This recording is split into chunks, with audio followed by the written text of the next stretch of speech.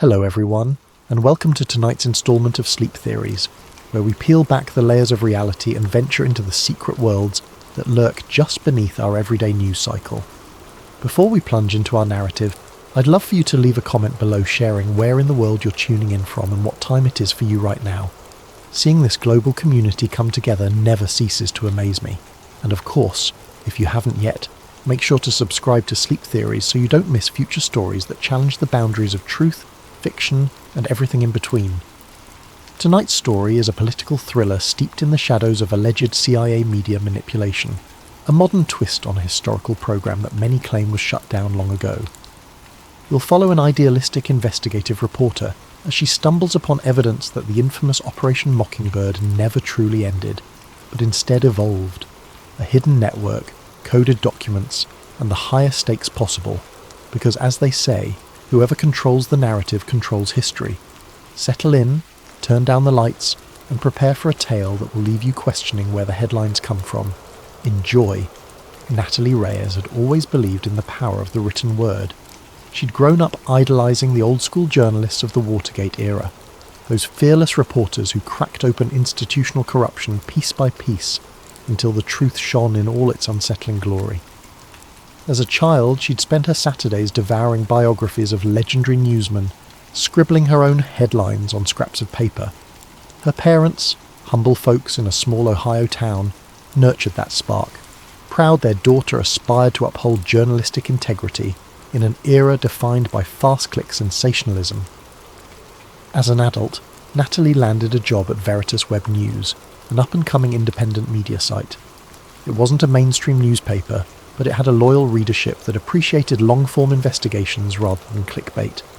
She poured her heart into each story, determined to tell narratives that mattered. But the reality of modern journalism soon tempered some of her starry-eyed dreams. Budget constraints, editorial pressures, and the constant deluge of superficial trending topics pulled attention away from deeper digs. Still, she persisted. Her big break, or so she thought, arrived one brisk fall morning when she was assigned to cover a press conference at the Capitol. A political scandal had erupted around a senator suspected of funneling federal grants to a dubious private contractor. The briefing was standard fare. A gaggle of reporters swarmed a podium, each trying to capture the day's soundbite. But Natalie noticed something peculiar. The questions, posed by journalists from major outlets, were strangely uniform, as if reading from the same script. It struck her as off. After the third nearly identical query, a chill trickled down her spine. Later that evening, as she typed up her piece, an email popped into her inbox. The subject line read, "Mockingbird resurrected." It came from a burner account with a string of random letters and numbers. At first she assumed it was spam, but curiosity piqued. She opened it. The message was brief. If you care about real journalism, look into the history. Operation Mockingbird never died, only changed its feathers. Don't trust the silence. Operation Mockingbird? Natalie had a vague recollection of that term from college, an alleged CIA campaign in the mid-20th century to recruit journalists, shape narratives, and manipulate public opinion. Officially, the story went that it was either overblown rumour, or, if it did exist, it had been shut down decades ago. Intrigued, she pressed further, reading late into the night. She discovered how, in the 1970s, congressional hearings hinted at CIA payoffs to media figures. Documents exposed a clandestine program that placed agency-friendly reporters in key newsrooms. The rumour was it continued in some form, steering coverage on sensitive topics. Most historians dismissed the modern version as pure conspiracy fodder. But the following day, a startling coincidence. The minor story Natalie had been investigating, an inquiry into potential corruption in a city planning commission, was abruptly pulled from publication by her editor, citing legal concerns. Yet no lawsuits had been threatened. No external calls had demanded it be shelved, at least as far as she knew. Something in her gut told her these events might connect. Was she paranoid, or was someone exerting pressure behind the scenes? In the journalistic world, sometimes spiking a story at the last minute was normal. But combined with the cryptic email and the odd uniformity she'd observed at the press conference, a pattern emerged that felt disturbingly deliberate. Unsure where else to turn, she sought out a retired reporter who once mentored her. James Jim Wilder. In his heyday, Jim had been a grizzled investigative journalist for a major newspaper, chasing the CIA's tail during the Cold War. He'd retired in partial disgrace after refusing to burn a source, but to Natalie he remained a stalwart figure of unwavering principles and old-school grit. His modest home on the outskirts of DC bore the hallmarks of a life spent digging through archives, towering stacks of books, old newspapers and microfiche reels. Over tea she described the press conference, the suspicious email, and her shelved story. Jim listened, nodding gravely.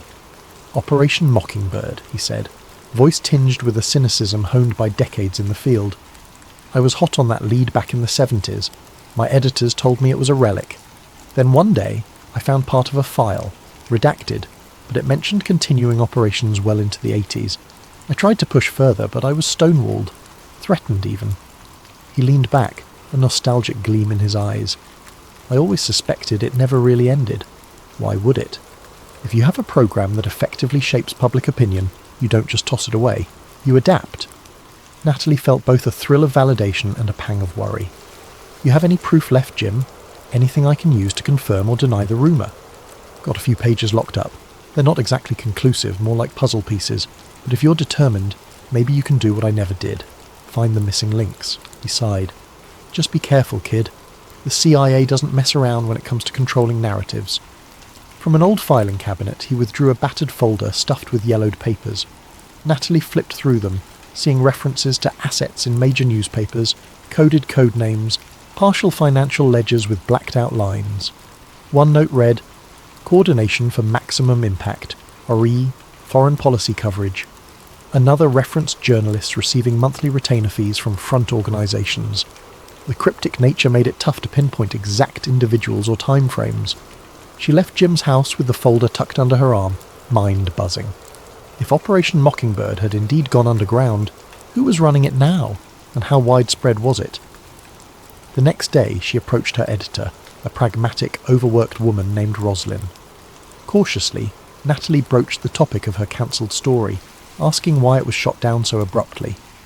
Rosalind offered a vague explanation about concerns from higher-ups, which was odd because their publication was independently funded. Higher-ups? Who exactly? As Natalie pressed, Rosalind snapped, "We can't fight every battle, Natalie. We've got a lawsuit on our hands if we're not careful." And that was that. The conversation ended with a finality that unsettled Natalie. She could practically smell the unspoken fear. That evening, unable to let it go, she typed out a summary of her Operation Mockingbird suspicions, intending to pitch it as her next investigation. She laid out the facts, historical background, the bizarre press conference uniformity, Jim's half-buried leads, her own cancelled story. But she hesitated before sending it. The risk of being branded a conspiracy theorist was high. She decided first to poke around quietly, test the waters. Her next step was to track digital breadcrumbs. That's when she called in a favour from her friend Alison Wu, a cybersecurity specialist with a reputation for finding invisible connections in massive datasets. Alison worked freelance for non-profits and had a soft spot for Natalie's dogged pursuit of truth. She agreed to help, intrigued by the challenge. Within hours, Alison sent a cryptic text. "I found something. Let's talk in person." They met at a quiet cafe, away from the usual DC journalist hangouts. Over a latte, Alison explained, "I scanned social media posts, news site logs and press releases from multiple outlets. The pattern is subtle, but there's cross-referencing of language.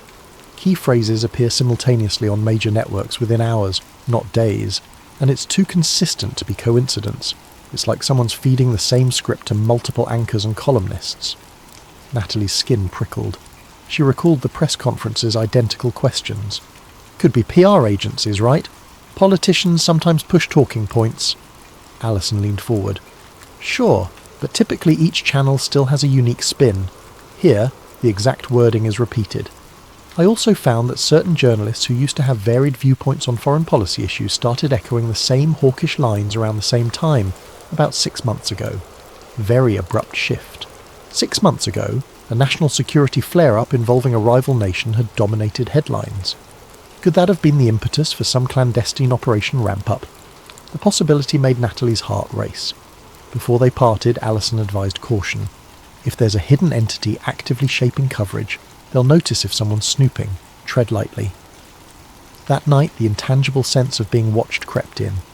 While drafting an article about an unrelated topic, Natalie thought she saw a flicker on her laptop screen, like a remote access attempt.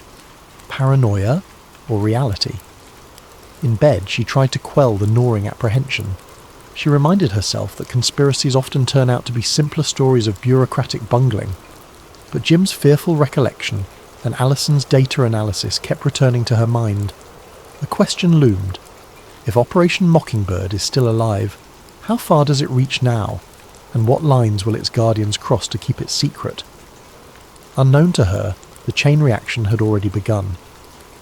In a secure office somewhere in the city, a man studied digital logs, noticing spikes of research activity around Mockingbird and CIA media infiltration.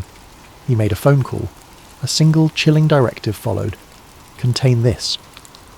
Natalie Reyes had lit the fuse, and soon she would learn how far some people would go to snuff out the truth before it saw the light of day. At sunrise, the city awakened to another day of politics, hustle, and orchestrated spin. Ethan Park walked briskly through the marble halls of a secure building in Langley, Virginia. A polished intelligence officer in his early 40s, he exuded composure. His suit was immaculate, and his impeccable posture seemed to say, "I hold secrets you wouldn't believe."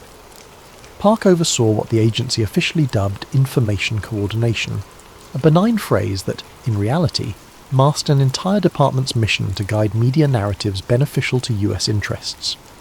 In his neatly organised office, a wall-mounted screen flickered with rotating news feeds from major networks.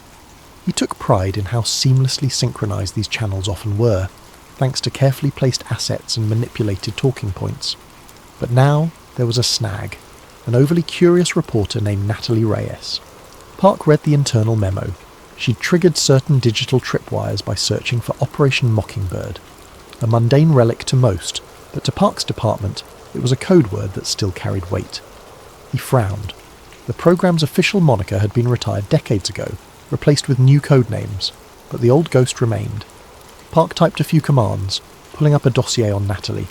She was young, relentless, with ties to a retired journalist rumoured to hold partial evidence of continued CIA involvement in media circles. This warranted caution, perhaps a gentle nudge to redirect her. If that failed, sterner measures. He placed a call to a contact at a large national newspaper, a journalist rumoured to be on a quiet retainer. "I need you to run some negative coverage on this Natalie Reyes. Cast doubt on her credibility. She's dabbling in conspiracy. Use subtle language, though. Nothing overt." The conversation ended with a curt acceptance. Park leaned back, satisfied. Often, simply tarnishing a reporter's reputation could forestall deeper scrutiny. If that didn't work, well, the CIA had more tools in its arsenal than just a media smear. Meanwhile, Natalie met her old mentor Jim Wilder again in a secluded corner of a public library. With hushed voices, they flipped through the battered folder he'd given her. One particular memo from 1984 grabbed her attention. It outlined a continuation plan if mainstream media infiltration ever risked exposure. Terms like asset relocation, front organisations, and intelligence-owned wire services were used. Chilling in its matter-of-fact tone, it suggested a blueprint for infiltration well beyond the 1970s. "See," Jim murmured, "this is what I was afraid to publish back then. People would call me insane. I almost lost my job just for possessing these documents. My editor told me, stop chasing ghosts." But a source inside the agency confirmed it was real. Next day, that source disappeared. His voice trembled at the memory. Natalie placed a reassuring hand on his shoulder. She could sense the old terror creeping back into his eyes. "We won't let them silence us," she promised, though her heart raced. Later, she and Alison Wu convened in a cramped windowless room at the Veritas Web News office. A TV on the wall showed breaking news about a foreign policy crisis, a spike in tensions with a Middle Eastern nation. The newscaster rattled off stark accusations in a near-unanimous chorus repeated across multiple channels. Alison paused the screen. "Look at the phrases. Immediate threat to American security. Urgent necessity of a firm response. Across different networks. Same phrasing, same emphasis." Natalie's pulse quickened. "This is exactly the pattern you noticed. Coordinated messaging. as if from a single script. She felt a rush of determination. People deserved to know their news might be shaped by something far deeper than standard PR. But how to prove it in a way that no one could dismiss as tinfoil hat conspiracy? She needed a living source, someone on the inside, or at least someone who had direct knowledge. Jim's documents were partial. They needed more. Alison typed furiously at her laptop, searching for any trace of ex-CIA staffers who once oversaw Operation Mockingbird. Most were dead, retired, or seemingly off the grid. Then she froze. "Natalie, check this out." She showed Natalie an obscure online post referencing a company man who'd come forward in the 90s, claiming Mockingbird was rebranded and expanded to new mediums. The post mentioned a name, William Grayson, ex-CIA. He gave a handful of interviews to small alt-media outlets, and then vanished. Could he still be alive, Natalie wondered aloud, and if so, could we track him down? It was a long shot, but no other leads looked promising. They rummaged through old digital archives, scouring references to Grayson. Eventually they uncovered a half-baked clue. A user on a conspiracy forum claimed to have spotted him living under an alias in rural Pennsylvania. No verification, though. The search consumed hours. Their editor, Roslyn, passed by frowning. "Are you two focusing on anything we can actually publish soon? We're behind on clicks this week." Natalie feigned a polite smile. "We're working on an important investigative piece. Trust me, it'll be worth it." Roslyn sighed. "Just remember, we can't run ghost stories without proof." Then she left them to it. That evening, a wave of weariness hit Natalie. She decided to step away from her desk, stretch her legs, maybe pick up coffee. Stepping out of the office, she almost collided with a tall man in a crisp suit. He flashed a warm grin that didn't reach his eyes. "Natalie Reyes, Ethan Park, CIA Public Affairs Liaison. I'd love a moment of your time." She blinked, instantly on guard. "How did you find me?" He chuckled, ignoring the question. "We keep track of who's writing what about the intelligence community. Part of my job is to address misconceptions before they get out of hand." They walked side by side, the city's evening bustle swirling around them. "It's come to our attention that you're investigating some old conspiracy theories about CIA infiltration of the press," Park continued smoothly. "I'm here to advise you not to go down that rabbit hole. It's a waste of your talent." Natalie's throat tightened. "So, you're here to offer me official CIA statements?" He shrugged. "Sure. On the record, Operation Mockingbird was a Cold War artifact discontinued decades ago. Off the record, we prefer if you focus your energies on more pressing, real issues. We wouldn't want unsubstantiated rumours harming our national security or your credibility." There it was, a threat dressed as friendly counsel. Natalie recognised intimidation when she heard it. "Is that an official warning?" Park's voice dripped with condescension. "I'm just offering guidance, because if you keep poking around, you might find yourself in dangerous territory. You never know who you might upset." She glared at him, her heartbeat thudding. "I'm not afraid of the truth, Mr. Park." He gave a tight-lipped smile. "The truth is a matter of perspective, Ms. Reyes. Have a pleasant evening." With that, he slipped into a black SUV idling at the curb, leaving her standing in a swirl of contradictory emotions. She felt anger, fear, and a resolve that now burned hotter than ever. The CIA was actively trying to steer her away, confirmation enough that something was going on. When she returned to the office, her laptop screen displayed an error message. Attempting to reboot, she found her system compromised, documents scrambled, half of her Operation Mockingbird notes missing. She paled. She'd let her guard down, stepping out without locking everything properly. Alison, upon hearing the news, rushed over to attempt to salvage. A few frantic keystrokes and her face fell. "They wiped your files. Probably planted a Trojan to remove any reference you've gathered.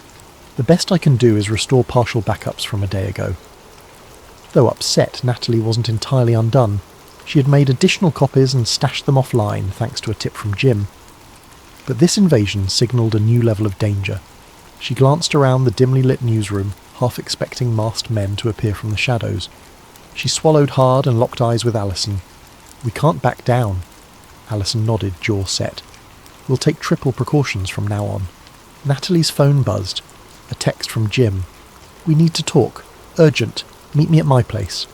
She left the office immediately, adrenaline spiking.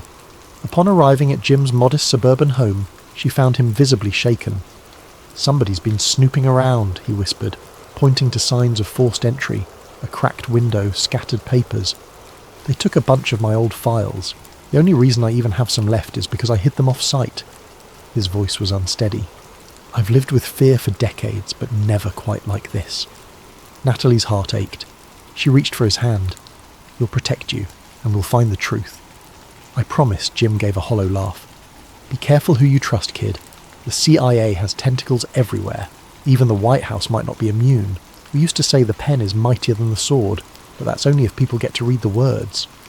Natalie nodded, an uneasy weight settling on her chest. Just then, her phone buzzed again, this time from an unknown number. A single line of text. Stop chasing ghosts. Final warning. She looked at Jim, then the phone, her fingers trembling. No more illusions. The stakes were real. She recalled Ethan Park's thinly veiled threat and felt a wave of determination push back her fear. If the CIA truly had an ongoing operation to shape mass media, that was bigger than anything she'd ever touched. In that moment, Natalie Reyes made a silent vow. She would see this through, no matter the risk. Because if the watchmen of democracy were compromised, then someone had to expose it, and she was ready to be that someone. The next week was a blur of covert meetings, encrypted messages, and mounting tension. Natalie avoided her usual haunts, suspecting constant surveillance. She used burner phones, changed her daily routes, and met sources in unpredictable locations. The more obstacles she encountered, the more she sensed she was onto something monumental. With Alison Wu's help, she discovered a single name surfacing repeatedly in the digital footprints left by suspicious PR agencies, Project Nightingale. Nothing official turned up in a search, but references to it appeared in the metadata of certain intelligence-linked press releases. That could be the modern code name for a resurrected Mockingbird, or at least some offshoot. Frustration boiled. She needed a key insider, someone with direct knowledge. After scouring forum posts and chasing rumours, she and Alison pinned their hopes on William Grayson, the ex-CIA operative who'd allegedly admitted in the 1990s that the agency still manipulated domestic media. If he was alive, maybe he possessed the final puzzle piece. They followed the lead to a small, desolate town in Pennsylvania. Thick forest surrounded them as they drove down winding roads. The local motel clerk said he'd never heard of Grayson, but an older man at a diner recognised the description of the recluse, living in a cabin by the lake. Encouraged, they set out. The cabin stood alone on a gravel path. Overgrown grass, warped porch steps, a battered mailbox. Nervous, Natalie knocked. No answer. She knocked again, more firmly, and the door creaked open, revealing a man in his 60s with unkempt hair and piercing eyes. He eyed them warily.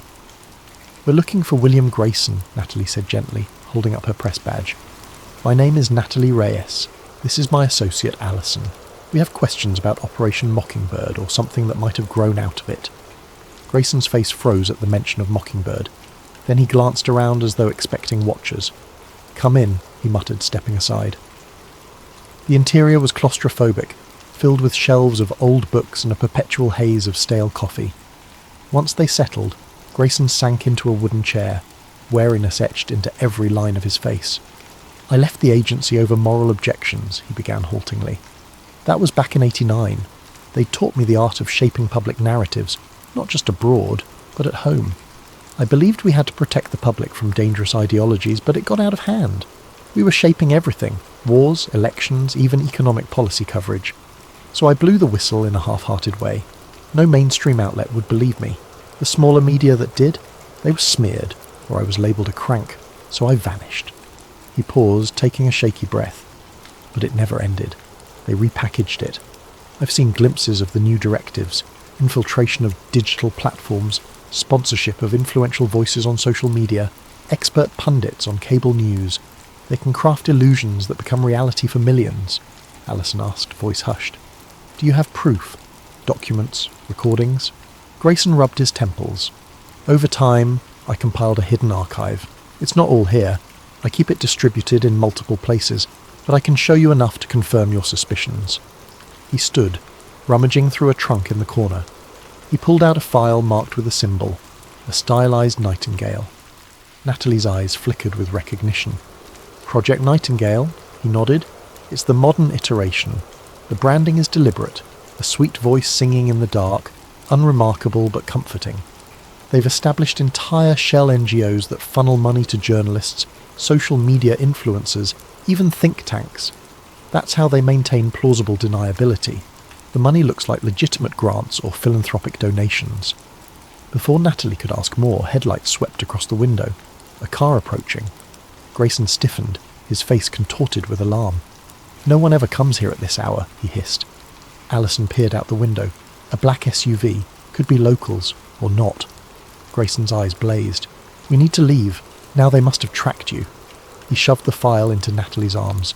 "Take this. It's partial but damning. I'll hold them off."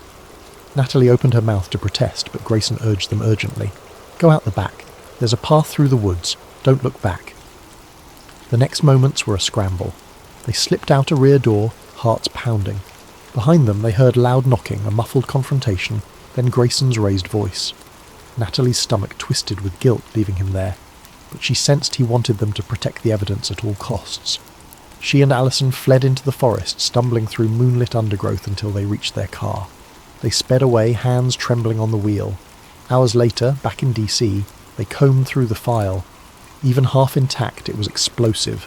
Internal memos naming corporate media partners, bullet point strategies for amplifying particular foreign policy lines, lists of favoured journalists with coded references to monthly payments. The date stamps were recent, some less than a year old. They had exactly what they needed to blow the lid off a modern-day Mockingbird scheme, but they also feared immediate retaliation. Natalie's phone soon confirmed that fear. A barrage of missed calls from Jim Wilder, each more frantic. She called him back, but only got his voicemail. Then a single text arrived from an unknown number. "Grayson is gone. Next is Wilder. Surrender the files." Terror and rage warred in her chest. She had to protect Jim. She tried calling him repeatedly. No answer. She rushed to his home with Alison. When they arrived, the front door was ajar and the living room a ransacked mess. Jim was nowhere to be found. Police arrived shortly after, summoned by a neighbour who heard suspicious noises, but there was little for them to do except file a missing persons report. Natalie insisted Jim was abducted, but the sceptical officer only nodded politely. "No sign of forced entry," he observed. "He might have left voluntarily." The subtle condescension in his tone stung. Reeling from the loss, Natalie recognised the gravity of the situation. If they had the gall to abduct Jim, they wouldn't hesitate to come after her or Alison next. But if they hid, who would expose the truth? In the hush of her battered office at Veritas, she laid out the dire facts. "They have Jim, and we have evidence. Our only leverage is going public. If we sit on this, they'll pick us off. If we release it with no plan, it'll be spun as fake. We need maximum impact, an unstoppable wave of coverage." Alison nodded. "We can set up a secure live stream. Once it's broadcast widely, it becomes nearly impossible for them to scrub." Natalie pictured Jim's face, remembering how he once told her, "We can't let fear bury the truth. We either fight or fold." She inhaled shakily. "Okay, let's do it. We'll gather everything. Grayson's docs, Jim's old memos, your data analysis. Then we'll call out the CIA by name and present the evidence." It was a bold, borderline reckless plan. They faced smear campaigns, hacking, or worse. But enough was enough. Too many good people had been silenced, and the manipulative machine would keep turning unless someone jammed a wrench into its gears. That night, as they prepared, the building's power cut out, plunging the newsroom into darkness. Footsteps echoed in the corridor. Alison grabbed her laptop, adrenaline surging. Natalie's heart hammered. They locked the door, hearing men's voices outside, possibly CIA ops, possibly mercenaries on their payroll. Scrambling, they uploaded files to multiple cloud storages, setting timed social media posts.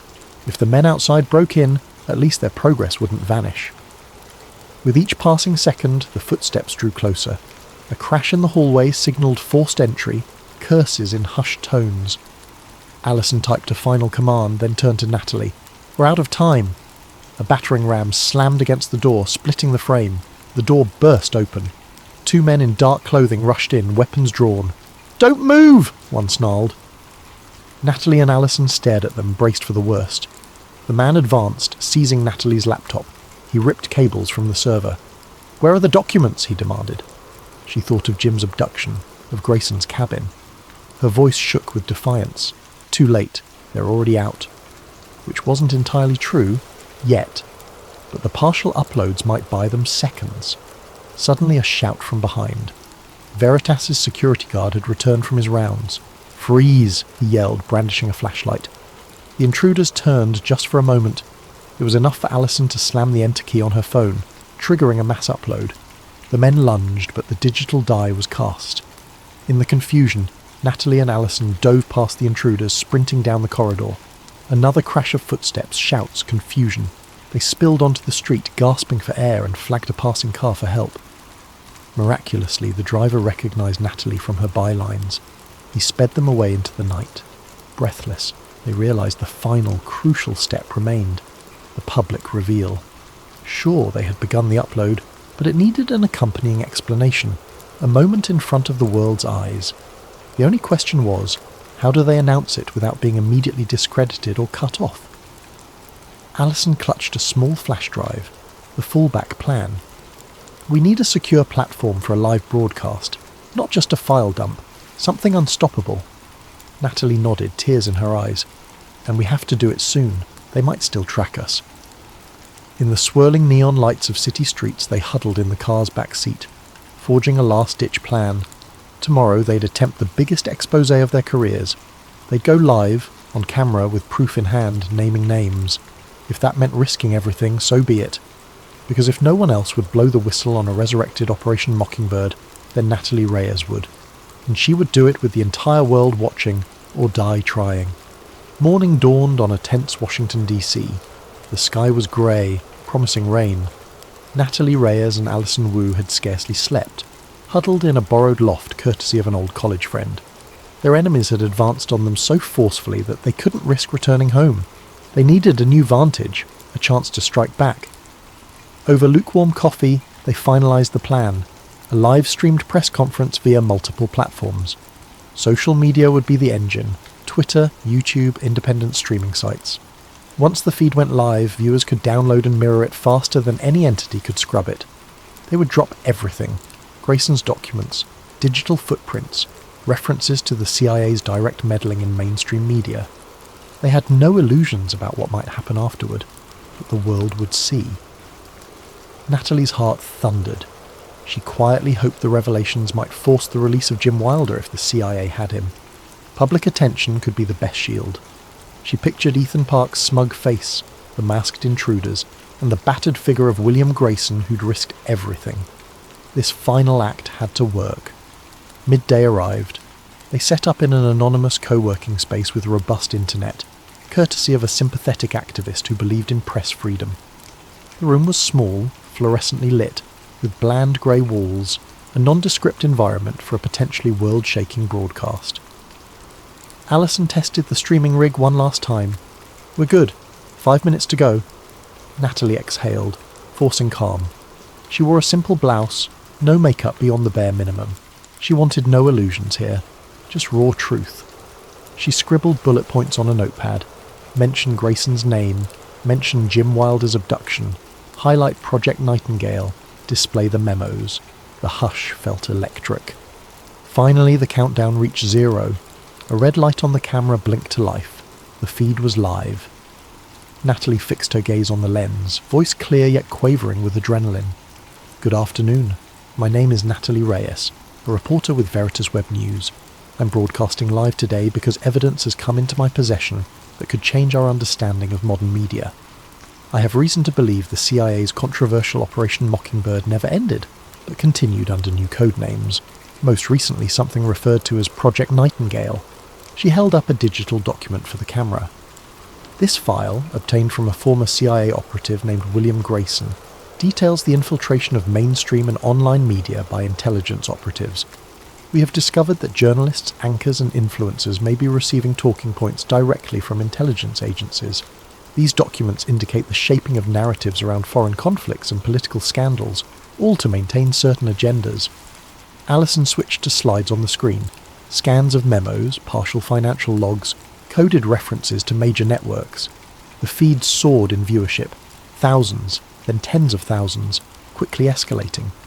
Comments poured in with shock, skepticism and occasional vitriol. But the story was out. Natalie continued. We believe individuals connected to this project are orchestrating uniform messaging across multiple outlets. In recent weeks, I and my colleagues have endured surveillance threats and attacks. My mentor, journalist James Wilder, has disappeared under suspicious circumstances. This is direct assault on press freedom. She paused, struggling to steady her breath. I urge you to examine these documents for yourself. We're releasing them to the public domain. They are available at multiple mirror sites. Should one link go down, others will remain. This is bigger than political partisanship or fleeting headlines. It's about the integrity of our news and the question of who really decides what Americans see and believe. Alison flicked to the final set of documents. Internal CIA memos referencing nightly sync calls with select anchors. The text was partially redacted but still telling. At that moment, the chat feed exploded. The viewer count soared past 100,000, then 200,000. The story was viral. Mid-sentence, the room's overhead lights flickered. Natalie's stomach clenched, a sign that someone might be trying to cut the power. But so far, the feed continued. She pressed on.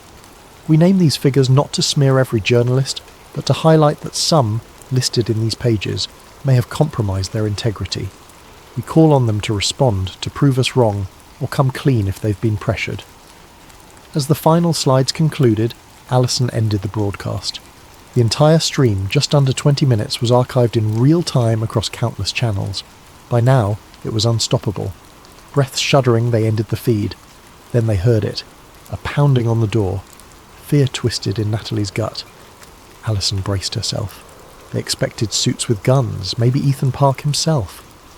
But when the door swung open, in strode a pair of men in plain suits. One flashed credentials, FBI. Natalie felt her heart skip. The lead agent spoke. Ms. Reyes, Ms. Wu, we're here to ensure your safety.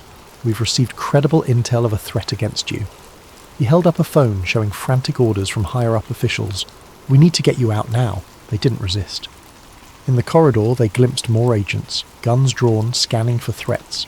The entire co-working building was on lockdown. Outside, a throng of curious onlookers formed, presumably alerted by the viral broadcast. As they were escorted to a waiting vehicle, Natalie noticed Ethan Park standing nearby, partially obscured behind a car. They locked eyes. His expression burned with fury. For a moment she thought he might approach. Instead, he slunk into the crowd and disappeared. In the hours that followed, the internet roiled. Major news outlets scrambled to respond. Some anchors ridiculed the evidence as baseless. Others demanded investigations. Social media brimmed with conspiracy theories, jokes, and heartfelt calls for accountability. The White House press secretary fielded relentless questions about the CIA's involvement in domestic media. Official statements alternated between denial and promises of a full inquiry. As the clamour rose, the FBI placed Natalie and Alison under protective status, citing genuine threats. Representatives from civil liberties organisations arrived at the safe house, offering legal counsel. Natalie felt simultaneously relieved and overwhelmed. She had prepared for the possibility that half the country might label her a traitor, but she hadn't braced for the avalanche of headlines. In the swirling news coverage, a story emerged. Jim Wilder was found at an undisclosed medical facility, unconscious but alive. Preliminary statements suggested an accident, yet the details were murky, fueling speculation that he'd been forcibly drugged or injured in captivity. Natalie pressed for more information, but the FBI withheld specifics, claiming an ongoing investigation. She refused to let them bury his case in secrecy. Days later, a somber press conference took place on Capitol Hill. A handful of courageous lawmakers, spurred by public outcry, promised to form a special subcommittee to look into the allegations. Whether it would be a genuine investigation or a whitewash remained uncertain. Ethan Park, for his part, vanished from public record. Sources claimed he was placed on administrative leave or reassigned. Others whispered that he'd left the country. The CIA's official stance: no comment on personnel matters. As time wore on, the immediate storm of coverage gave way to endless debate. Some journalists dug deeper, finding corroborations of infiltration. Others hammered Natalie, Alison, and Grayson's story as selective evidence. Meanwhile, the Mockingbird trended on social media. People demanded answers. How many anchors were compromised? Which stories were shaped? Was foreign policy manipulated to justify wars? For Natalie Reyes, a bittersweet triumph lingered. She had sacrificed her normal life to reveal what she believed was a crucial truth.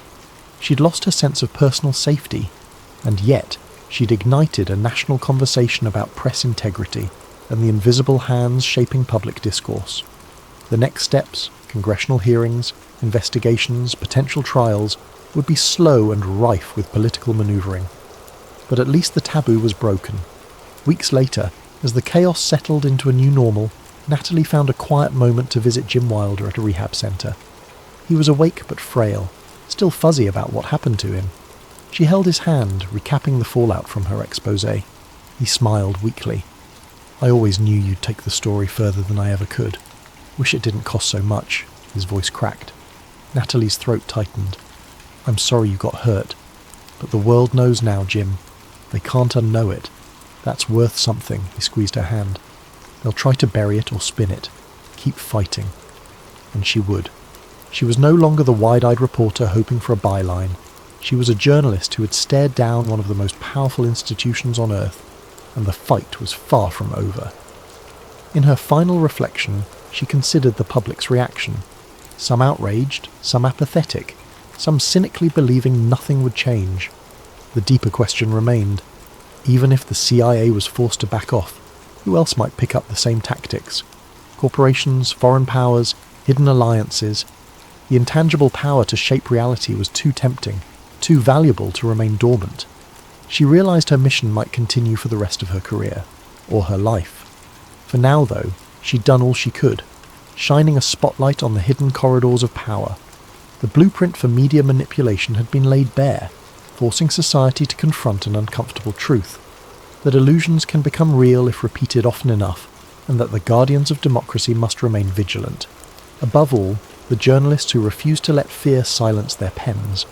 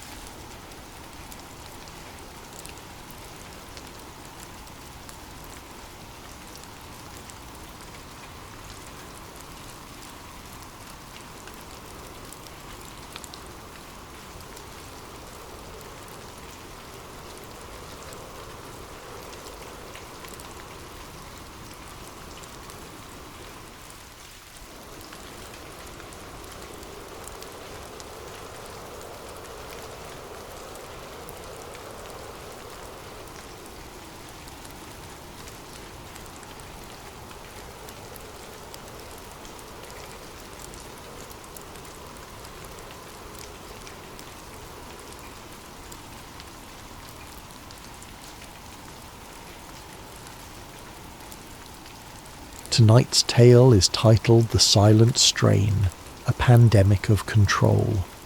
It's a conspiracy thriller set in the near future, 2027 to be exact, where a new respiratory virus, Havoc-7, has spread across the globe. At first, governments claim it's a natural outbreak, but as the body count rises and lockdowns stretch into indefinite detention, troubling evidence emerges that challenges the official story. We follow Ethan Cole, an investigative journalist who stumbles upon top-secret documents hinting at a darker, more orchestrated plan. This isn't just about a virus. It's about power, manipulation, and a hidden agenda that could reshape society forever. What if the lockdowns, the media blitz, and the vaccine mandates are not truly about stopping the spread, but about tightening control? Who stands to gain from a world locked behind digital passes and constant surveillance? And what becomes of those who speak out against the official narrative? In this story, the answers to these questions put Ethan Cole's life in jeopardy. He quickly learns that when fear runs high, those with something to hide will stop at nothing to maintain their hold on power. Accompanying Ethan on this dangerous road to the truth is Dr. Vanessa Lee, a brilliant virologist who once worked in the very labs rumoured to have spawned Havoc-7. She knows more than she's letting on, and her knowledge could be key to exposing a global conspiracy. Meanwhile, a hacker by the name of Dylan Novak lurks in the digital shadows, digging into corporate networks and government servers to reveal that the so-called vaccine might not be a cure at all, but rather a sophisticated tool of compliance. As you listen, consider how close to home this story might feel. It's not just about a virus. It's about how easily people can be steered by panic, how swiftly freedoms can be curtailed, and how disinformation shapes our world. In a reality where truth is so often censored or spun, is it possible that we're already on a path similar to the one described here? I invite you to settle in, whether it's early morning in a bustling city, midday in a sleepy town, or late at night in the comfort of your bed. Let this narrative guide you into the shadows of a world that may be only a step ahead of our own. Stay vigilant, keep an open mind, and remember, truths can be hidden in plain sight, but they can also be uncovered by those brave or desperate enough to seek them. Thank you for joining me. Now let's turn the page and begin the saga of The Silent Strain, A Pandemic of Control. And don't forget to comment where you're tuning in from and hit that subscribe button for sleep theories. Sweet dreams, or perhaps unsettling ones, lie ahead. Ethan Cole first heard of Havoc-7 the same way most of the world did, through late-night breaking news. One evening, an emergency broadcast interrupted his usual flow of half-listened commentary and background chatter. A solemn news anchor announced a series of mysterious respiratory infections in Millstone, a modest city on the edge of the Atlantic. At first, the anchor's tone was measured, almost casual. Then the numbers multiplied. Tens of cases grew to hundreds. The disease's symptoms were disturbing. Rapid onset fever, agonizing cough, and a sense of fatigue so overwhelming it left people bedridden within hours. The mortality rate, though low at first, showed signs of spiking among the elderly and immunocompromised. Lockdown orders quickly followed. From Washington to Berlin, from Tokyo to Sao Paulo, governments declared states of emergency. Curfews were enforced, public gatherings were banned. On social media, opinion wars erupted. Some claimed the virus was a hoax, invented by the media or politicians seeking to score points.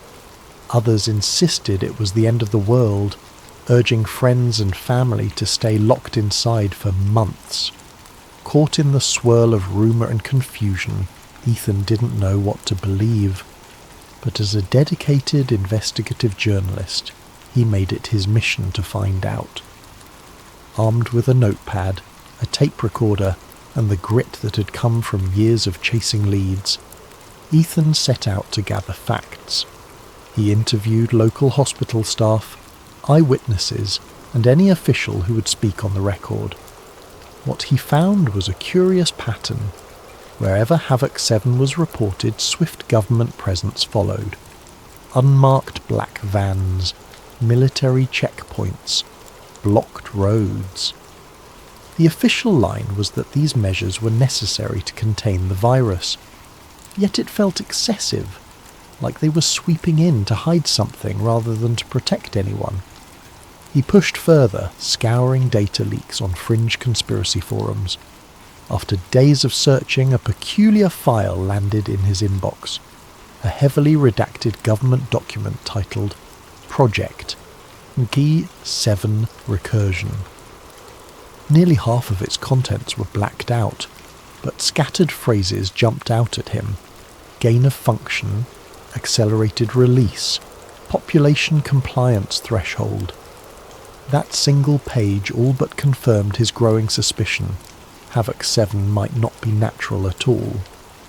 A whistleblower known only as KC had attached a brief note. "They're lying. Keep your eyes open. More to come." Ethan drafted an explosive article that night, detailing his findings. He noted the odd phrasing in the leaked document, speculated on the possibility of an engineered virus, and exposed the coordinated media campaign to vilify anyone who asked questions. The piece was set to publish on a small independent news site he sometimes freelanced for, one that prided itself on unfiltered reporting. But when he woke the next morning, the article was gone. The entire website had been wiped clean, replaced by an error message. His phone buzzed non-stop with calls from unknown numbers. Each time he answered, the line was silent. Then the calls stopped, just as abruptly as they had begun. A creeping sense of dread unfurled in his chest. If someone had gone to the trouble of erasing his work, that meant there was truth in it.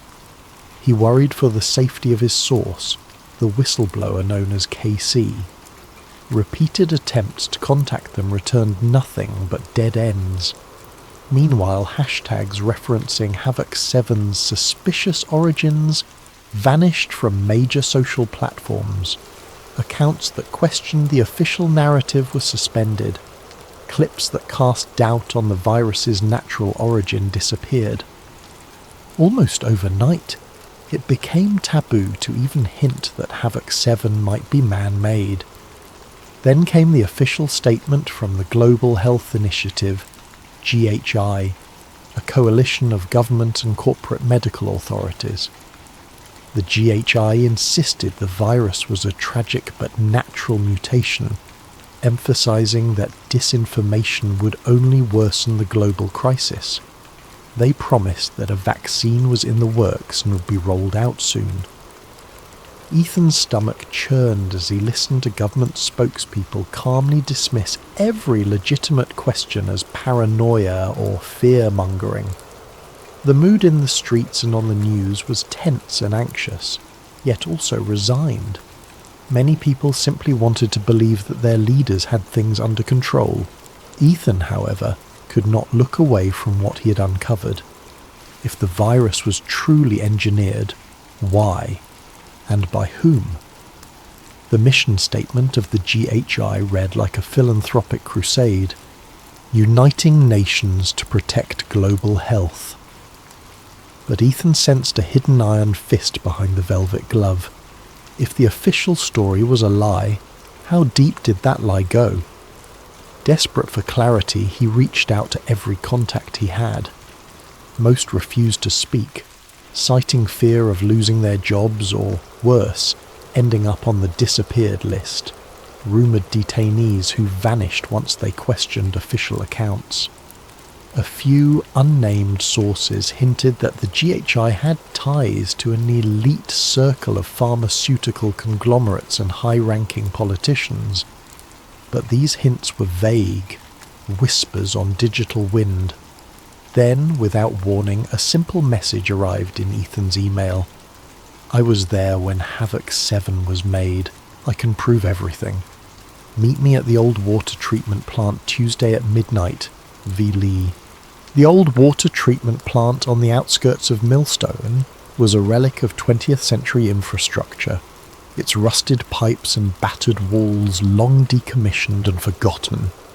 Arriving just before midnight, Ethan slipped through a chain-link fence and used his phone's flashlight to navigate the labyrinth of dark corridors and stagnant puddles. Every metallic clang made him jump. The hollow echo of his own footsteps heightened his paranoia. The world outside was in shambles, but here, in this abandoned husk of a facility, Ethan found something almost post-apocalyptic in the gloom. At last he reached a dimly lit open area cluttered with empty crates and broken machinery. Standing by a flickering fluorescent light was a woman in a hooded coat, her posture rigid, her gaze fixed on him. She pulled back the hood to reveal a tired yet resolute face. "I'm Dr. Vanessa Lee," she said, voice hushed. "Are you alone?" Ethan glanced over his shoulder, scanning the darkness. "Yes, for now," she nodded, then wasted no time. "I saw your unpublished article about Havoc 7's origins. I know it was taken down, but the details are correct enough. I used to work for the Global Health Initiative. I was part of the team that created it."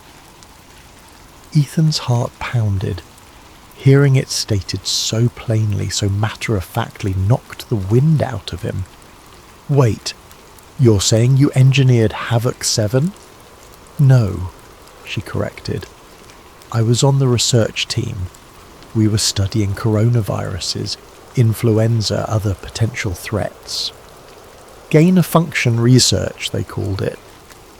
The official story was that we wanted to preempt deadly outbreaks to develop rapid response treatments. But behind closed doors, the conversation was darker.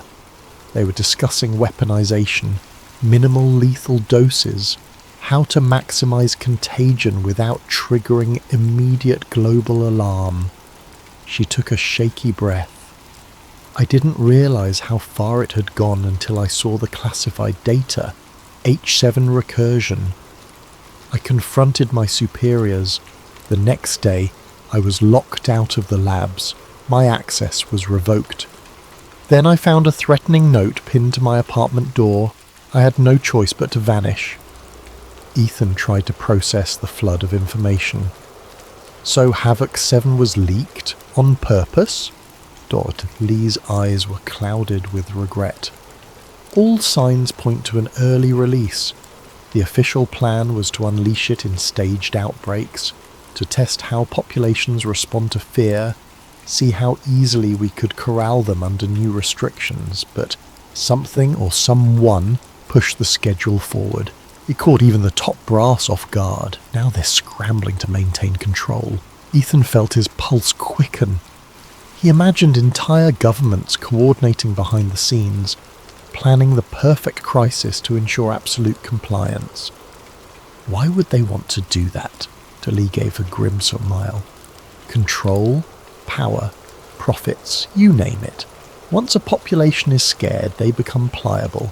They accept anything: digital tracking, forced vaccinations, mandatory checkpoints if it promises safety. The GHI might have begun as a genuine health alliance, but it's evolved into something monstrous. Politicians, corporations, pharmaceutical CEOs, they're all complicit. Ethan pressed record on his phone. "I need you to go on the record. The world has to hear this." She shook her head vehemently. "Not yet. If I show my face, I'll be dead or disappeared. The GHI has eyes everywhere, but I can give you evidence. Encrypted files, lab notes, internal memos. You can release them when the time is right." Cautious but determined, Ethan wanted a taste of that proof right away. Dr. Lee handed him a small flash drive. "This is just a fraction of what I have. Detailed gene sequences showing unnatural splicing, internal emails discussing the time frame for the release.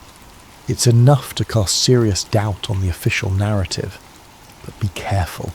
If they've gone to such lengths to silence you before, they'll do worse once you have this. Ethan pocketed the drive, his mind buzzing with questions. Why talk to me? I'm just an independent journalist with a half-banned blog, she shrugged. You're also the only one stubborn enough to keep digging when the entire media establishment shut you down. My old colleagues are either too scared or too loyal to speak. You have just enough of a following to make a ripple, but not so large that you're constantly watched. Not until now. Her words sank in. He realised that tonight's meeting had placed both of them on a precarious tightrope. What's your plan? He asked. I've been on the run for months, Dali said softly. Collecting evidence, trying to figure out how to expose this. I can't do it alone. I need help, resources, a network. Her expression hardened. This is bigger than just me or you. If Havoc 7 is only the first step, I fear what comes next could be far more sinister. Before Ethan could respond, a mechanical drone whirred above them. Startled, they extinguished the light and pressed against the wall. The faint glow of red tracking beams swept across the floor like an alien search party. It lingered for a moment before zipping off into the night. Dr. Lee exhaled with palpable relief. They're searching, she whispered. We should leave separately. If you need me, message me through the secure link I gave you. They shared a final urgent glance, then Dr. Lee disappeared into the darkness. Ethan stood there, alone, the flash drive feeling like a brick in his pocket. His mind raced with visions of clandestine labs, empty corridors and menacing government agents. The stakes had grown impossibly high. If Dr. Lee was telling the truth, then entire nations were being manipulated into a permanent state of lockdown and fear. Ethan flicked off his phone's flashlight and followed a narrow corridor back to the fence. Every shadow seemed hostile, every rustle a potential threat. By the time he reached his car, his breath came in shallow gasps. He caught his reflection in the rearview mirror, eyes wide, cheeks taut. He knew it then. He wasn't chasing a mere conspiracy theory. He was stepping into a battlefield of secrets. And if the GHI had begun manufacturing viruses and orchestrating pandemics, then indeed the entire world was at risk. With trembling hands, Ethan started the engine and drove off, fully aware that from this moment on, nothing in his life would ever be the same. The flash drive sat on Ethan's cluttered desk, a digital Pandora's box promising both answers and peril. After triple-checking his security software, he copied its contents onto an offline laptop. Lines of complex genetic code scrolled across the screen, along with email chains that read like pieces of a larger puzzle. He recognized enough medical jargon to confirm it wasn't random data.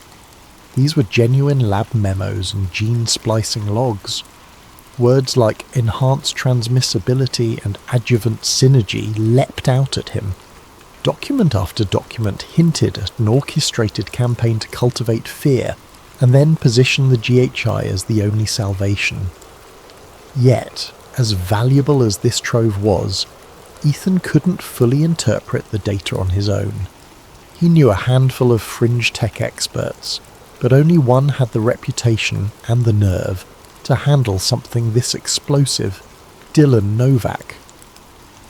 Known online as Nova Cypher, Dylan was a self-styled digital freedom fighter, rumoured to have hacked into corporate giants and left cryptic messages urging transparency. Paranoid to a fault, Dylan never physically met with anyone. But he had a secure chat channel, one that Ethan had used once before when investigating biotech lobbying. Ethan, in chat. I've got something bigger than anything we've tackled before. Need your help reading complex scientific data, possible ties to a global conspiracy. Game? Dylan's response was instantaneous. Dylan, in chat. You mean the virus? Ethan's heart thumped. If Dylan was already on this trail, maybe they could make real progress. Exactly. Where do we start? Send me the files, I'll check for authenticity and decrypt any hidden layers. But be warned, once I open this, we're both on someone's radar. Ethan zipped the flash drive contents and sent them via an encrypted channel. Minutes later, Dylan replied with an ominous message. Holy, this is insane. The gene code definitely looks engineered. I can see unique markers that don't appear in any naturally evolving strain. Wait, there's more. Let me decode these additional file headers. Drummed his fingers anxiously on his keyboard, half expecting a knock at his door. He had watched enough whistleblowers get disappeared to know the risk. His mind flicked to Dr. Lee's warning. Another chat bubble popped up. Found something in these email strings, references to batch A17 vaccine results, negative efficacy, and rollout schedule. Looks like they've tested this vaccine in some undisclosed trials. The data shows no meaningful protection. 0. Possibly even negative outcomes, and they're still planning to mandate it globally. Ethan stared in disbelief. The official narrative was that the vaccine was humanity's lifeline, the only solution to end the wave of devastating infections. Entire economies hinged on distributing it. Yet these files indicated it was worthless. Worse, possibly harmful. Why would the GHI push a non-functioning vaccine? Dylan, continuing. There are references to a digital health passport system. The vaccine acts like a justification for mandatory check-ins, scanning, constant biometric monitoring. It's not about curing anything. It's about tagging everyone under a real-time surveillance grid. A chill crawled along Ethan's spine. People were lining up in droves for this shot, desperate to reclaim normalcy. Cities had banned unvaccinated individuals from public spaces. Families were torn apart by the debate, all for a shot that did little more than provide the government and corporations a convenient label to track compliance. My God, this is bigger than I ever imagined. You're telling me. The GHI's next move is to make the vaccine mandatory. They're going to tie it to bank accounts, travel permissions, even job opportunities. Anyone who resists will be deemed a public health threat and denied basic rights. Ethan's thoughts spun as he tried to imagine the global repercussions. This was a new world order, disguised as a humanitarian health measure. The fear induced by Havoc 7 was the perfect Trojan horse for ushering in digital tyranny. And Dr. Lee had been right about the virus's real purpose. If she had more evidence, then perhaps they could blow this wide open. But it dawned on him that the clock was ticking. If Dylan could unearth these details, the GHI's digital surveillance teams could do the same in reverse. It was only a matter of time before a black van rolled up outside his home. Final message of the night. I'll keep digging, but you need to find a secure place to lie low. Start building your story. If we can leak everything at once, we might stand a chance of forcing mainstream coverage before they can censor us. If you need me, I'll be watching. True to form, Dylan vanished from the chat. Ethan found himself alone, hunched over his keyboard, eyes burning from lack of sleep. Outside, the streetlights cast elongated shadows across the pavement, as if hinting at the creeping darkness enveloping society. He snapped his laptop shut, grabbed a duffel bag and stuffed in clothes, a burner phone and a notebook. From the window, he could see the neighbour's window flicker with the bluish glow of a TV broadcasting the same message repeated on every channel. Get vaccinated, "Stay home, save lives." The words now took on a menacing undertone, as if they were a coded directive to comply, or else. His mind raced with questions. Where to hide? Who to trust? Did he dare contact Dr. Lee again? He decided that for now, staying in his own apartment was an invitation to be silenced. He picked a new destination every few hours just to keep ahead of any watchers. By morning, he was far from home, holed up in a grimy motel that took cash only. Flicking on the TV for background noise, he caught another GHI press conference. Director William Greer appeared behind a podium calmly dispensing platitudes about the vaccine's safety and necessity. When a reporter asked about rumours of side effects or questionable efficacy, Greer's mouth tightened. He repeated the standard line, "Any such rumours are baseless, likely fueled by malicious actors aiming to undermine public health. We urge everyone to remain vigilant and trust official sources." Ethan felt bile rise in his throat. The staggering audacity of it all. How effortlessly they labelled skeptics as traitors. How seamlessly they turned scientific debate into a witch hunt. He powered off the TV and sank into thought. The evidence was damning, but releasing it too soon without a solid platform could see it scrubbed from the internet before it even gained traction. He needed a high-impact strategy, something that would force the world to pay attention. And so, as the sun rose over the motel's vacant lot, Ethan's course sharpened. He would expose the GHI's conspiracy, no matter the cost. The real question was whether he could do it before they found him first. The next week blurred into a game of cat and mouse for Ethan.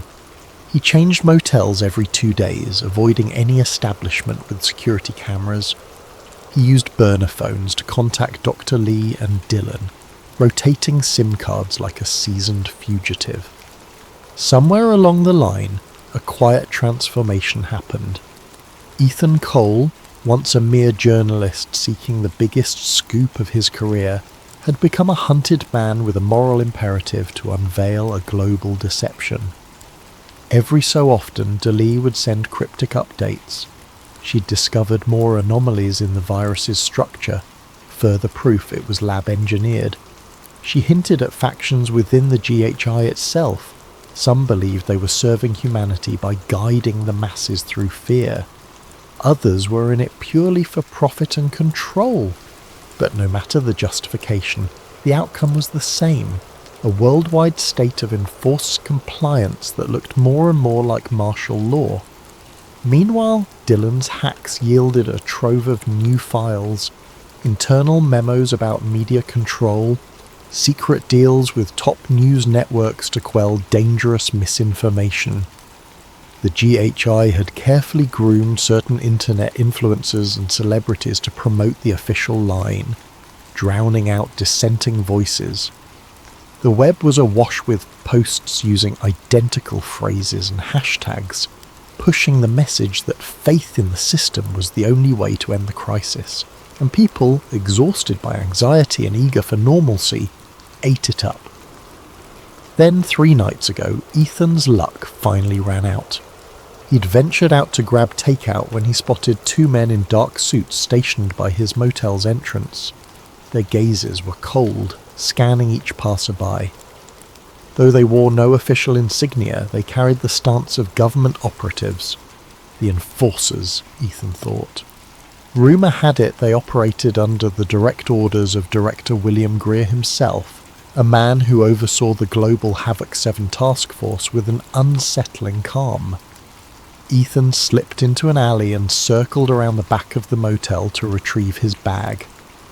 He narrowly avoided their notice, hearing them speak in clipped tones about tracking the journalist's phone. They must have discovered at least one of his burner numbers. He fled into the night, seeking refuge anywhere with a crowd, train stations, bus terminals, busy streets, until finally he found a deserted safe house recommended by Dylan. Panic threatened to overwhelm him, but a single objective remained clear. The evidence had to go public. Soon, Every passing hour gave the GHI more time to clamp down on the internet and root out whistleblowers like Dr. Lee. It was Dylan who suggested the idea, hijacking a government broadcast. If they could override a national emergency feed, they could forcibly stream their data dumps and expose the GHI in real time. It was a risky plan bordering on impossible, but desperation fueled their creativity. Dylan's plan hinged on an old broadcast satellite array located near the capital. It once served as a backup system for civil defence alerts. The government rarely used it now, relying on fibre networks. If Dylan could hack into the array remotely, while Ethan physically accessed the control panel, they might hijack a direct feed to millions of televisions and radios across the country. Timing was crucial. The GHI's own announcements aired daily at 8 p.m. local time. If they patched in just as the scheduled broadcast began, they could piggyback on the official channel for maximum impact. Dr. Lee insisted on contributing. She prepared a concise, horrifying presentation. A timeline of the virus's creation, the project documents, the lab splices, and most damning of all, the internal emails mocking the public's gullibility. The final slide showcased the vaccine's dismal efficacy data. If the broadcast succeeded, the world would see undeniable proof of the greatest deception in modern history. On the night of the operation, Ethan parked half a mile from the old array, tucked behind an abandoned barn.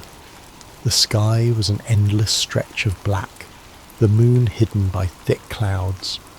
He jogged across a field until he saw the silhouette of a massive satellite dish looming against the night. High fences surrounded it, topped with razor wire. He cut through the fence at a less visible corner, heart pounding with adrenaline. From his earpiece came Dylan's voice. "We're in position, but I'm seeing increased security on the network. They might suspect something. Hurry!" Ethan found the control shack behind the dish locked tight. A crowbar pried it open. Inside, dusty panels glowed faintly, humming with dormant power. Using instructions Dylan had given him, Ethan typed commands into the archaic console. The screens flickered to life, unveiling system logs that hadn't been accessed in years. "Okay," Ethan whispered, starting the link. A beep signalled the connection's establishment. "We've got about 90 seconds before the GHI broadcast begins," Dylan said, voice backling with tension. "Once they switch to their feed, I'll reroute it through here, funnel in the evidence, and override their stream. Get ready." Each second felt like an eternity. Ethan watched a countdown on one of the monitors. When it hit 0, a new window popped open, showing director William Greer stepping onto a stage. The usual opening lines scrolled on a ticker beneath him. Tonight's Havoc 7 update. At that moment, Dylan worked his magic. The feed stuttered, froze, and then cut to black. Heart-hammering, Ethan prayed that every screen across the country was now about to display something completely different. Dr. Lee's face appeared. She looked determined, her voice steady. "My name is Dr. Vanessa Lee. For months the public has been lied to about Havoc 7. I was there when it was created. Please listen to what you're about to see." Then the data slides began rolling. Lab documents, official GHI memos with timestamps, damning quotes about population control, mocking references to manufactured panic. Every major revelation was front and centre, impossible to deny. Within minutes, social media lit up in a firestorm. The words fake, hoax, and conspiracy collided with proof, evidence, and exposed. Tweets and posts poured in by the thousand. Some viewers were outraged at the duplicity. Others shrieked that it was a doctored broadcast. But the seed of doubt was planted in millions of minds simultaneously. Ethan dared to feel a surge of hope. But in the control shack, trouble was brewing. Red lights flashed on the console. "Ethan," Dylan's voice crackled. "We're locked out. They're forcing the satellite offline. Shut it down and get out. Now!" Ethan yanked cables and left the system in disarray. Outside, floodlights illuminated the sky. Sirens shrieked, and masked figures emerged from the darkness, carrying rifles. The enforcers had arrived. Ethan sprinted through the tall grass. Behind him, the enforcers bellowed commands. "Stop! Freeze!" Their heavy boots crunched the soil, growing louder. As he ran, he glimpsed Delee's broadcast playing on a phone discarded by one of the guards, a surreal snapshot of their success. They had actually broken through, however briefly, to millions of screens. Shots rang out, bullets whizzed past, biting into the dirt. Ethan zigzagged through the field, stumbling in the dark. He reached the barn, ducked inside, and vaulted into his car. The engine roared to life and he sped off into the night, adrenaline flooding every cell in his body. His mind buzzed with the broadcast's final images, slides of vaccine data, GHI officials joking about the compliance rate. It was out there now. No matter what happened next, at least some people had seen the truth. For a moment, Ethan dared to believe they'd won, but he underestimated the GHI's power. By dawn, mainstream news outlets were labelling the broadcast a terrorist hack. Government spokespeople claimed that anti-vaccine extremists were behind the incident, using doctored footage to incite panic. Social media platforms flagged and removed the hijacked stream within hours, citing medical misinformation. Rumour had it that the GHI was preparing to unleash an even tighter clampdown on internet freedoms. In a whiplash turn, polls showed significant public support for harsher penalties on propaganda hackers who endangered public health. In the days that followed, swirling chaos erupted worldwide. While some people demanded answers, marching in mass protests and calling for immediate investigations, many others believed the official line that these terrorist hackers had tried to sabotage the fight against Havoc 7. Street clashes broke out between those who saw the broadcast as a genuine whistleblowing event and those convinced it was faked. Politicians, caught in a hurricane of shifting opinions, either doubled down on pro-GI rhetoric or retreated into silence. Ethan, Dr. Lee and Dylan tried to regroup, but their ranks splintered. The enforcers moved quickly to track them. Several safe houses were compromised. Dylan sent a scrambled message from an unknown location, warning Ethan to stay off the grid. Dr. Lee vanished entirely. Ethan could only assume she'd gone deeper underground, or worse, been captured. On the third night after the broadcast, the enforcers finally cornered Ethan. He'd run out of places to hide, backed into a derelict apartment building. A stun grenade crashed through a window, and the world went white.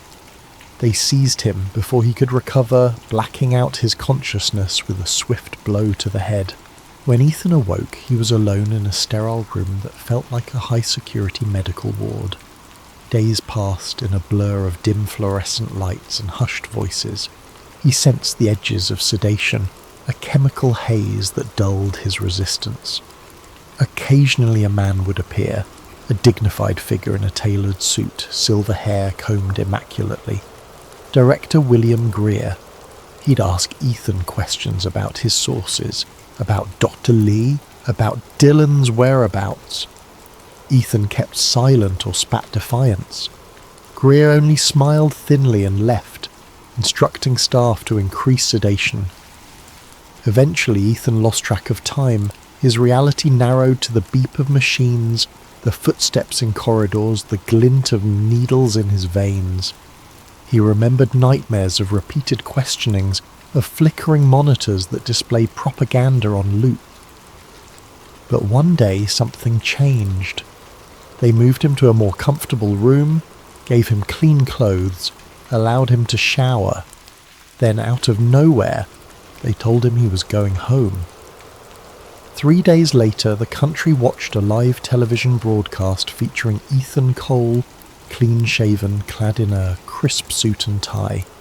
Sitting at a polished table, he read from a prepared statement. "My name is Ethan Cole. Recently I was involved in an incident that disrupted vital health communications. I regret my actions, which were based on faulty data and manipulated by extremists who sought to undermine public safety. The Global Health Initiative remains our best hope to combat Havoc 7. I urge all citizens to put their trust in the official guidelines and disregard any unfounded rumours about the virus's origin." His eyes were glassy, his tone robotic. The statement ended with a scripted apology, praising Director Greer for his steadfast leadership. News anchors immediately repeated it, thanking Ethan for clearing up the confusion.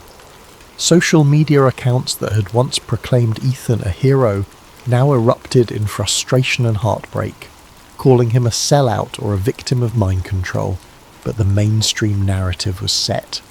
The fiasco was over, the hackers had been silenced, and the GHI would continue its noble mission of safeguarding humanity. The final shots of the broadcast showed Ethan walking off the stage beside Director Greer. For many, that image confirmed everything. The man who once pursued the truth was now just another mouthpiece for the establishment he had tried to expose.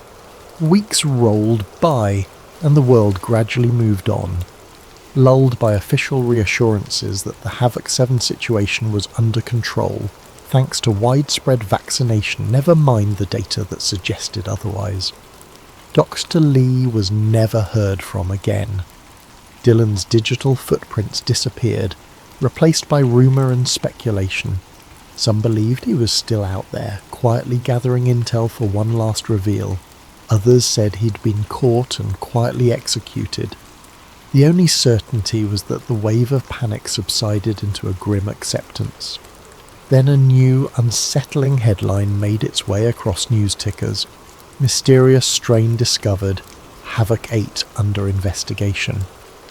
Government officials hastened to calm the public, insisting it was a mild offshoot of Havoc 7 and that the existing vaccine would protect against it.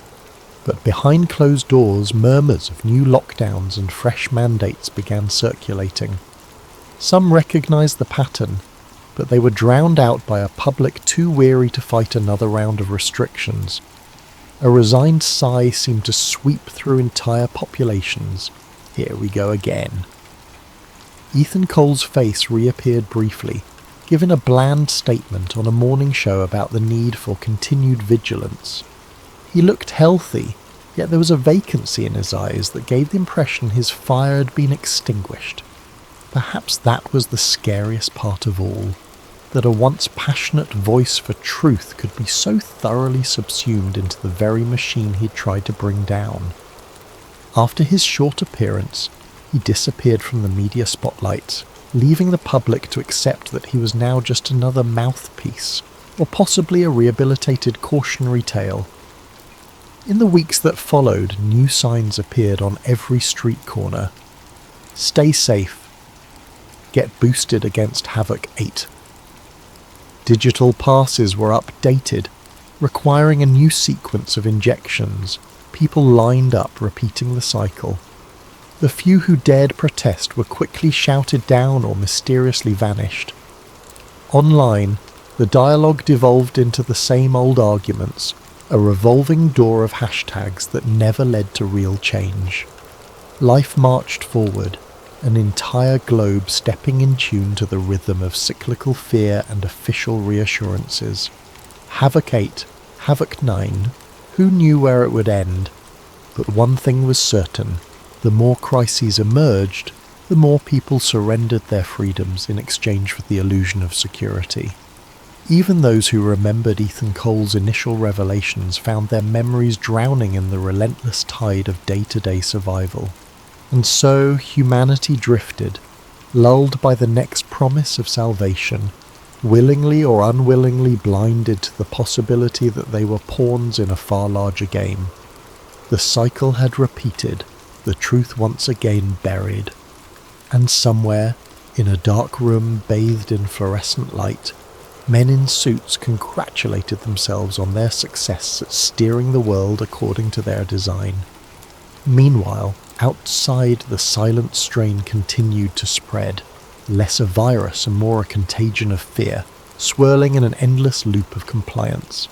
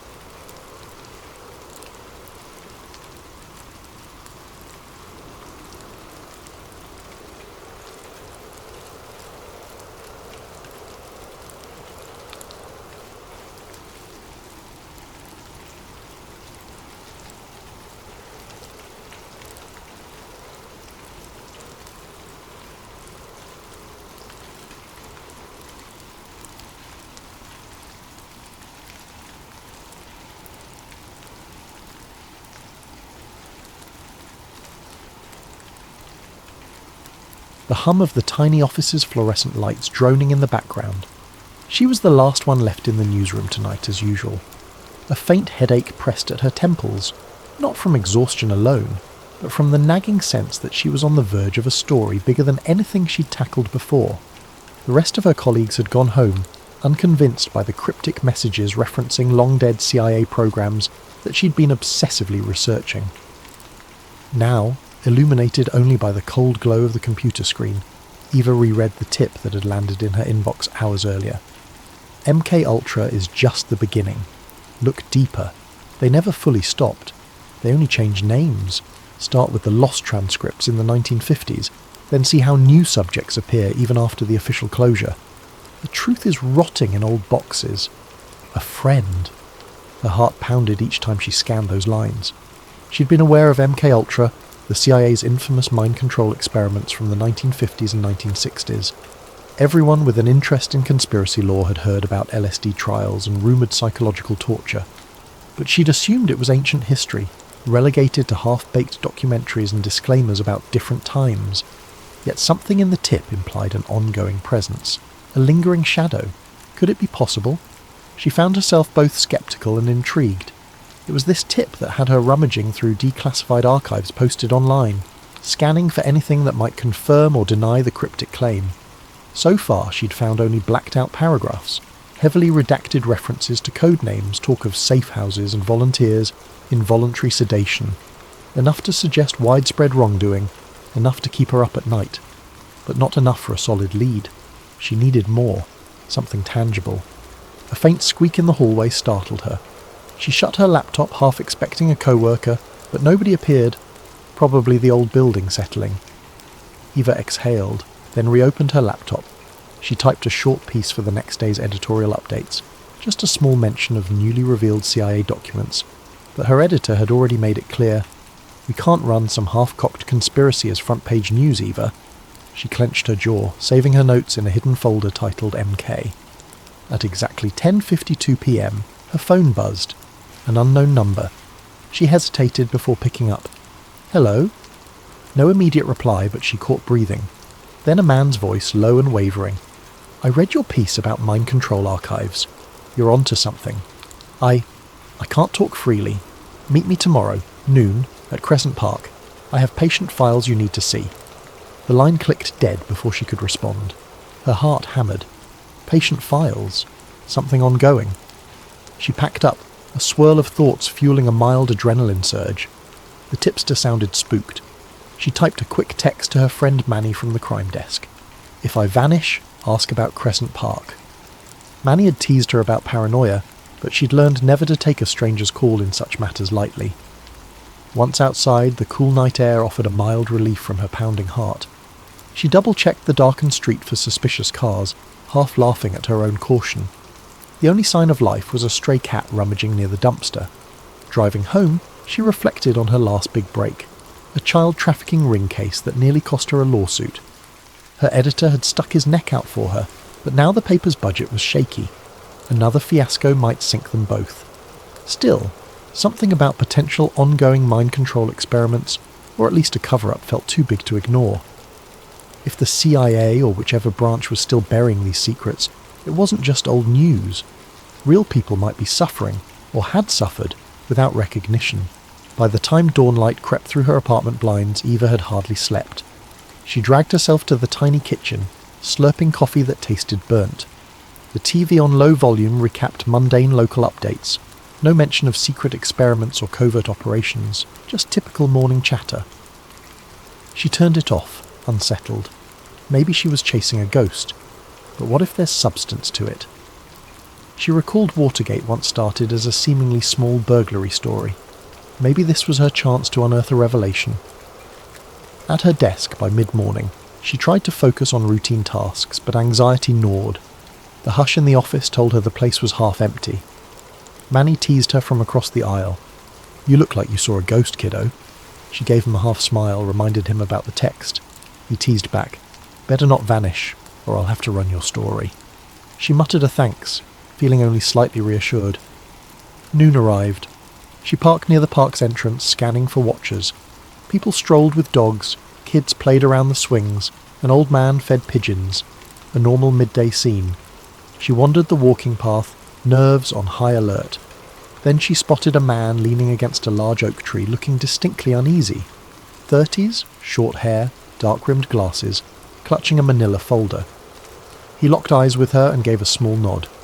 "Ms. Moreno?" he asked. She nodded. He introduced himself as Doctor Samuel Green, a psychiatrist who had stumbled upon irregularities in certain patients' backgrounds, cases that seemed linked to bizarre LSD-induced trauma from decades past. But these patients were younger, not old enough to have participated in the historical MKULTRA. "I suspect a follow-up program, or inherited impact. I'm not sure. But their nightmares, phobias, they mirror something deeper. And I found partial mention of questionable sessions in old files." Dr. Green's voice quivered. He handed over a few pages. "I can't go public alone. The hospital board would discredit me. But you, maybe you can gather enough to make them speak." Eva skimmed the pages, glimpsing references to unusual therapy sessions, sensory deprivation, and dose regimens. The language was reminiscent of those old CIA docs, yet these logs were dated within the last decade. Chills ran down her spine. Could it be a direct link or a copycat operation? As they spoke, Dr. Green's phone buzzed. He glanced at it, face blanching. "I have to go. They're calling me in. Just be careful, Ms. Moreno. I fear we're stirring something bigger. If you dig deeper, try to find an ex-operative named Renee Walker. She might talk, or she might vanish first." With that, he hurried off, disappearing behind a hedge, leaving Eva with the folder in hand. She sat on a park bench reading over the patient notes, disjointed references to memory wiping, reinforcement loops, post-hypnotic triggers. If authentic, it was horrifying. Then a presence behind her made her jump, a well-dressed man with a calm smile. "Researching old conspiracy myths?" he asked, voice smoothly polite. She recognised the chill that overcame her. This must be someone from that side. She stammered an excuse and stood. The man casually said, "Take care, Ms. Moreno. Some things are best left alone." He walked away, leaving her heart pounding. It had begun, an intangible cat and mouse. She watched him fade into the crowds, uncertain if she was imagining the threat. But her gut said no. She clutched Doctor. Green's documents. Something real was at stake. She swallowed, recalling Manny's wisecrack. Better not vanish. She willed herself to remain resolute. If these covert experiments were ongoing, ignoring them was unconscionable. She'd chase each lead, despite the lurking menace. The story had chosen her, or so it felt. She refused to let fear muzzle the truth. Eva pressed the elevator button for the sub-basement at her newspaper office. She rarely ventured down there. Only old archives, dusty microfilm, and a supply room that smelled of mildew. Yet after meeting Dr. Green, she needed any historical angle the paper's meagre records might hold. If MKUltra's rumoured follow-up programmes left any footprints, perhaps scraps of local coverage existed in the stacks. The elevator rattled downward, flickering overhead lights giving it a slight horror movie vibe. She tried to calm her nerves. The strange man in the park, the phone call with Doctor, Green, these felt like the opening act of a noir thriller. Yet real life was seldom that cinematic, she reminded herself. Fear only helps if it spurs caution. She rummaged through rusted file cabinets in a dim corner. A single flickering bulb cast dancing shadows. Among manila folders labelled Health Medical 1970 to 1985, she found an unremarkable subfolder titled PsyOps/LSD Trials. Her pulse raced slightly. She'd never known that the local paper had such a subfolder. Inside were a few yellowed clippings from the late 1970s, referencing a rumoured government clinic that tested psychoactive treatments. But the articles were incomplete, ending abruptly. One paragraph suggested a link to a travelling Project Mindscape, but no follow-up piece was found. Eva carefully snapped photos with her phone. She recognised the hallmark, references to CIA disclaimers, local officials claiming ignorance. The bylines were from a now-deceased reporter, Margaret Allen. If only Margaret were alive to share her notes. Maybe Manny, the crime reporter, could help her find more leads on Margaret's old records. She swallowed the dryness in her throat, trying to quell the sense that she was venturing into territory that left previous reporters spooked or worse. Late that afternoon, Eva followed up on the phone numbers listed in Dr. Green's partial patient notes. Many were out of service, but one answered. The trembling voice of a middle-aged woman named Anya Caldwell. She was hesitant. "I'm not sure I can trust you," she said, stammering. Eva explained that, Doctor. Green pointed her toward Anya, promising confidentiality. After a long pause, Anya invited Eva to come by her apartment at dusk. "I just want the nightmares to stop," she murmured. Nervous but determined, Eva arrived at a modest, slightly run-down building on the city's outskirts. Anya greeted her with wary eyes, ushering her into a living room cluttered with half-finished puzzles and stacks of self-help books. She looked exhausted, with dark circles beneath her eyes. Over a shared cup of lukewarm tea, she recounted bizarre fragments. "I remember, being a teenager, told I was going to therapy for depression, but it felt more like tests. They'd show me swirling lights, ask questions while I was half-dazed. Sometimes I'd wake up not knowing how I got there." Her voice shook. "They kept calling it a clinical trial for advanced therapy. My mother said it was recommended by a government-sponsored mental health initiative. That was decades ago, but even as an adult I have these triggers, flashes of a cold lab, men in suits, strange tones piped into headphones." She pressed her hands together, trembling. "If your Dr. Green is right, I was part of something bigger. The idea that it's connected to MKUltra terrifies me." Eva fought an impulse to comfort Anya physically. She settled for a gentle, reassuring tone. "We'll find the truth," she promised softly. She felt a deep ache in her chest. This woman's trauma wasn't a sensational story. It was heartbreak. The impetus to expose the conspiracy became more personal. She took careful notes, then offered Anya a contact for a free legal advisor if needed. In that moment, Eva realised she was crossing from mere observer to advocate, whether she liked it or not. That evening, Manny called unexpectedly. "Eva, I was rummaging in the old broadcast tapes from the 1980s. Found something labelled Mindscape Test in a dusty corner. Want to see?" She drove over to Manny's place. They watched the battered VHS on his ancient player. Grainy black and white footage flickered. A panel discussion, presumably from a local TV show, featuring a stern older man who claimed to be a psychological consultant, discussing LSD therapy in hush-hush government cooperation. Another figure's face was blurred. Manny tapped the screen. "Look at that silhouette. Doesn't it remind you of Dr. Green's mention of an operative named... Oh, was it R. Walker or something?" The name Renee Walker flared in Eva's mind. In Dr. Green's notes he'd suggested a Renee W. might be an ex-operative. The blurred figure indeed had a female voice, talking about the moral conflict of messing with minds in a monotone heavily disguised. Manny's eyebrows rose. Could this be her? If so, she's been trying to blow the whistle for decades. The final frames froze on the older man referencing national security as reason for secrecy. The show ended abruptly with a sign-off date of 1983. They made a copy of the VHS on Manny's digital converter. This might be precious evidence if it linked a real face to a hidden operation. Manny agreed to keep quiet while Eva pursued the lead further. She left with an uneasy sense that each new clue was simultaneously clarifying and tangling the bigger picture. Secret therapy trials, an ex-operative with regrets, hush-hush LSD expansions decades after MKUltra was shut down.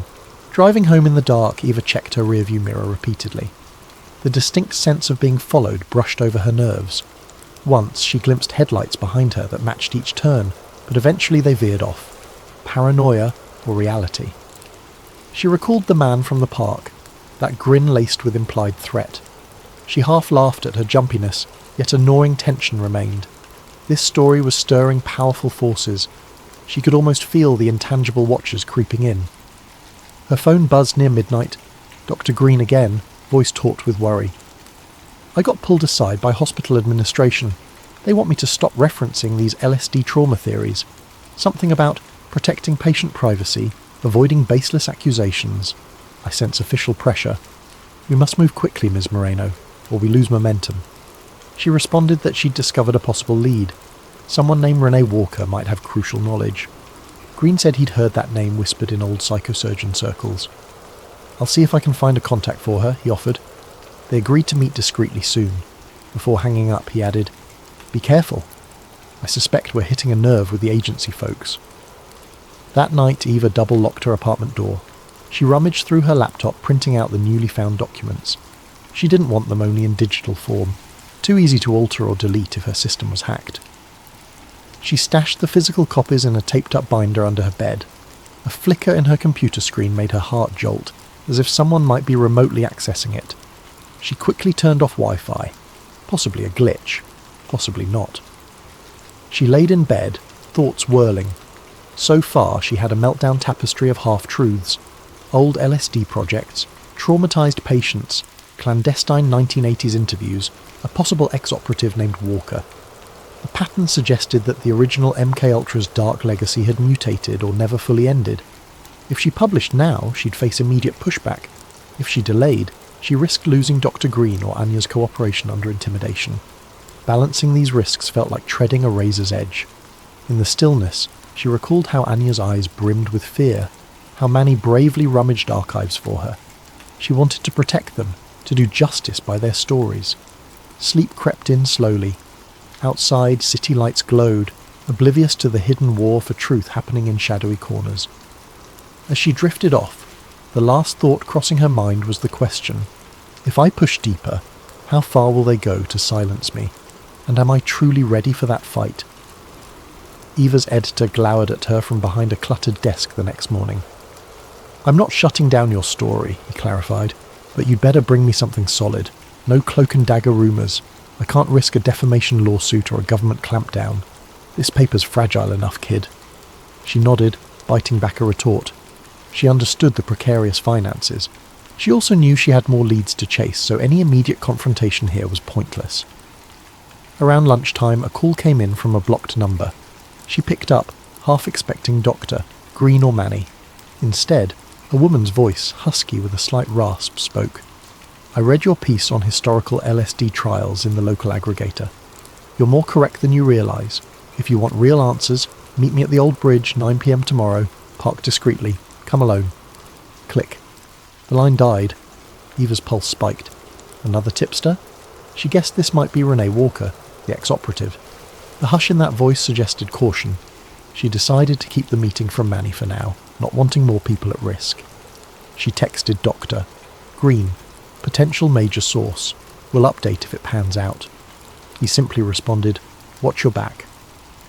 That evening, as Eva locked up her desk, she nearly collided with a tall man stepping into the hallway. He wore a tailored suit, eyes cool with confidence. Ms. Moreno, he said softly, I'm Marcus Tate, Government Relations. We appreciate your interest in historical CIA documents, but caution you to verify authenticity. Many fabricated stories circulate. The tone was polite, but the underlying message bristled. She recognised that name, Marcus Tate, someone rumoured to hold a senior intelligence position, known for smoothing over controversies. She forced a tight smile. Thanks for the tip. I always verify sources. He nodded, letting a silence hang. Then he said, we wouldn't want your publication to inadvertently publish disinformation. It could harm reputations. Be sure you have facts, not fantasies. With a parting nod, he vanished into the corridor. She stood there, adrenaline surging. He'd found her. The friendly facade was a classic intimidation tactic. She breathed deeply, reaffirming her resolve. That night she dreamt of interviews with masked figures, swirling records, half-lost diaries. She awoke in a cold sweat. Checking the time, 4 a.m., she realised she wouldn't sleep further. She rummaged through her notes. Anya Caldwell's anguished recollections, Dr. Green's partial patient logs, the hush around Project Mindscape, plus Manny's discovered VHS clip. The puzzle edges were forming. They all indicated that MKUltra had spawned follow-ups under different names. The cruelty of it, unwitting subjects manipulated for psychological experiments, fired her outrage. She jumped at the ping of an incoming email. A hush of dread passed over her. Possibly Manny with a new find. She opened it to see a single line. Stop. We see you. Remember the children's story that ended in tragedy. No sender, no signature. Her hands trembled. She quickly forwarded it to Manny with the subject line. Threat. Fear and anger twisted in her chest. But backing off now would be cowardly. She decided to press forward. Come morning, Manny visited her desk, eyes grim. That threat email. Should we call the police? She shrugged wearily. The police might brush it off as a random troll, or they might be compromised if this is deeper. I'll keep it documented, though. Manny frowned, placing a small digital recorder in her hand. At least carry this for tomorrow's meeting. Record everything. If you vanish, we'll have a clue. She gave a shaky smile, appreciating the support. She also texted Doctor, Green to ensure he was safe. He answered that nothing new had happened, though he felt uneasy at the hospital, noticing a suspicious stranger loitering outside his office. The sense of watchers multiplied, as if a net tightened around them. That afternoon, Eva visited Anya Caldwell's apartment again, bringing groceries as a small gesture of kindness. Anya looked more frazzled than before, eyes red, hands trembling. She said she'd had another flashback. I woke at 2 a.m., hearing the voice of a man telling me to recite phrases. My heart pounded. Then I realised it was a dream, or a memory. She rubbed her temples. It feels like they planted triggers in me, half-lost commands. I can't separate reality from induced illusions.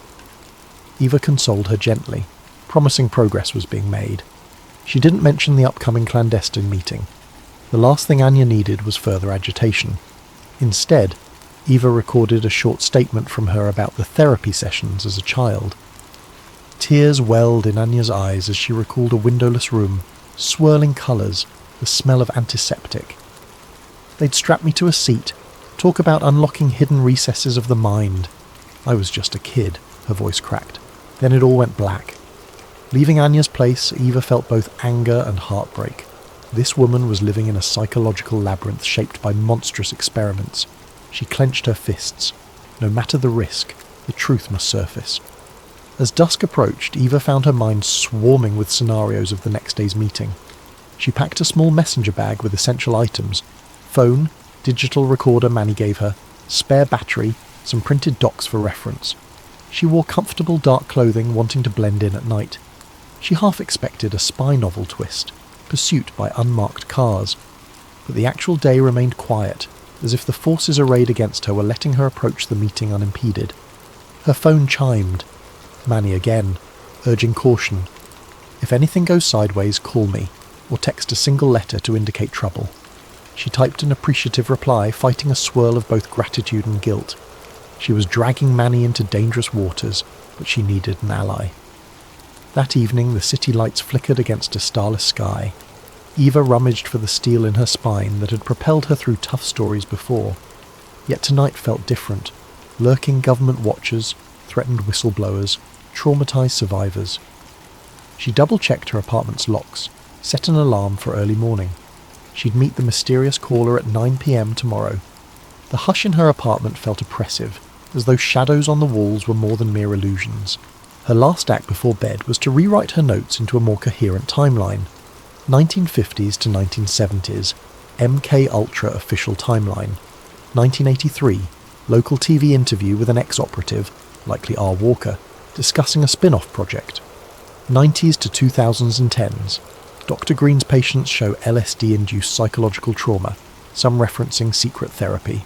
Present, threats from a man named Marcus Tate, presumably an agency official. She underlined tomorrow night, Old Bridge, Renee Walker. She imagined the conversation that might unfold, the revelations that might come. A swirl of dread and excitement coalesced in her gut. If this was indeed Renee, the puzzle's missing piece might fall into place, giving the story unstoppable momentum. At midnight, lying in bed, phone on her nightstand, she stared at the ceiling. She pictured the silent watchers, the cunning Tate, the heartbreak in Anya's voice, Dr. Green's caution. Sleep eluded her again. She whispered to herself, "We're all just threads in a bigger tapestry. But maybe, if we weave them together, the truth can't be cut." The beep of the clock turning 12:01 a.m. sounded eerily loud, marking the transition to the day that could change her life. She closed her eyes, mustering the nerve for what was to come. The next day breezed by in a haze of tension, each hour feeling like a coil tightening. Eva barely focused at work, her mind fixed on the upcoming meeting at the Old Bridge.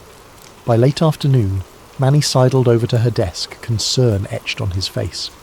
"You sure about going alone?" She nodded, feigning confidence. "If I show up with a crowd, this source might vanish," Manny exhaled. "Then keep me posted. We can't lose you to some dark fiasco." She promised she'd text him the moment she left the meeting. The unspoken fear hung between them, that these conspirators played dirty. Just before 9 p.m, Eva parked a few blocks away and walked the rest. The Old Bridge, a disused iron span over a shallow river, sat in a dimly lit portion of the city seldom patrolled by normal evening crowds. Broken street lamps gave it a half-forgotten gloom. She clutched her phone and Manny's digital recorder, scanning the area for watchers. A solitary lamp at the bridge's midpoint cast a sickly glow on corroded metal beams. The hush here felt oppressive. Near the lamppost, a cloaked figure stood with hunched shoulders. Eva approached cautiously, heart thudding. As she drew near, the figure lifted a hood, revealing an older woman's face lined with weariness. She spoke first, voice rough but subdued. "You're Eva. I'm Renee Walker. That's all the introduction we have time for." Renee's gaze flicked about as though expecting an ambush. "Listen closely. I used to work for the agency. Not full field ops, more like logistical tasks. But I saw enough. MK Ultra was official from mid-50s to 73, we know that. But they rebranded. They carried on select sub-projects under new code names, tested mind manipulation on unsuspecting people. LSD was just one tool. They tried hypnosis, synthetic compounds, memory erasure. It goes deeper than official records show." Eva's pulse quickened. She pressed record discreetly. "And does it continue to the present day?" she asked. Renee inhaled shakily. "In fragments, yes. Various labs quietly funded. Some doctors recruited. I parted ways decades ago, overwhelmed by guilt. I tried hinting at the truth in that old 1983 broadcast, but I was discredited, threatened." Renee handed Eva a small flash drive. On here are partial logs from the 1990s. They mention a Project Halcyon, a newer iteration focusing on advanced mind conditioning. I can't confirm if it's fully active now, but I suspect it never ended. She paused, scanning the darkness. They never fully let go of the dream of controlling thoughts, altering behaviours, and the worst part, many subjects have no idea they were used. Eva pressed for specifics about LSD experiments. From what I gather, Anya Caldwell might be a victim. Renee frowned. Yes, that name surfaces in old rosters. She was one of the teenage participants identified as emotional vulnerability prospects. They used sedation, subliminal triggers, aiming to shape behaviour patterns. It was monstrous. Some attempts at total reprogramming, they said. A tremor passed across her lips. I can't undo the past, but I can help you expose it. The hush of the night weighed on them. The dull roar of the distant city traffic underscored how separate they were from normal life. Eva felt sick imagining countless lives like Anya's. She asked, "Who's directing it now? Is it the CIA, a private contractor?" Renee shook her head. Could be a black-budget wing. Marcus Tate is a top figure in suppressing all public references. If he's after you, be extremely careful. He's cunning, well-connected. Suddenly footsteps echoed on the far side of the bridge. A flashlight beam swept across rusted railings. Eva's heart lurched. Two silhouettes approached. "We need to go," Renee hissed, pulling Eva aside. The footsteps quickened. Eva glimpsed suits and glints of drawn handguns. Possibly Tate's men. "Split up," Renee whispered, "and hide the flash drive." Eva stuffed the drive into her jacket pocket. They parted ways at the middle of the bridge, each slipping into darkness behind opposite support beams. The footsteps reached the lamppost, a hushed voice speaking. They were just here. Another answered, "Spread out. Check the perimeter." A chill of adrenaline shot through Eva. She crouched low, quietly texting Manny. Bridge. Surrounded. May need help. Peering from behind the beam, Eva watched one agent pass mere feet away.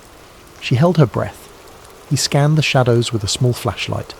Luckily, a shrill siren from a distant street corner spooked them. Perhaps a random police cruiser. The men, evidently not wanting a confrontation, retreated. Eva seized the moment, creeping in the opposite direction along a narrow catwalk under the bridge. Heart pounding, she emerged onto a deserted side street, then sprinted to her car blocks away. No sign of Renee. She hoped the ex-operative also escaped. She hopped in her car, hands trembling, and sped off, only allowing herself to exhale when the headlights behind her revealed no pursuers. Her phone beeped, a text from Manny. "Hang tight, on my way." She replied that she was safe for now, heading to an all-night diner. Manny insisted on meeting. The swirl of fear and relief left her half nauseous. Manny slid into the diner booth, breath ragged. Eva recounted the confrontation. Manny looked alarmed, but also intrigued. "So now you've got a flash drive from a presumably high-level operative. That's gold, or a hornet's nest," she nodded. "Both, likely." She'd scrolled quickly on her phone, discovering the flash drive was encrypted. She'd need a friend skilled in decryption, someone not easily traced. Manny offered a contact, a freelance hacker named Jules who owed him a favour. They ordered coffee and greasy fries, neither having eaten. In a subdued tone, Manny murmured, "We should confirm, Doctor. Green's safe. If Tate's men are stepping up, Green might be a target too." Eva texted Green. No immediate reply. Anxiety spiked. "We might check his office tomorrow if we don't hear back." Their phones buzzed simultaneously with news alerts. Local psychiatrist under investigation for data breach. Manny read the headlines in dismay. They're going after Green's professional license. Could be Tate's doing, trying to muzzle him. Eva felt a pang of guilt. Her story might have put Green in the crosshairs. She resolved to push forward faster. The unstoppable momentum of a cover-up often thrives on time. If they revealed enough evidence soon, the conspirators might not contain the fallout. They parted near dawn, Manny heading home to rest, Eva returning to her apartment. The memory of the men on the bridge lingered in her mind. The hush in her living room felt oppressive. She locked her door, triple-checking. Renee risked her life to supply that flash drive. I can't let it go to waste. She shot a final text to Manny. "We'll decode the drive tomorrow. Then we blow the lid off. I won't let them bury this." As she sank onto her sofa, she wondered about the moral weight of dragging all these people into a confrontation with an invisible machine that had been perfecting secrecy for decades. The lingering question, How many times had truth been stifled before? Yet the small voices of survivors, the haunting guilt in Renee's eyes, the betrayal felt by Dr. Green, all demanded an answer. Sleep eluded her once more. Outside, the city's neon glow tinted the horizon. She pictured the blank expressions of Tate's men, the relentless push to keep everything hidden. In the hush of her sleeplessness, she vowed to see the mission through, no matter how deep the shadows extended. Sunlight streamed through the blinds as Eva woke from a fitful doze on her sofa. Her phone beeped incessantly with notifications. She rubbed her eyes, glancing at the screen. Manny's messages and missed calls. "Where are you? Green's gone. His clinic says he's on emergency leave, possibly forcibly taken." Fear jolted her awake. She quickly phoned Manny. He answered breathlessly. "Security cameras at the hospital show men escorting Green into a black SUV last night. Some hush-hush official paperwork. He's vanished." Eva felt her stomach lurch. They'd struck back swiftly, removing Dr. Green. She realised the time for caution was past.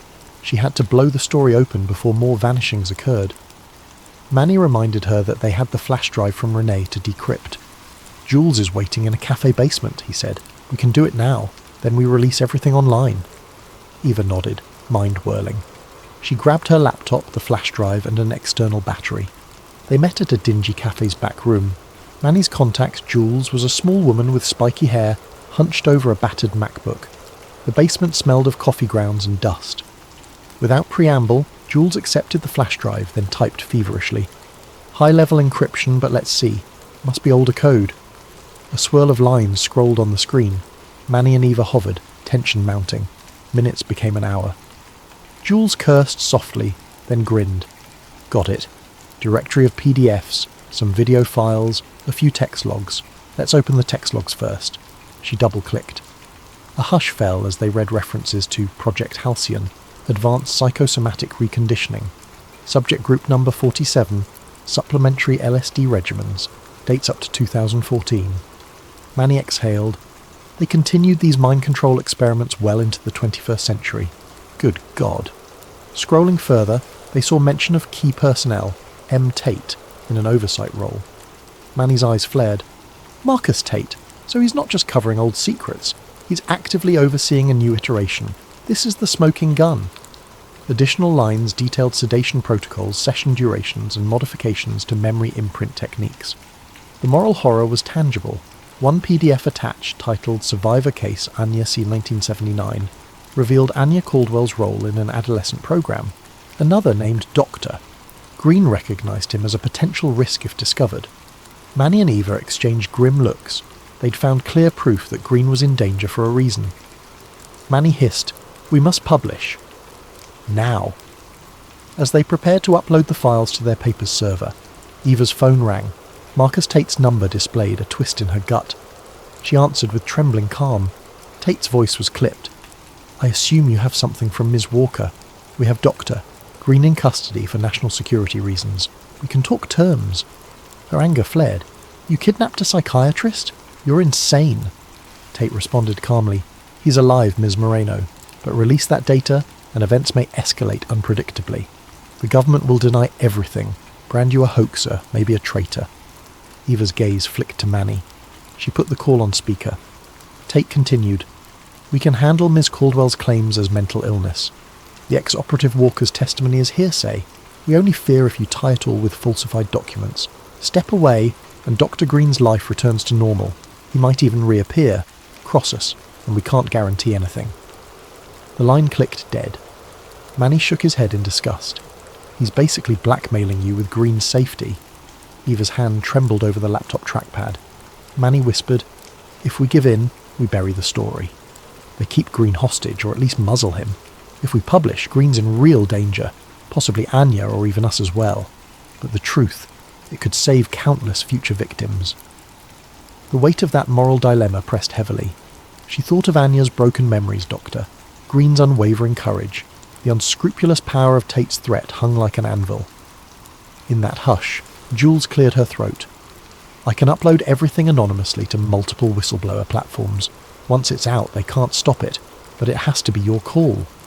Eva closed her eyes. A swirl of guilt for Green. but a deeper responsibility for all potential victims. She realised that if she caved, they'd remain forever manipulated. She recalled the vow she made after meeting Anya. No more hiding. Eva typed a quick final note into the top of the doc, summarising the new revelations, then nodded at Jules. Do it. In seconds, Jules hammered a few keystrokes. The screen showed progress bars uploading the entire folder, text logs, PDFs, old videos, to a major document leak website.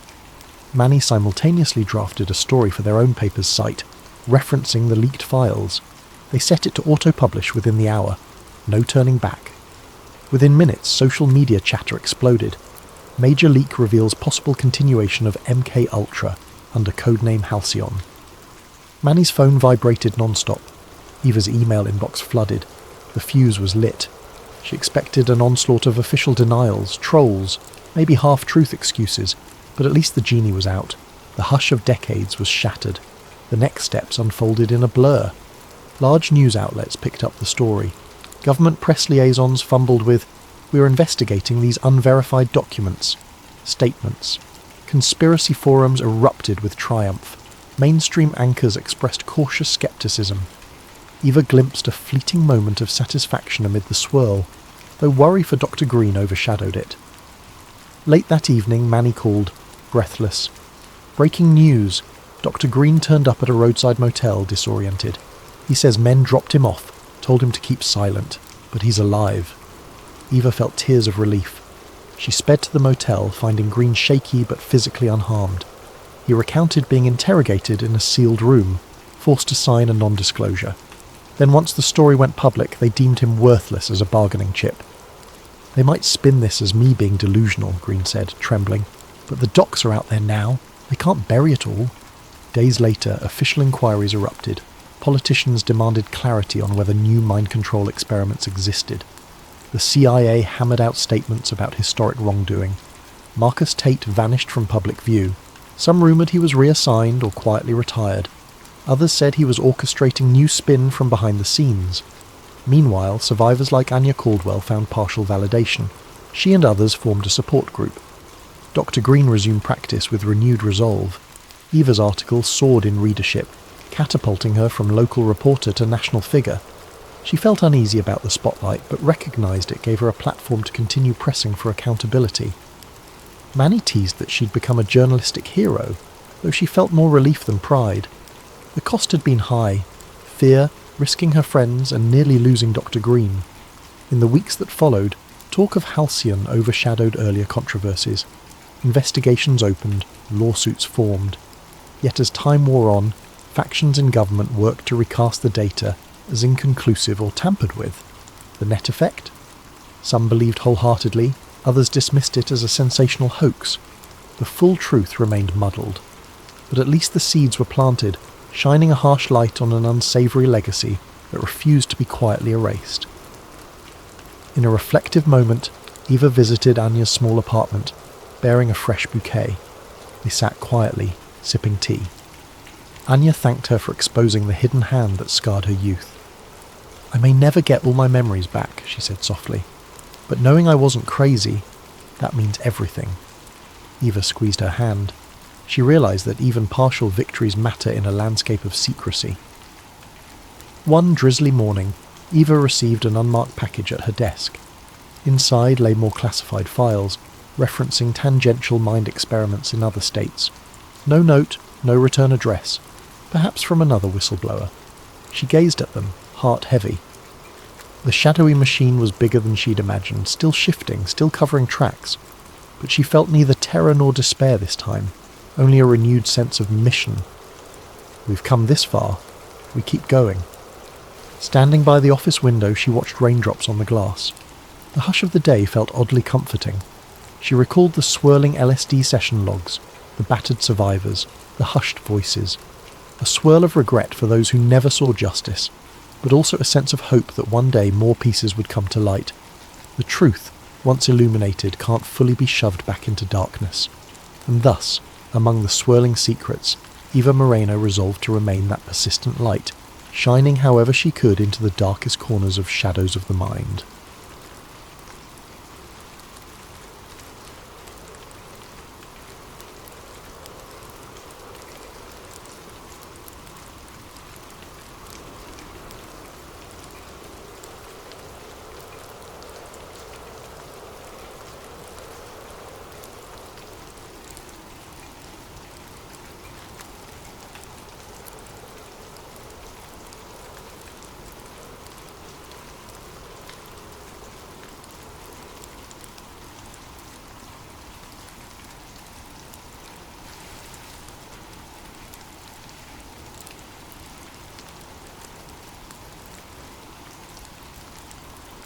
James Hart stood there, his breath hanging in the cool morning air as he stared at the sign.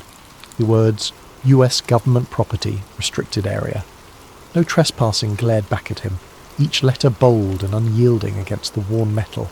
It was the kind of warning you didn't take lightly, the kind that usually sent law-abiding citizens like James turning back the way they came. And yet, he couldn't move. His boots stayed planted in the damp earth, his curiosity outweighing the rational part of his brain that screamed for him to leave. He scanned the area, turning his head slowly to look down the length of the fence. It was taller than he had realised, with rows of rusting barbed wire curling menacingly at the top. The trees around it were dense, their branches clawing at the metal like nature itself was trying to reclaim the land. What struck him most was the silence. The usual forest sounds, chirping birds, rustling leaves, were gone, replaced by an almost oppressive stillness that seemed to press down on him the longer he lingered. James felt a pang of guilt for even thinking about crossing the fence. He was a man who followed the rules, who had lived his life avoiding unnecessary risks. But something about the place gnawed at him. It wasn't just the fence or the sign. It was the feeling that he had stumbled onto something significant, something he wasn't supposed to see. He told himself it was probably nothing. Maybe an old military outpost long abandoned. Maybe a weather station. Maybe, but his gut told him otherwise. That's when he noticed the gap. It was small, almost hidden by a cluster of shrubs growing at the base of the fence. James wouldn't have seen it if the sunlight hadn't caught the glint of metal where the barbed wire had been cut. The gap was jagged, as though whoever had made it hadn't cared much for precision. It looked fresh, too. Bits of the metal fencing still clung to the ground, as if it had been forced apart recently. He stepped closer, his heart beginning to pound. The gap didn't look like an official entrance. It looked unauthorized, like someone else had been here, someone who wasn't supposed to be. The thought made James hesitate, a chill running down his spine. If someone had cut their way in, they'd done so for a reason, and if they'd gone to that much trouble, whatever lay beyond the fence was likely worth hiding, or discovering. James knelt down, brushing a hand over the torn edges of the wire. His fingers trembled slightly as he touched the cold, sharp metal. He glanced around, half expecting to see a patrol or hear the bark of a guard dog. But the forest remained silent. He couldn't shake the feeling that he was being watched, though he knew it was probably just his nerves. The rational side of his brain begged him to turn back. "This isn't your business," it whispered. "You don't need to know what's in there. Just go home." But something deeper, something instinctual urged him forward. It wasn't just curiosity, it was a sense of unease, a need to understand what was hidden behind the fence.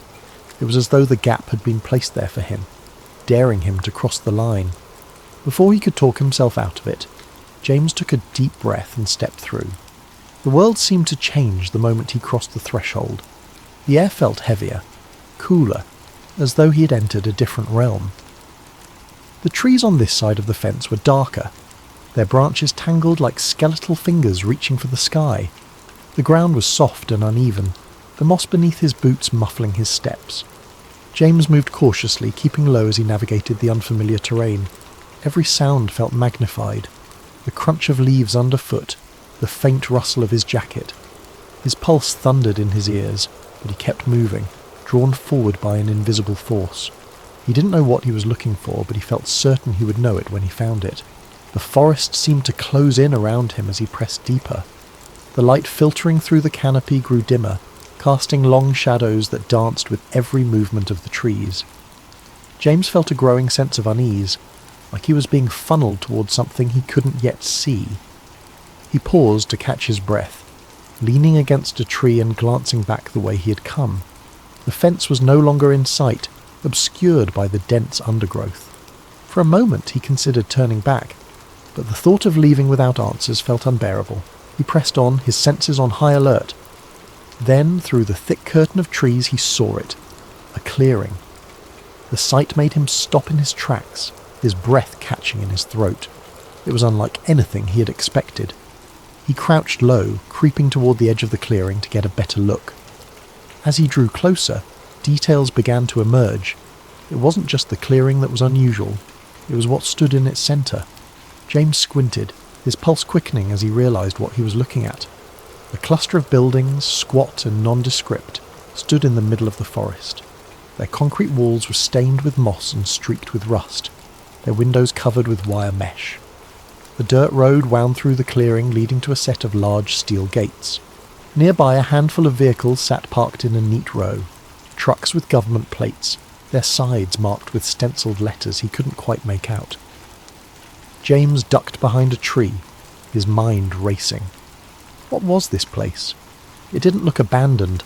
Lights flickered in the windows and faint voices carried on the wind. He spotted figures moving between the buildings, some in lab coats, others in military uniforms. They moved with purpose, as though part of a carefully choreographed routine. Whatever this place was, it was active, and it was hidden for a reason.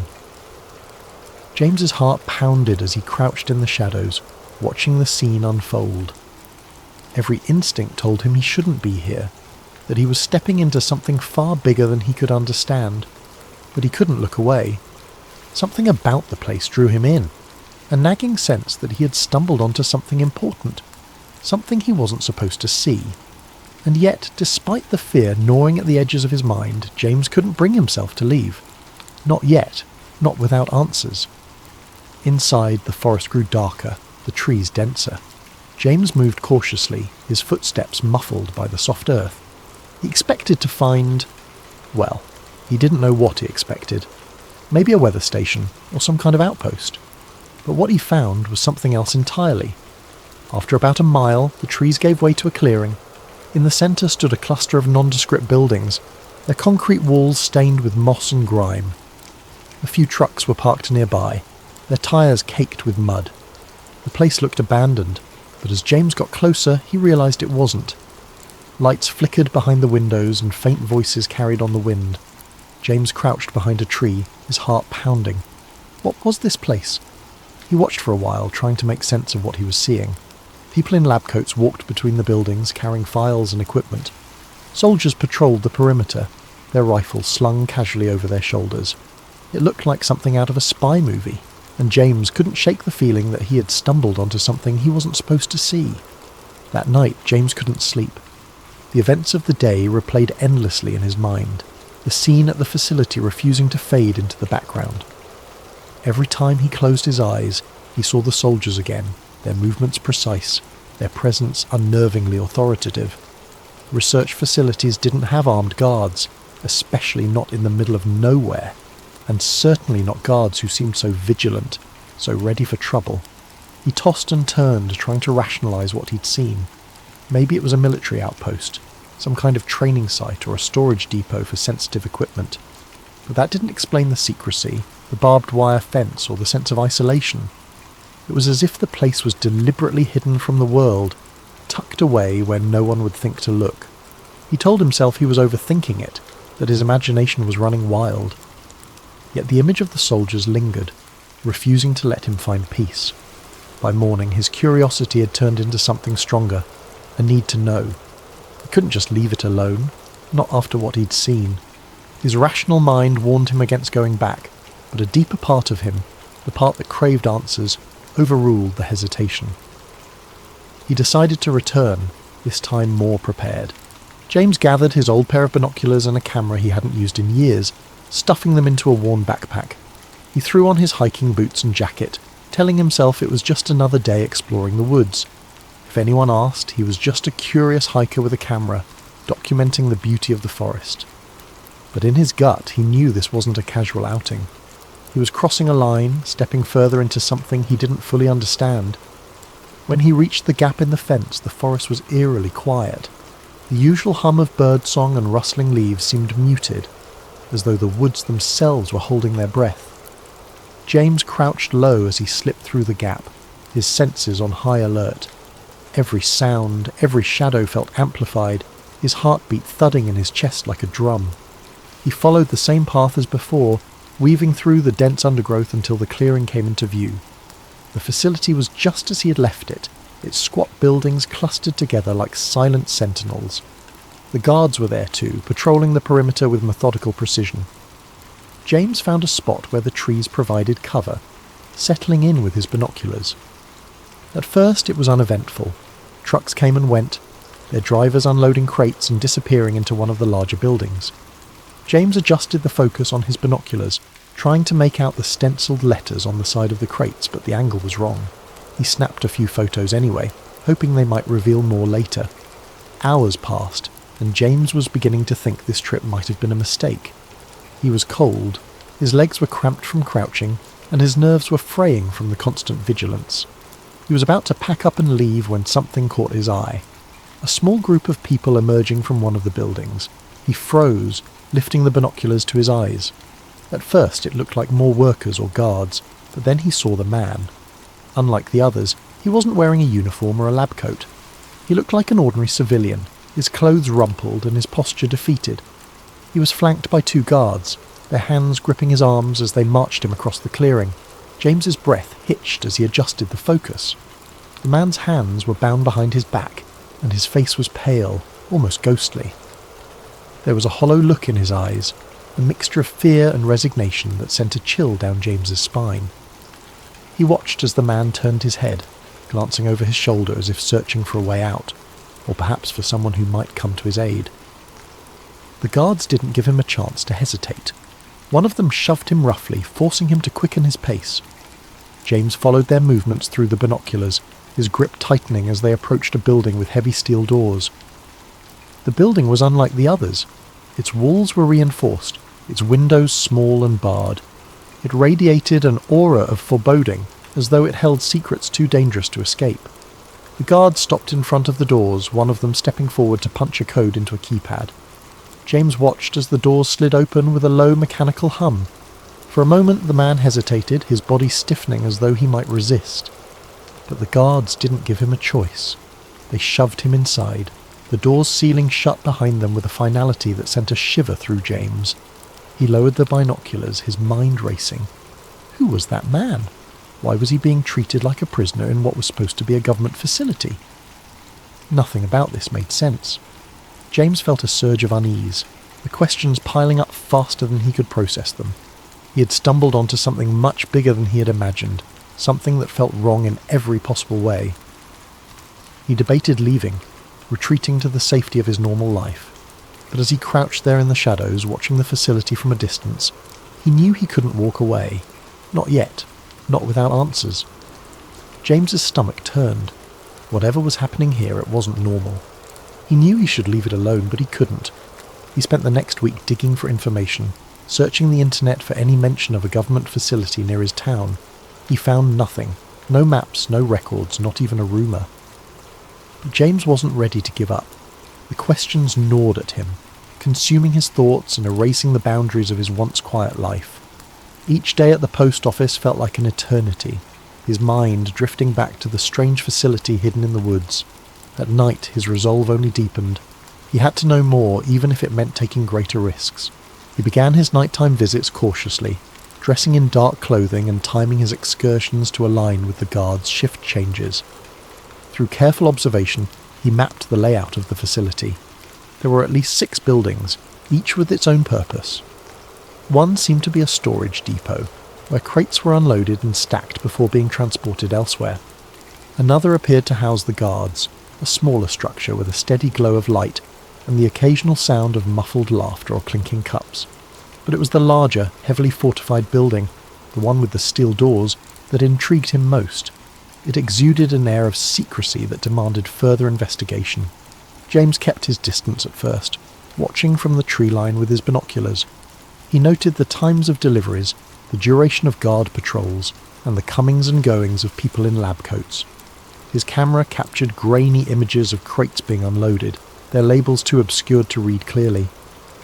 He studied the way the guards moved, the blind spots in their patrols, and the weak points in the facility's perimeter. With each visit he inched closer, his confidence growing alongside his determination. One night, James found himself crouched behind a row of bushes, no more than 20 feet from one of the buildings. A single window was left slightly ajar, allowing faint voices to drift into the night air. He strained to listen, his heart pounding as he caught fragments of a conversation. Latest subject showed increased resistance, one voice said, firm and clinical. We'll adjust the dosage tomorrow, another replied, colder, more detached. James froze, his mind racing. What subject? What dosage? He pressed himself closer to the ground, his ears straining to catch more. Erasure protocols need to be flawless. We can't afford another incident. The words sent a chill down his spine. Erasure protocols? What could that mean? He had heard enough whispers of government experiments in the past to know this wasn't ordinary research. He remained still until the voices faded, replaced by the hum of machinery and the distant chirping of crickets. Emboldened by what he'd overheard, James returned night after night, slipping closer to the facility. He began to piece together a troubling narrative, one small fragment at a time. On one of his visits, he managed to slip into the shadows of an open loading dock, hiding behind stacks of crates as workers moved about. The crates were marked with cryptic codes, but a few bore labels that made his stomach drop. Test Compound 47A, Behavioural Protocols, Cognitive Analysis. As the workers left, their voices echoed faintly in the cavernous space. James crouched low, his camera forgotten as he strained to listen. Dr. Reinhardt wants the new batch prepped by Monday. Has Subject 18 stabilised yet? Not after the last round. They're talking full sedation this time. The words painted a grim picture.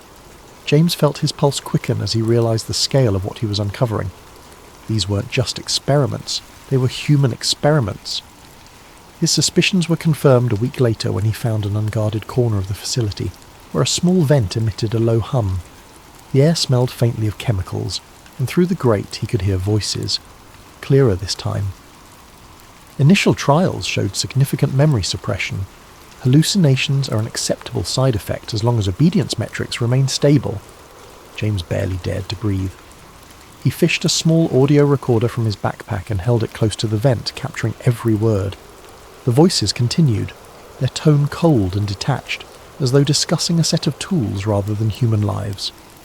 MKUltra is yielding promising results in behavioural modification.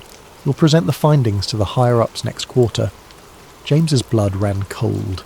MKUltra. He had read the name before in conspiracy forums, but he'd always dismissed it as exaggerated speculation. Yet here it was, spoken aloud in the dead of night, in a hidden facility guarded like a fortress. The pieces began to fall into place. The mind control experiments, the forced drug trials, the psychological manipulation. It wasn't just a theory.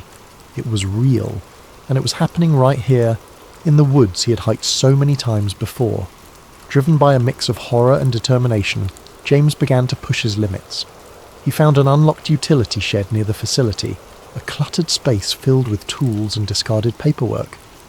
In the dim light of his flashlight he discovered a stack of files that appeared hastily stashed.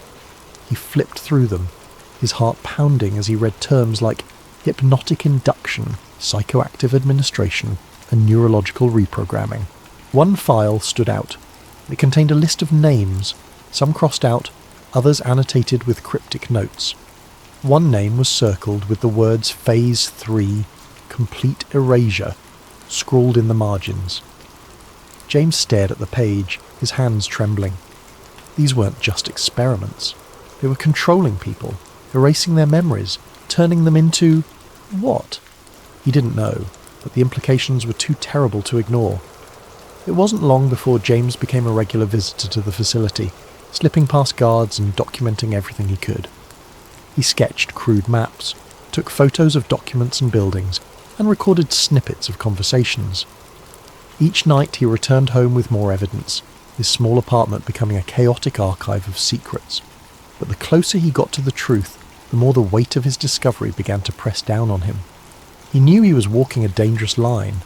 The facility was guarded for a reason, and the people running it clearly had no intention of letting their secrets escape. Yet James couldn't stop. He was driven by a need to expose what he'd found, to pull back the curtain on a conspiracy that had remained hidden for too long.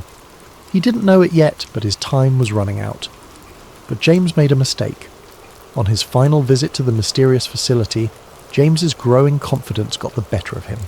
It was late, the forest cloaked in the thick silence of the night. He had planned this visit meticulously, timing his movements with the guards' rotations and using every shortcut he'd learned over weeks of careful observation. This time, he was determined to get inside the main building, the one with the steel doors and faint flickering lights that seemed to pulse with a sinister rhythm. He slipped through the gap in the fence as he had done before, his heart pounding in his chest. Armed with a flashlight, a notebook and a new camera, James crept closer to the structure. As he approached the building, he noticed a delivery truck parked near the loading dock. Its back was open, revealing rows of metal crates with cryptic labels. He crouched low behind a stack of barrels, taking photos of the crates, hoping the camera's silent shutter wouldn't betray him.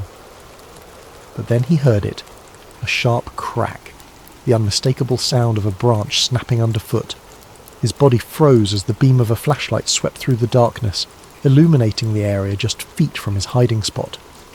A guard's voice broke the silence, gruff and alarmed. "Who's there?"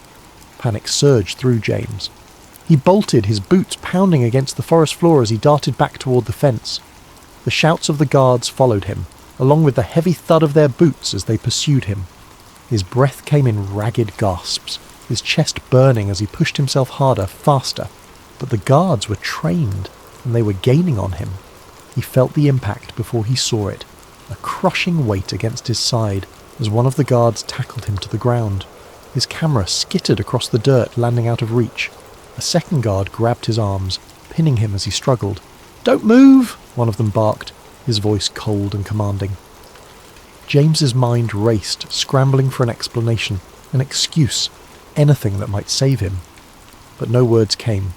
He was yanked to his feet, his wrists bound tightly with a rough rope, and dragged toward the facility. The camera, his notebook, and any shred of evidence he'd gathered were confiscated, leaving him defenseless. Inside the compound, James was shoved into a small, dimly lit room. The walls were concrete, the air stale and suffocating. A single overhead light buzzed faintly, casting harsh shadows that seemed to dance menacingly on the walls. He sat in a metal chair, his wrists still bound, as a man in a dark suit entered the room. The man's face was expressionless, his eyes cold and calculating. "Who are you?" the man demanded, his voice sharp and clipped. James swallowed hard, his mouth dry. I'm no one. I was just hiking. I got lost." "Don't lie to me," the man interrupted, slamming a file onto the table. Papers spilled out, some of them familiar to James. Copies of photos he'd taken, sketches of the facility's layout, and notes he'd written about what he'd overheard. The sight of them made his stomach drop. "How did you find this place?" the man continued. "Who else knows about it?" James stammered, trying to come up with a plausible explanation, but his mind was blank. He could feel the intensity of the man's gaze, like a spotlight boring into his very soul. "I swear I didn't tell anyone," James said, his voice trembling. "I don't even know what this place is."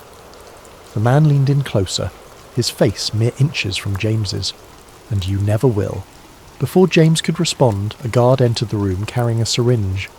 James's eyes widened, his pulse spiking as he realized what was about to happen. "No, wait," he shouted, struggling against the restraints, but it was no use. The needle pierced his arm, and within moments the world around him began to blur and fade.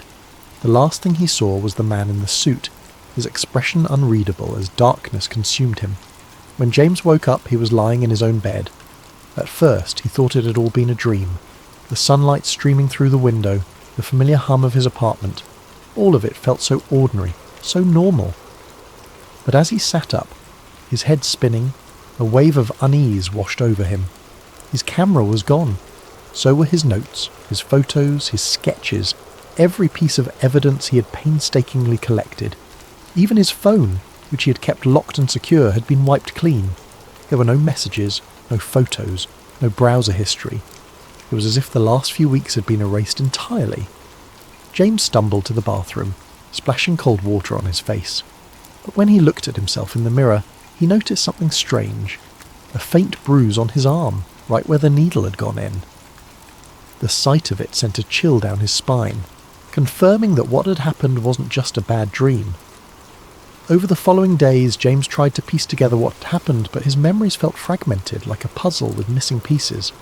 He could recall the facility, the guards, the files marked MK Ultra, but there was a strange emptiness in his mind, as though something had been taken from him.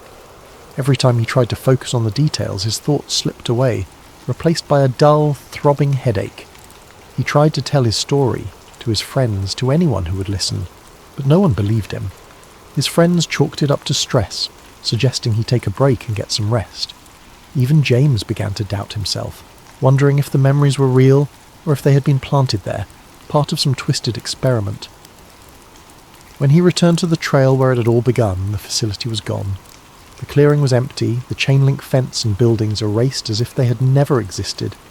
The only sign that anything had been there was a patch of disturbed earth, overgrown with weeds. James searched desperately for any trace, but there was nothing. As he stood in the clearing, staring at the emptiness, a sense of futility washed over him. Whatever had happened, whoever had taken him, they had erased their tracks, and part of him, with surgical precision. James knew what he had seen, what he had heard, but without evidence, without proof, the truth was as elusive as a shadow. James returned to his life, but it was no longer the same. The quiet predictability he had once cherished was gone, replaced by a gnawing paranoia. Every shadow, every flicker of movement in the corner of his eye felt like a threat. He avoided the woods, avoided conversations about conspiracy theories, and avoided questioning what had happened. But deep down, he knew the truth. Some secrets were never meant to be uncovered, and some questions once asked could never be unasked. Thank you for joining us tonight on Sleep Theories. May this story of secrets and shadows inspire you to reflect, to wonder, and to dream. Sleep well, and let your imagination carry you to places where the mysteries of the world unfold. Sweet dreams.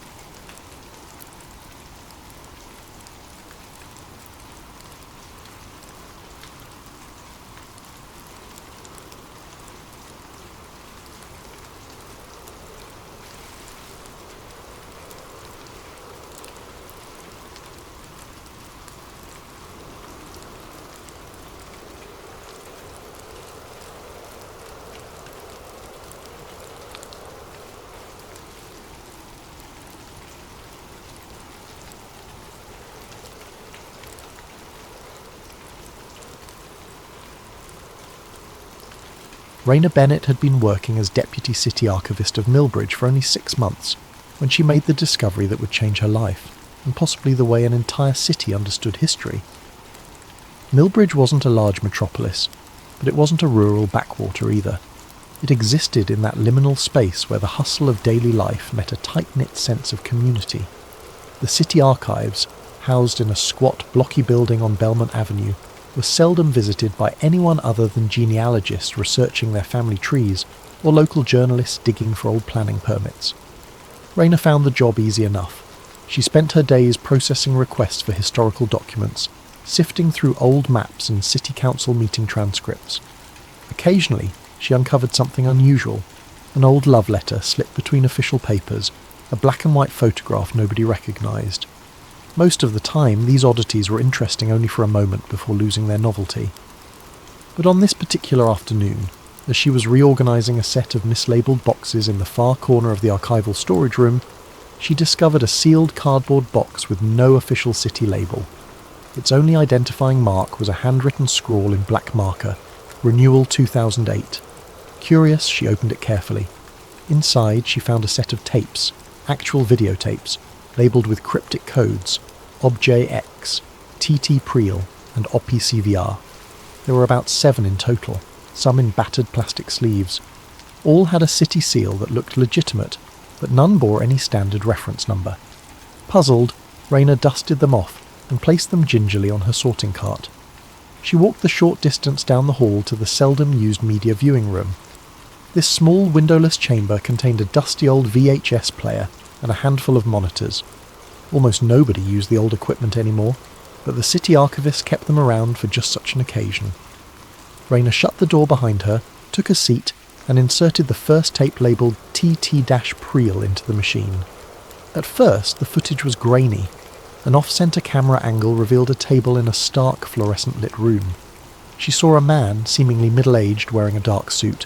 Another figure, off-screen but possibly behind the camera, cleared their throat. A voice said, "This is an official record for the eyes of top-tier clearance only." After a few more seconds of distortion, the man in the suit leaned forward and began to speak. The events of September 11th, 2001 must remain consistent with the narrative approved by the Commission. The public is not prepared for the alternatives that might arise should these details become scrutinised. Our team has successfully... The tape froze in a burst of static. Raina's heart pounded. She carefully ejected the cassette and inserted the next one labelled Object X. This time, the footage showed documents scattered across a table. Technical diagrams flashed on screen, some referencing the structural components of the Twin Towers in New York, with notations hinting at internal shaping charges. The plans bore official-looking stamps and engineering seals, but it was impossible to read them clearly. Words like demolition, support columns, and materials analysis were repeated. Raina had read internet theories about 9/11 conspiracies, controlled demolition, holograms in the sky, missiles disguised as planes, but she'd always assumed these were fringe ideas. Nonsense. Yet here, in front of her, was something that looked alarmingly official. Her mind spun.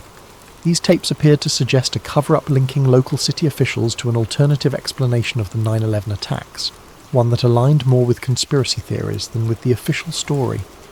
The next tape was labelled OPC-VR, short for Operation Cover, she wondered, but the tape was jammed, refusing to play. Overwhelmed, Raina realised she needed to step back. The very idea that these tapes existed in her small city's archives was surreal. Why would a town like Millbridge have records that even hinted at a cover-up of the most scrutinised and monumental event of the early 21st century? She checked the hallway to see if anyone was around. Certain her face must have been pale as a sheet. The corridor was empty. Everyone else was likely getting ready for the weekend, finishing up their Friday tasks. She decided to lock these tapes in her personal storage cabinet and investigate further on her own time. As the evening sky darkened, she signed out of work, her thoughts racing. Raina didn't know if what she'd seen was real, staged for some reason, or part of some elaborate hoax. But she suspected the tapes might be connected to city officials, past or present, who had ties to certain nationwide agencies.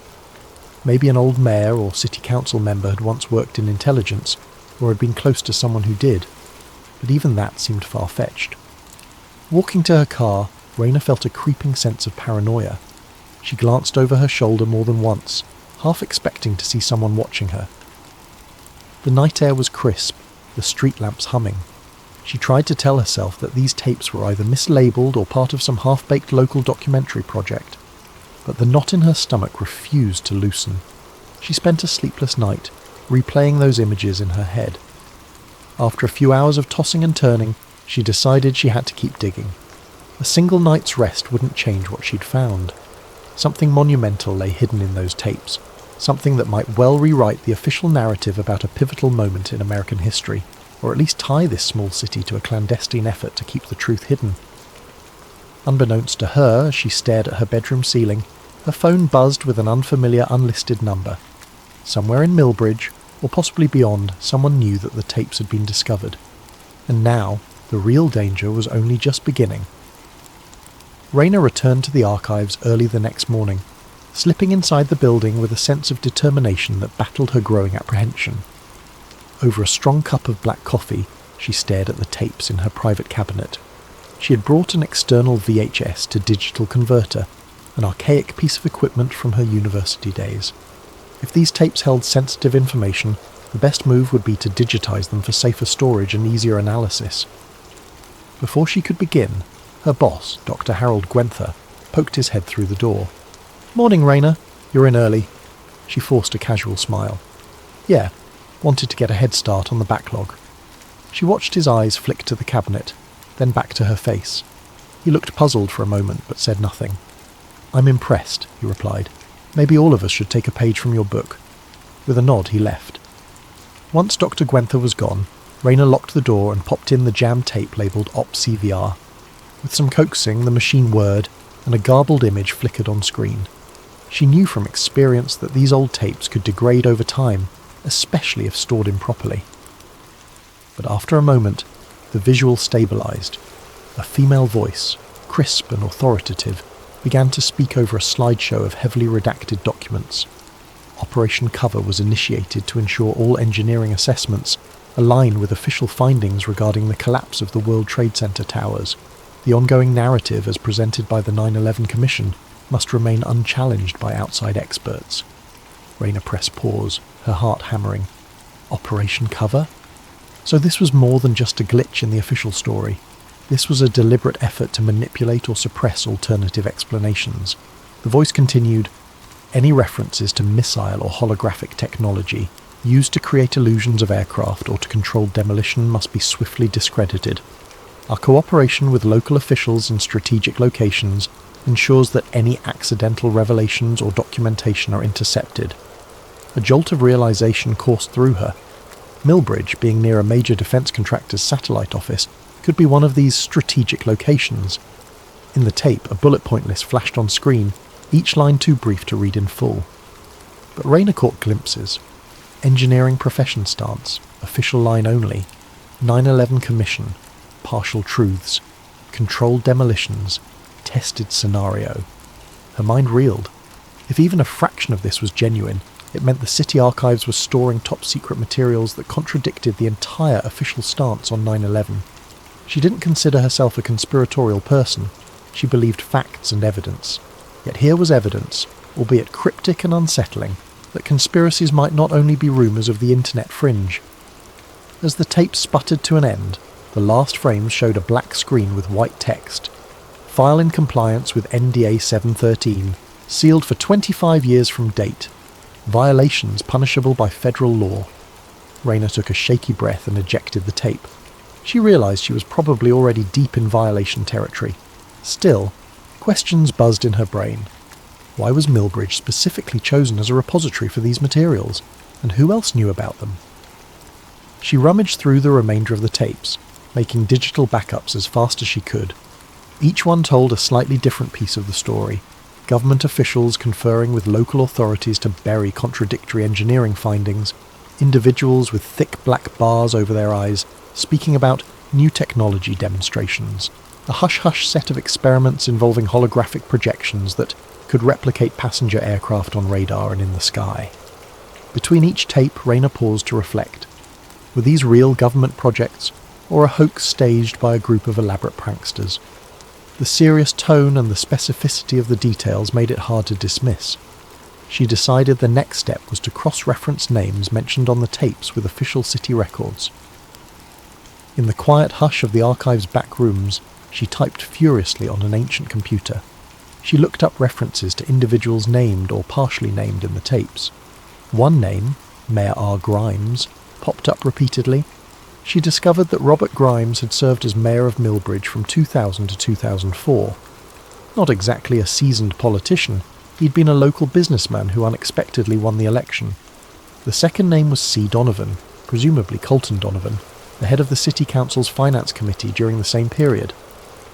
Minutes later, Raina located a digital record, an emergency council meeting from December 2001.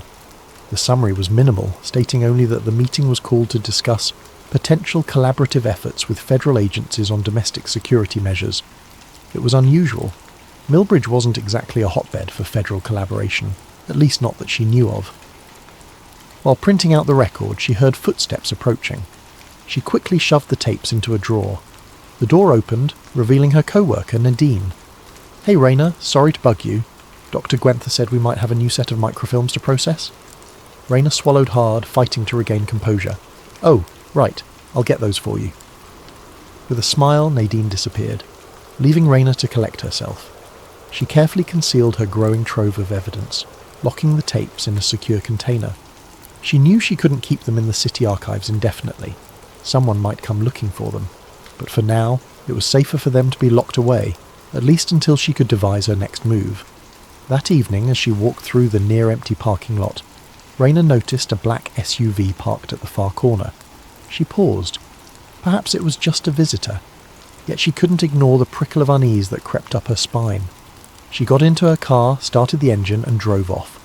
The SUV didn't follow, but the feeling of being watched was undeniable. In her small apartment, she locked the door and drew the curtains, every noise in the hallway setting her on edge. The partial truth spinning in her head stoked more questions.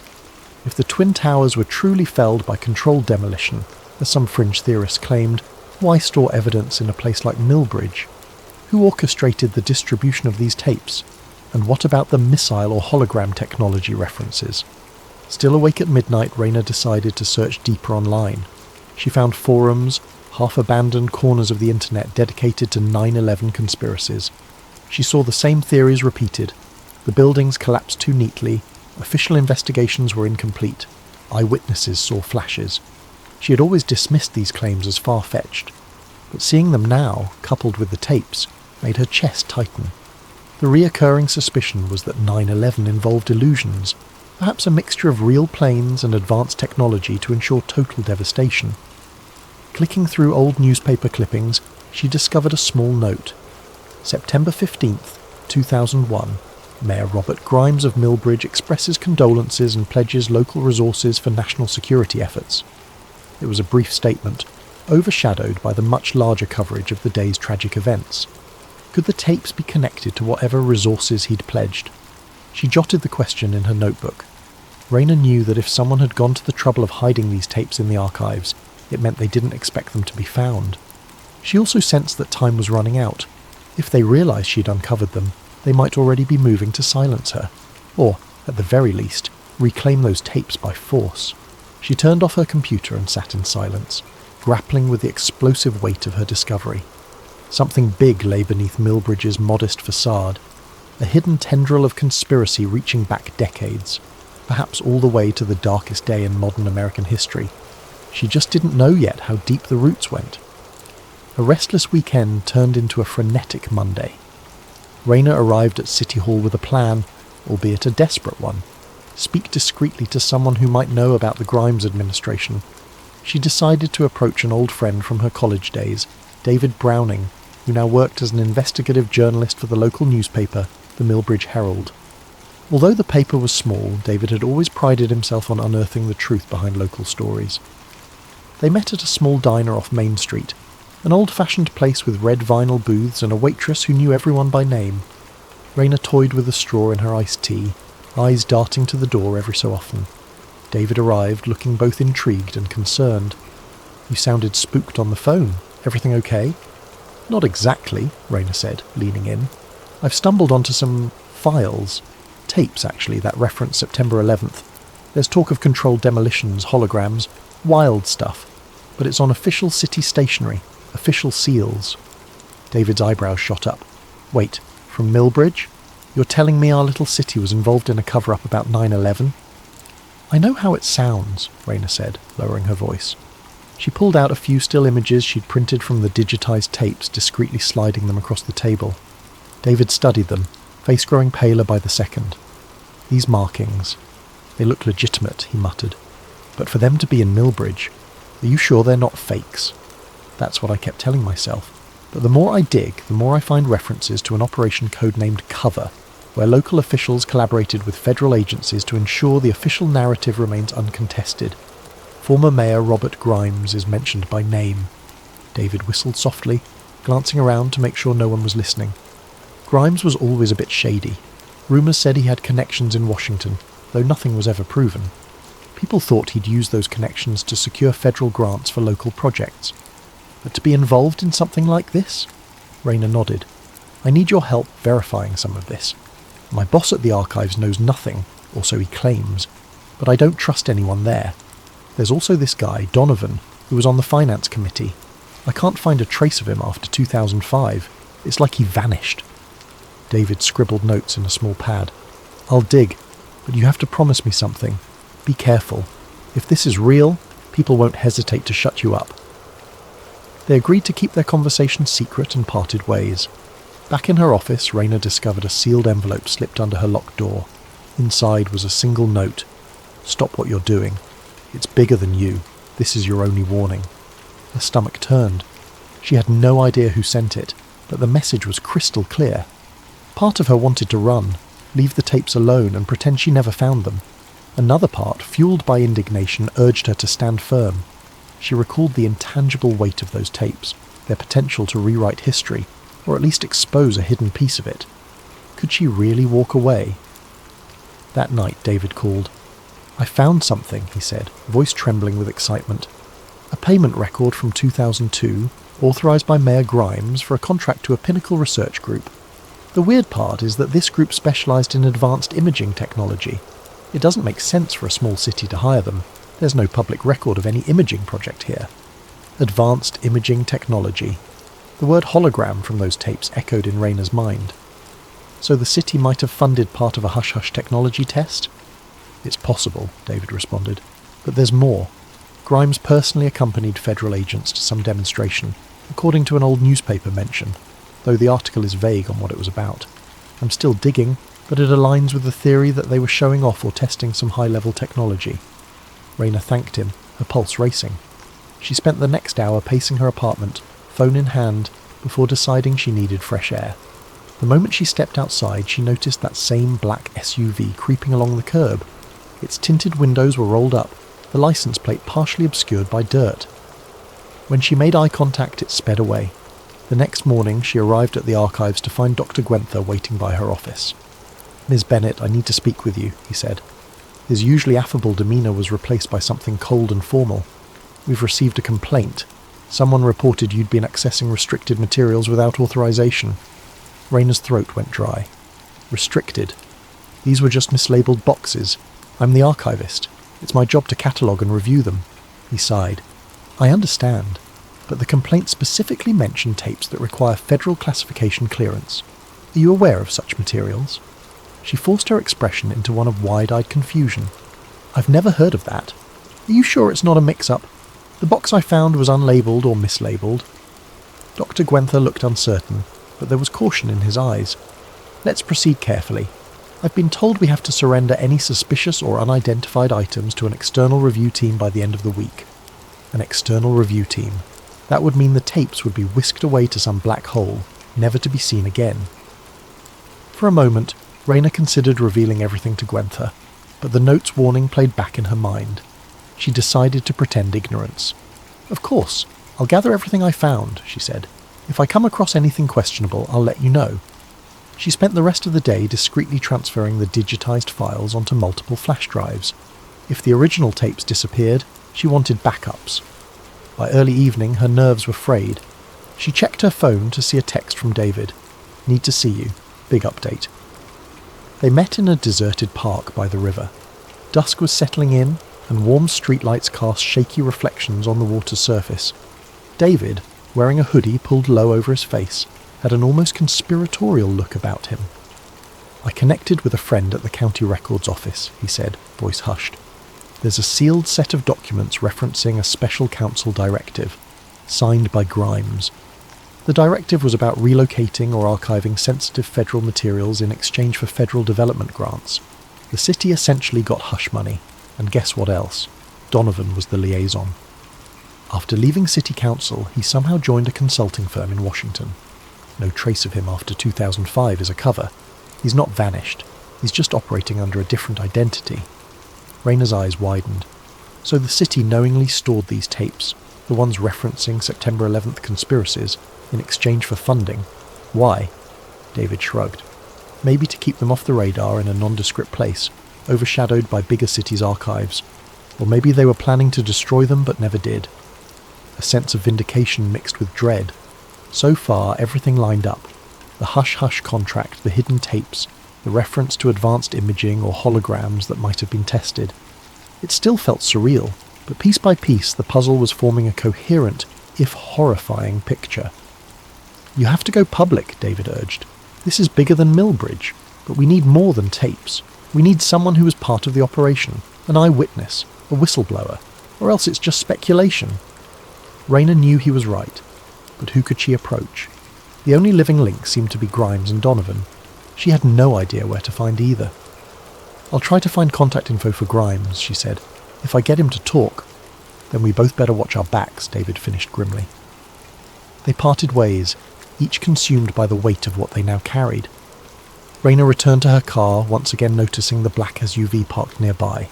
This time its headlights flared to life as she approached.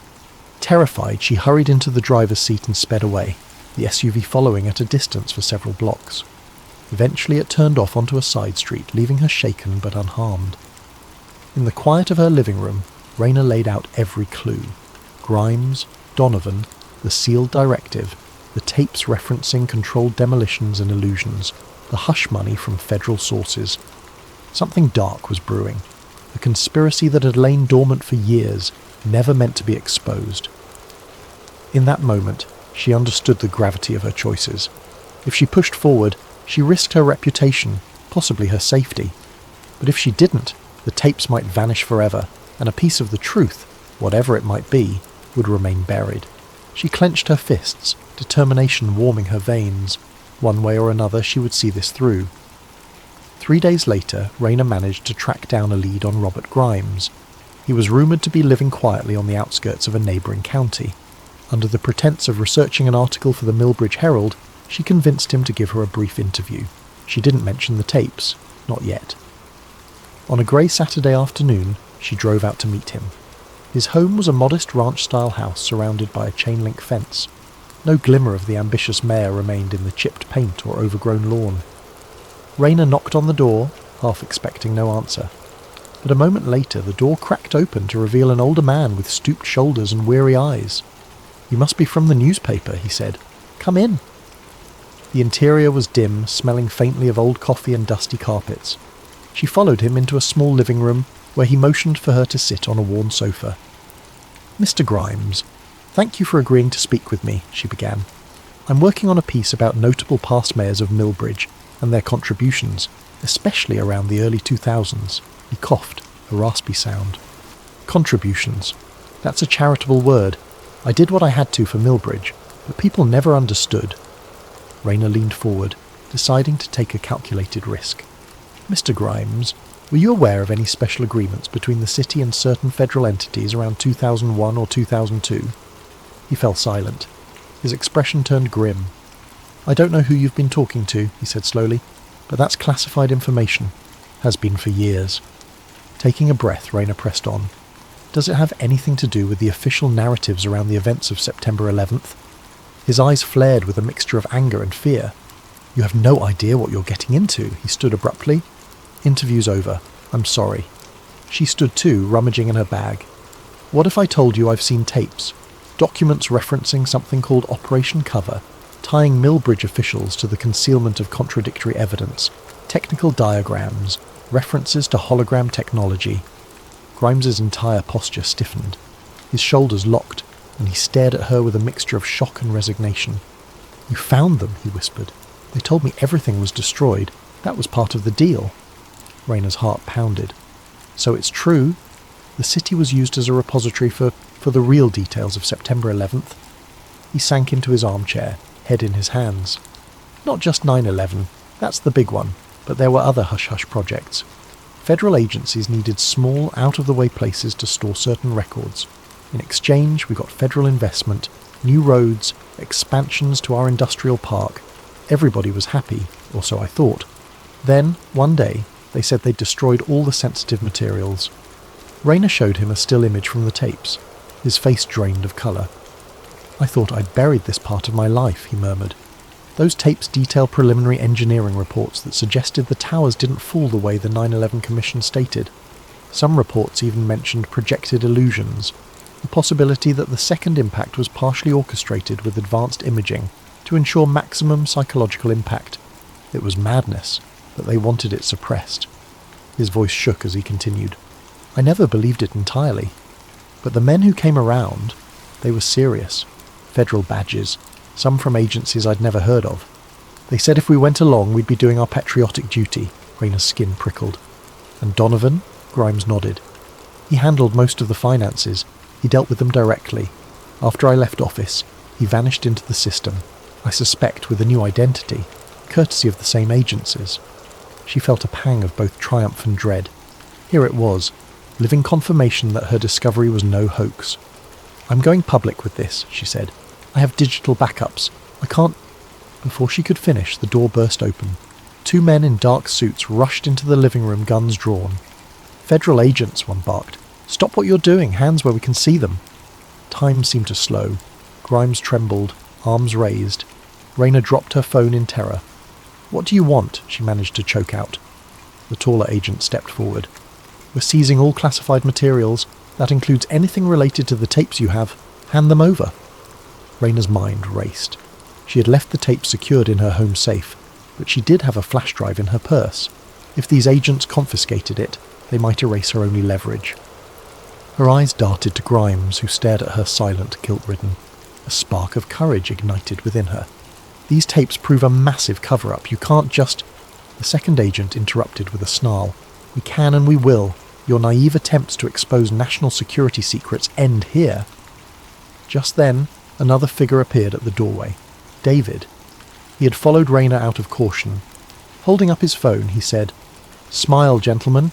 You're on a live stream. The agents hesitated, glancing at each other. David had the camera rolling, broadcasting to an online platform. If you do anything rash, it's all on record, he said, his voice wavering but resolute. For a tense moment, nobody moved. Raina's eyes locked on the men's firearms. Finally, the taller agent lowered his gun. We'll be back, he growled, turning to leave. The other followed, glaring at David's phone with unmasked fury. Grimes let out a shuddering breath as they disappeared. That was... They'll try again, Raina said shakily, retrieving her phone from the floor. But now we have some of this on camera, and we have your testimony.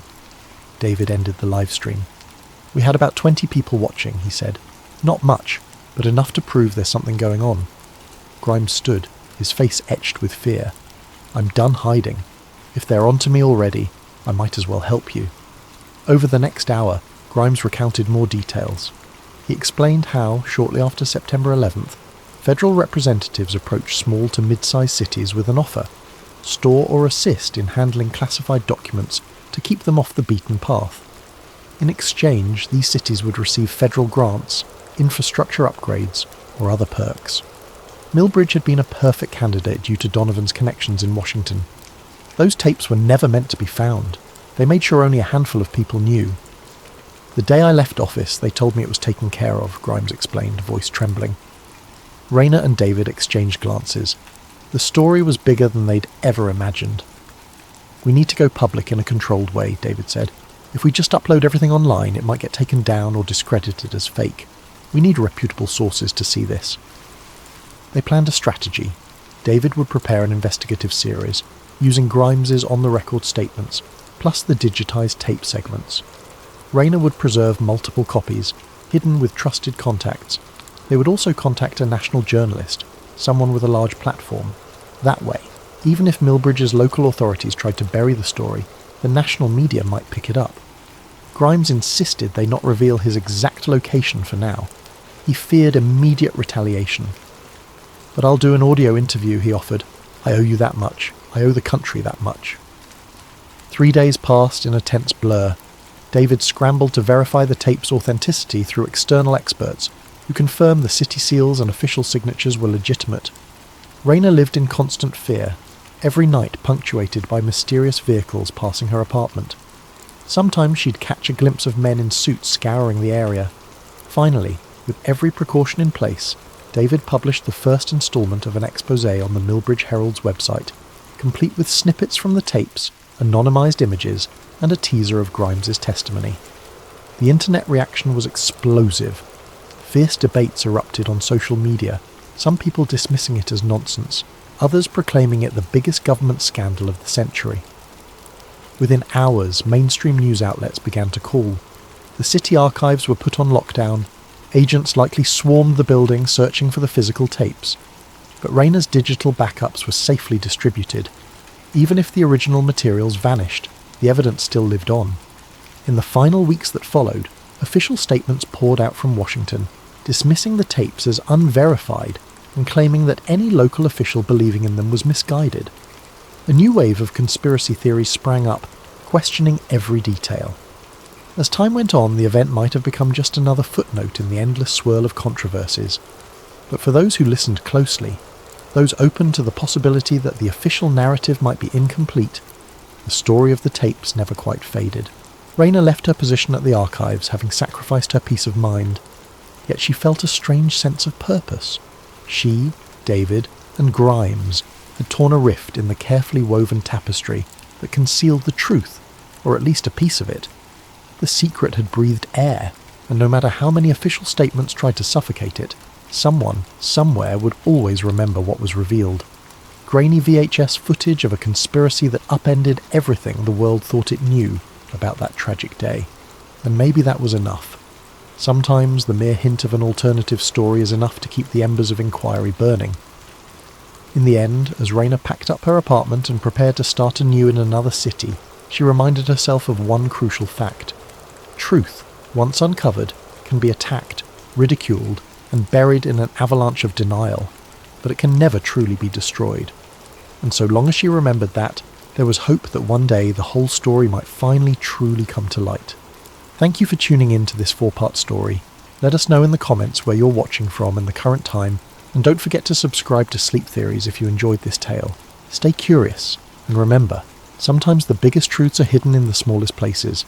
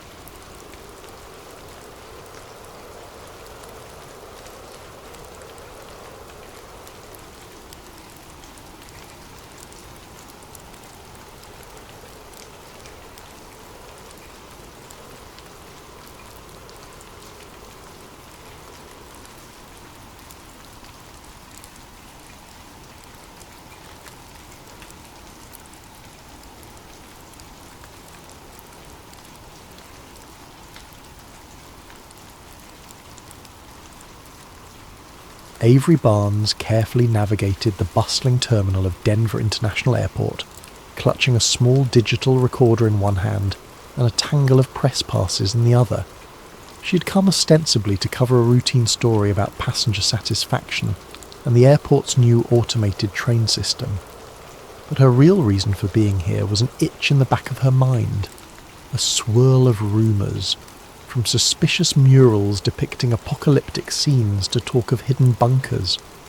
She'd glimpsed swirling claims online about the DIA being a front for a New World Order base, replete with deep subterranean facilities. Most mainstream outlets dismiss such chatter as nonsense, but Avery was determined to see if there was anything more than smoke. As she walked, the overhead announcements droned about flights departing for Los Angeles or Chicago. In her line of sight, families lugged suitcases, business travellers strode with purposeful steps, and the background hum of rolling luggage formed a mild soundtrack. Overlooking it all was the airport's distinctive peaked roof, reminiscent of the Rocky Mountains. The modern architecture gave DIA an airy feel, but Avery noticed how even the bright lights and open spaces couldn't quell the sense of something off. Maybe it was the hush of security cameras overhead, or the sheer sprawl of the place, with corridors that seemed to lead nowhere. Her contact, Miguel Varela, had sent her a cryptic message the previous week. "If you want real evidence, come to DIA.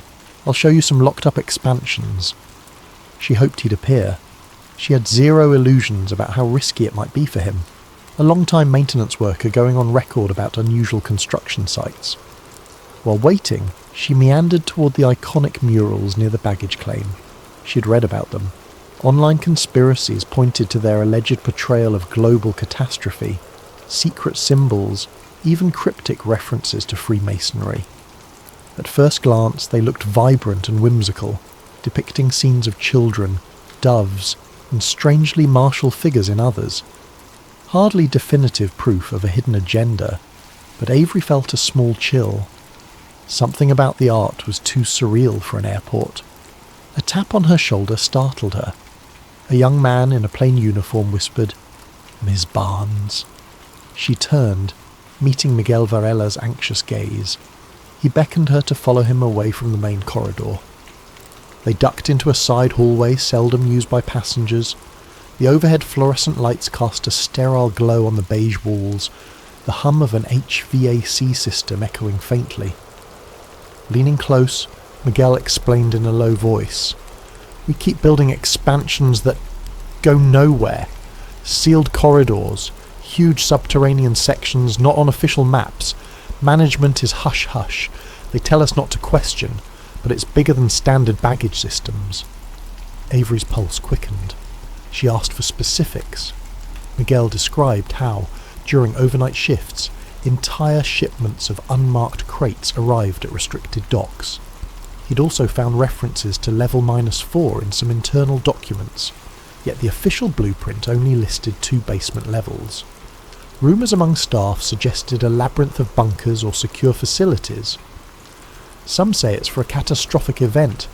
Others blame a secret organisation," Miguel said with a dry chuckle. But the fear in his eyes was real. As Avery scribbled notes, a sudden hush fell when a security guard rounded the corner. They both fell silent, feigning normal conversation. The guard passed by with only a nod, presumably noticing nothing amiss. After that brief scare, Miguel said he had a break in about an hour. He'd try to slip her into a maintenance corridor that might reveal part of the subterranean expansions. She agreed to meet him near a staff cafeteria, mind bristling with curiosity. With that, they parted. Needing more background, Avery strolled to an out-of-the-way lounge where she set up her laptop to browse additional leads. She found references to the infamous Blue Mustang statue outside. Locals nicknamed it Blucifer after an accident that cost its sculptor's life. Then there was the Masonic dedication plaque with mention of a New World Airport Commission, fueling conspiratorial chatter about an NWO. Every piece fit the mosaic of hush-hush expansions and weird symbols. Her email pinged. A note from an art historian doctor, Valerie Ung, responding to Avery's inquiry about the airport's mural designs. She offered to meet soon to discuss the symbolic iconography. Good.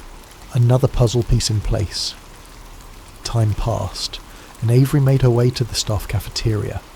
True to his word, Miguel arrived, wearing an uneasy expression. Quietly, he guided her through a corridor marked "Authorized Personnel Only." As they passed locked doors, the environment took on a more utilitarian look.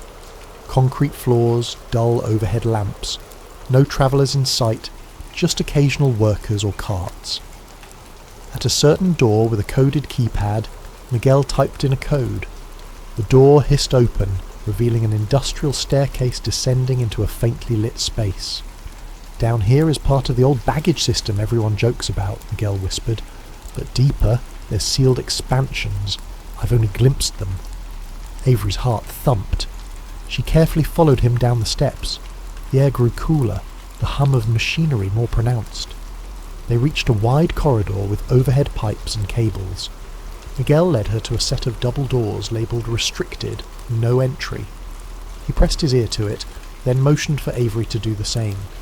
The hush behind the doors felt charged, as though a large empty chamber lay beyond. He quietly tested the handle. Locked, of course. "Any chance you can get me inside?" Avery asked, adrenaline spiking. Miguel shook his head. "Not without triggering alarms. But I saw large shipments vanish behind these doors at night."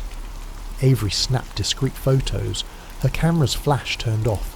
She noticed a small symbol etched near the door's corner, a stylized pyramid with a single eye. It was no official airport mark. Her breath caught. Could this be evidence of a bigger conspiracy? She put a gentle hand on the door, imagining the subterranean space behind it. "I suspect deeper passageways lead from here," Miguel said softly.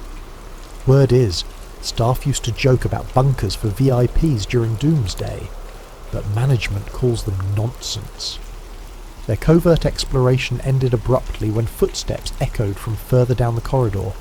Startled, they retreated, hurrying back up the stairs. At the top, Miguel parted with a whispered, "Be careful." They watch everything. Then he slipped away, presumably returning to his normal tasks, leaving Avery with her mind racing. She quickly made her way to a more public area, melding with the crowd of passengers to avoid suspicion. That evening, Avery sat in a corner of the airport's main concourse reviewing her notes. 1,000 questions whirled in her mind. She typed a quick message to Dr. Valerie Ung, setting up a meeting for the next day to examine the mural's hidden or symbolic references. Meanwhile, she planned to request official comment from the airport's PR manager, Rosalind Carter, though she suspected only corporate spin in response. As she gazed at the busy travellers rushing to gates, she felt a swirl of paranoia. Who else might have noticed her wandering? Could there be watchers behind those tinted windows of the security offices? One thing was clear. Denver International Airport's rumoured mysteries weren't mere online jokes. Something truly lay beneath the terminal floors, something so guarded that even staff like Miguel only gleaned glimpses. Avery intended to find out precisely what. She could feel the tension, an unstoppable curiosity colliding with an institutional desire to keep it all under wraps. Folding her laptop, she steeled herself for the next day's challenges, half excited, half uneasy about what further secrets she might unearth in those labyrinthine corridors. Early the next morning, Avery Barnes prepared herself to meet Rosalind Carter, the Denver International Airport's senior public relations manager. She had arranged an official request for comment about new expansions, though her real goal was to see how Carter responded to inquiries about suspicious underground projects. The appointed time was just after 9 a.m. in a glass-walled office overlooking part of the terminal. Avery, sporting her best friendly journalist demeanour, approached the security desk, stating her appointment. A short elevator ride whisked her up to a suite of executive offices. Rosalind Carter greeted Avery with a polished smile, her posture impeccable, eyes keen. She led Avery into a sleek conference room. Floor-to-ceiling windows revealed the vast runways and the iconic white tents of DIA's main terminal. Carter offered a seat, poured a small cup of coffee, and inquired politely about Avery's interest in writing an article. Avery explained she was focusing on the airport's continuing expansions and addressing some online rumours. Carter's tone stayed cordial, but had an undercurrent of practiced deflection. She spoke about ongoing improvements to enhance passenger experience, referencing new gates, updated baggage systems. When Avery gently probed about levels beneath the terminal or sealed corridors, Carter let out a short laugh. We're aware of the conspiracies floating around, bunkers, secret societies, but truly, there's nothing beyond standard sub-basements for baggage handling and mechanical equipment. She flashed a perfect PR grin.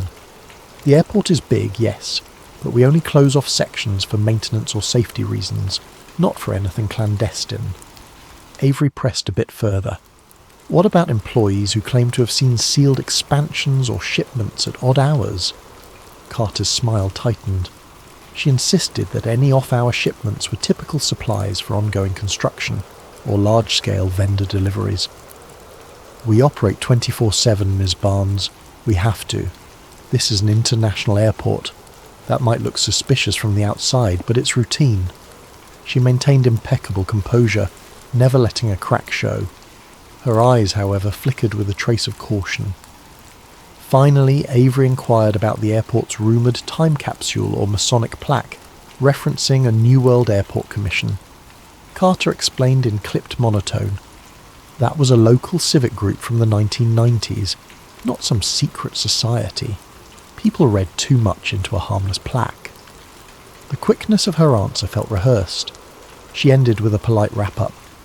I'm sure your readers will find the real expansions quite ordinary once your piece is done. Let me know if you need more official statements. Avery concluded the meeting with a forced smile, suspecting Carter had meticulously avoided any direct responses to the deeper allegations. Leaving the executive suite, Avery felt both frustration and renewed suspicion. Carter's polished disclaimers were exactly what one might expect if the airport indeed had hidden compartments. She decided to reconnect with Miguel soon, to see if he could give her more tangible leads. Meanwhile, she had an afternoon appointment with Dr. Valerie Ung to discuss the mural's alleged symbolism. She hurried across the main concourse, scanning the crowds for watchers. A creeping sense of being followed nagged at her, though she spotted no one specifically. She chalked it up to paranoia. Dr. Valerie Ung suggested they meet in a quiet corner of the terminal near a large mural.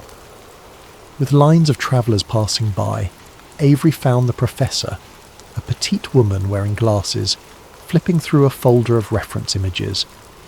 Dr. Ung greeted Avery with a handshake and wasted no time in pointing out certain details in the largest mural. Bold, dreamlike images of children from various cultures, a figure that seemed to represent war or destruction, arcs of colour signifying peace overshadowing conflict. Many interpret these as allegories for global unity after strife, Dr. Ung said, but some see coded references to a new world order rising from chaos. The painter's intention is ambiguous. He did talk about bridging differences, yet conspiracists fixate on the militant shapes or the anguished faces in the background. Avery studied the artwork's corners, noticing images of extinct animals, weeping mothers, and a menacing figure in a gas mask. It does look unnerving in parts, more intense than typical airport art. Dr. Ung nodded. Yes, a strange choice for a public terminal. Possibly the airport's commissioning board wanted to provoke thought, but I do see curious symbols. A stylized letter resembling the Freemason's square and compass, hidden within a swirl, subtle enough to be unconfirmed. Some lines do read as coded messages if you look from certain angles. They stepped to the next mural, which depicted a peaceful scene of children celebrating around a blossoming tree. Dr. Ung pointed at a portion of the painting's corner. Here, the initials N-A. Officially, it stands for the artist's note referencing native Western art or something, but conspiracy folks tie it to the New World Airport Commission. Avery's mind churned. She recalled Carter's denial about that group. Everything felt connected by faint threads. She asked if Doctor. and believed the rumours about secret societies. The professor shrugged. Hard to say. Artistic coincidences happen, but the sheer volume of strange references does give me pause.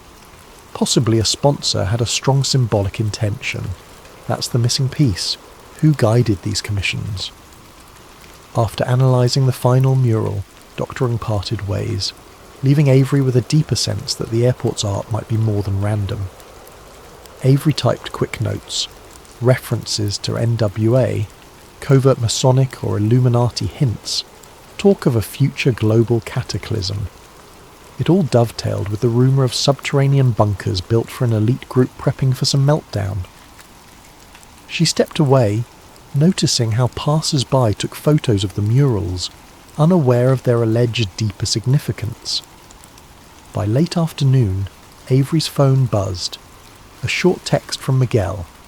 Meet me at 8 p.m, staff door B19. I found something else.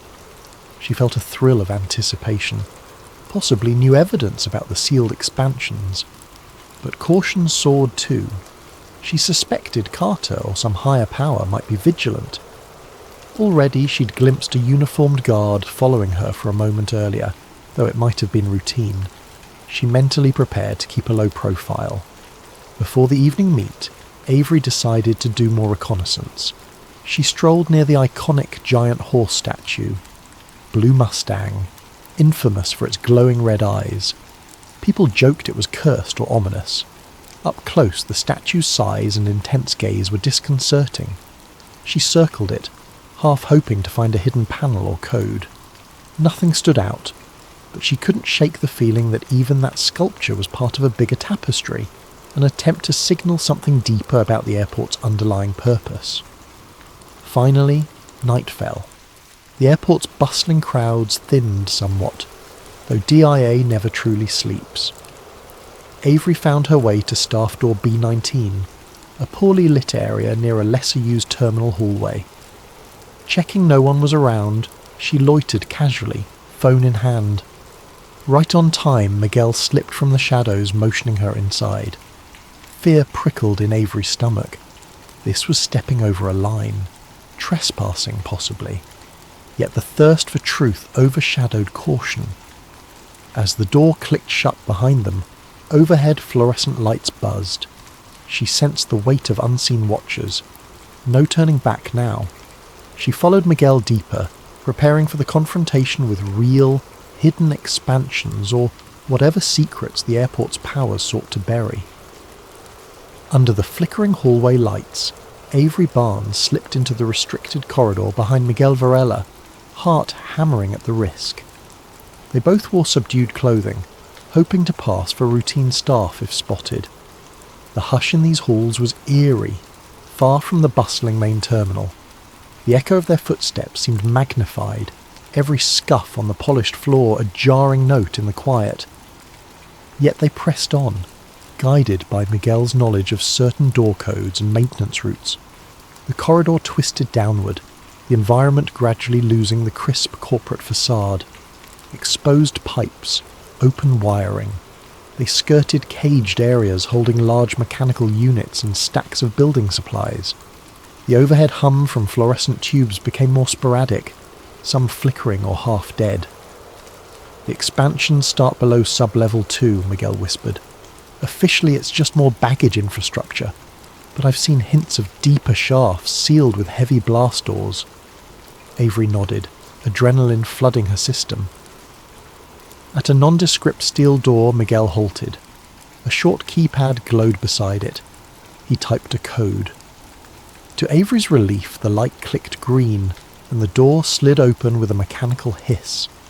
The air inside carried a faint chemical tang, reminiscent of fresh construction or sanitized surfaces. They stepped through, the door sliding shut behind them. Ahead, a broad hallway spread out, lined with crates labelled with bland descriptions. Electrical components, ventilation, stock. The floor was newly tiled, the walls unpainted concrete. It was the kind of place that felt half-finished. Miguel paused, brow furrowed. This corridor's new. Even a month ago it wasn't here. Avery marvelled at the scale. The ceiling soared above, industrial lighting mounted in neat rows. A sign read Section 4B, as if referencing a discrete zone. She snapped a few covert photos with her phone. Each step echoed, the hush unnerving. Eventually they reached a large metal door. It bore a sign that read, High Security, No Access, along with a card reader lock. Miguel frowned. I don't have clearance for that. He tried an older code to no avail. Avery approached the small window slit, trying to peer in. She made out dim overhead lighting, but no sign of activity. Possibly a massive chamber beyond. They pressed on, following side corridors branching off the main hall. Over time, they discovered a locked gate leading to what looked like a vertical shaft with an elevator platform. Lights inside glowed faintly. So, an elevator to an even lower level, Avery guessed. Miguel nodded, lips set. We never had mention of a third sub-level in the official plans. She quietly documented the elevator's existence. The deeper they went, the more convinced she became that these expansions were about more than baggage or typical airport systems. Suddenly, footsteps approached from around a corner. Miguel gasped, motioning Avery to hide. They ducked behind a cluster of crates. Two figures in security uniforms walked past, engaged in quiet conversation. From the snippet Avery overheard something about timing for the next supply intake and Knight wants the East Corridor sealed by next month. She tensed. Knight? Could that be a reference to Marcus Knight, the rumoured big shot who oversaw hush-hush government contracting? She wanted to follow them, but the risk was too high. After they moved on, Miguel released a breath. They must be top-level security. Regular staff rarely come down here. They resumed exploring, quickly but carefully. Avery found doorways labelled storage, ventilation control, server node. Some opened easily, revealing large server racks or mechanical piping. Others were locked tight. In a small maintenance closet they discovered a blueprint pinned to the wall. It was partially covered by a coffee-stained sheet, but when they lifted it, they saw a rough schematic referencing S4L3 access shafts, indicating multiple sub-level connections. The blueprint extended beyond the known basement levels, indicating large open areas labelled reserved. Avery's heart pounded. This was near proof of a massive subterranean facility. She snapped photos with trembling excitement. Real evidence. A beep from Miguel's phone broke the hush. Startled, he fumbled to silence it. Too late. Footsteps again. Close. They extinguished the small overhead closet light, crouching behind a large shelf. A figure stepped into the closet, shining a flashlight. They froze, hearts in throats. The flashlight beams swept across pipes, nearly grazing Avery's foot. Thankfully, the figure didn't notice them, perhaps assuming the beep was random noise. The beam lingered, then retreated. The door closed. Silence returned, but adrenaline left them shaking. They realised they had to retreat soon or risk capture. Before leaving, they uncovered an old crate with cryptic labelling. Emergency ration, Series G, plus a date years in the future. That spiked Avery's intrigue. Who stores rations labelled for use years away, as though planning for a doomsday scenario? She snapped another photo. It was almost too bizarre. The idea that the airport might be a hub for an elite survival plan was starting to feel less outlandish. They made for the corridor exit, but along the way, a keypad beeped from ahead. They ducked into a side recess, turning off their flashlights. Two more security guards, each carrying sidearms, strode through. Avery recognised one from a distance. Rosalind Carter, a PR manager in an unmarked security uniform. She wore a stern expression, murmuring in an urgent tone to a colleague, "We can't let them leak any of these expansions."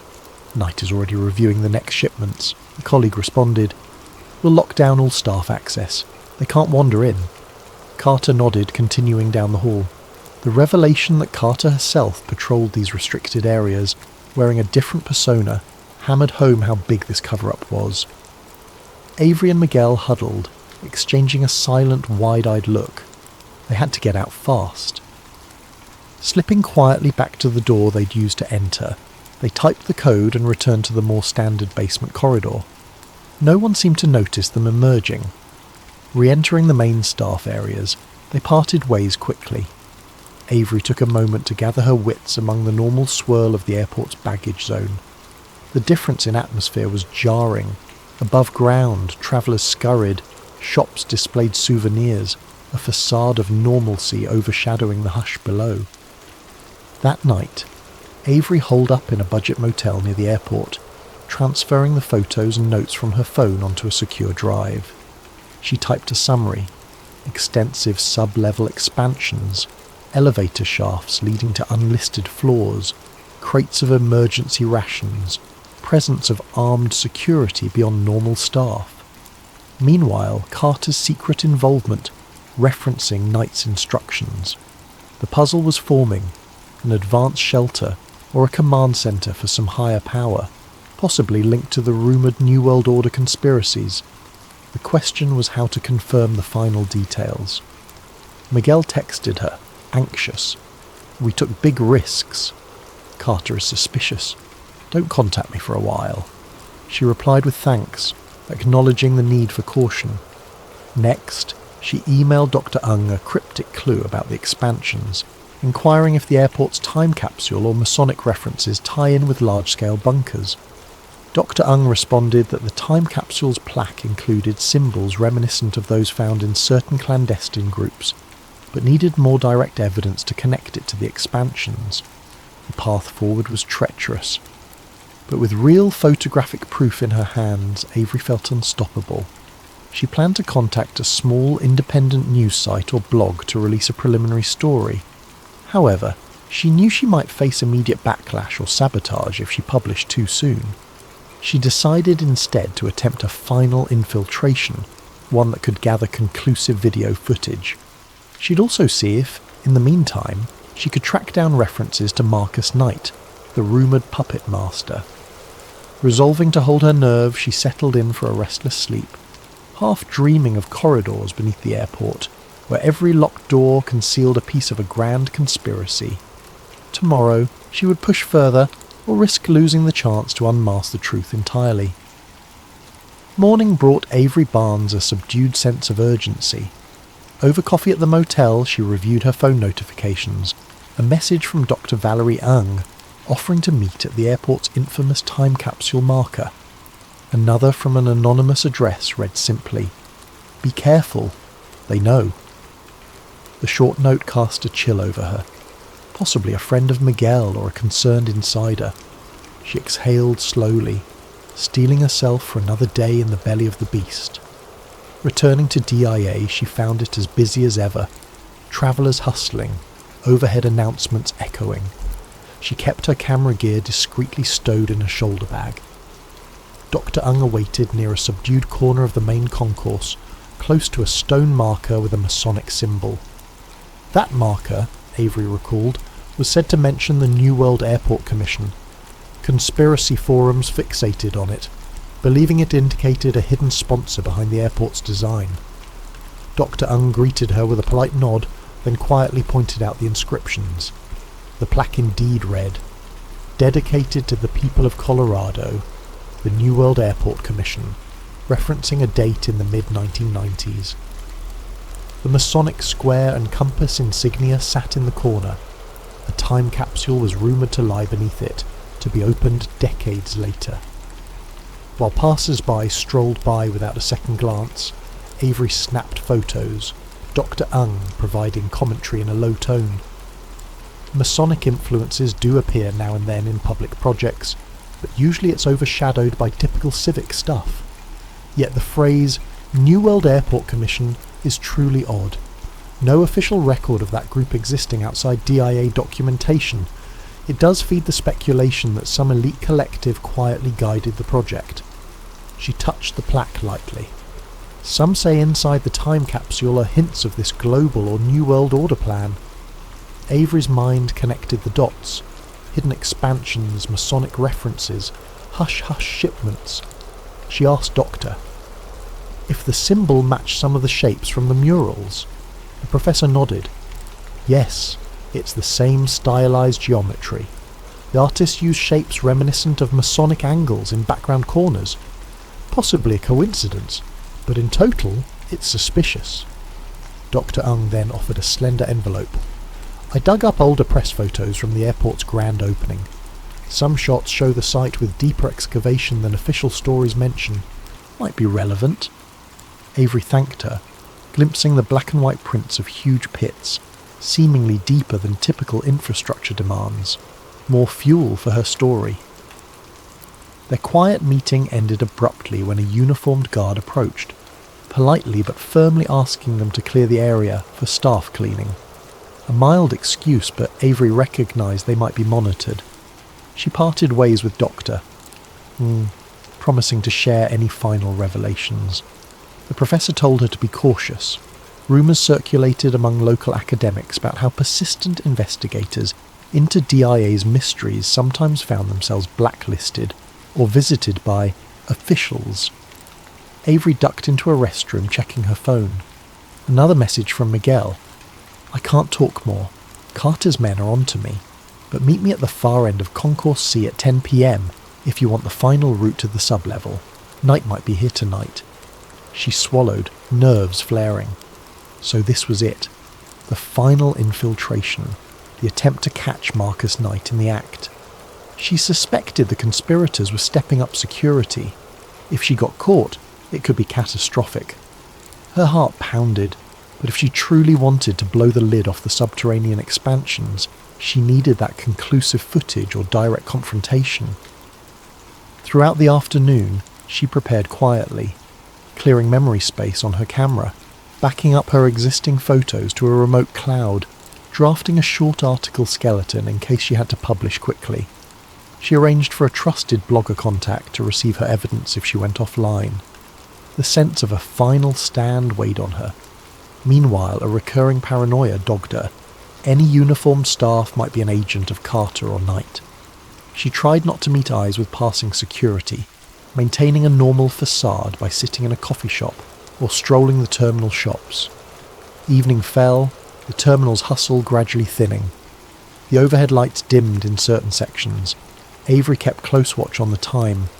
At 9:45 p.m, she slipped toward Concourse C, aware that late flights still disembarked, but traffic was quieter. She found an out-of-the-way corridor near some service rooms. At 10 sharp, footsteps approached. A tense-faced Miguel glancing over his shoulder. He whispered, "We don't have much time. Knight is rumoured to do an inspection or meeting in the sub-lower expansions. Let's move." He led her through an employees-only corridor. This time they bypassed a standard checkpoint by following a narrow passage behind mechanical piping.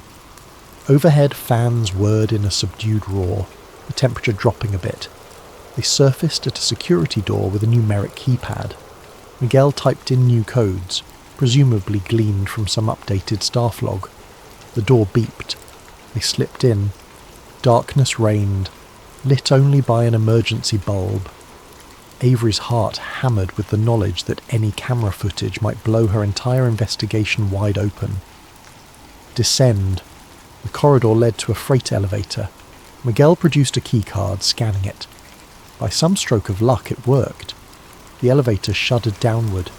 The panel displayed no floor numbers, just a blank readout. As they descended, the hush thickened. Only the hum of machinery thrummed in the background. When the doors slid open, they stepped into a wide sub-level corridor quite unlike the standard basement.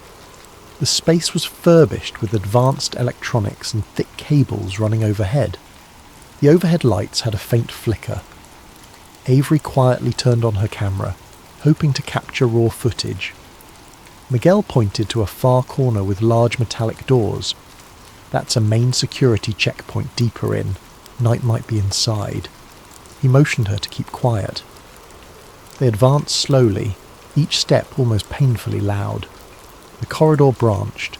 They glimpsed crates labelled sustainment stock stacked high. Another sign read, "Personnel lockers, restricted." A series of tinted windows faced an interior chamber, dimly lit, where a handful of black uniformed guards conversed. Among them, Avery recognised the silhouette of Rosalind Carter. She was in heated discussion with a tall man in a sharp suit, Marcus Knight. Though she'd never seen him in person, his posture radiated authority. He tapped a folder on a table. The pair looked tense. Miguel and Avery hid behind a partially open door, camera angled to record. Over the quiet hum they caught fragments. "We need to expedite Phase 2. We can't risk further leaks." Knight's voice was low, commanding. Carter responded, "We're sealing all sub-level access soon. That meddling journalist is here, but we'll intercept if necessary." The mention of journalist pinned Avery's heart with dread. They definitely knew about her. She kept filming, controlling her breathing. Then a beep and footsteps. A guard approached from behind, having spotted or sensed movement. Avery and Miguel froze, adrenaline spiking. The guard barked, "Hey!" In the split second of panic, Miguel hissed, "Run!" Avery clutched her camera, pivoting down a side corridor. The guard gave chase. Miguel tried to block him, pushing a rolling cart into his path. The guard stumbled, cursing. More voices shouted. Carter and Knight might have heard the commotion. Alarms beeped, a swirling red light illuminating the corridor. Avery found a door half ajar, darted inside. Another hallway, possibly an emergency exit route, leading to a flight of metal stairs. Behind her, footsteps pounded. She glimpsed a second guard, weapon drawn. The hush now overshadowed by harsh warnings. She took the stairs, hearing shouts to stop. Ears pounding, she pressed the camera to her chest, determined to keep the footage safe. The staircase wound up. She prayed it led to an exit, or at least an unguarded zone in the standard basement. She heard no sign of Miguel behind her. Fear clenched her stomach.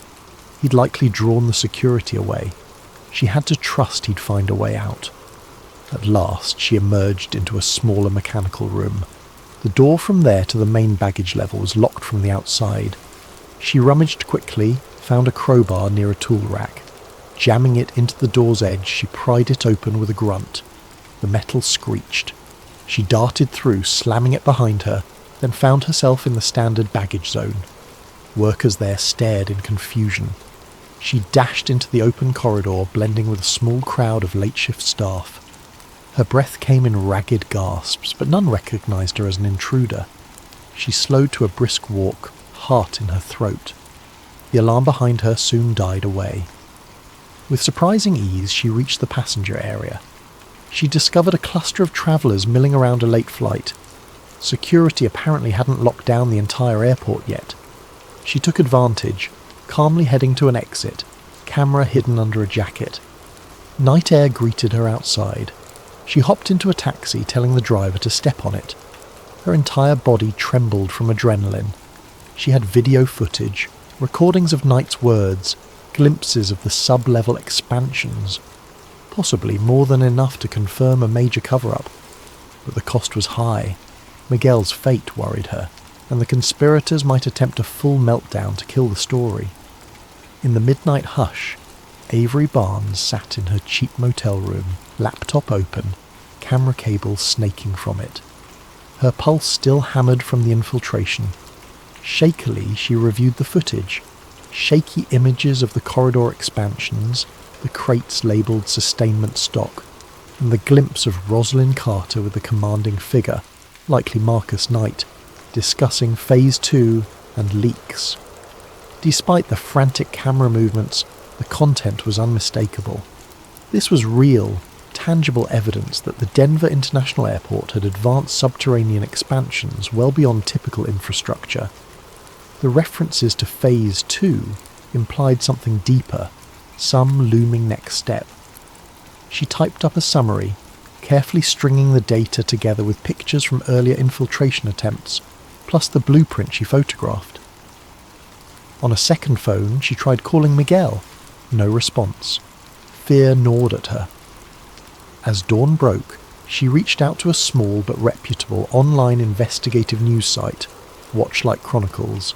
run by a friend, Petra, who specialised in underreported stories. She emailed the preliminary article and attachments. Petra responded swiftly, half incredulous, half excited. "This is huge. We'll run it if you confirm authenticity, but be ready for blowback," the message read. Avery recognised it might put her in crosshairs. She typed back a calm acceptance. The story needed to see daylight. Sure enough, within hours of finalising the piece, Avery's phone lit up with calls from unknown numbers. She ignored them. Then a text from a local mainstream reporter friend asked if she'd truly found secret bunkers. The rumour was out, though not from mainstream outlets yet. Avery decided to do one better. She'd hold an informal press conference or a streaming session the next morning from a location near the airport.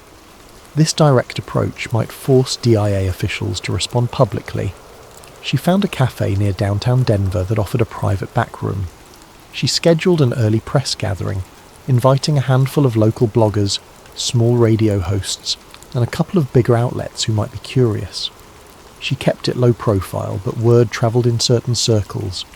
That night she barely slept, half expecting a black SUV to appear, whisking her away. But no one came. Perhaps Carter and Knight were unprepared for how fast Avery moved. Early next day, about a dozen folks gathered in that cafe's back room. Tired baristas served coffee to half-awake reporters. Avery pinned up a small selection of printed photos, the sealed expansions, the blueprint referencing sub-level S-4, the crates labelled suspiciously. She played a short video clip on a projector showing the corridor infiltration, though it was dimly lit and shaky. The audio snippet capturing Knight's mention of Phase 2 in hushed tones drew hushed murmurs from the watchers. A local TV cameraman quietly filmed. Some gasped at the mention of potential doomsday bunkers. A radio host asked if she was worried about legal ramifications. Avery admitted yes, but insisted the public had the right to know. Mid-presentation, Rosalind Carter unexpectedly arrived, stepping into the cafe. She wore a cool, composed expression. "Ms. Barnes," she said in a loud, disapproving tone, "what you're doing is reckless." The small crowd parted, tension thickening. Carter launched into damage control. These so-called expansions are standard mechanical sublevels. The cargo you see was typical emergency supply stock. DIA has no hidden bunkers. We regret Ms. Barnes trespassed. We'll be pressing charges for infiltration. But her voice trembled ever so slightly. Avery realised Carter's presence here indicated fear that the story might spiral. Avery calmly presented the official blueprint mismatches, the advanced security. She asked Carter directly, if it's standard, why the locked expansions, armed guards, references to Phase 2? Why are internal staff threatened into silence? Carter's jaw clenched. She repeated the scripted denial. The small group of reporters pressed her, demanding direct answers. Carter eventually retreated, tossing a final threat. "We'll speak more through official channels. DIA's attorneys will handle you." Then she left in a swirl of frustration. The coverage soared across local online outlets that day. While big media initially hesitated, the story gained traction on social media. Many watchers dismissed it as yet another conspiracy. But the photographic proof of new sublevels, the blueprint references, and the cameo audio of a hushed conversation stirred curiosity. Sizable segments of the public demanded official clarifications. Meanwhile, Avery tried again to contact Miguel to no avail. She worried he'd been silenced or fired. But she pressed forward, giving an interview to the Watchlight Chronicles, detailing how she discovered the expansions with help from an anonymous insider. At DIA, the official stance remained. No clandestine bunkers. Some older baggage tunnels might not be in active use. Yet hush-lipped rumours persisted among staff, some quietly confirming they recognised the photos. Anonymous tipsters emerged, claiming the construction they worked on extended far beyond typical needs, with specialised blast doors. The swirl of new claims overshadowed the official narrative. Dr. Ung weighed in publicly about the airport's time capsule and Masonic plaque, fueling the sense that a bigger puzzle lay beneath the iconic terminal. Meanwhile, sightings of Marcus Knight grew sporadic.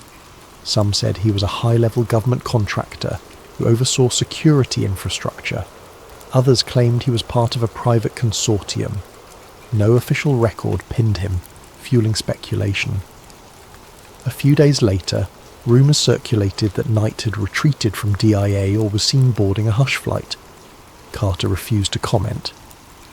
A week later, after the dust settled somewhat, Avery found a small note in her motel mailbox. It read, "Thank you. I had to leave." She recognised it must be from Miguel, suggesting he escaped or went underground.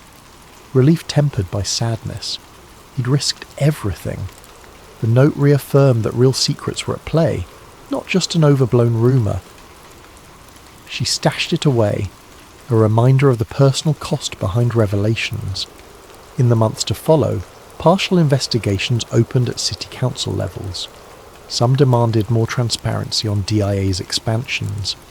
Official statements revealed minimal new revelations, but public pressure forced them to allow limited tours of certain sub-basements. Conspiracy watchers took to the net, devouring each new crumb. Meanwhile, Avery's story soared in alt-media circles, brandishing headlines like DIA bunkers exposed. Some mainstream outlets covered it neutrally. The general public remained divided between intrigue and skepticism. Avery, for her part, lingered in Denver a bit, writing follow-up pieces that wove the entire narrative. Murals, ominous sculptures, suspicious time capsules, hush expansions, Knight's cameo. She suspected the labyrinth below was far more extensive than official tours showed, but she'd achieved enough to confirm the existence of large restricted levels, advanced security, and a swirl of suspicious references to doomsday or a controlling power. In a final article, she asked readers to keep watchful. Though we forced partial disclosure, deeper shadows may remain under the terminal. Our best defence is open eyes and unrelenting questions. With that, Avery departed Denver. On her last day, she strolled by the terminal's shimmering tents, noticing passengers going about daily life, many oblivious to the drama beneath their feet.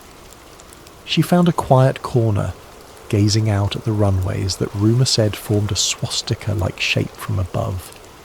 Maybe just an odd design coincidence, or maybe part of a bigger design orchestrated by hidden powers. She let the question linger without a firm conclusion, accepting that some mysteries only half surfaced, their deeper layers forever locked behind sealed doors. In her final reflection, Avery recognised that conspiracies rarely unravel neatly. Some watchers might brand her revelations half-baked or sensational, yet she had done her due diligence, shining a spotlight on real expansions, forced official disclaimers, and unsettled powerful figures. That alone was a small victory.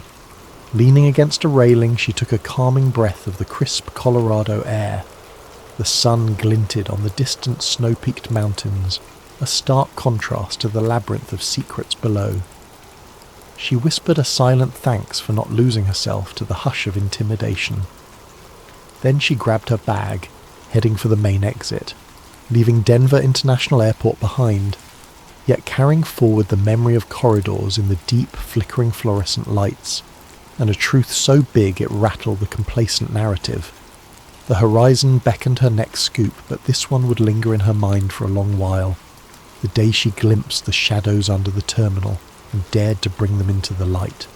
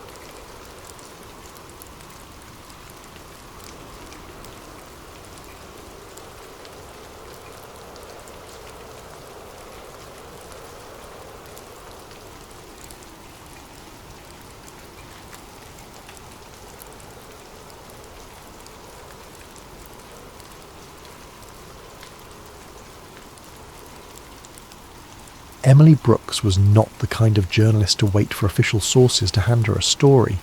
She was the type who, at 12 years old, camped in her parents' backyard hoping to catch a glimpse of extraterrestrial lights. And if you asked her colleagues, they'd say she never outgrew that fascination. The perpetual night owl, Emily had recently started a small podcast called Midnight Frequencies, uploaded under the umbrella theme of sleep theories to reach an audience equally fascinated by the weird, the unexplained and the downright bizarre. Sure, some called her a conspiracy nut, but in a small, quiet town on the outskirts of suburban America, she was one of the few people with enough curiosity, or audacity, to go chasing after lights in the sky. That very sky had erupted in rumours over the last few weeks, rumours of bright, sudden flashes at odd hours, flickering across farmland and forest. So, Emily decided to do what any dedicated, starry-eyed investigator would. She grabbed a camera, a high-powered microphone, her beloved night vision binoculars, and headed out into the fields just before midnight. There, the tall grass swayed under a thin moon. Emily had done her usual check. Fresh batteries, backup memory cards, all set. She was talking into her phone's microphone, live streaming to about a dozen dedicated watchers. Her voice was hushed but electric. It's about 11:47 p.m. local time, folks. We've had an upswing in UFO sighting reports over the past 6 nights. I'm out here in, well, I'll keep the exact location to myself for now. But suffice it to say, the conditions are perfect. Let's see what we can capture. She waded deeper into the field, scanning the horizon. Occasional crickets broke the silence. Suddenly a brilliant white flash lit the sky, so bright it momentarily drowned out the moon. Emily gasped, fumbling with the camera to pivot it upward. Her phone's feed blurred with static as something zipped across the darkness, leaving a faint phosphorescent trail. Then, just as abruptly as it appeared, the light vanished. Silence. Emily's phone screen flickered, the connection faltering, and for a moment all she heard was the rapid thud of her own heart. That was unusual. Even if a plane or meteor had streaked by, it wouldn't usually cut her camera feed and cause the phone to glitch. When the feed came back online, Emily's chat was going wild. Viewers claiming they saw a streak of silver and blue, or a silent explosion. Adrenaline coursed through her veins. "Did you guys catch that?" she whispered into the phone. "We might have just stumbled onto something big." Unbeknownst to her, another event was unfolding just a few miles away in the cosy cul-de-sac where Hannah Gray lived. A beloved elementary school teacher, Hannah had the kind of life that rarely courted drama. That night, however, something extraordinary happened. Around the same time Emily witnessed the sky flash, Hannah Gray disappeared from her locked home. Her front door was still bolted from the inside, and there was no sign of forced entry. Her car keys were left on the kitchen counter, half a mug of tea growing cold next to them. By morning, the entire small town hummed with whispers. No one knew where Hannah could have gone. The local police, unused to serious crime, were at a total loss. Emily caught wind of the story while scrolling social media in a diner, bleary-eyed from her late-night stakeout. She recognised Hannah's name. Everyone in town did, at least a little. A wave of excitement and dread rolled over Emily.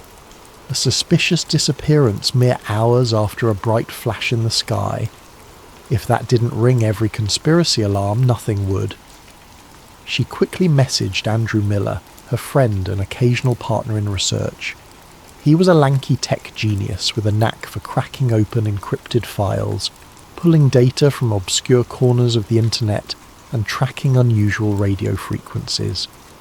Andrew was also prone to stress-induced rambling and conspiratorial tangents, which Emily secretly found endearing. "Did you see the news about Hannah Gray?" Emily asked. Andrew typed back in quick bursts. "Yeah, it's all over the local forums. She just vanished. Could be foul play, or something else." "We need to talk," Emily replied. "Meet me at the station cafe in 30. While waiting, she pulled out her phone, scanning last night's footage. The bright flare in the sky was definitely there, but the device had glitched at the crucial moment. All she had was a blurred orb. Still, it was enough to get her adrenaline pumping. Andrew arrived, a bundle of nerves, with a laptop under one arm and a half-eaten protein bar in hand. "I tried analysing local power grids last night," he said by way of greeting, sliding into the booth across from her. "There was a massive voltage drop around the time you mentioned the flash. Not just your phone. Some entire sectors lost electricity for a few seconds." Emily's eyes widened. "So it wasn't just me?" He shrugged. "Could be a surge. But what I found interesting is that some weird radio chatter spiked around the same time. Frequencies that shouldn't even be active in this area. It's like someone was broadcasting or receiving something." They were interrupted when a local policeman walked in, discussing the Hannah Gray case with a colleague. Words like "no sign of a break-in" and "completely vanished" drifted their way. Emily and Andrew shared a look. Something about this was big. Maybe too big. That evening, after rummaging through the bits of corrupted footage and cross-referencing times with Andrew's data, Emily decided to pay a visit to Hannah's place. The sun was dipping low, casting orange light across the quiet street. Hannah's house, a modest single story with a neat front lawn, was eerily calm. A neighbour, eyes puffy from worry, told Emily that no one had seen Hannah since the prior night. No footprints, no sightings. Just as Emily was about to leave, she noticed faint scorch marks on the grass near Hannah's back fence. Odd, concentric circles bleached into the lawn. She knelt, brushing her hand over the brittle blades. She took a picture, her heart thumping in her chest. This was no ordinary vanishing act. Something was deeply wrong here. The ground felt hot to the touch, as if baked by an intense energy. The next morning, people awoke to even stranger news. Hannah Gray had reappeared. She turned up on her own front porch, trembling, disoriented and noticeably thinner. Neighbours swore they heard no car, no footsteps. It was as if she simply materialised. Emily was there in minutes, skidding her car to a halt on the curb. Police had already crowded the area. Hannah, pale and wearing the same pyjamas she had on the night she vanished, was ushered inside. Emily managed to talk her way past the officers, thanks to a well-timed white lie about being an assigned reporter. There in the living room she found Hannah curled on the couch, eyes distant as if searching an endless horizon only she could see. Andrew arrived soon after, carefully stepping around the police tape in the hallway. The officer in charge cast them both a suspicious eye. Hannah glanced at them with a fragile, tired expression. She didn't say much, but she lifted her sleeve to reveal faint, scorch-like markings on her arms, like the circles in her backyard, but smaller, etched into her skin. Emily's pulse hammered. Hannah's voice was barely above a whisper. I remember a bright craft, overhead, and then cold, sterile walls, a sense of floating. Her voice shook. Am I losing my mind? Emily knelt beside her, a gentle hand on her shoulder. No, Hannah, you're not. There's something going on here, and we're going to find out what it is. Yet as determined as she was, Emily had no idea how deep the rabbit hole would go, or how dangerous it would be to pull back the curtain on this unfolding nightmare. It didn't take long for Michael Reed to show up. Tall, suit pressed to perfection, and eyes that seemed to size up everyone he met in a single glance. Reed introduced himself as a liaison from a special department concerned with national security. He had the practiced smile of a bureaucrat, but there was something slightly off-putting about him, like a coiled snake playing at politeness. Michael Reed informed Hannah's small cluster of friends, relatives, and curious onlookers that she had experienced an acute stress episode.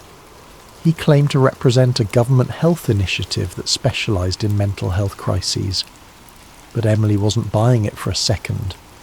While local cops seemed convinced, or at least too intimidated to question him, she recognised a cover story when she heard one. Moments after finishing his official spiel, Reed cornered Emily outside Hannah's living room. "Miss Brooks," he began, his voice low, measured, "I understand you're a journalist. I'm sure you can appreciate the importance of not spreading panic." Emily forced a smile. Panic about what exactly? He returned her smile with something close to a smirk. "It's best if you keep certain rumours, UFO sightings, alleged abductions, out of the public eye, for Hannah's sake as well as the community's." There was a flash in his gaze that brooked no argument. "You have no idea what you might be meddling with." She felt a chill but refused to back down. "I'm just trying to get to the truth." "Truth?" he echoed, chuckling softly. "Truth is slippery, Miss Brooks. It can twist into 100 shapes, some of them quite ugly. I'd hate for you to see that happen." He left it at that, slipping away with the smoothness of a polished predator. Emily didn't need an official threat to know that was precisely what he'd just delivered. An hour later, outside, Andrew found her pacing on the sidewalk, clearly rattled. He gave her a worried look. "You okay?" "Fine," she answered too quickly, eyes narrowing at the departing black SUV that carried Reed away. "That guy is serious bad news. We have to double down on this. They're trying to bury something." Andrew's face blanched. "Maybe we should step back. This might be bigger than we realise." Emily shook her head. "Number. Look at Hannah. She's traumatised. If we don't find out what happened to her, who will?" They parted ways to gather more intel. Andrew delved into the digital realm, determined to find the unusual signals that had spiked the night of Hannah's disappearance. Emily visited local radio stations, talked to older residents who claimed to have seen lights in the sky for years. Almost everyone had a story, if you dug deep enough. Strange booms, missing livestock, random blackouts. It seemed their quaint town had been a hotspot of odd phenomena for quite some time, but no one had drawn the dots together until now. In the meantime, Hannah's condition only grew more perplexing. Friends who tried to visit reported that she occasionally lapsed into staring spells, eyes unfocused, as if listening to something inaudible. On 2 separate occasions, she collapsed momentarily, then got back up with no memory of it. A doctor gave her a clean bill of health, but a nurse whispered to Emily that Hannah's blood work had anomalies, a subtle chemical shift that didn't match anything in normal medical databases. The next day, Emily met Andrew at his cramped apartment, the place awash in the glow of multiple computer screens. Energy drink cans dotted the table. He greeted her with more urgency than usual, even for him. "Emily, I've been analysing the signals from last night." He tapped on a keyboard, bringing up a screen full of waveforms. There are encrypted bursts, faint but repeating. They don't correspond to any standard communication frequencies I'm aware of. And the weirdest thing, the bursts peak around midnight, then vanish. "Could it be satellite transmissions?" Emily asked, peering at the data. "Maybe, but I'm not so sure. I tried to cross-reference them against known satellites. There's no match. It's almost like a hidden network, piggybacking on top of standard radio. If you didn't specifically know where to look, you'd never see it." He hit another key. "And the times line up with local sightings of weird lights, including the night Hannah vanished." Emily felt a surge of excitement. "So we have potential proof of something, some clandestine broadcast that syncs with abductions, or at least with sightings." Andrew hesitated, chewing his lower lip. "It's only partial. I mean, we don't know who or what is sending it. Could be the government, could be..." He swallowed. "Could be something not from around here." "Exactly. We need more data, more on-the-ground evidence. We can't rely on official channels because apparently they're keen on shutting this down." Together they planned an impromptu excursion. Armed with Andrew's equipment, a portable frequency scanner, a parabolic mic for capturing distant noises, a thermal camera, and Emily's never-ending resolve, they set out into the countryside that night. She had mapped a route of rumoured hotspots, old farmland where a neighbour claimed to have seen dancing orbs, a lonely road by the old quarry where a teen once snapped a photo of a strange craft, and a remote vantage point near a chain of wooded hills. They arrived at the farmland first. The night was quiet, the air crisp. Andrew set up his gear on the hood of Emily's car while she scanned the horizon with her binoculars. Crickets droned their lullaby, occasionally punctuated by a distant hoot of an owl. Nothing seemed unusual until Andrew's scanner beeped erratically. "Signal spike," he murmured, adjusting dials. "It's here, just like in the data logs." Emily felt her heart rate climb. "Look over there." She pointed to a patch of ground behind a barn. At first glance it was just dirt and weeds, but a closer look revealed a faint burned ring, not unlike the circles in Hannah's yard. She clicked on her flashlight, the beam revealing a circle of charred earth about 10 feet across. "Another scorch mark," she whispered, kneeling. "Something has been landing here. Hovering, maybe. This is the real deal, Andrew." He nodded, scanning the skies. "We should hurry. There's a black SUV parked down the road, engine off. Could be them again." Emily's pulse quickened. "We've got to keep moving." She snapped pictures and quickly gathered soil samples in small plastic bags. Andrew shut off the gear. As they hopped back into the car and rolled onto the main road, headlights appeared behind them, bright, following. Emily accelerated, heart hammering. Sure enough, the SUV gained on them. "Drive, drive, drive," Andrew hissed. They careened onto a side route, dust kicking up as the SUV's lights bobbed behind them. Emily took a series of unmarked turns through the farmland, adrenaline spiking with every squeal of the tyres. Finally, after about 10 frantic minutes, the SUV dropped back, its headlights fading. Emily exhaled shakily, pulling over near an old oak tree off a narrow lane. "Think we lost them," she whispered. The tension in the air was thick as both tried to catch their breath. Andrew's face was pale, eyes darting in every direction. That was definitely them. Reed's people, or someone else who doesn't want us snooping around. We're in over our heads. Emily pressed her forehead against the steering wheel for a second, the weight of it all sinking in. "We can't stop now. Whatever's happening is too big, too real. I refuse to let them scare me off." Andrew nodded, but his gaze flickered with fear. "We have data, scorch marks, signal spikes, a possible government tail. But we still need more to piece this together." That night they decided to lay low. Emily stashed the samples in a safe place at home, well aware that a break-in could be imminent. She phoned Hannah, checking on her. Her voice sounded frail, but she reported strange flashes in her mind, like half-forgotten dreams or visions of tall, thin silhouettes drifting through corridors lit by starlight. Emily's blood ran cold hearing the details. They matched classic abduction lore. For Hannah, though, it was not a story or rumour, but a real haunting memory. At dawn, Andrew's phone buzzed with a cryptic message from an unknown sender. "Project Meridian is real. Check 379. Watch the next window. The Watcher sees." Andrew nearly dropped his phone. Project Meridian? The Watcher? The cryptic words danced before his eyes. "Emily, we've just received the strangest tip." They had no idea who sent it or what it meant yet, but it served as a chilling confirmation that they weren't the only ones digging. And if the clandestine watchers were aware of them, it meant Emily and Andrew had just become players in a dangerous game.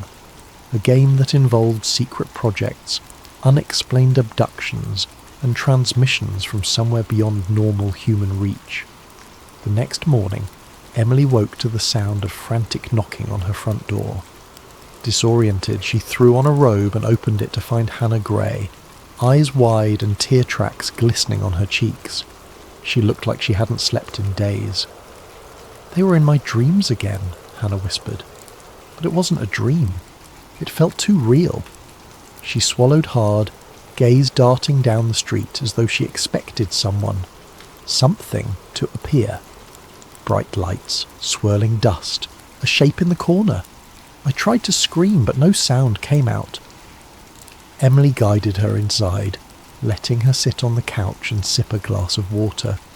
She placed a comforting hand on Hannah's shoulder. "It's all right. You're safe here." Hannah shuddered. "I don't feel safe anywhere." But I remembered something else from that missing time. These images of a hallway, the walls humming like they were alive, and I heard a voice, no, a presence, calling itself the Watcher. It was like it was inside my head. Emily felt chills. The Watcher. That's the same name we saw in that tip Andrew got. She explained the cryptic text. Project Meridian is real. The Watcher sees. Hannah's eyes brimmed with tears. "Emily, I can't live like this, wondering if they'll come again." Emily gently squeezed her hand. "We're going to figure this out. I promise." When Andrew arrived, bleary-eyed and overloaded with files, he didn't flinch at Hannah's presence. He'd been expecting this meltdown. He wasted no time showing them both his latest discovery.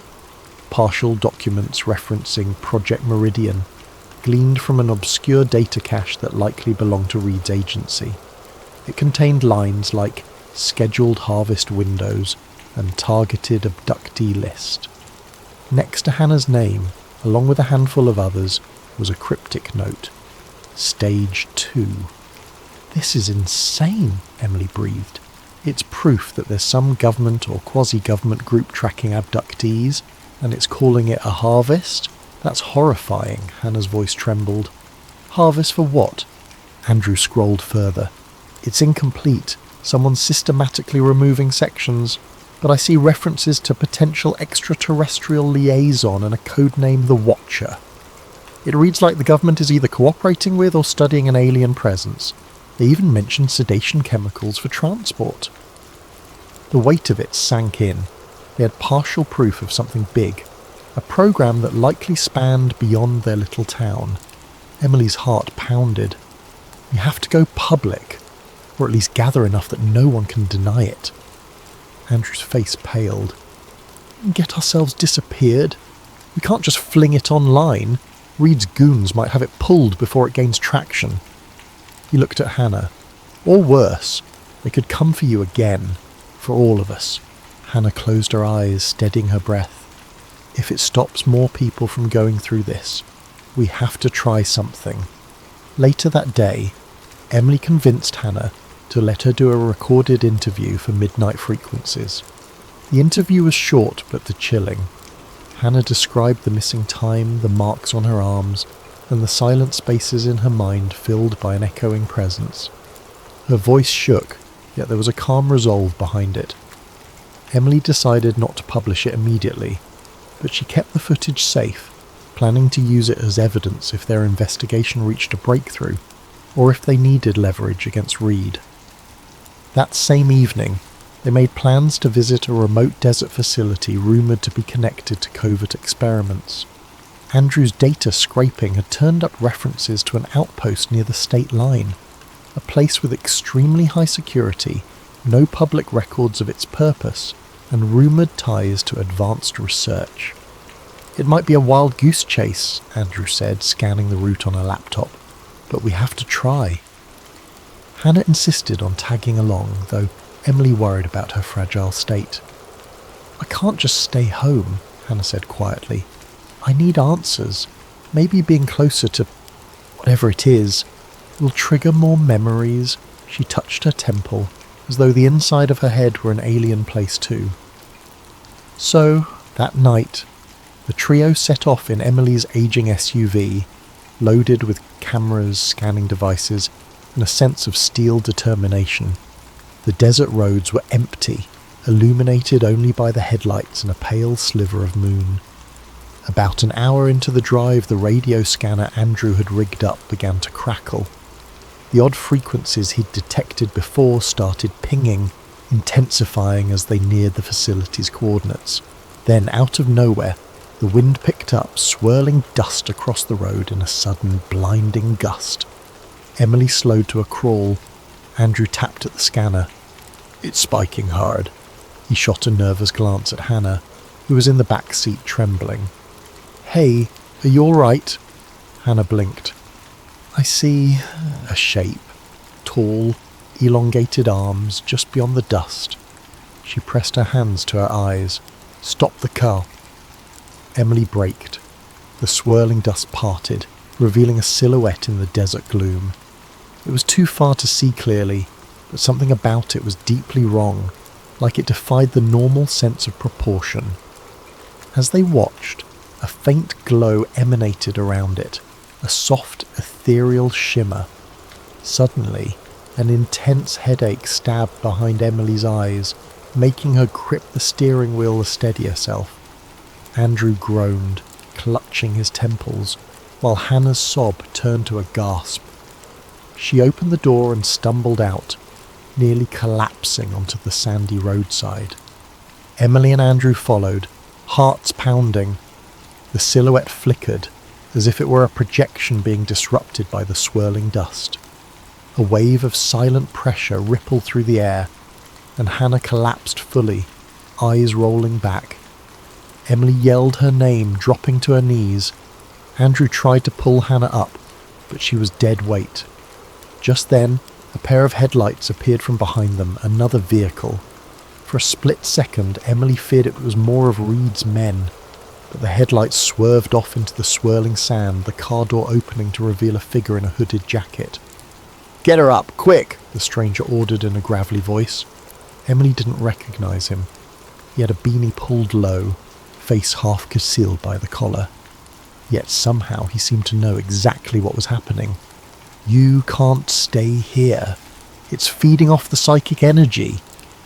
Andrew blinked. "Feeding off? What are you talking about?" The figure cursed under his breath and jerked his head. "We have to get moving before it fully manifests. That's not a real corporeal form out there. It's a partial projection. If you stay, you'll either black out or worse. Now hurry!" The words "partial projection" snapped Emily into motion.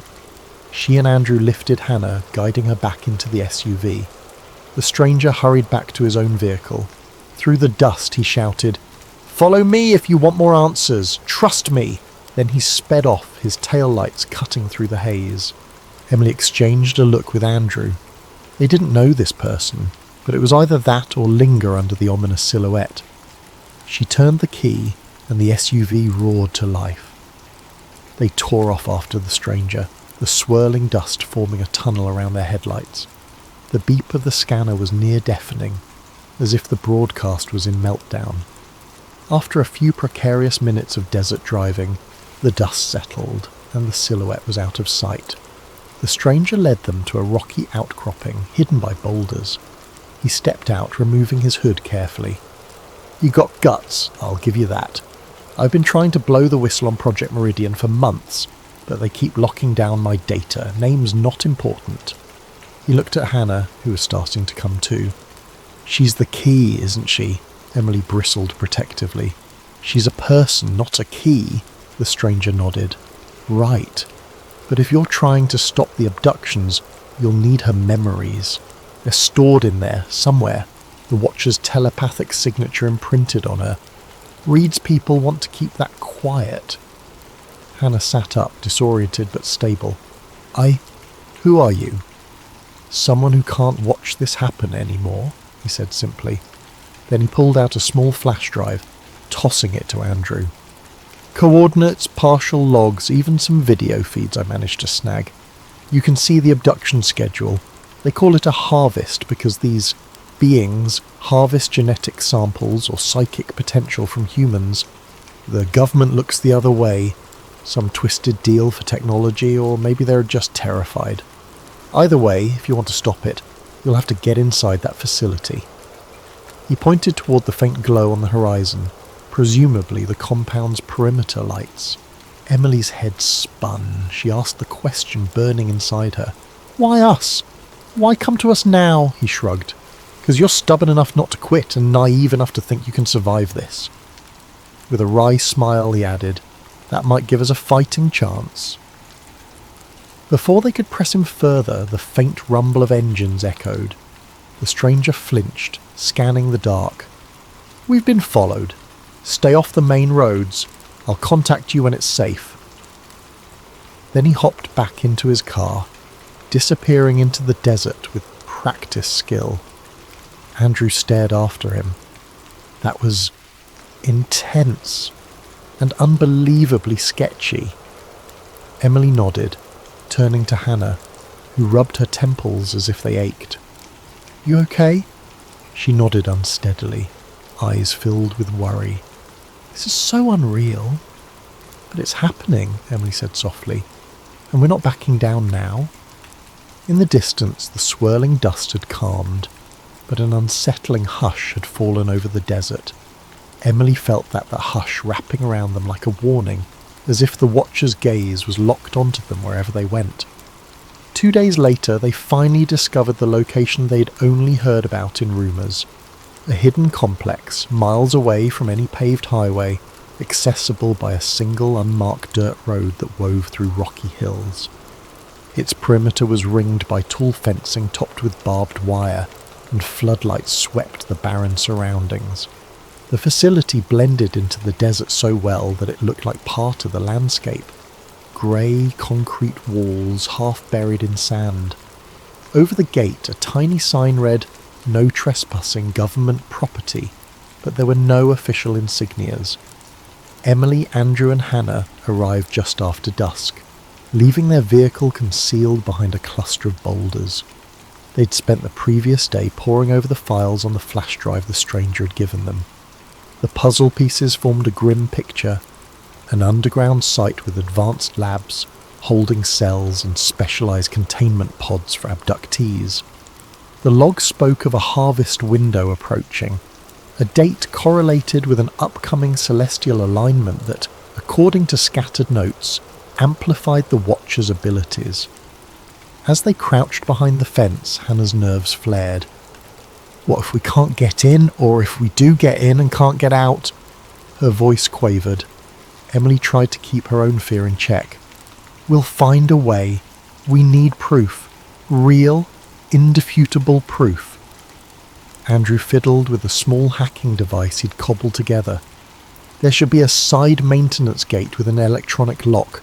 If I can patch into it, I might override the system. Quick in and out. Easier said than done. As they sneaked around to the far side, the desert wind kicked up dust. Andrew located the small console for the electronic gate and hooked his device to it. Tense minutes passed, each second elongated by the pounding of their hearts. Finally, with a muted click, the gate's lock hissed open. They slipped inside, scurrying along the side of a concrete wall. The place loomed in silent menace. No sign of guards patrolling, but bright floodlights and security cameras dotted the perimeter. Andrew led them to a narrow door. Another hack, another beep, and they were in. A stark hallway stretched before them. Steel panels lined the walls, with overhead fluorescents casting an anemic glow. Each step felt like an echo of dread. Emily's phone was rolling video as they went, determined to capture every detail. Moments later, they heard footsteps echoing. The trio ducked into a side nook. 2 uniformed guards strode past, discussing a transfer scheduled for midnight. The sedation trucks arrive in 2 hours, one guard said. They want them in holding bay 3. The mention made Hannah swallow hard. Sedation trucks for the next wave of abductees. Once the guards were out of earshot, Emily, Andrew and Hannah crept deeper into the labyrinth of corridors. Andrew found a control room with large monitors flickering, each showing different angles of stark medical bays and empty, sterile hallways. He swiftly plugged his flash drive into a console, hands trembling. "Cover me," he whispered, tapping at the keyboard. Lines of code scrolled by on the screen. "I'm going to copy whatever I can. Maybe sabotage some security systems if I get the chance." Emily locked the door from the inside while Hannah kept watch at a window.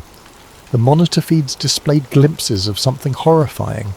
Large, transparent pods arranged in neat rows within an underground chamber, each containing a motionless figure. Some pods were empty, others held people wearing hospital-like gowns, eyes closed, faces pale. Emily's throat tightened. There must be dozens, she breathed. Dozens of abductees down there. Hannah stifled a gasp, tears in her eyes. That could have been me. Maybe it was me, and I just don't remember. Her hand drifted unconsciously to the faint scars on her arms. On one of the screens, a tall figure in a dark suit appeared. Michael Reed. He spoke with an underling, pointing to a chart. Though there was no audio, it was obvious he was giving orders. Emily zoomed in. The chart he held had a date circled in red. Tomorrow's date. The harvest window. Andrew hissed softly in frustration. They've layered encryption all over the internal network.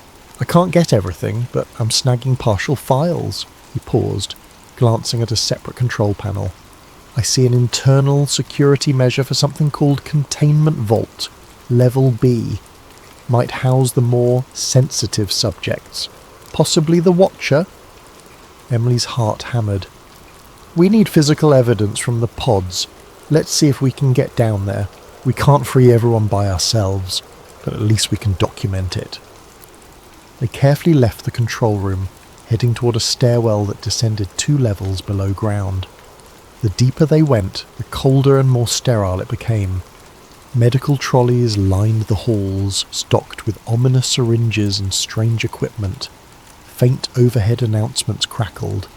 Holding Bay 2, prepare for sedation protocol. Hannah clenched her jaw, remembering the cold table, the bright lights she had glimpsed in her fractured memory. Finally, they reached a wide chamber with floor-to-ceiling glass pods. The sight was surreal, like stepping into a futuristic nightmare. Dozens of people were suspended in some kind of translucent fluid, monitors attached to the pods. The hum of machinery underscored each breath the abductees took. On a catwalk above, masked technicians moved from pod to pod, checking readouts. Emily recorded frantically, capturing every angle she could. Andrew's face was ashen. The entire floor is basically a test lab. They're analysing them, maybe collecting samples. He pointed to a side corridor labelled Extraction. The sign alone made Emily's stomach twist. Suddenly, an alarm beeped overhead. Red lights swirled. Emily's immediate thought was that they had triggered a sensor, but then a mechanical voice announced, "Security breach holding Bay 3. Unauthorised entry." That wasn't them. They were in Bay 2. She realised with a jolt that someone else was here, or perhaps something was happening that even the staff hadn't anticipated. A wave of commotion spread among the technicians, one shouting into a walkie-talkie. In the confusion, Emily motioned to Andrew and Hannah to duck behind a row of large crates. They crouched, hearts pounding. Guards rushed past, heading toward Holding Bay 3. Andrew's eyes darted to Emily. What do we do? Could be a chance to get out or get deeper. Hannah's expression was steeled. Maybe it's a distraction. Let's see if we can find more about the Watcher. Reluctantly, Emily nodded. They slipped across the chamber, hugging the wall to avoid cameras. At the far end, a secure metal door bore the label Restricted, Authorised Personnel Only. Andrew had to hack a keypad again, sweat beading on his forehead as the alarm klaxons continued. With trembling fingers he succeeded, and the heavy door slid open. The corridor beyond led to a smaller, dimly lit annex. Lining the walls were what looked like steel freezers or vaults. Each had a biometric lock. At the far end stood a reinforced glass partition, behind which something flickered like a faint glow. Emily approached, pressing her face close. On the other side was a sealed room maybe 20 feet wide. The interior was dark, but she could make out a tall cylindrical container in the centre, cables snaking from it. A dull luminescence pulsed inside like a heartbeat of light. As they watched, the luminous shape within shifted. For a split second, Emily swore she saw an elongated limb press against the container's surface. She swallowed hard. Could that be the Watcher? Hannah's eyes fluttered. She stepped closer as if drawn by some invisible tether. Suddenly, she gasped, tears springing to her eyes. "I can feel it in my head," she whimpered. "It's the same presence from before." Andrew's device beeped. "This door's on a more advanced system. I'm not sure I can crack it without setting off another alarm." Before Emily could respond, a voice spoke behind them. "I wouldn't advise it." They spun around to see Michael Reed flanked by 2 armed guards, their guns trained. Reed's cool expression held triumph. "You've gone far enough." Emily's pulse thundered. "You're detaining us illegally. We have evidence." She brandished her phone, still recording. One guard moved to smack it out of her hand, but Reed signalled for him to wait. He offered a tight smile. "Evidence of what? A top-secret installation engaged in advanced medical research for national security? You'll be laughed off every mainstream channel. And if you do try releasing anything, you'll spend your lives in legal purgatory for violating national security." He stared them down. "But I can offer an alternative." Andrew's jaw tensed. "Which is?" "Hush money.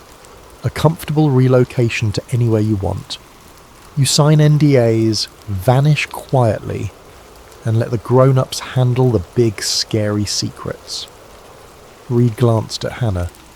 "Especially you, Ms. Grey. Surely you don't want more nightmares. Let us handle your condition. We can help." Anger boiled in Emily. "Help! You're the ones who took her!" Reed's gaze flicked to the Watcher's container. "We're containing a threat that your friend here, along with many others, got tangled in. Our work is about preserving stability. That includes people who wander off the reservation." He gave Emily a pointed look. "You might think you're saving the world, but trust me, you have no idea how dangerous this entity is, or the ramifications of exposure." Hannah trembled. "You'd keep abducting people, letting that thing feed on them?" Reed exhaled, feigning patience. "It's complicated. We have certain understandings with the entity. In exchange for certain allowances, we glean scientific breakthroughs. Our adversaries would love to get their hands on it. The world is better off if we remain in control." Emily saw red. "You're letting people suffer for your own ends." "National ends," he corrected, stepping forward. The guards parted slightly, but their weapons remained level. "I'm offering you a choice. Walk away now, or face the consequences." At that moment, Hannah let out a sudden gasp, eyes rolling back. The air grew electric. The lights in the corridor flickered. Within the sealed containment, the luminescence surged. A shape pressed forcefully against the glass. Alarms blared anew, mixing with the tension in the air. The Watcher, it seemed, was reacting to Hannah's proximity, or to her emotional state. One of the guards stepped back, rattled. "Sir, containment is destabilizing." The glass partition shook. A hairline crack appeared. Reed's confidence wavered. Panic edged his features. Emily saw her chance. She pushed Andrew behind some equipment crates. Hannah, eyes glazed, stumbled after them. The guards turned to secure the containment vault, momentarily distracted. Reed cursed and yelled, "Don't let them get away!" But the trio darted down a side corridor. Behind them, the Watcher's prison groaned ominously, a splintering shriek that echoed. Pandemonium erupted. They sprinted, hearts hammering. Andrew led them toward an exit sign. "We have to get out before the Watcher breaks free, or they seal the place shut." They had the proof they'd come for, but also a terrifying new realization. If the Watcher escaped, it might not only be the facility that paid the price, it could be the entire surrounding town or beyond. intervals sealing sections of the facility. Emily, Andrew and Hannah barely slipped under one shutter in time before it crashed to the floor with a resounding clang. They burst into a wide loading area stacked with crates of supplies, likely sedation chemicals. Several large trucks were lined up, engines idling, presumably preparing for a midnight transfer. Sirens blended into the roar of alarms, creating a frenzied chaos. Technicians ran in all directions, some barking into radios, others wheeling carts full of sedation syringes. Andrew quickly ducked behind a forklift, scanning for a safe route. Hannah, still pale from the psychic assault, gripped Emily's arm for support. "We have to warn those people," Hannah said, voice wavering as she gestured to the trucks. "They are shipping more victims tonight." Emily nodded, swallowing her own terror. "We can't free everyone on our own, but maybe we can sabotage the trucks so they can't transport them." Andrew eyed a control panel near the bay doors. "I could disable the loading ramp, jam the engines, something like that. It'll at least slow them down." They crept forward, only to have an armed guard appear from behind a crate. He raised his weapon. Instinct kicked in. Emily grabbed a stray metal rod and swung. She was hardly a trained fighter, but adrenaline can do wonders. The rod clanged against the guard's wrist, sending his aim wide. He stumbled, and Andrew tackled him to the floor, wresting the gun away. Hannah pulled Andrew back, breath coming in gasps. They hurried on as the guard groaned behind them. Andrew reached the control panel, frantically typing commands. Sparks flew from the console as he jammed some kind of override. The massive bay doors jerked partway closed, then locked in place with a screech. The trucks revved, drivers desperately trying to maneuver out, but the doors trapped them. A loudspeaker crackled. "Critical malfunction in loading bay. All personnel evacuate." Meanwhile, the Watcher's presence pressed into Hannah's mind like a vice. She staggered, feeling telepathic waves ripple through the facility. With each passing second it grew stronger. In her mind's eye she saw flickers of the entity floating through corridors, doors buckling under an unseen force. They found an emergency staircase leading upward. On the next level, subdued lights flickered as the alarms continued.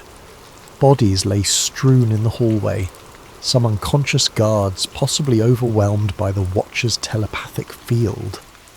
Emily forced herself not to look too closely at whether they were breathing. Time was short. At a cross-section of corridors, they nearly collided with Michael Reed. His hair was mussed, tie askew, face contorted in fury. A pistol was clutched in his hand.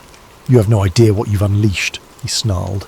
"If the Watcher goes free, then maybe it'll blow the lid on your entire operation," Emily shot back. He pointed the gun at Andrew, who flinched, hands up. "Hand over that flash drive with all the data, now!" Andrew trembled, fumbling in his pocket. You can't keep this hidden forever," Reed's nostrils flared. "Watch me!" A deep vibration rocked the corridor. Metal doors rattled. The lights dimmed, surging back in a stutter. Hannah let out a choked sound. "It's here!" At the far end of the hallway, something shimmered like a mirage. Then it solidified into a tall, spindly figure, vaguely humanoid but unsettlingly elongated. Its skin, or surface, seemed a pale, pearlescent grey, with eyes that glowed faintly with an otherworldly light. It radiated a sense of immense, implacable intelligence. The Watcher. Even Reed seemed taken aback, stepping back warily, though he kept his weapon trained on Andrew. The Watcher tilted its head, an unreadable motion. Emily felt a tidal wave of pressure inside her skull, as if those glowing eyes were peering directly into her mind. She sensed a mix of curiosity and cold detachment, as though humans were mere specimens. Hannah doubled over, hands on her temples. The Watcher took a step closer, and doors in the corridor swung open as though willed by a telekinetic push. Reed fired a shot at the alien, but the bullet pinged off the wall, deflected by some unseen force. The Watcher's gaze pinned Reed in place, a wave of telepathic energy knocking him back. He slammed into a wall, the pistol skittering across the floor. Emily inched forward, phone still recording. Fear warred with her journalistic instinct, but the camera was her only weapon to expose the truth. The watcher's attention shifted to Hannah. It reached out. Physically or psychically, she couldn't tell. Hannah let out a strangled cry. A chaotic swirl of images flooded Hannah's mind, a cosmos teeming with swirling lights, bizarre structures floating in the void, and a sense of some grand experiment. She saw other humans in pods, glimpses of entire networks of ships orbiting Earth in secret. The Watcher's voice resonated without words, yet it communicated volumes. It was collecting data, studying them, a cosmic anthropologist or perhaps a collector. Emily picked up faint echoes of the same images, as though the link extended to her through Hannah. Reed, battered but furious, grabbed the pistol again, aiming at the back of the Watcher. Emily found herself torn. Should she let him shoot the creature that might enslave them all? Or was that a worse risk? But before he could pull the trigger, the Watcher turned. With a single psychic thrust, it sent him flying down the corridor, crashing into unconsciousness. Suddenly, alarm sirens pitched into an unearthly wail, and the building's overhead lights began strobing. The Watcher turned its luminous eyes upward, as if sensing the source of the disruption. Andrew pointed to a side door. "We should get out of here," he hissed. But Hannah was transfixed, locked in telepathic communion. Emily and Andrew pulled at her, and finally she stumbled away, breaking the connection. The trio sprinted, hearing the echo of the Watcher's presence behind them.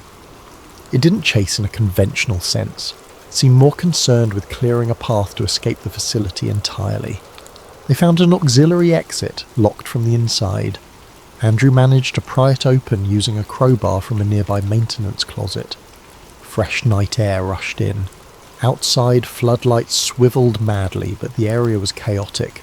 Vehicles ablaze, staff fleeing, and an unearthly hum throbbing in the air. In the distance, a shimmering vortex of light flickered across the desert sky. It looked like a tear in the night, swirling with the same colour as the Watcher's glow.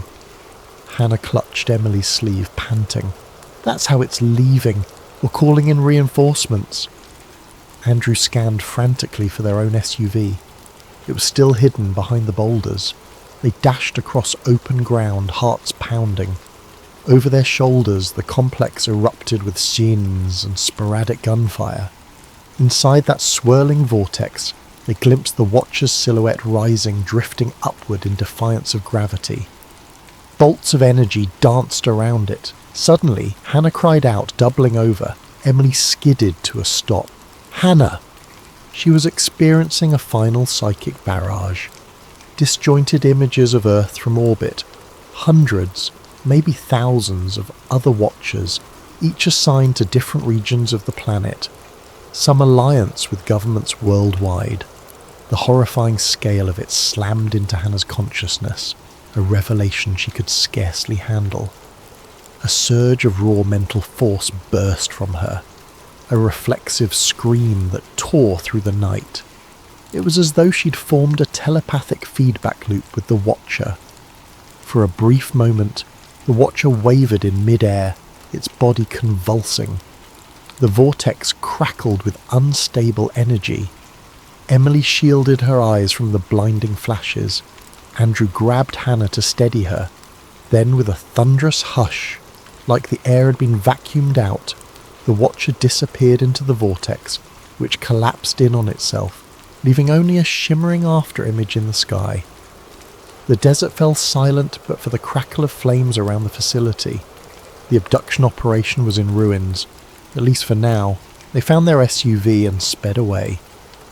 Once a safe distance from the complex, Andrew pulled over, and all three sat in stunned silence, the glow of the facility a distant memory.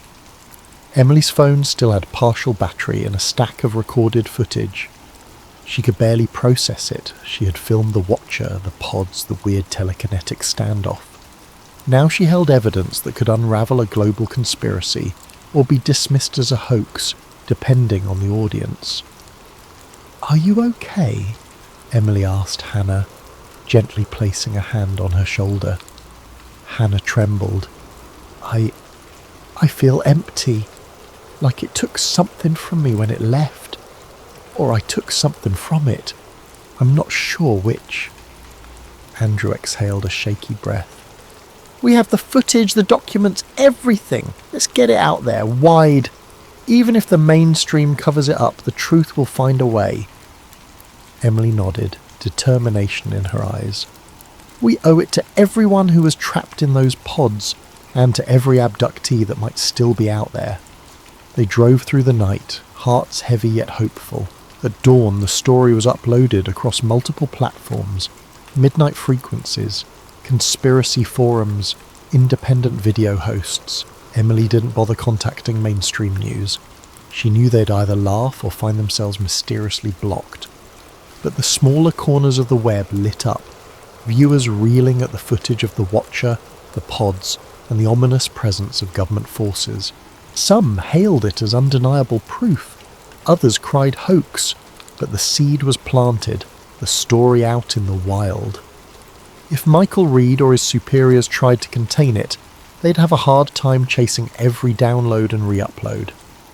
In the weeks that followed, rumours abounded that the facility had been sanitised, that Michael Reed had vanished, or that he'd been reassigned to an even more clandestine role. Meanwhile, Hannah faced lingering nightmares and occasional psychic flashes, glimpses of starlit corridors or swirling galaxies. She was slowly healing, but the scars were not just physical. Andrew used his tech skills to stay ahead of any attempts at legal retaliation, employing encryption and backups to keep their evidence safe. Emily's viewership soared among those predisposed to believe. Critics labelled her a sensationalist, but she pressed on. Late one night, as she wrapped up a new podcast episode, she saw a single faint, shimmering light flicker across the sky above her home. It was gone in an instant, leaving her with a familiar swirl of dread and wonder. Switching off the microphone, Emily whispered, "They're still out there. Maybe they always will be." She glanced at her phone, which had begun vibrating with the new tips and sightings from around the globe. In her mind, she heard an echo of the Watcher's presence, something that felt like a cautionary farewell or perhaps a promise. Far away, in the hush of small-town streets, life went on. Children attended school, families gathered for barbecues. The local news played soft features about local sports, but in the margins, a different reality glowed. One where cosmic beings surveyed humanity like experimental subjects. And people like Emily Brooks, Andrew Miller, and Hannah Gray stood at the threshold, determined to keep watch on the Watchers. Their fight for disclosure had only just begun.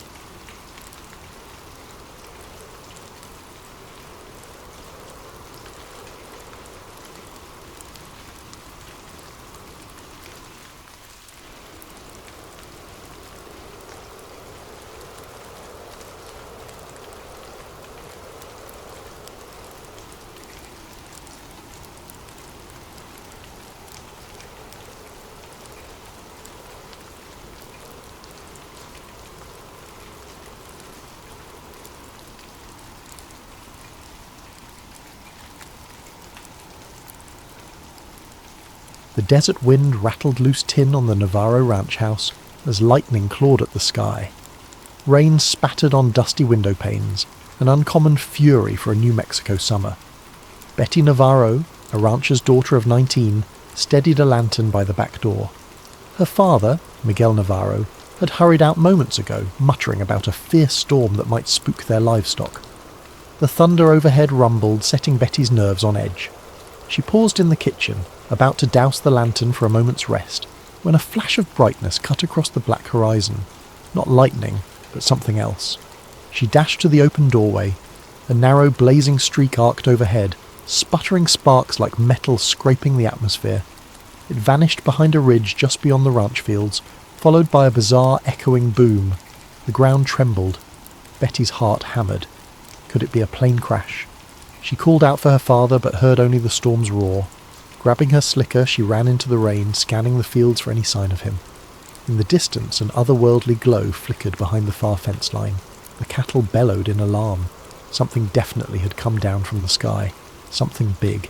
It might be debris or wreckage.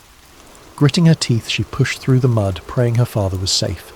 The next morning, word spread through Roswell about a ranch where strange debris had been discovered. Neighbours whispered about metal that bends and then reforms, rumours of symbols etched on scraps. But hours later, the Army Airfield's official statement shifted the story. First, it was said to be a flying disc, then abruptly relabelled a weather balloon. The confusion only fueled speculation. Some insisted the material was too exotic for a mere balloon. Others shrugged it off as a fancy government project. For local folks, it was a passing curiosity, except for those who'd witnessed the lights in the storm. That same day, Daniel "Danny" Cole, an eager junior reporter at the local newspaper, was on the trail of the weirdest assignment of his budding career. He'd heard that Betty Navarro's father had driven into town early, telling a few folks about the odd metal he found in his grazing fields. By the time the army arrived to hush him up, the rumour mill was already blazing. Danny's editor, an older man with a short temper, tossed him a single line of instruction. Go find out if this is news or nonsense.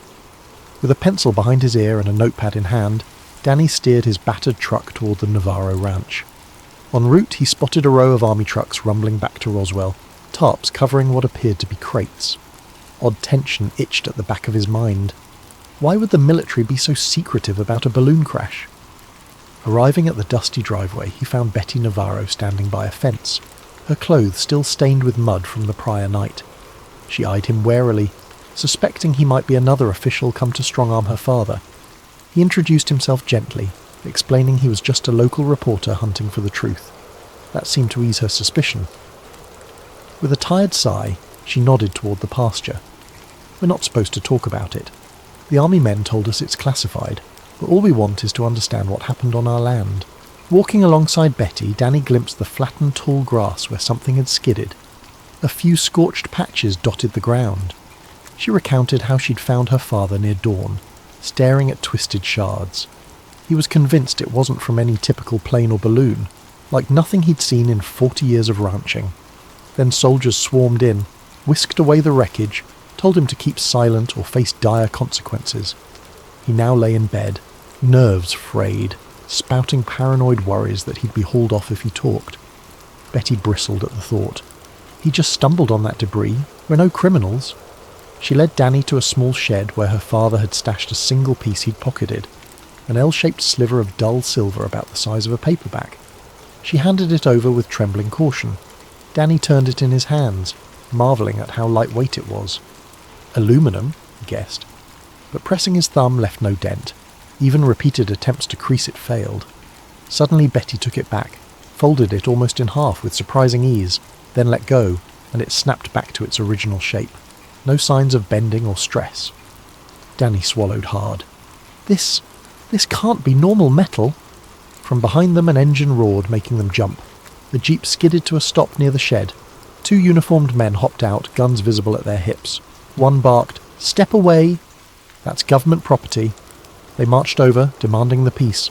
Betty clutched it to her chest, her eyes flashing. Danny, pulse racing, tried to calm the situation. "We're just looking, sirs. She's the owner of this ranch." But the men ignored him, forcibly snatching the debris from Betty. They levelled a cold glare. "Stop meddling. or you'll regret it." With that, they drove off in a cloud of dust, leaving Betty trembling in fury. The feeling that something was deeply amiss sank into Danny's gut. That afternoon, a press release from the Army airfield stated unequivocally that the recovered wreckage was a weather balloon. The local sheriff's office parroted the same line. Meanwhile, half the town whispered about flying discs, UFOs, or secret weapon prototypes. The radio crackled with crackpot call-ins. Danny's editor, spooked by the Army's sudden interest, told him to drop the story. "No sense stirring trouble, kid." But Danny's curiosity burned. The conflicting accounts, plus the bizarre behaviour of those soldiers, hinted at something bigger. This was no ordinary crash. Back in his small apartment, Danny typed out notes about Betty's testimonies, the odd metal fragment, the ominous warnings. He had no illusions that printing any of it in next morning's edition would be easy.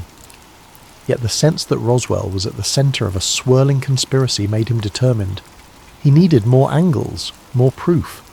The next step, find out if anyone else had glimpsed the lights or had scraps of wreckage. But as he mulled over names to contact, a knock hammered on his door.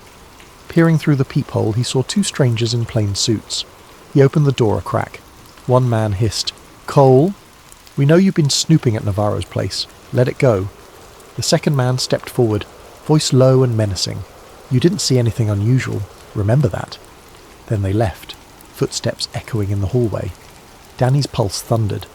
In one day he'd witnessed a crashed object of unknown origin, encountered bullying soldiers, and now faced intimidation at his own doorstep. He realised that whatever fell in Roswell wasn't just scraps of metal. It might be the key to a story that could upend everything the public had been told. The question was, how far were these unseen forces willing to go to keep a lid on it? And was Danny, a fledgling reporter, brave or foolish enough to push onward? Clutching his notes, he sat on the edge of his bed, mind racing. Something extraordinary had shattered that New Mexico sky last night, and the shadowy efforts to hide it were as real as the desert thunder still rattling in his memory. He decided, I won't be scared off. Tomorrow, he'd dig deeper, step by step, determined to uncover the truth. The day after the men in suits threatened him, Danny Cole woke early, consumed by a sense of purpose. He typed up what he had so far, the unusual debris with shape memory properties, the contradictory official statements, the intimidation attempts. But in rereading it, he realised the piece lacked definitive evidence. A sensational claim needed more than hearsay. He needed additional eyewitnesses or a smoking gun. Without that, his editor would never run the story, and the Army might label him a crank. He headed first to the local sheriff's office, hoping for a chat with the deputy who'd initially tipped him off about the Navarro ranch. The station's waiting area smelled of stale coffee, but the deputy seemed cagey now, eyes darting as he spoke in hushed tones. "Look, kid, I told you about the ranch because I figured something smelled fishy, but now folks from the Army in some unknown suits have shown up, telling me to keep quiet. They're using words like national security." The deputy looked genuinely spooked, refusing to say more. "Don't drag me deeper into this, Danny. I got a family." With that, the conversation ended. Next, Danny tried visiting local ranchers who might have glimpsed unusual lights during the thunderstorm. Several admitted hearing a bizarre boom or seeing flashes that didn't match normal lightning, but none had concrete proof. One ranch hand mumbled about metal scattered across the field, but the Army confiscated everything the next morning. Another said she saw Army trucks hauling large tarps. Still, speculation remained rumour level. Despite the swirl of talk, there was no tangible artefact to show. The net apparently had been cast wide. The Army seemed determined to erase all physical traces of the crash. As Danny walked down Roswell's main street late that afternoon, a voice hissed from an alley, "Psst, Cole!" He glanced over, startled, to see a tall, lanky figure beckoning. Oliver Grayson, a local recluse known for odd theories about secret government tests.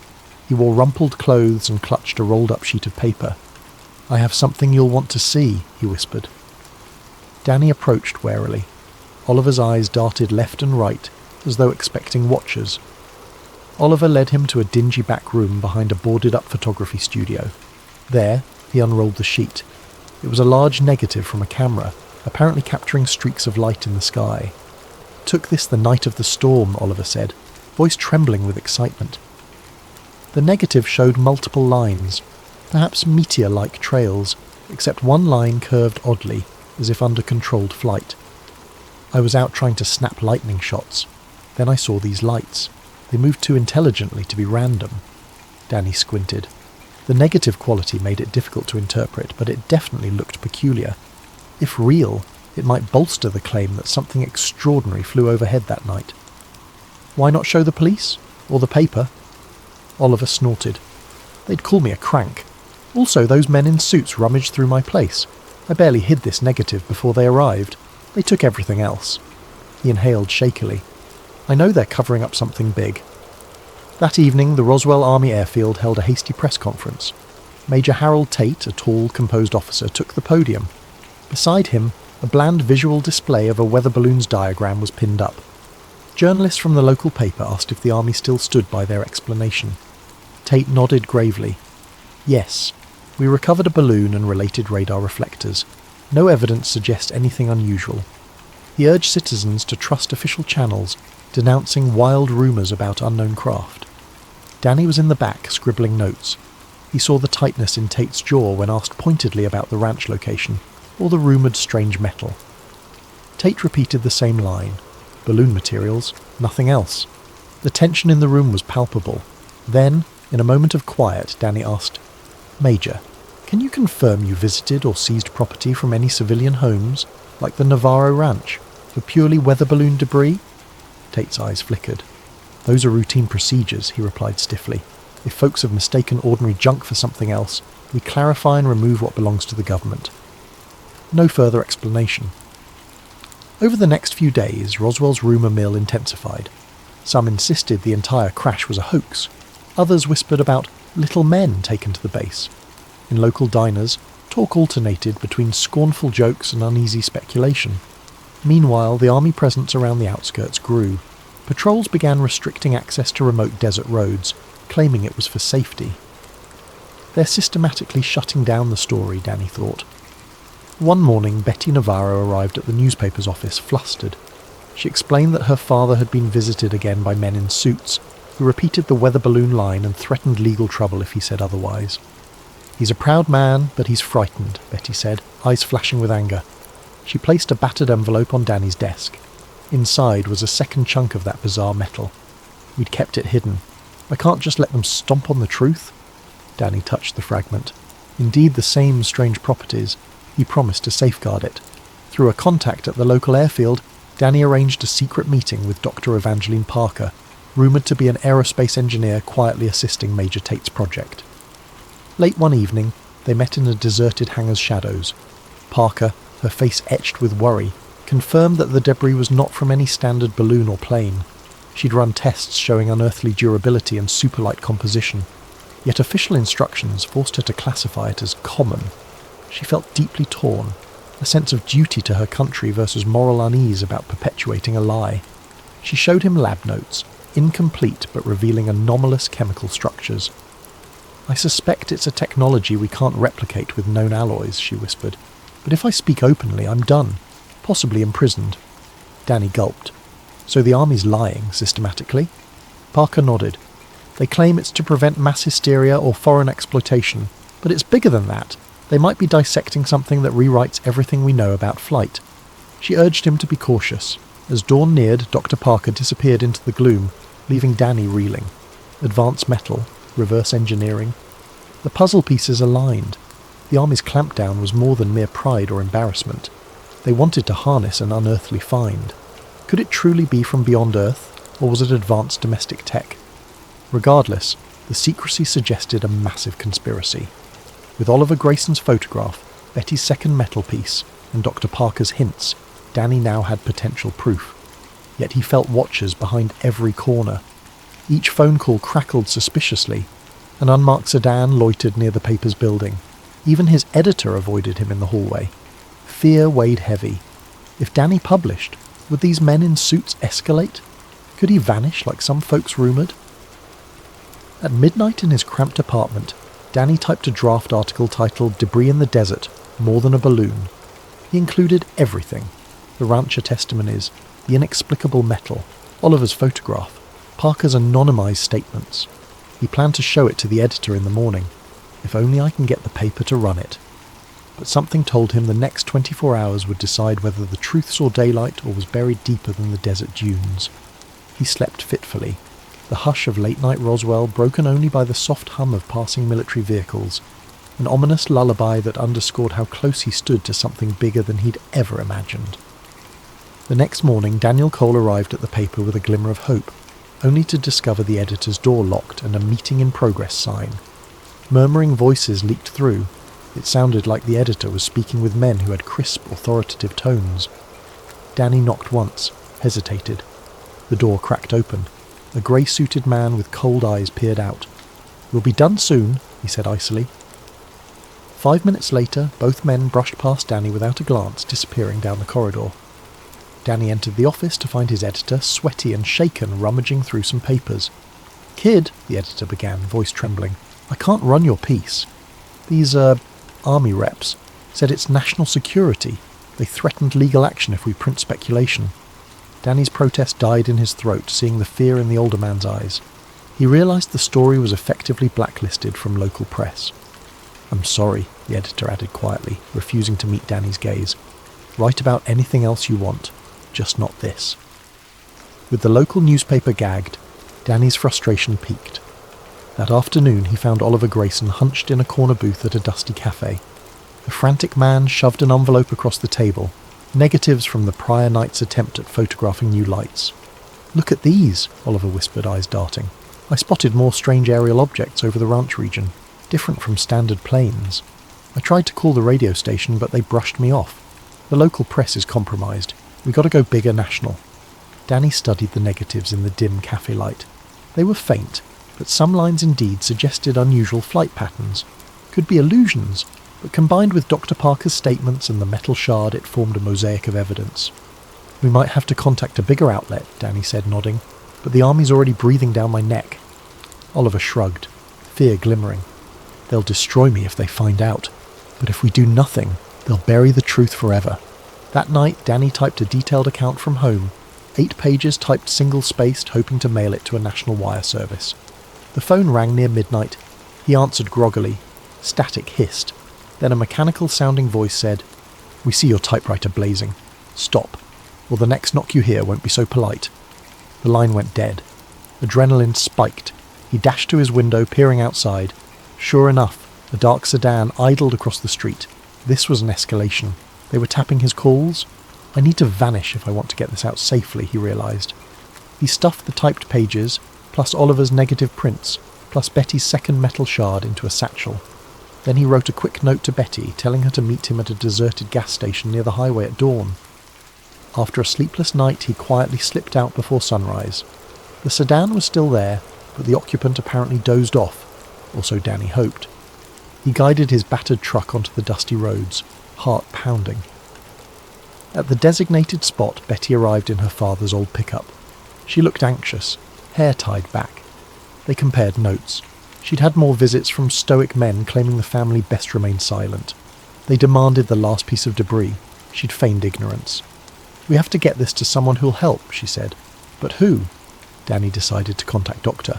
Evangeline Parker again. Maybe she had scientific colleagues outside the region who'd verify the artifact's authenticity. Betty agreed. They set out to find Parker at a secret location, a friend of a friend's empty barn on the outskirts, where Parker occasionally retreated for privacy. The drive felt surreal, desert wind whistling past. Both half expected a military checkpoint at any moment.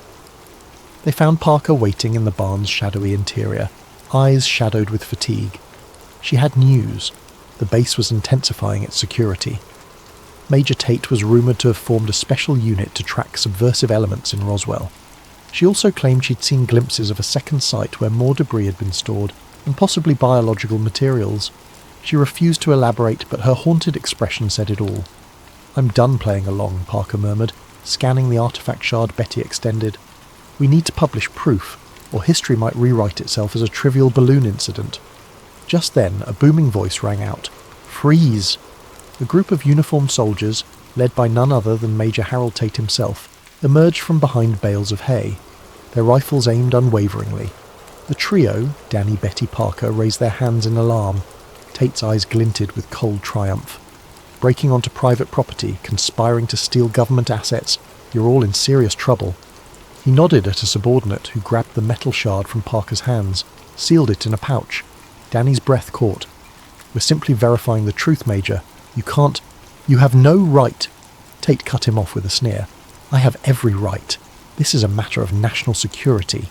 You meddle beyond your depth. People who push too far in matters like these often vanish. Betty bristled, fists clenched, but a soldier pointed a gun barrel her way. She glared silently. Tate motioned for them to be bound with zip ties. Another soldier rummaged through Danny's satchel, extracting the typed documents and Oliver's negatives. Tate eyed them, mouth twisting in disgust. You journalists think you can decide what's best for the public. Sometimes they must be protected from truths that sow panic. He gestured for a nearby soldier to confiscate everything. As Danny was shoved to the ground, he glimpsed Parker trying to maintain composure. She locked eyes with him. Some quiet signal passed between them. Then, unexpectedly, an old caretaker from the barn area stepped in, feigning confusion, stumbling with a lantern that spilled oil, igniting a small flame on the dusty floor. Soldiers panicked, distracted by the sudden smoke and possible barn fire. In the chaos, Parker lunged, snatching a single negative from the soldier's hand. She tucked it into her coat. Another swirl of dust, and the caretaker yanked a side door open, beckoning the captives to flee. Disoriented, Tate barked orders to secure the perimeter, but the smoke gave Danny, Betty and Parker precious seconds. They scrambled out the side door, stumbling across the yard to Betty's truck. Shots rang out, bullets whining overhead. Parker slid into the back, Danny hopped in the passenger seat. Betty gunned the engine, tyres spewing gravel as they roared away. Soldiers tried to chase them on foot, but the swirling desert dust obscured the pursuit. In the rearview mirror, Danny saw Tate's furious silhouette receding into the haze. Once they were miles away, hearts pounding, they pulled the truck onto a sidetrack. Parker breathlessly produced that single negative she'd saved. It's not everything, but it's something. She rummaged in her pocket, revealing a crumpled note she'd scribbled about the chain of custody for this exotic metal. A hush fell. They'd lost most of their evidence, again, but they still had enough for a partial exposé, especially with Parker's direct testimony. We have to leave Roswell, Parker said quietly. Tate will lock the town down searching for us. The only way is to get these documents to an outside journalist or radio station that's not under their thumb. Betty swallowed, gazing at the desert horizon. If we vanish, who takes care of my father? The ranch? Danny placed a reassuring hand on her shoulder. We'll come back once this is out in the open, but right now, we either reveal it or watch it get buried. Parker nodded resolutely, glancing at the negative. Let's drive. I know a contact in Santa Fe who might help. And so they set off, headlights cutting through the twilight. The net around them had never been tighter, but they still had one path forward. Gather allies beyond Roswell's borders, show the world a glimmer of the truth, and hope it would spark the unstoppable question. What really happened in the desert sky? Night fell across the high desert as the battered pickup rumbled northward, carrying Danny Cole, Betty Navarro and Dr. Evangeline Parker. They kept to back roads, skirting major highways where military checkpoints might lurk. The hush was broken only by the whir of the engine and the trio's tense whispers about next steps. Parker clutched the negative and her partial notes like lifelines, conscious that each piece of evidence could vanish with one ill-timed ambush. They arrived in Santa Fe near midnight, parking behind a nondescript boarding house. Dr. Parker led them to a second-floor room lit dimly by a single lamp. Inside waited Hank Beringer, an ex-war correspondent turned freelance journalist known for publishing controversial exposés. Parker had met him briefly at a scientific conference and knew he had a penchant for stirring trouble. He listened wide-eyed as they recounted the Navarro's ranch debris, the Army's hush campaign, Oliver Grayson's photo negatives, and the persistent threats from Major Tate. Hank rubbed his stubble, glancing through the negative. "You sure about the unearthly angle?" he asked, sceptical. Parker offered a battered envelope containing her scribbled analysis of the debris' extraordinary properties. "I can't claim it's alien," she clarified, "but the composition defies known alloys. We suspect the official line is a cover for advanced tech. Possibly foreign, possibly beyond anything we've seen." Hank's eyes flickered. He sensed a goldmine of a story, yet fear tempered his excitement. This is bigger than a typical scoop. You realise the consequences if they've decided this is top secret. Betty exhaled. We do, but we can't let them intimidate the entire region. My father's ill. My ranch is crawling with men who bark classified at every turn. People deserve the truth. Hank suggested an immediate plan. Broadcast a shortwave radio bulletin at dawn to a friendly station, then telegram certain national newspapers. I know some folks in Chicago who might run it if I vouch for authenticity, he mused. That way, the story would break faster than the army could muzzle it. But the group also realised that if the army got wind of their location, they might be raided any moment. They set watch shifts, snatching brief hours of restless sleep. At dawn, the group used Hank's radio set to contact a small independent station on the west coast. Parker spoke carefully, summarising, unidentified debris, not consistent with weather balloons, suppressed by local authorities, eyewitness intimidation. The station's operator sounded astonished, promising to broadcast snippets soon. Meanwhile, Hank drafted a telegram to a Chicago desk editor, hinting at Roswell fiasco unravelling, unearthly materials confirmed. He left out direct mention of aliens to keep it credible. Then, the group braced themselves. If the cavalry was coming, it'd be soon. They didn't wait long. Mid-morning, a knock rattled the boarding house door, tension spiked. But when Betty cracked it open, it was Oliver Grayson, dusty and dishevelled. He'd hitchhiked after escaping another ransacking of his place, surmising they might have fled to Santa Fe. In his satchel was a battered film canister. A second set of the best negatives, he wheezed, chest-heaving. I stashed them in an abandoned well. Good thing, because men came at dawn, turning my place upside down. Oliver's images depicted not just the original streaking lights, but subsequent late-night captures of more patrol flights. Possibly the army searching or retrieving more fragments.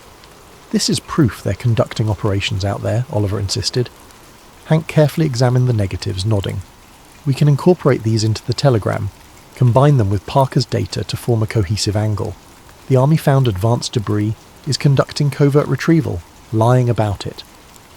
Before they could finalise the story, Parker's face fell. She confided that while analysing the material at the base, she'd overheard rumours of a body, some alleged occupant discovered at the crash site. Officially, it was said to be a test dummy or a small monkey from a high-altitude experiment. Yet whispers suggested something more bizarre. I can't prove it, she admitted, but the hush surrounding it was intense. Tate seemed fixated on sealing that aspect in particular.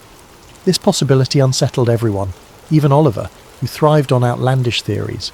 If a body, human or otherwise, existed, the cover-up stakes skyrocketed. Now we're dealing with cosmic-level secrets, Oliver breathed. Betty, however, maintained composure. We share only what we can verify. The rest remains rumour. They typed up a comprehensive piece, scanning the negatives for partial prints to attach. Hank proposed they physically deliver the story to a bigger city, like Denver, where the newspapers might risk printing it. But travelling was risky. Any attempt to cross the desert roads might result in capture. Meanwhile, the dawn shortwave broadcast had already teased a bombshell revelation from Roswell, setting the stage for a confrontation. It's a gamble either way, Danny said. If we stay put, Tate's men might swarm in. If we move, we might get intercepted. We need to outmaneuver them. Oliver suggested a decoy plan.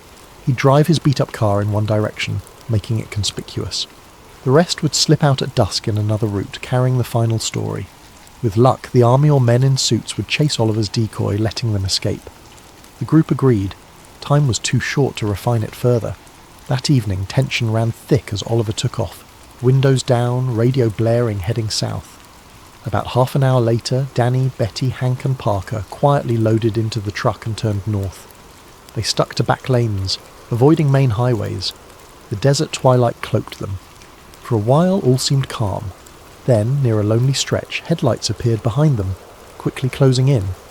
They found us, Betty muttered, pressing the gas. The pickup rattled dangerously. 2 black sedans flanked them, forcing them onto a dusty side path. Gunshots cracked. Parker ducked, cradling the precious documents. The truck wove between cacti and scrub brush, dust plumes swirling. Betty proved an adept driver, swerving at high speeds. The sedans lost traction in the shifting sand, sliding. The truck seized that gap, bounding over a small ravine. The chassis groaned, but held. In the rearview mirror, Danny saw the sedans come to a halt, one stuck in the gully. The men leaped out, shouting, but the truck kept rolling away. Through it all, Hank clutched the seat, white-knuckled, muttering curses under his breath. At last, they rejoined a firmer dirt road. The headlights behind them had vanished. Each occupant exhaled in relief. They pressed on under starlight, aiming for a safe haven rumoured to be a small printing press in the next county. Somebody who might put out a short-run publication, or at least forward their story to a national wire. The sense of dread lingered, but they had come too far to turn back. With every mile, the major pieces of the puzzle, fragments, photos, testimonies, burned in Danny's mind. If they succeeded, the official narrative might shatter. If they failed, the army would bury this story once and for all. In that moment, Danny realised how razor-thin their advantage was. They had the story that could change everything, but that truth carried a heavy cost. Recalling the crashed object's memory metal and the hush around rumoured occupants, he wondered if the public was truly ready. Yet he believed people deserved to decide for themselves, no matter how extraordinary. We're nearly there, he thought, gripping the satchel. Soon, they'd stand at a press that might finally echo the real events from the desert sky. But fate still had a few moves left in this dangerous game. Under the faint glow of dawn, the pickup rattled into the modest farm where a small independent press was rumoured to operate. An old barn doubled as a printing workspace. The owner, Miriam Solis, greeted them with wary eyes. She'd heard rumours of mysterious soldiers roaming the countryside, but agreed to help, if it truly was as urgent as they claimed. Dr. Parker, with all the seriousness an aerospace engineer could muster, affirmed they carried evidence of an unprecedented find and an active cover-up. Miriam sighed, sensing their desperation. "I can set type for a short print run," she said, "but distributing it widely might be tricky." They hauled in the battered documents and the partial negatives. Hank began writing a final introduction that framed the story for an outsider. He avoided hyperbole, sticking to verifiable points: ranch debris, memory metal, army intimidation, Parker's partial lab results, contradictory official statements, Oliver's photos. Meanwhile, Betty hovered near the door, scanning the horizon for any sign of approaching vehicles. Each time a dust swirl appeared, her heart kicked up a notch. Midway through typesetting, tyres crunched outside. Everyone froze. Betty peered through a crack in the barn door. A single black sedan parked in the yard. Out stepped Major Harold Tate, alone. He raised his hands as if to show no immediate threat, calling out calmly, "I know you're in there." Danny stepped out, jaw tight. The group formed a semicircle behind him: Betty, Parker, Hank and Miriam. Tate's eyes flicked over them, landing on Parker. "Doctor, I'd hoped you'd see reason. Your brilliance is wasted in these theatrics," she glared. "I've seen enough twisted orders. I won't be your pawn." The Major exhaled, then turned to Danny. "You're about to put the entire region at risk. Our country is not ready for this. Our enemies might exploit the technology." Tate's voice softened.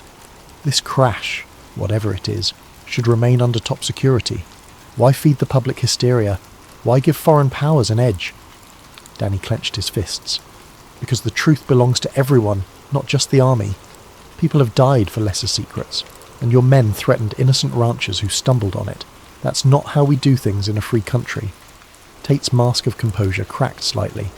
"You think it's that simple? The moment this story goes out, we lose control. We can't control who else might come sniffing around, maybe sabotage or weaponize the find.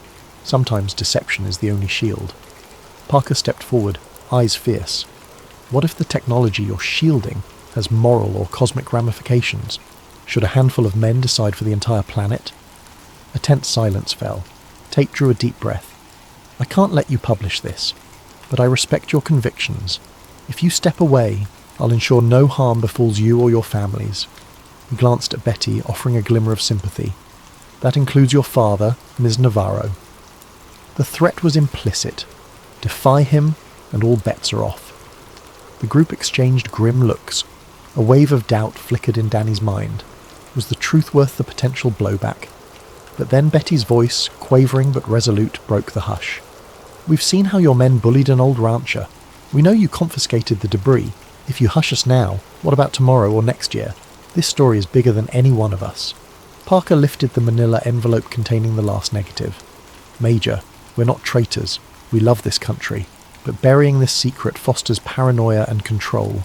People deserve transparency. Maybe it fosters more caution. Perhaps it spurs unity if it's truly otherworldly." Tate's expression hardened. The conflict was ideological, irreconcilable. He extended a hand. "Give me the envelope.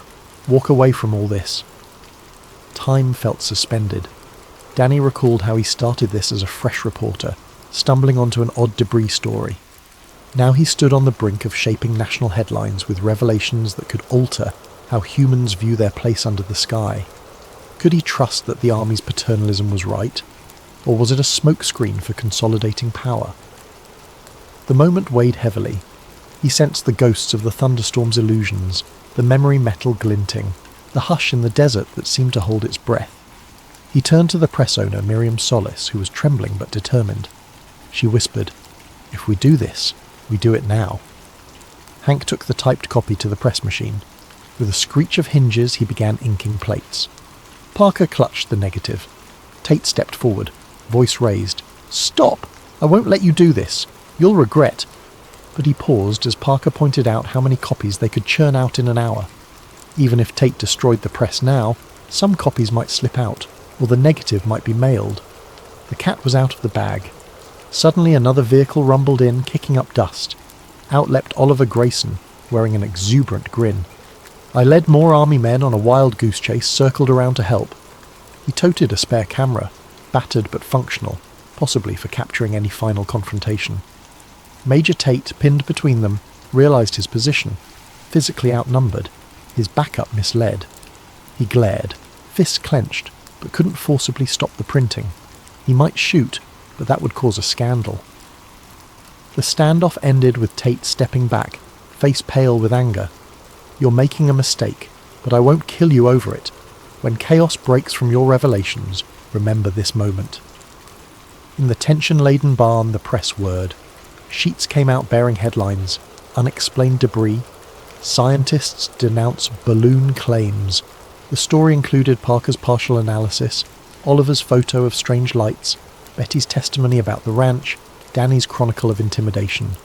Only a small local print run, but enough copies to mail to key radio stations, newspapers or allies. The group, fueled by relief and adrenaline, prepped envelopes. They distribute them discreetly, ensuring the news spread beyond Roswell's sphere of control. Major Tate stared, chest heaving. No bullets flew, no arrests occurred. He simply gave a final glare and turned away.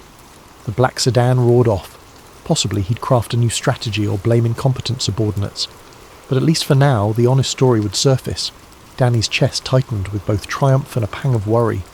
The Army might spin fresh narratives, might brand them cranks or seditionists. Still, if the seeds of doubt were planted, public scrutiny might keep the Army from fully smothering the truth. Within days, a handful of radio hosts read excerpts from the newly minted pamphlet on air. A few out-of-state journalists visited, intrigued but cautious. The Army responded with more official statements about advanced weather balloons, Project Mogul, or test dummies. The broader press remained uncertain. Some newspapers printed small pieces referencing contradictory Roswell reports, but larger outlets hesitated. The official line overshadowed the local pamphlet's claims, leaving the general public divided. For some, Roswell became a fleeting curiosity. For others, a symbol of suppressed truth.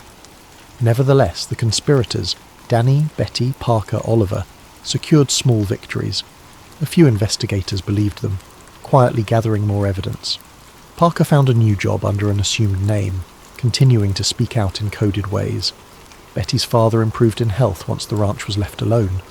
Oliver dropped out of sight soon after, rumoured to be trekking the deserts in search of hidden crash remains. Danny kept writing, penning long articles about the Roswell affair for any magazine or newspaper that would listen. Reception was lukewarm, but seeds of doubt grew. As months turned into years, the mania died down. The official story grew codified, taught as case closed. Yet in Roswell's dusty corners, whispered recollections persisted.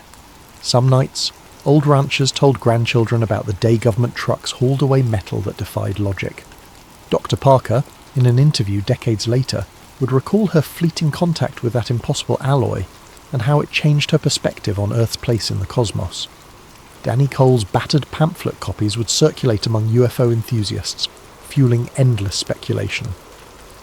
One evening, not long after the press run, Danny returned to the Navarro ranch.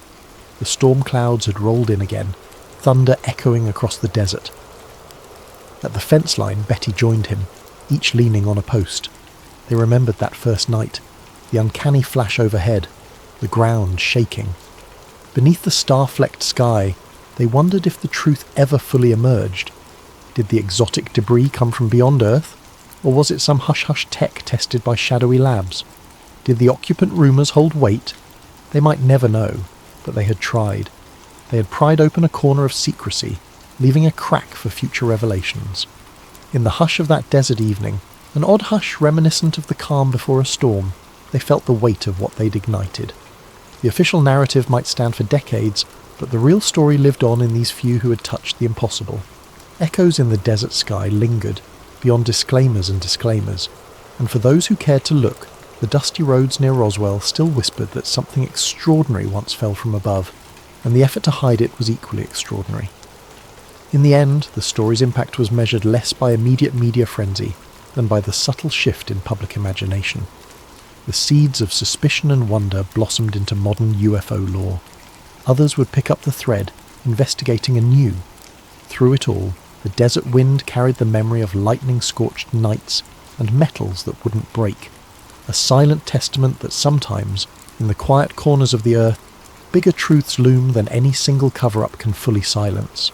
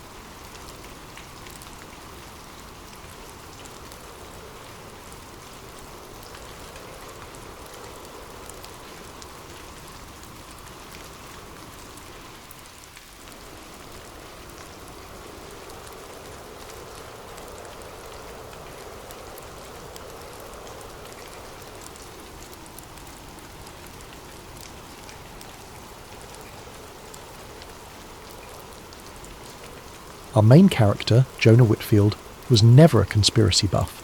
He was a rational thinker with dreams shaped not by ghost stories or rumours, but by a sense of duty and a longing for adventure. For him, the Navy represented a chance to see the world, to prove himself, and to uphold a legacy of service that stretched back generations in his family. Little did he know that in the bowels of an old storage room at a naval base, he would stumble upon fragments of information that pointed to a version of the Titanic disaster far more convoluted than he ever imagined. You will follow Jonah as curiosity ensnares him as he attempts to separate fact from fiction.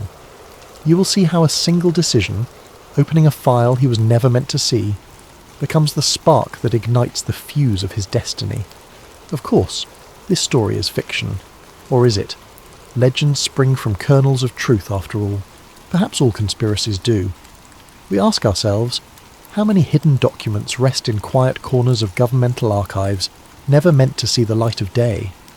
Could the Titanic's sinking have been orchestrated for financial gain, or to eliminate certain wealthy individuals who were obstacles to powerful interests? Accounts vary, but the question remains, why do stories like these continue to persist, generation after generation? Is it because we suspect that official records only tell part of the story? That question, dear listener, is yours to consider tonight. As you relax in bed, commuting to work, or simply unwinding at home, let yourself be drawn into the hidden corridors of Jonah's world. Let your imagination wander through sealed doors and dusty filing cabinets where skeletons of history might still reside. Above all, enjoy this journey into the unknown, one that weaves threads of historical speculation, espionage, and the unwavering human search for truth. Again, if you're new here, remember to comment your location and local time below, and subscribe to Sleep Theories for more stories that challenge the boundaries of what we accept as factual. Let us know your thoughts after you've finished listening or reading, but for now, dim the lights, get comfortable, and allow yourself to drift into the haunting possibilities surrounding the RMS Titanic's untimely demise. Welcome to a tale that merges the fervour of curiosity with the unyielding grip of secrecy, one that may leave you pondering whether some truths are better left buried at the bottom of the sea.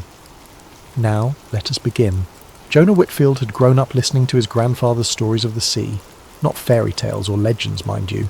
His grandfather, a retired naval officer, was far too practical for that.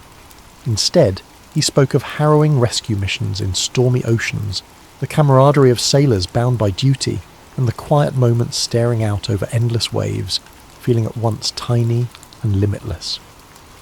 Those stories shaped Jonah's boyhood dreams.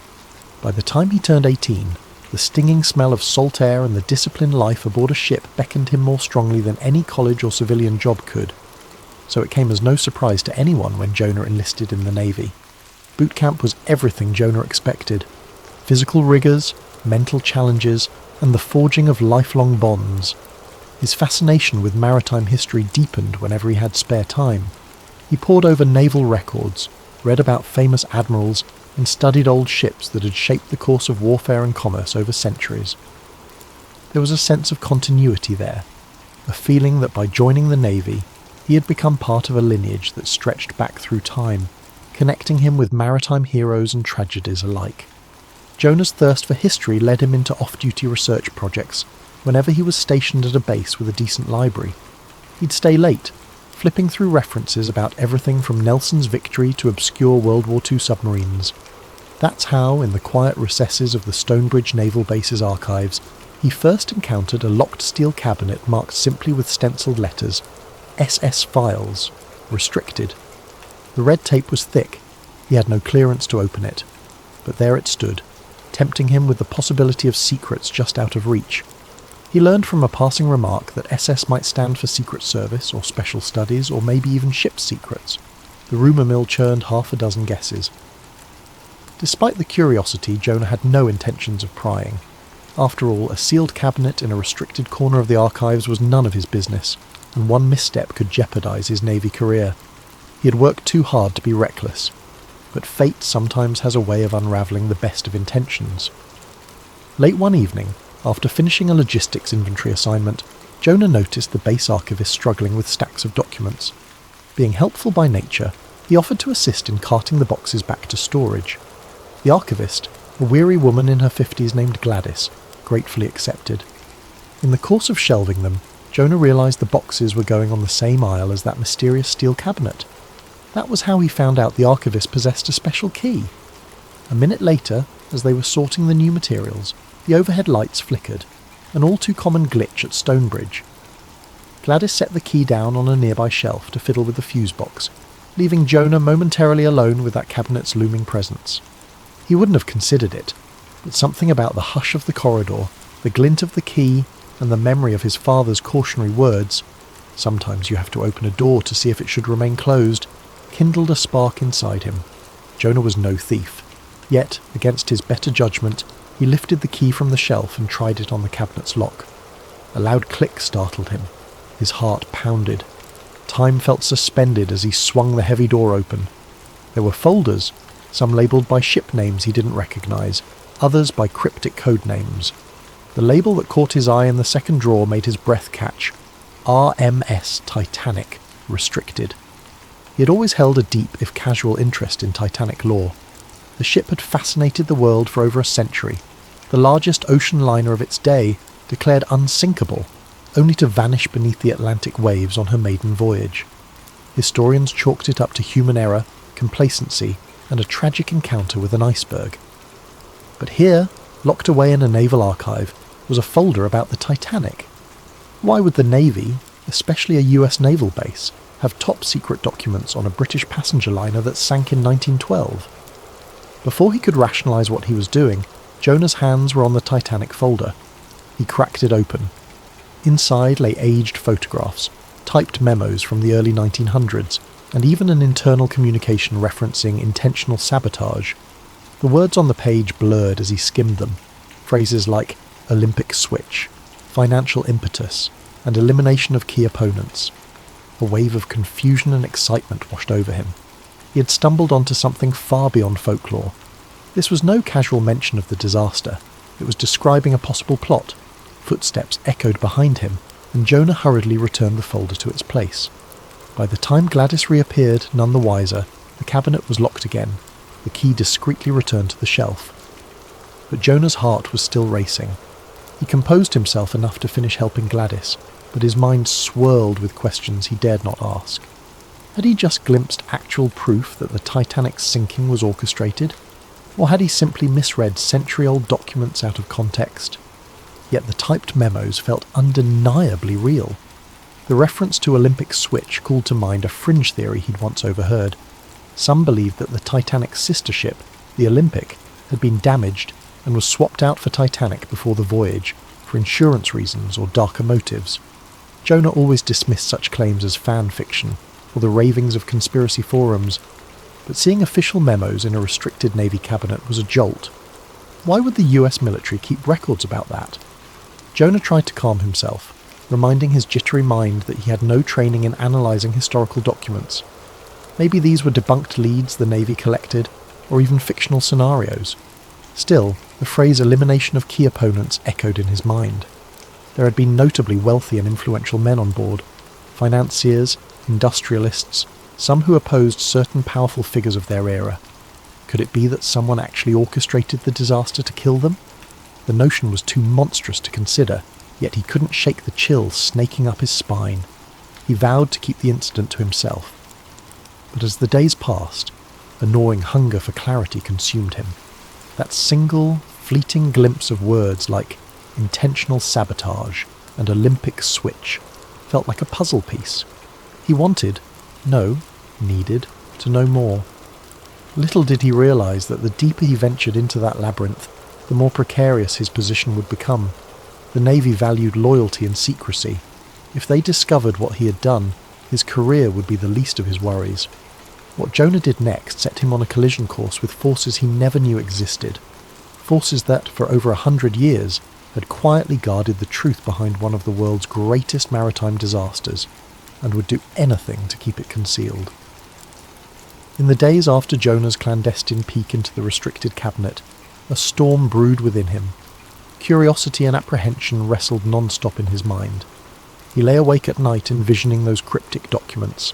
A typed letter dated 1912, referencing a hush-hush directive to ensure vulnerable hull plates gave way under stress. Another memo, bearing an American corporate letterhead, hinted at financial deals contingent upon the sinking. One note even listed names of prominent passengers who opposed certain powerful banking interests, men who, if alive, might have swayed future world events. Of course, it all seemed too grand, too improbable. The official story, that an iceberg gashed the hull, that the ship lacked sufficient lifeboats, that she sank with tragic speed, remained the accepted narrative. Yet Jonah couldn't escape the feeling that powerful institutions sometimes orchestrated dark events for profit or political gain. History had enough examples, from false flag operations to secret dealings shaping wars. Could the Titanic's demise be part of that shadowy tradition? Determined to learn more, Jonah devised a plan. Each evening he volunteered for extra archiving tasks at Stonebridge's Records Centre, claiming that he wanted to get ahead on his administrative duties. The archivist, always short-staffed, was happy to accept free help. This gave Jonah a legitimate reason to be near the locked cabinet. He didn't dare open it while others were around, but he hoped to glean additional context from the archived ship logs, personal diaries, or naval correspondences from around 1912. Anything that might provide clues. He started with public records. standard references to the White Star Line, the official Titanic inquiry transcripts, radio telegraphs from the night of the sinking. He found nothing unusual at first, only the well-known timeline of distress calls, the Californians' debated proximity, and the Carpathia's heroic rescue.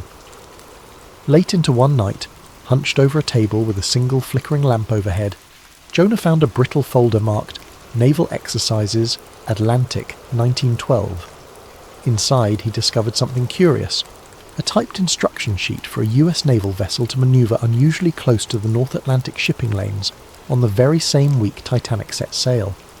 The rationale cited was cold water endurance training. Oddly, the coordinates placed this naval vessel near areas later rumoured to be filled with pack ice. What was an American Navy ship doing there? The Titanic was a British vessel sailing from Southampton to New York. Why would the US Navy be anywhere near that corridor, specifically during that fateful time? The official record offered no clarity.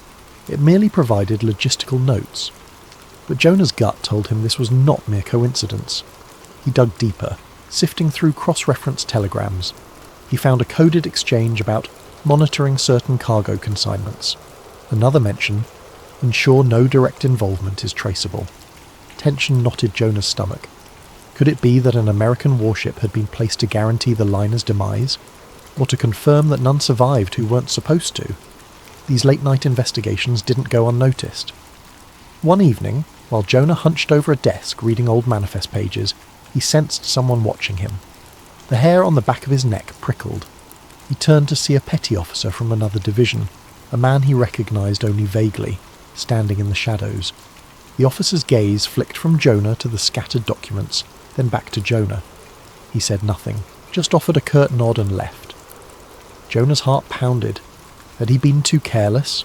Could word get back to the commanding officers that he was snooping into topics well beyond his pay grade? Trying to be more discreet, Jonah waited until the base was nearly empty. He'd show up with a duffel bag full of groceries, pretending he was grabbing a late snack in the rec room, then slip into the archive. He copied notes by hand rather than photocopying them, for fear of leaving a paper trail. Each new detail he uncovered painted a more alarming picture. Accounts of suspicious cargo, covert alliances, wealthy financiers who stood to gain from sinking a specific ship. Not to mention the rumoured switch between the nearly identical Olympic and Titanic. Some documents even discussed the possibility that the real Titanic was so badly damaged that the shipping company orchestrated an insurance scam. If these documents were genuine, it implied that high-level powers orchestrated a disaster to eliminate certain individuals, or to reap a staggering insurance windfall, or perhaps both.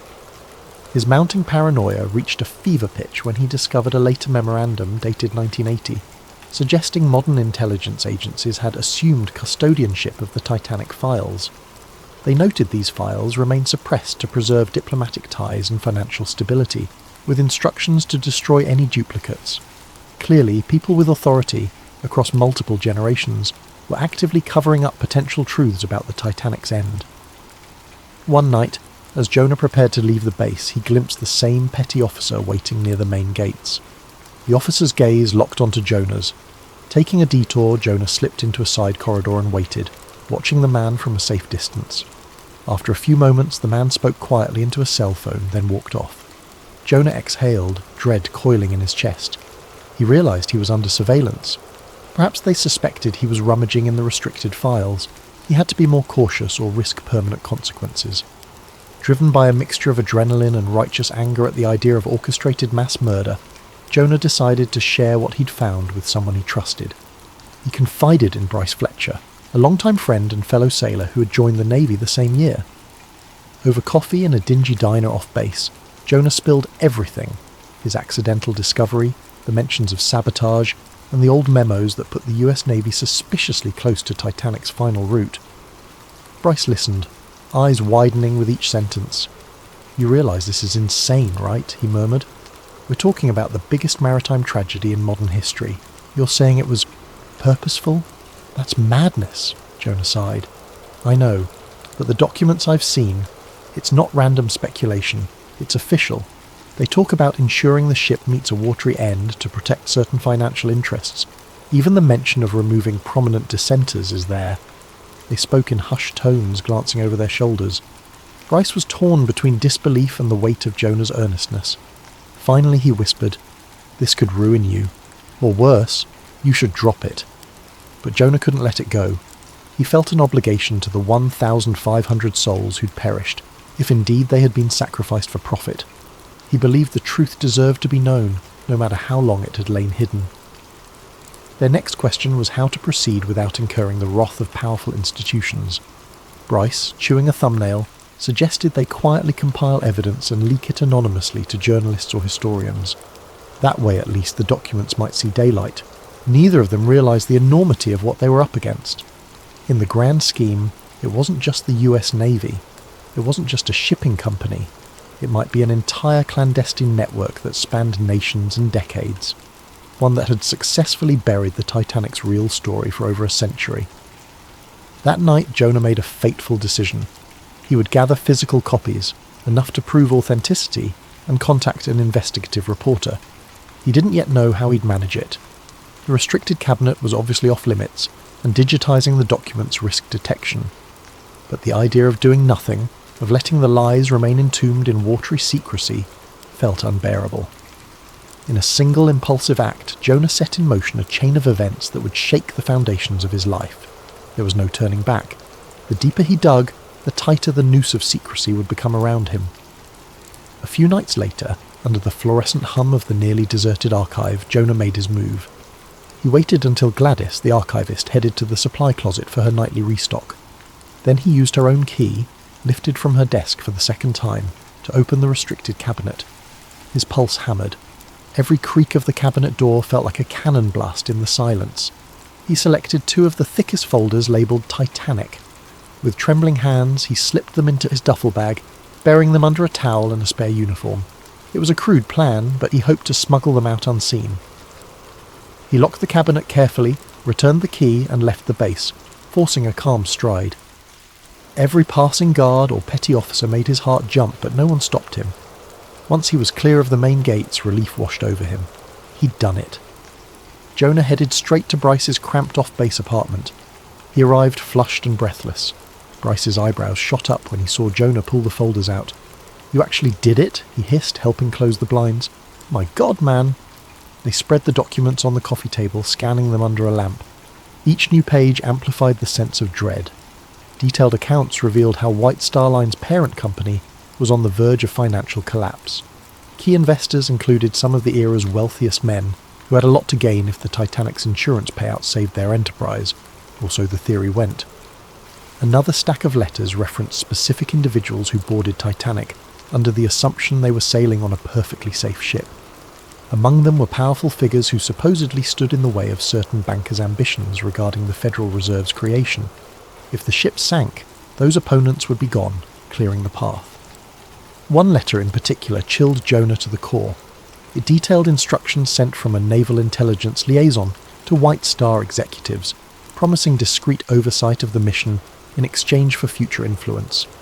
It mentioned coded conversations about hull modifications, arranged payoffs to silence crew members, and the convenient rebranding of one ship as the other. The letter ended ominously. "Ensure all loose ends are submerged." Bryce looked up, his face pale. "This is bigger than we thought," he said, voice taut. "There are references to government officials, shipping magnates, even British lords. A full century of cover-up. If we leak this, we're essentially blowing open a conspiracy that's been kept under wraps for ages." Jonah nodded, swallowing the lump in his throat. "The question is how. If we go to any big news outlet, the story might be suppressed before it even airs. We need someone fearless, someone who doesn't mind going toe-to-toe with powerful institutions." They considered contacting small, independent investigative journalists, or even releasing scans online, but that ran the risk of the materials being dismissed as forgeries. They needed credibility. Bryce suggested a well-known historian who specialised in maritime disasters, a woman named Dr. Rosalind Fraser, who had garnered respect for challenging mainstream accounts of naval incidents in the past. "She's published in reputable journals," Bryce said. "If she verifies these documents, it's game over for the official narrative." They agreed. Jonah left the folders in Bryce's care temporarily, planning to get them scanned and encrypted. Bryce, though unnerved, insisted on helping. He couldn't let Jonah carry the burden alone. They parted ways, unaware that they were being watched from the street. A figure in a parked sedan across the road flicked away a cigarette butt and noted their comings and goings. Early the next morning, Jonah found a brown envelope slipped under his dormitory door at the base. Inside was a single photograph. Him and Bryce huddled over the stolen documents, captured through the apartment window. Beneath it, a typed note read, "Return what you've taken. Cease all actions. This is your only warning." A chill lanced through him. Someone had followed him, spied on him, documented the theft. He felt the walls closing in. Was it naval intelligence? Some private agency on retainer to old money families? Panicking, he rushed to Bryce's place only to find the door kicked in, furniture overturned. Bryce was gone. So were the documents. Jonah's heart thundered. There were no signs of Bryce or any explanation, just a ransacked apartment. He called Bryce's phone repeatedly, but it went straight to voicemail. Jonah felt numb. Had they taken Bryce? Or had Bryce fled? Searching the wrecked living room, he found Bryce's scanning equipment smashed, the laptop missing. The only clue left behind was a single scrap of paper pinned to the wall with a knife. "You've been warned." His mind raced with horrifying possibilities. He considered going to base security, but what if they were compromised? If this conspiracy extended to the higher-ups, he'd be handing himself over to the enemy. Instead, Jonah decided to call Dr. Rosalind Fraser. Bryce had jotted her phone number down on a notepad earlier. She answered on the third ring, her tone wary. Jonah introduced himself in a rush, explaining that he had crucial documents regarding the Titanic's sinking. He didn't go into detail about how they'd been stolen or how Bryce was missing. Dr. Fraser listened quietly, then told him to meet her at her university office in 3 days, provided he could bring proof. He prayed that Bryce had managed to secure backups. If not, he had nothing. His mind whirled. Did Bryce have a second location for scanning? Had he emailed digital copies anywhere? The only possibility Jonah could think of was an old external hard drive Bryce sometimes used for personal projects. Maybe, just maybe, Bryce had saved something there. Jonah hunted through the apartment's debris until he found the drive hidden behind a bookshelf. It seemed intact. Heart pounding, he stuffed it into his pocket. He had no idea what it contained, but it was his last hope. As he exited the building, the floorboards squeaked behind him. He spun around, only to see the same petty officer from before standing in the hallway, his features shadowed in the gloom. "Whitfield," the man said, voice low, "don't do this to yourself, or your friend. Return what you took and walk away."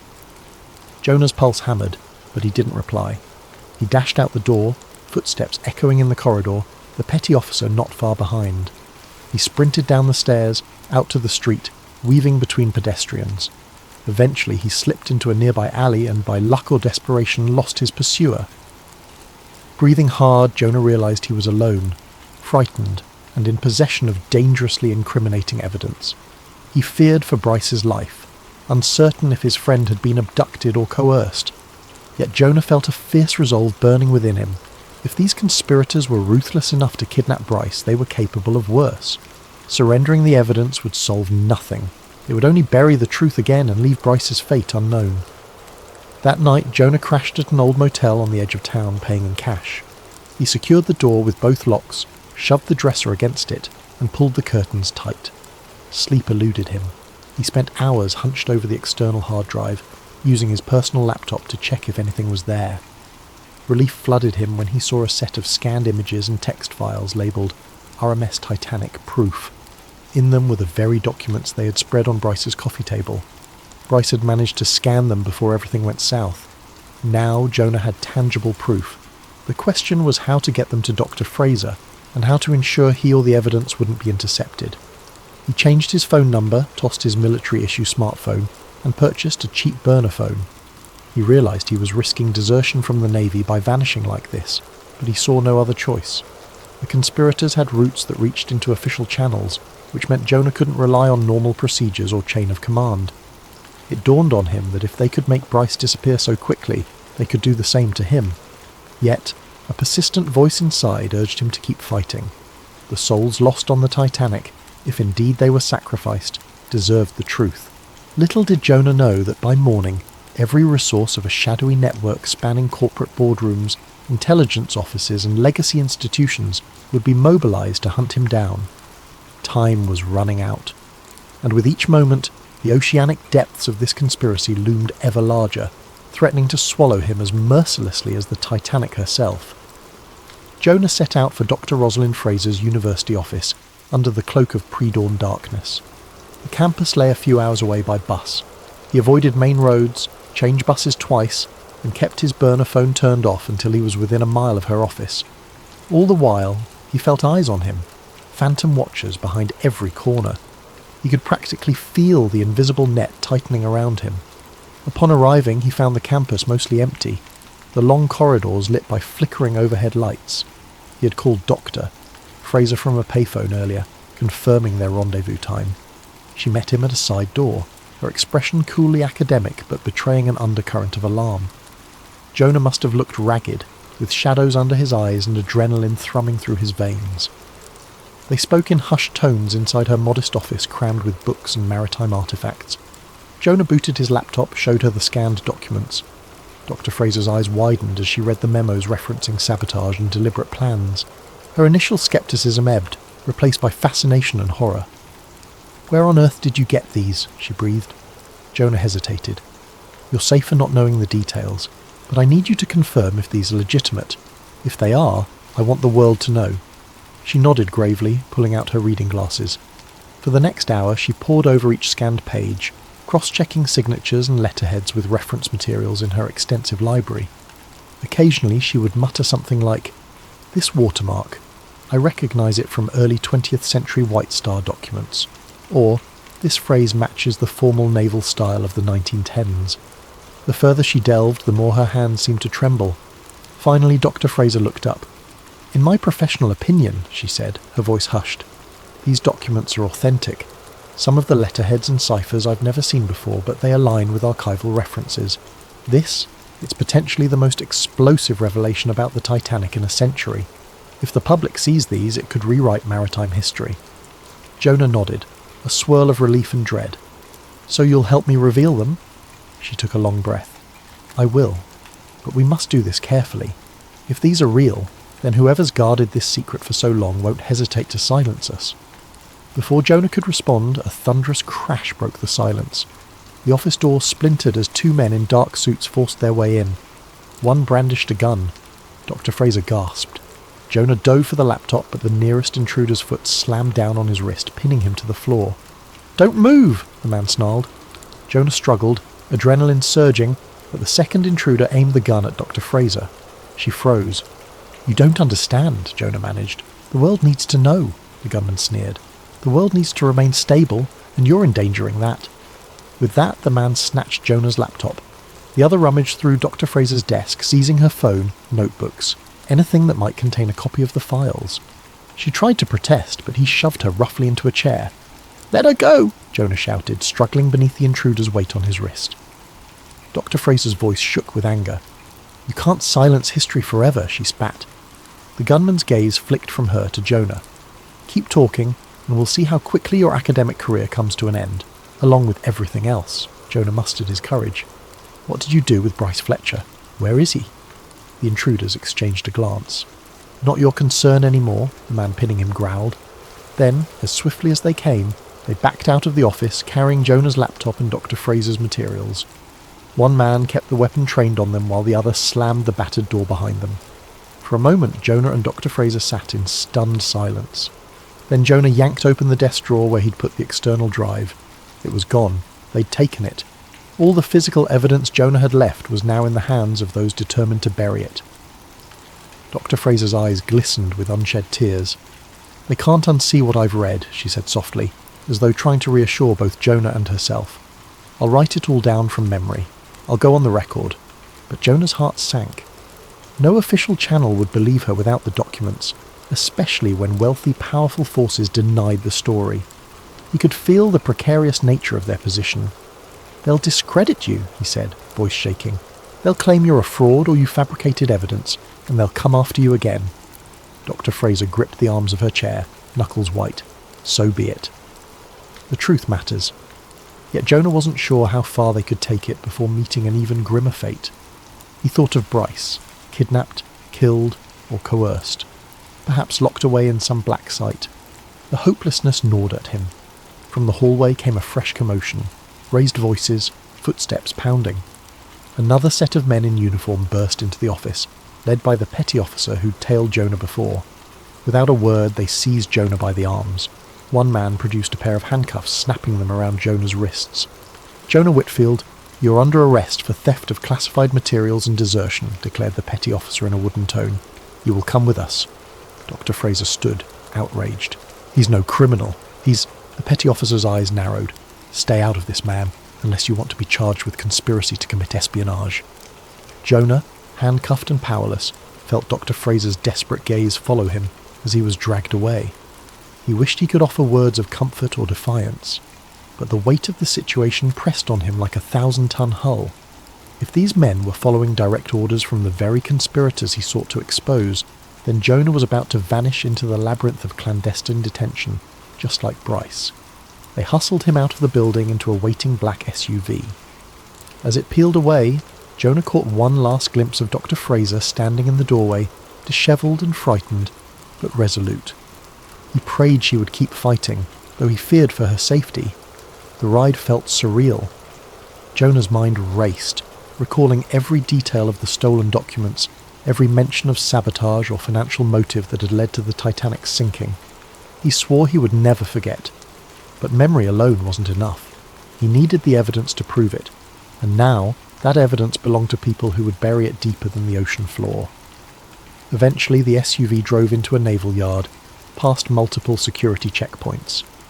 Jonah's attempts to question his captors met with silence.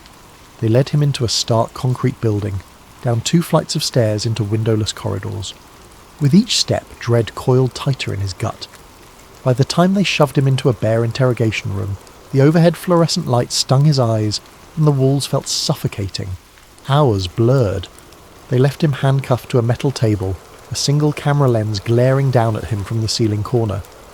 No one came in at first, leaving Jonah alone with his fears. Eventually a man in a crisp uniform, no visible name or rank, entered. His face was like granite. "You've made some powerful enemies, Whitfield," he said, voice low. "But you're still young with a promising future. This can end cleanly if you cooperate." Jonah's mouth felt dry as sand. "What do you want?" The man flipped open a slim file. "All the documents you took from the restricted cabinet, any copies you might have, and the names of anyone else you shared them with. That includes Dr. Fraser." Jonah's thoughts flicked to Bryce, to Dr. Fraser, to the battered remains of all his attempts to reveal the truth. He realised that if he cooperated, he'd condemn them as well. But if he stayed silent, these people could do anything they wanted to him. His future, his freedom, even his life hung by a thread. He mustered a shred of defiance. "I don't have anything left," Jonah said, voice steady, though tears threatened to well in his eyes. "You took it all." The interrogator's lips thinned. Wrong answer. What happened next blurred in Jonah's memory. The door slammed shut. He was left alone again. Hours or days passed in a haze of harsh lights, unanswered questions and a creeping sense of doom. Each time the door opened, a new wave of demands and threats followed. They wanted assurances that the scandal would never see the light of day. Jonah refused to speak of Dr. Fraser or Bryce. At some point he realised he might never leave this place. He recalled the faces of his family, the pride in his grandfather's eyes when he enlisted, the swirl of joy and dread he felt stepping onto his first ship. Now here he was, a prisoner of the very system he had sworn to serve, all because he'd stumbled upon secrets about a century-old shipwreck. News of Jonah's arrest never made it to the public record. Stonebridge Naval Base quietly filed him under unauthorised absence, and then disciplinary discharge. His name disappeared from the official roster. Even within the Navy, rumours about his fate were hushed up. A few who had known him asked questions, but no answers were forthcoming. He had become another phantom casualty in the endless labyrinth of classified operations. As for Dr. Fraser, she tried in vain to piece together an exposé based on her recollections, but without the original documents, no reputable outlet would accept it. Anonymous threats arrived by mail, and after a few months she resigned her university post, citing stress and health concerns. The world never saw her promised revelations. In the years that followed, an obscure rumour persisted among certain conspiracy circles that a young sailor named Jonah Whitfield had discovered proof that the RMS Titanic was deliberately sunk, forging a chain of hidden alliances and insidious motives. Some claimed he was still alive, locked away in a secret naval prison. Others insisted he'd been quietly executed. Mainstream historians dismissed these tales as rumour, just another layer to the endless swirl of Titanic myths. Yet, in the corners of hushed conversation, on late-night forums, and at clandestine gatherings of maritime enthusiasts, Jonah's story lived on. They whispered that the Titanic's watery grave was not the sole repository of that ship's ghosts.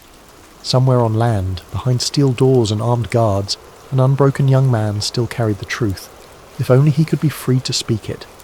That truth, of how a majestic liner, loaded with innocent passengers and marked for destruction by hidden agendas, remains locked away, just like Jonah. And as the decades roll on, the question endures. How many tragedies labelled accidents are, in reality, contrived illusions in service of power and profit? For now, we may never know. But the memory of Jonah Whitfield flickers like a faint light in the darkness, calling us to look beyond official stories and question the illusions cast by those in power. Perhaps one day, that spark will reignite. Perhaps then, the real story of the Titanic will finally rise from the depths. Thank you for joining us for this special 4-part story. Don't forget to drop a comment telling us where you're from in the world and what time it is for you right now. If you enjoyed this journey into the hidden corridors of history, be sure to subscribe to Sleep Theories for more stories that will make you question everything you thought you knew.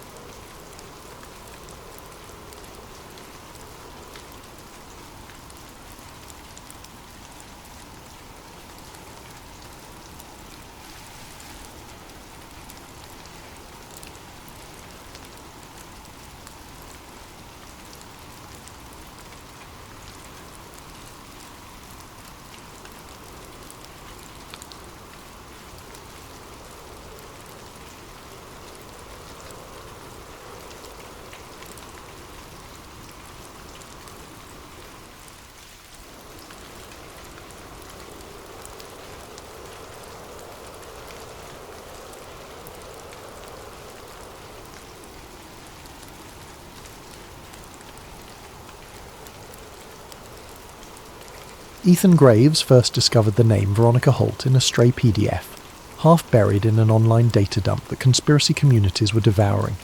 He'd been clicking through thousands of lines of corporate spreadsheets, offshore registrations and meeting transcripts, all leaked from a whistleblower in the finance sector. Officially, these documents were about routine lobbying, but the deeper Ethan dug, the more he saw patterns that didn't add up. Names recurred in odd contexts, referencing hush-hush policy summits that no mainstream coverage ever touched. What caught his eye one late night was a recurring symbol in the margins of certain files, a faint watermark shaped like an all-seeing eye perched above stylized wings. Next to that watermark, the name V. Holt appeared again and again. Ethan's heartbeat picked up. He recognized that all-seeing eye from older, more sensational conspiracy lore. People called it an Illuminati emblem, or sometimes a Masonic derivative. He'd rolled his eyes at it in the past. Nobody with common sense took that stuff seriously. But now it was right in front of him, embedded in documents that otherwise looked legitimate. He was seated in his cramped one-bedroom apartment in the outskirts of Philadelphia. At 29, he looked older than his years, with permanent dark circles under his eyes from too many late nights sifting obscure data. A part-time gig at an independent online magazine paid some bills, but his real passion lay in chasing leads on hidden power structures, UFO cover-ups, big pharma conspiracies, hush-hush deals. Once in a while he'd strike gold, but more often people dismissed him as a conspiracy blogger. Tonight, the clock read 2:45 a.m. Thin walls separated Ethan from a neighbour's muffled TV. Outside, a light drizzle pattered on the window. Rubbing his face, he gulped the dregs of cold coffee, determined to keep going. Something about these documents demanded more than his usual casual approach. Scrolling further, he found cryptic references to a global steering meeting, with lines like Media Narrative Alignment, VH, Q3 Planning. Another pointed to a think tank with a bland philanthropic name, listing major news organisations as partners. It made his stomach clench. Were these genuine coordinates for controlling coverage? He hammered out a draft blog post tentatively titled, "Are we being led by hidden hands?" But he hesitated to publish. There were too many unknowns. He needed more concrete proof, or at least a credible second opinion. The next day, stiff from lack of sleep, Ethan rode the subway to a local library, where he'd arranged to meet a friend, Dr. Celia Monroe. She was a visiting historian at Temple University, known for her published research on Renaissance-era secret societies in Italy. They'd become acquaintances after Ethan pestered her for background on some papal conspiracy for an older piece. In the library's hushed reading room, Celia gave him a polite, if tired, smile. She was in her early 40s, with curly dark hair pinned back, wearing business casual attire that suggested she'd come straight from teaching. "I hope this is important," she whispered, setting her coffee thermos aside. "I'm behind on grading." Ethan pulled out printouts of the suspicious documents, flipping to pages with the winged eye watermark. "Have you ever seen this symbol in your research?" She squinted at it. "Sure, an eye in a pyramid or an eye in various forms is common in esoteric traditions. The wings add a twist. Doesn't necessarily prove anything by itself." He nodded, leaning in. "What about the name Veronica Holt? Have you encountered references to a V. Holt in context with modern secret societies?" Celia's eyebrows rose. Veronica Holt is a big name in philanthropic circles, CEO of the Holt Foundation. They do public health initiatives, sponsor educational reforms, that sort of thing. Some revere her as a champion of humanitarian work. "Humanitarian or manipulator?" Ethan murmured.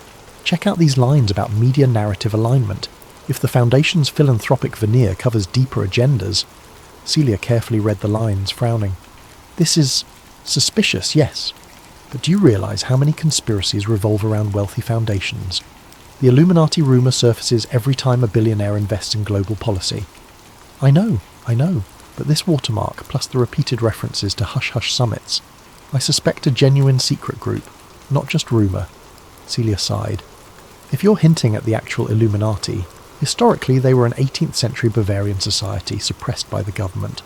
Some conspiracists claim they never really went away, that they morphed into a global puppet master. But mainstream academics dismiss that." Ethan's voice hushed. Could the mainstream be ignoring something real? Maybe they exist under different names, controlling philanthropic organisations to shape world events. Celia shook her head slowly, but a seed of curiosity gleamed in her eyes. All right, I can't promise anything, but let me see if I can trace that symbol in archival references. They parted with an air of unresolved tension. Ethan felt a flicker of optimism. Celia's practical approach could yield tangible leads, or confirm he was chasing phantoms. Back in the city, Ethan tried to pitch a follow-up article to his editor at the small news site he freelanced for. The editor, a jaded man in his 50s named Carl, frowned at the Illuminati angle. "I like conspiracies that bring clicks, but come on, Ethan, this is ancient territory. We need fresh angles, not rehashes of centuries-old boogeymen." But the philanthropic tie, the modern front, there's something huge here, Ethan pressed. Carl shook his head. "Maybe if you can find ironclad evidence, otherwise do a piece on local corruption. That's your strength." The brush-off stung, but Ethan had expected it. He trudged home, a swirl of doubts in his mind. Was he imagining connections?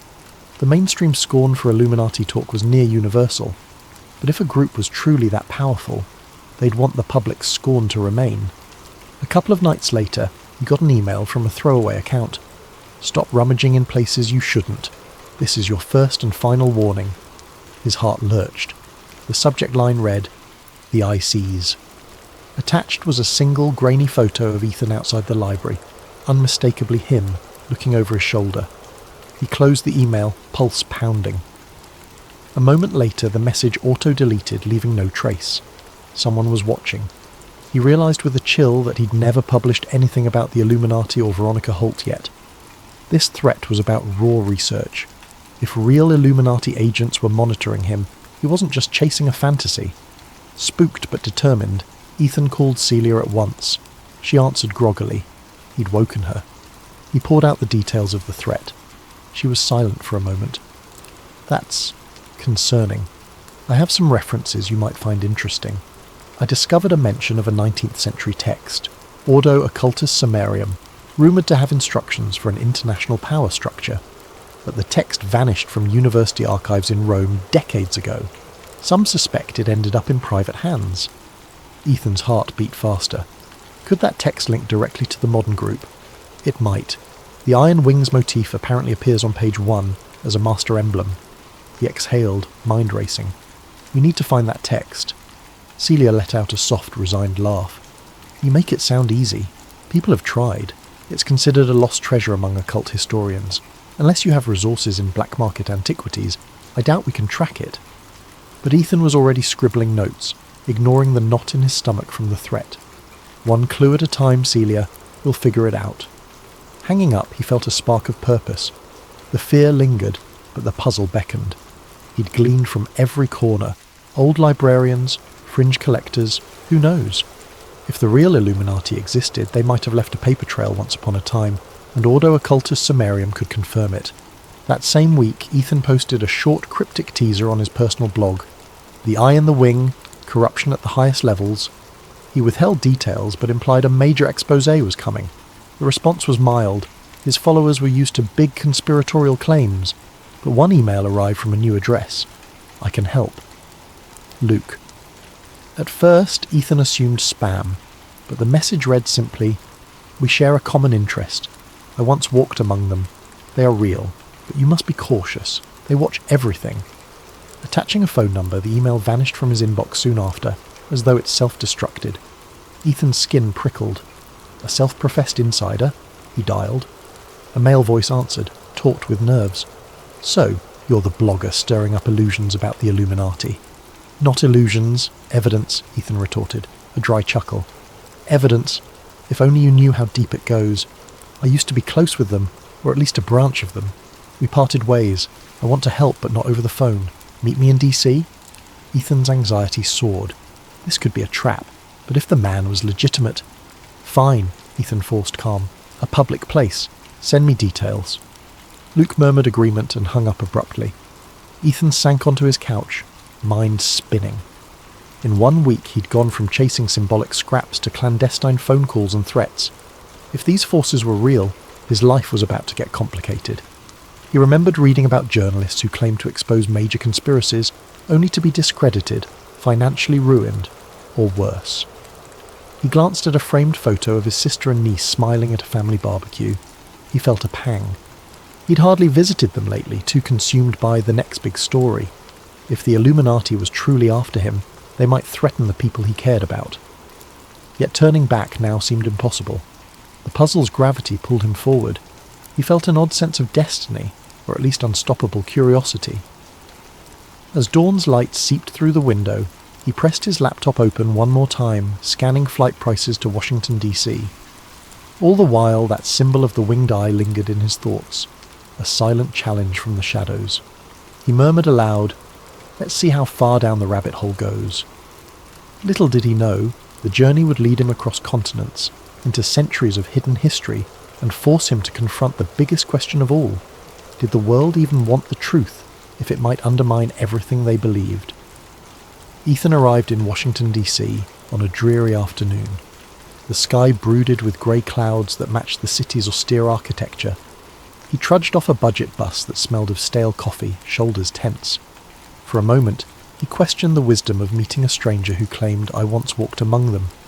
But curiosity and the thrill of a potential breakthrough overrode caution. He'd chosen a busy cafe near Capitol Hill for the rendezvous, public enough to deter violence, but discreet enough for a hushed conversation. Tucked into a corner booth, he ordered an espresso and waited, scanning the faces of patrons for signs of recognition or hidden intent. About 15 minutes in, the middle-aged man with salt and pepper hair approached. He wore a cheap baseball cap and carried a battered briefcase. With a quick glance around, he slid into the booth across from Ethan. "You must be Ethan," the man said in a subdued voice. "I'm Luca Desi." Ethan sized him up. Luke's eyes held a haunted look, like someone who'd known both privilege and betrayal. Fine lines creased his face, and his posture was guarded. "Luke," Ethan began, voice tight. "You said you were close with them. The Illuminati," Luke grimaced. "They don't call themselves that. Not these days. But yes, it's the same lineage. The group has rebranded, merged with other networks, and infiltrated everything from philanthropic boards to intelligence agencies. I was part of a major think tank. On the surface, we were economists and policy experts. Underneath, we had an unspoken code." Ethan's pulse quickened. "And Veronica Holt? Do you know her?" A flicker of discomfort crossed Luke's face. "I met her once. She was rumoured to be on the Society's inner council. They hide behind philanthropic foundations, using them as a front to sway global policies. They shape narratives, Ethan. The media, the educational systems, even the arts. Always behind the curtain, never letting themselves become the story." Ethan tried to swallow his excitement. He'd never heard such direct confirmation before, but he needed something tangible, something that would hold up under scrutiny. Why come forward now? Luke exhaled. Guilt, mostly. "I had a crisis of conscience. The final straw was seeing them destroy a colleague's reputation because she objected to certain manipulations. She wanted the group to be more transparent, to earn public trust. They ousted her, and she ended up in ruin." He paused, glancing around as if expecting watchers. "But be warned, if you push too hard, they'll come for you in ways you can't imagine. They can freeze bank accounts, sabotage your credibility, pit law enforcement against you, or worse." Ethan's stomach churned, recalling the threatening email. "I've had a taste, but that only proves I'm onto something real." Luke slid a worn envelope across the table. "Inside, you'll find partial membership rosters, though heavily coded, and references to certain special gatherings. Pay attention to the location code names. Rome, London, stateside enclaves. They rotate. A major gathering is rumoured soon. Maybe they'll finalise some global reorganisation, monetary policies, digital tracking expansions, things that seem unconnected but yield enormous control." Ethan opened the envelope discreetly. Pages of cryptic columns, code names, some repeated references to OWS, Delta Group, Project Aurora. Then he saw the winged eye symbol scrawled at the top of one sheet. He felt a jolt of validation. "This is... thank you.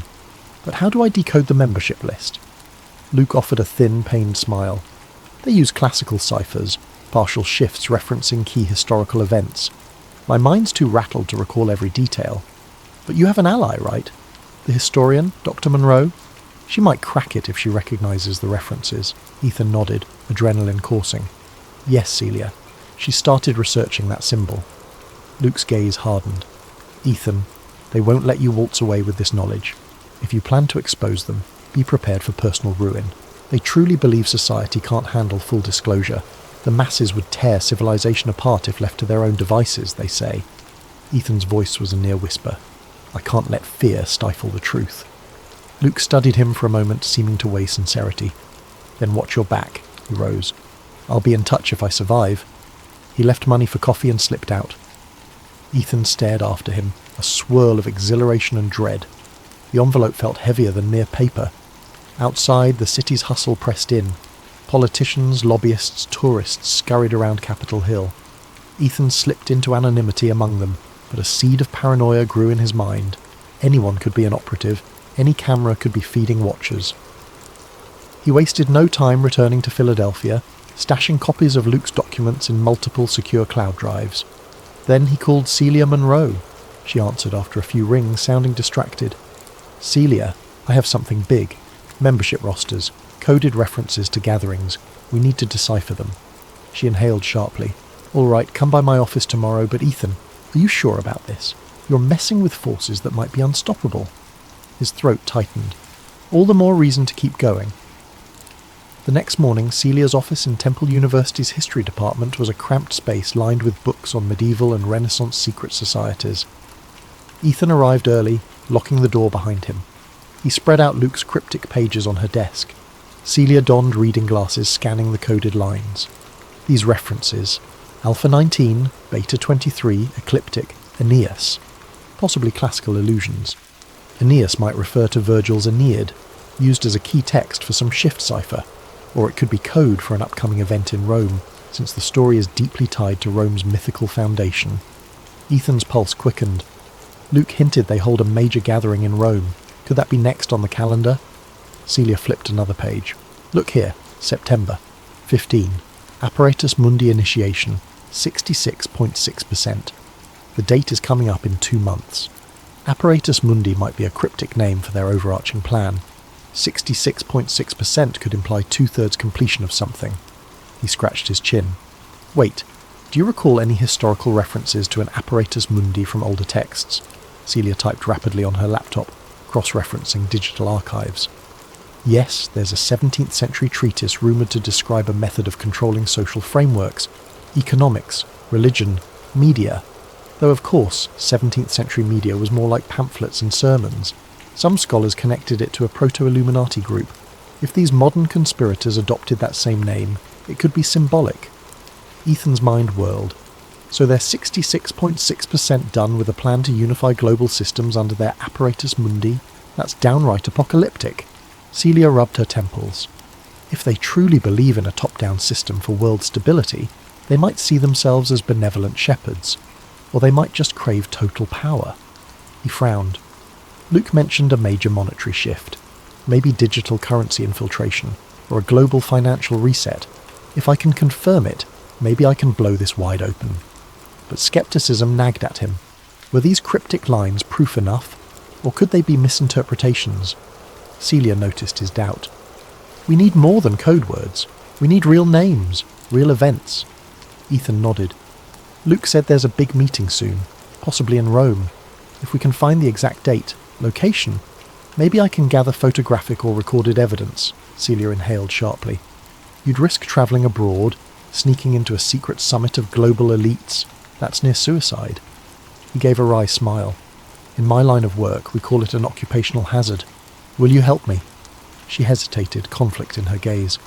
I can't ignore the moral imperative. If you're right, if they're about to orchestrate something massive, someone has to blow the whistle. But yes, it's dangerous. Let me see what else I can decipher from these references. For the next few hours they pored over the pages. Celia identified classical ciphers referencing Dante's Inferno, linking numeric codes to lines from the text. The numbers matched partial times, 9:30, 2000 or so forth. They gleaned a possible date, September 15th, the same date from the Apparatus Mundi initiation. Location hints suggested a historic building near the heart of Rome, maybe something affiliated with a philanthropic group.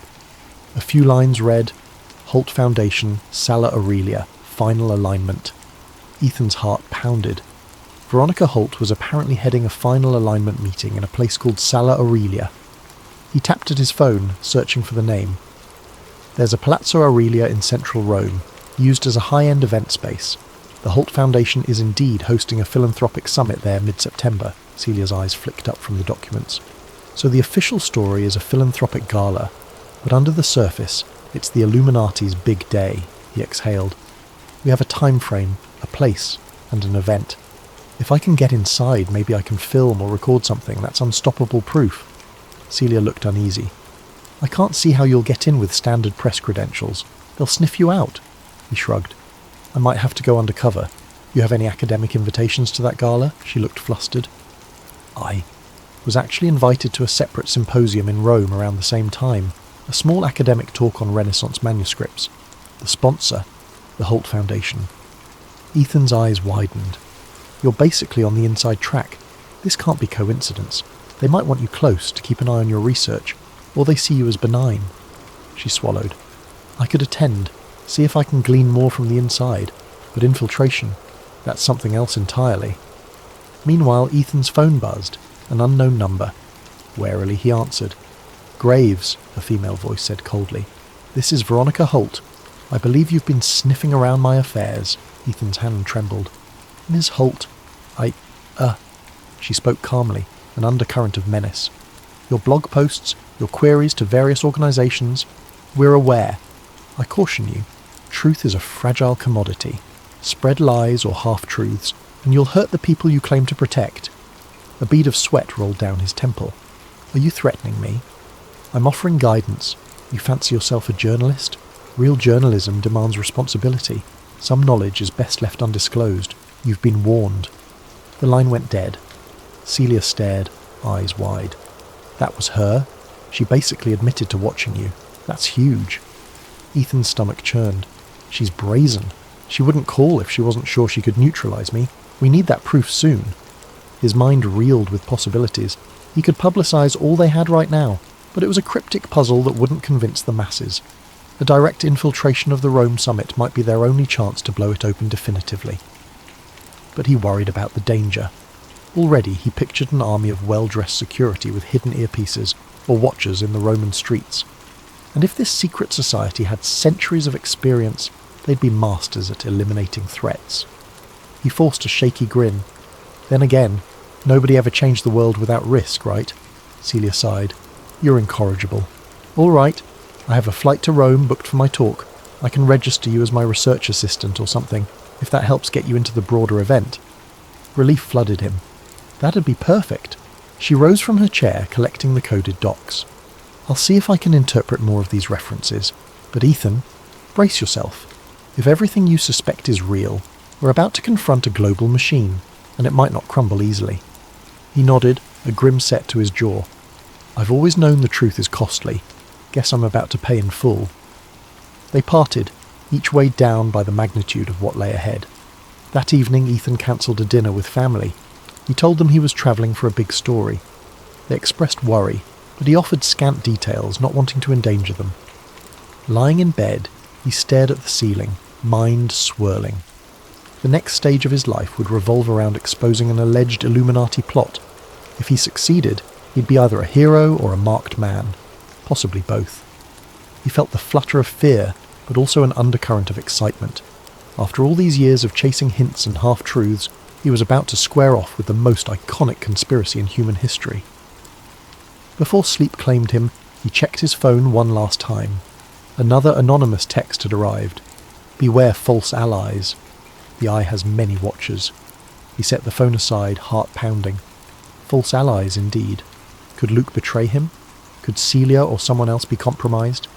The only certainty was that trust would be a scarce resource in the looming confrontation, and so he drifted off, uncertain whether morning would bring new revelations or fresh threats, or both. One thing was sure, the unstoppable march toward Rome had begun. When Ethan and Celia landed at Rome's Fiumicino airport, the Mediterranean sun greeted them with a warm glow that almost dispelled the tension swirling within. They trudged through the arrivals hall with minimal luggage. Ethan had insisted on travelling light to avoid suspicion. Rome, Celia mused, taking in the bustle of tourists. City of echoes, so many layers of history and secrets. Ethan forced a half-smile, scanning the crowd for any watchers. I have a feeling we're about to discover some of those secrets firsthand. They flagged a taxi to their modest hotel near the city centre. En route, Celia quietly pointed out landmarks.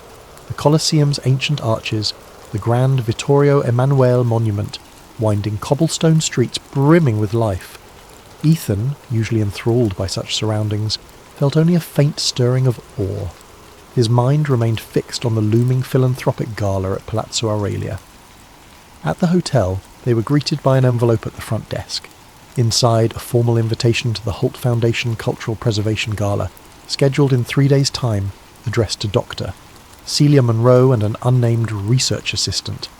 Ethan's nerves spiked reading it. This was real. They had a foot in the door. The invitation included instructions for a preliminary orientation the next afternoon at a smaller conference hall. After dumping their bags in their shared suite, a cramped space with a single desk, Celia opened her laptop. I have my academic panel tomorrow, but we can finalise our infiltration plan after that. Maybe we can gather intel during orientation. Ethan nodded, pacing. Right. Let's keep our eyes peeled for any signs of tight security or suspicious individuals. Meanwhile, I'd like to see if we can glean more from local archives. Maybe dig up the Ordo Occultus Summarium or references to it. Celia raised an eyebrow. You realise that text has been lost for decades. But sure, we can try. The National Library or certain church archives might hold clues. He rubbed his hands together. We have 2 or 3 days before the big event. Let's use them. They parted ways the next morning. Celia headed to her academic talk, while Ethan visited the Biblioteca Nazionale. The library's grand halls smelled of old books and polished wood. Despite the presence of digital catalogues, many rare collections were off-limits to the general public. At a desk labelled Special Collections, Ethan politely requested access to manuscripts referencing the rumoured text. The librarian, a stern older woman, shook her head. Mi dispiace, signore, but these volumes are restricted. You need special permits from the Ministry of Culture. He attempted his best persuasive smile. Could I see just an index of them, to confirm references for academic research? She regarded him with thinly veiled suspicion. One moment. Leaving him alone briefly, she returned with a battered index book. These records are incomplete. You have 15 minutes. Ethan scanned the entries, heart pounding. He found a listing from 1865. Ordo Occultus Summarium, rumoured donation, never confirmed. Beside it, a note read, relocated to private estate, no official record. He jotted it down. Private estate. Where? Another line referenced a partial translation done by an Italian scholar in 1902 stored in the library's archives, Shelf M21, but a subsequent note read, M21 missing since 1937. He sighed. The text had apparently eluded countless seekers. This was a dead end for now. Still, he left with renewed conviction. So many references to this text. If the Illuminati had it, they were guarding it fiercely. Maybe he'd find out more at the gala. That afternoon, Celia texted him from the orientation site. You have to see this. Security is intense. I told them you're my assistant. No issues yet, but they're scanning IDs, taking photos, possibly facial recognition. Careful. Ethan hurried to join her, arriving at a stately conference hall near the Tiber River. The place was swarming with staff wearing Holt Foundation badges, some in suits with earpieces. A suspiciously high ratio of them moved with practiced vigilance. He stepped inside a mosaic-floored foyer, greeted by Celia, who handed him a visitor's pass. She leaned close, whispering, They've got uniformed guards, plus hidden muscle. I recognised at least 3 men who looked like ex-military, possibly private security. He forced a casual nod, scanning the room. Attendees milled about, discussing heritage restoration, cultural archives. Among them, Ethan spotted 2 well-dressed individuals wearing subtle lapel pins of the winged eye symbol, just like the watermark. A chill shot through him. He approached a refreshment table, feigning interest in pastries, while covertly eavesdropping on these pinned individuals. They spoke in hushed tones, a melodic accent that might be Spanish or Portuguese. He caught a snippet. The final alignment meeting is strictly invitation only. Ms. Holt arrives tomorrow. We must ensure no infiltration. Ethan's breath caught. They were referencing infiltration. They definitely suspected infiltration was possible. That spelled danger. Celia sidled over, apparently studying a schedule pamphlet. We got to tread lightly, she murmured. If they sense we're suspicious, we'll be barred from the main event. He nodded, taking a pastry to appear casual. What's next on the orientation schedule? Short keynote about global cultural cooperation, then a guided tour of the Palazzo Aurelia's exhibit halls. You can see the main gala area. Sure enough, a polite hostess announced they'd be going to Palazzo Aurelia next. Celia and Ethan joined a small group of scholars, artists, and foundation staff boarding a luxury shuttle bus. The staff pinned with the eye symbol boarded a separate tinted SUV, no doubt top tier. Palazzo Aurelia stood near the outskirts of central Rome, perched on a gentle hill. The building exuded Renaissance elegance with tall windows, ornate columns and sprawling gardens. A perfect place for a philanthropic gala, and apparently a clandestine Illuminati conclave. Guides welcomed the group inside, leading them through marble corridors. Busts of Roman emperors dotted the halls. Gilded frames displayed classical paintings. All the while, discreet cameras lined the ceiling corners. At last, they reached the main ballroom, where dozens of workers set up stages, lighting rigs, and plush seating. The hostess explained the gala would feature philanthropic panels, cultural exhibits, and an exclusive dinner for high-level guests. Ethan hung back, capturing mental snapshots of vantage points and possible hidden access doors. He noticed a locked set of double doors guarded by a stern-faced man. A sign in Italian read, "Private, authorized access only." He whispered to Celia, "I'd bet good money that's where the real meeting will happen." She pursed her lips. "We can't just waltz in." "Of course not," he murmured. "We'll need cunning. Maybe slip away during the dinner portion." After the tour concluded, they returned to the shuttle. On the ride back, one of the pinned staffers gave Ethan a lingering stare as if memorizing his face. Ethan kept his expression neutral, but inside tension coiled. They were definitely suspected. That evening, back at their hotel, they strategized in hushed tones. "We have 2 days until the gala," Celia began. "Tomorrow Miss Holt arrives. The final day is the event. We need to confirm exactly when the hidden conclave meets." Ethan nodded. "One approach. If you're recognised academically, you might get invited to sub-events. I can shadow you. Alternatively, we scout the layout, find a discreet place to hide during the day, then emerge during the meeting." Celia frowned, scanning the gala's printed schedule. "I see references to breakout sessions tomorrow evening, but no detail. That might be it. Or maybe the real meeting is after midnight." He tapped the schedule. "Luke's documents mention a time, 9:30 p.m. That might align with a hush-hush late session, possibly after the official dinner." Celia drummed her fingers. "If we do sneak in, can we film or record? We need more than hearsay, but phones might be jammed or confiscated." Ethan revealed a small pen-like camera. "I brought a micro camera, local storage. Might slip it in my coat pocket, aim it discreetly." She shook her head, a faint smile. "You came prepared." He attempted a grin. "I try. But let's be mindful we might only get one shot. If we get caught, who knows what they'll do." They paused, the enormity of the risk pressing down. Then Celia inhaled. "All right, we proceed. Tomorrow I'll try to glean info from the staffers or see if any invitations come my way. Meanwhile, you observe and plan entry routes." The next morning, a swirl of tension roused Ethan early. He used a burner phone to call Luke, hoping for last-minute tips. It rang unanswered. Strange. Luke had said he'd remain cautious but available. Had something happened? Midday, Celia texted that she'd been invited to an evening reception at Palazzo Aurelia for VIP guests. She was told to bring one assistant if she wished. "They're letting you come," her text read, "but keep low." Ethan's gut twisted. Could it be a trap? Still, refusal would blow their cover. He quickly ironed the only decent blazer he owned. By dusk they arrived at the palazzo's main entrance. A string quartet played softly in the courtyard. Candle-lit lanterns lined the walkway. Men and women in formal wear chatted, sipping champagne. Ethan felt out of place among the high society atmosphere.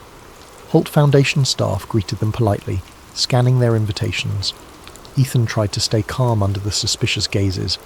Inside, waiters circulated with hors d'oeuvres. The chatter of polite conversation hung in the air, occasionally punctuated by laughter. Chandeliers cast warm light across frescoed ceilings. Celia glided through the crowd, exchanging pleasantries with fellow academics, while Ethan lingered near the edges. He spotted high-profile attendees, a foreign diplomat, a billionaire tech mogul, a famed neurosurgeon, all presumably enticed by the Foundation's philanthropic facade. Suddenly a hush spread. Veronica Holt entered, flanked by aides. She was taller than Ethan expected, her silver hair swept into a graceful style. She wore a dark, elegant dress, exuding confidence. Applause rippled as she greeted the gathering, praising their dedication to cultural heritage and global unity. Ethan's pulse hammered. So there she was, rumoured Illuminati ringmaster. As she approached a group, he sidled closer to overhear. Holt's voice was rich and assured. Tomorrow's main session will address pressing global issues, inequality, climate change. We hope to unify philanthropic strategies for maximum impact. I trust you'll find it enlightening. Enlightening indeed, Ethan thought. He felt a trickle of fear and excitement. Her speech was so polished, so genuine on the surface. Yet according to Luke, she was a puppet master behind the scenes. He spotted the pinned staffers again, posted at discreet vantage points. One stared at Ethan with open suspicion. He pretended not to notice, turning to snag a flute of champagne from a passing tray. Celia drifted over, whispering, "We should keep a low profile. I sense we're being watched." Ethan sipped the champagne, scanning for an exit route. "I'll slip around, see if I can find that locked corridor. Cover for me if anyone asks." She nodded, voice tight. "Be careful." He ambled away, weaving past cliques of guests engaged in small talk about art and charity. Eventually he edged down a less crowded hallway. Sure enough, he found the same locked double doors from yesterday, now guarded by 2 staffers. No sign of an easy pass. As he feigned interest in a nearby painting, he heard footsteps behind. A voice. "Lost, Mr. Graves?" He turned to see a tall woman, late 30s, with a refined accent. She wore a subtle brooch featuring the winged eye. Ethan forced a calm grin. "Just exploring the palace. So many beautiful halls," her lips quirked. "Some places are off limits. We prefer guests stay in designated areas. Let me show you back to the reception." He recognized a polite threat. Of course. Reluctantly, he let her guide him away. The hint of intimidation confirmed they weren't messing around. Back in the main hall, Veronica Holt herself was wrapping up a short speech on transformative philanthropy. Applause followed. Then she mingled briefly, drifting within a few feet of Ethan. He felt the hair on the back of his neck stand. She glanced at him, her expression polite but distant. "Dr. Monroe, is this your assistant?" Celia introduced Ethan. Holt's gaze flicked over him, calculating. "I hope you enjoy tomorrow's sessions, Mr. Graves. We're keen to show the world how collaborative effort can truly shape the future." Her handshake was cool, her smile unwavering. Ethan managed a polite nod, hiding the swirl of tension. This was the woman who'd threatened him on the phone. Face to face, she seemed flawlessly charming, but he sensed the steel beneath. Soon after, the event wound down. As the last guests filtered out, Ethan and Celia exchanged glances.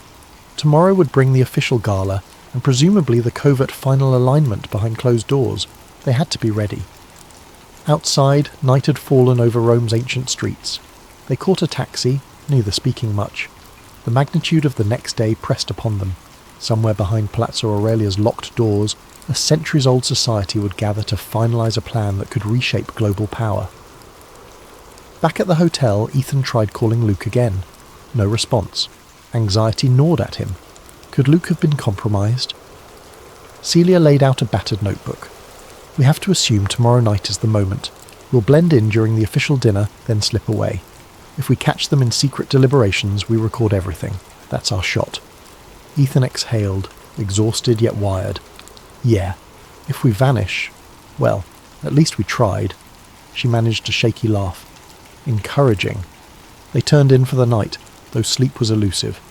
Ethan replayed the day's events in his mind.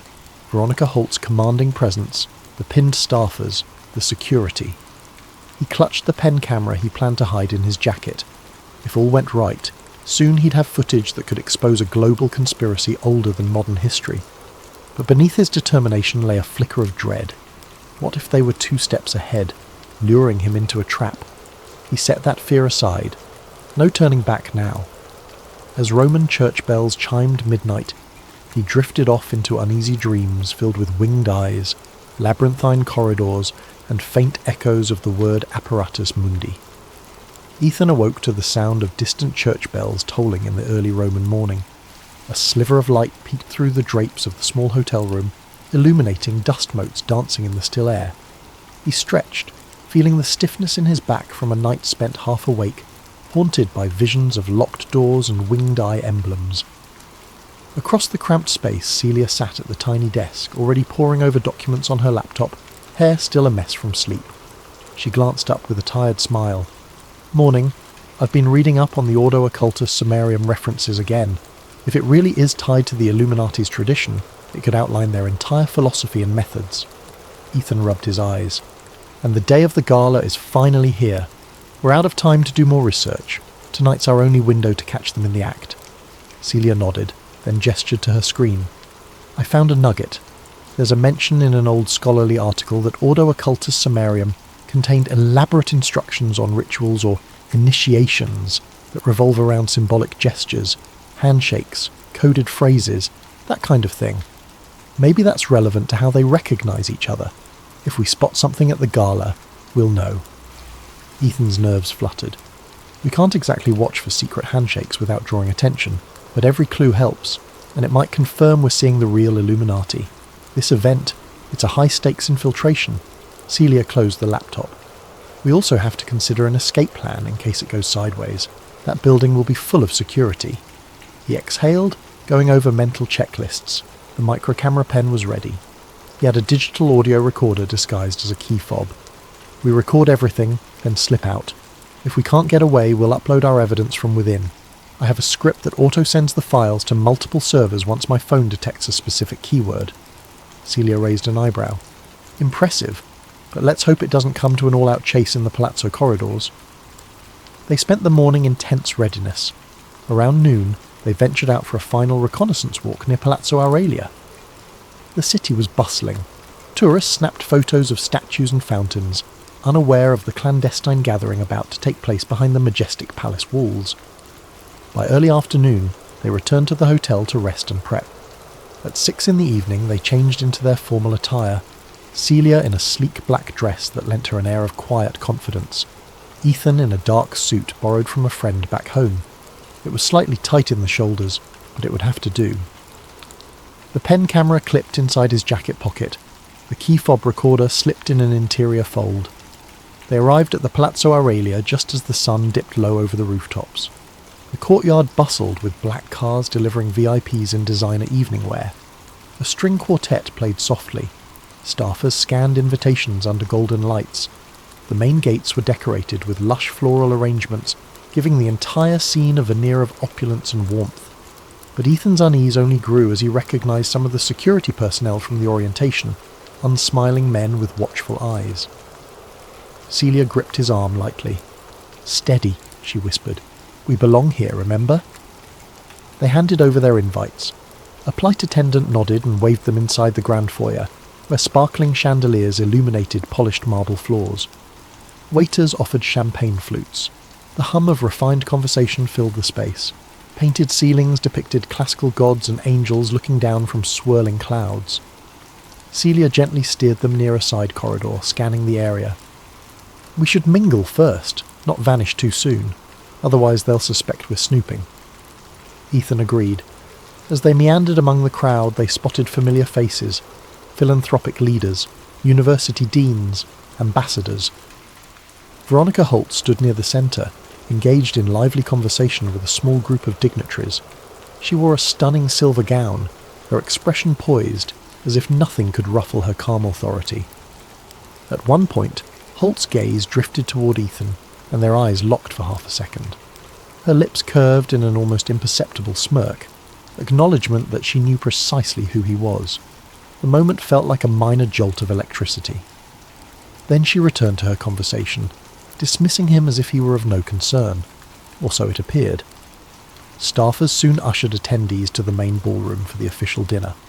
A sweeping staircase led them to a massive hall decked out with round tables draped in fine linens, ornate centerpieces and flickering candlelight. Soft classical music drifted from an unseen string ensemble. Ethan's stomach churned with anxiety, but he forced a polite smile at the table they were assigned. As the dinner began, course after course of delicate Italian cuisine, Ethan played the part of Celia's mild-mannered assistant. They made small talk with a pair of archaeologists from Spain and a museum director from Berlin. Polite conversation touched on the Foundation's initiatives, but nothing indicated a deep conspiracy. Meanwhile, Ethan discreetly studied the corners of the room, identifying potential side doors and exit routes. Partway through the main course, the hush fell as Veronica Holt took the small stage to address the gathering. She spoke of bridging cultural divides, the power of heritage to inspire unity. The crowd applauded at measured intervals. Ethan had to admit she possessed a persuasive charisma that could sway hearts if not minds. But her polished speech offered no hint of any clandestine plan. Yet he sensed that behind the rhetorical flourishes lay a carefully orchestrated front. The real meeting would come later, once the uninitiated had left for the night. As the dinner wound down, staff began ushering guests to a post-dinner lounge area. Many were excited about the scheduled opera performance or a special unveiling of newly restored Renaissance art. Celia checked her watch, leaning to Ethan. "It's nearly 9:30. That might be the key time from Luke's notes." Ethan pushed away his plate. "We should slip out soon. Let's pretend we're going to admire something in the next hall." They rose from the table. Outside the ballroom, a corridor branched in multiple directions.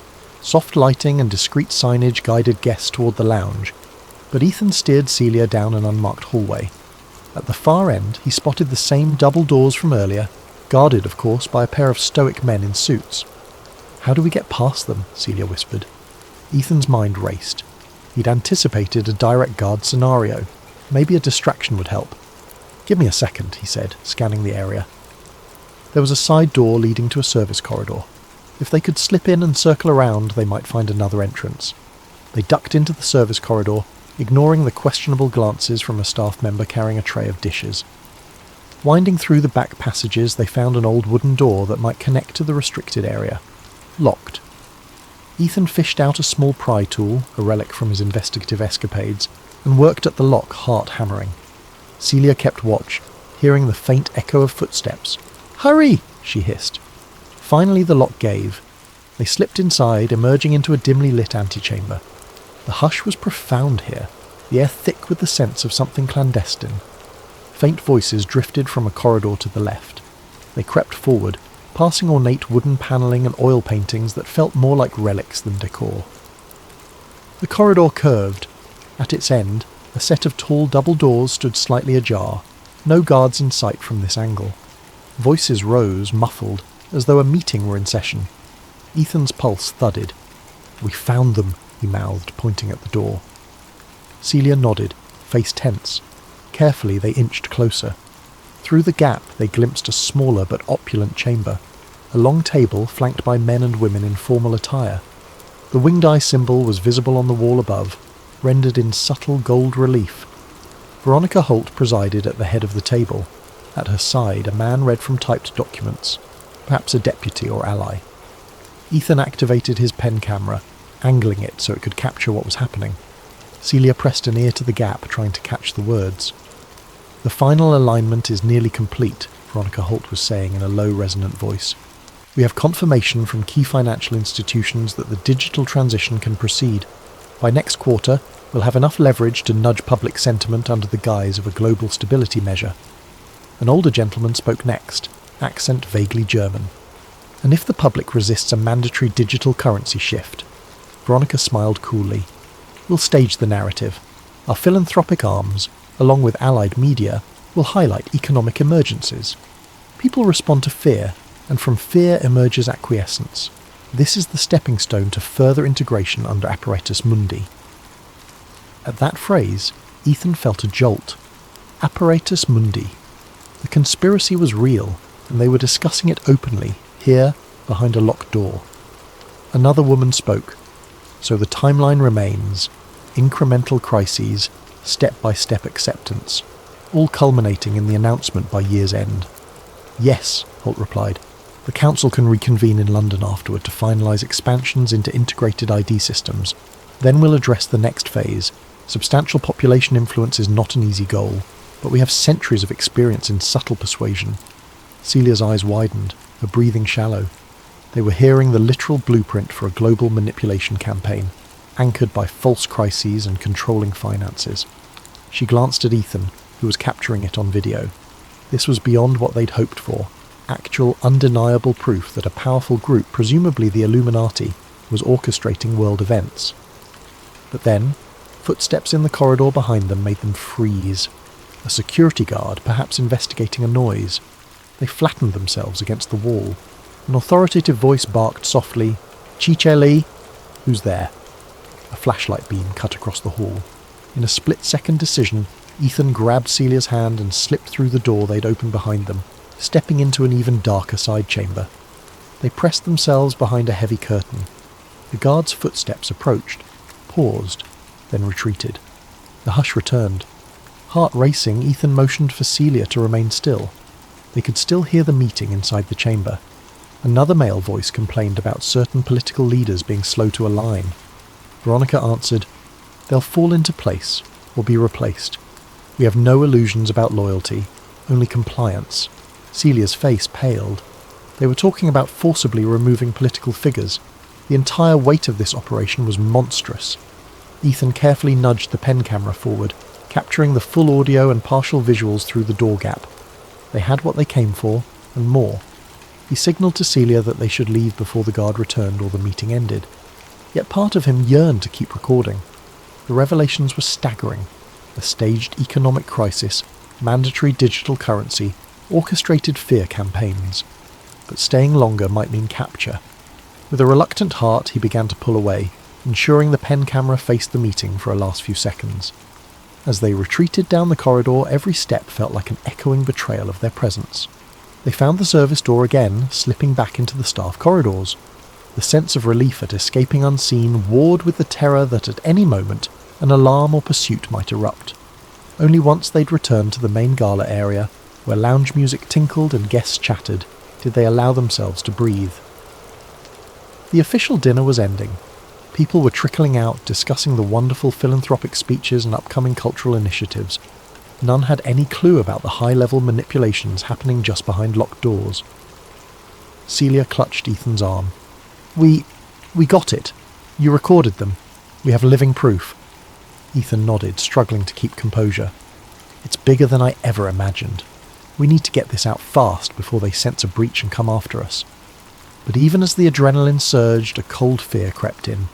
Veronica Holt and her cohorts wouldn't let such incriminating evidence slip away easily. The road ahead would be perilous. They had to leave the palazzo discreetly, secure the footage, and brace for the storm that would follow. They made their way to the exit, hearts still pounding. Outside, the Roman night greeted them with a warm breeze. They forced themselves not to hurry or look rattled. Out on the street, they flagged a taxi. As the car pulled away from the palazzo's grand facade, Ethan stared back at the illuminated structure. He'd come to Rome seeking the truth about an ancient conspiracy. Now, he had it. Raw, explosive truth that could shake the world. But unleashing it might bring powerful retaliation. The question was no longer whether the Illuminati existed, but whether he and Celia could survive exposing them.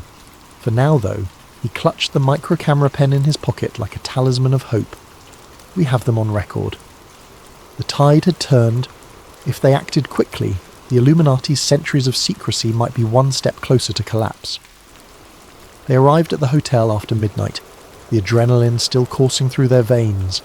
Ethan practically sprinted to their room, Celia close behind, each scanning the hallway for suspicious figures.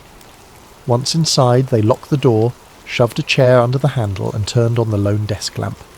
Ethan pulled out the pen camera, carefully ejecting its micro SD card. His fingers trembled as he slotted it into a small USB reader attached to his laptop. Celia hovered anxiously. Seconds ticked by, the computer reading the data. Then a folder of video files appeared. The largest one was time-stamped just minutes earlier, labelled by the device's default naming system. He double-clicked it. Grainy footage, partially off-angle, showed a portion of the table, silhouettes of seated figures, and a decent shot of Veronica Holt at the head. The audio was faint but discernible. Ethan scrubbed through. Yes, there was the portion about controlling finances, about using fear to drive acceptance of a new system.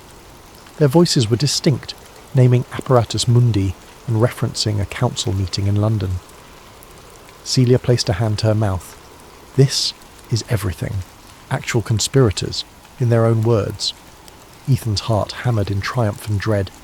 We need multiple backups now. If they trace us, they'll try to wipe it out. They methodically copied the video to various encrypted cloud accounts, sending links to each other's private email addresses. Ethan also uploaded it to a hidden server he'd rented under an alias, just in case everything else was compromised. The process took half an hour, each minute feeling like an eternity. At last they sat back, exhausted but relieved. The precious evidence was safe, at least digitally. Celia let out a shaky exhale. What's our next move? We can't just post it on social media.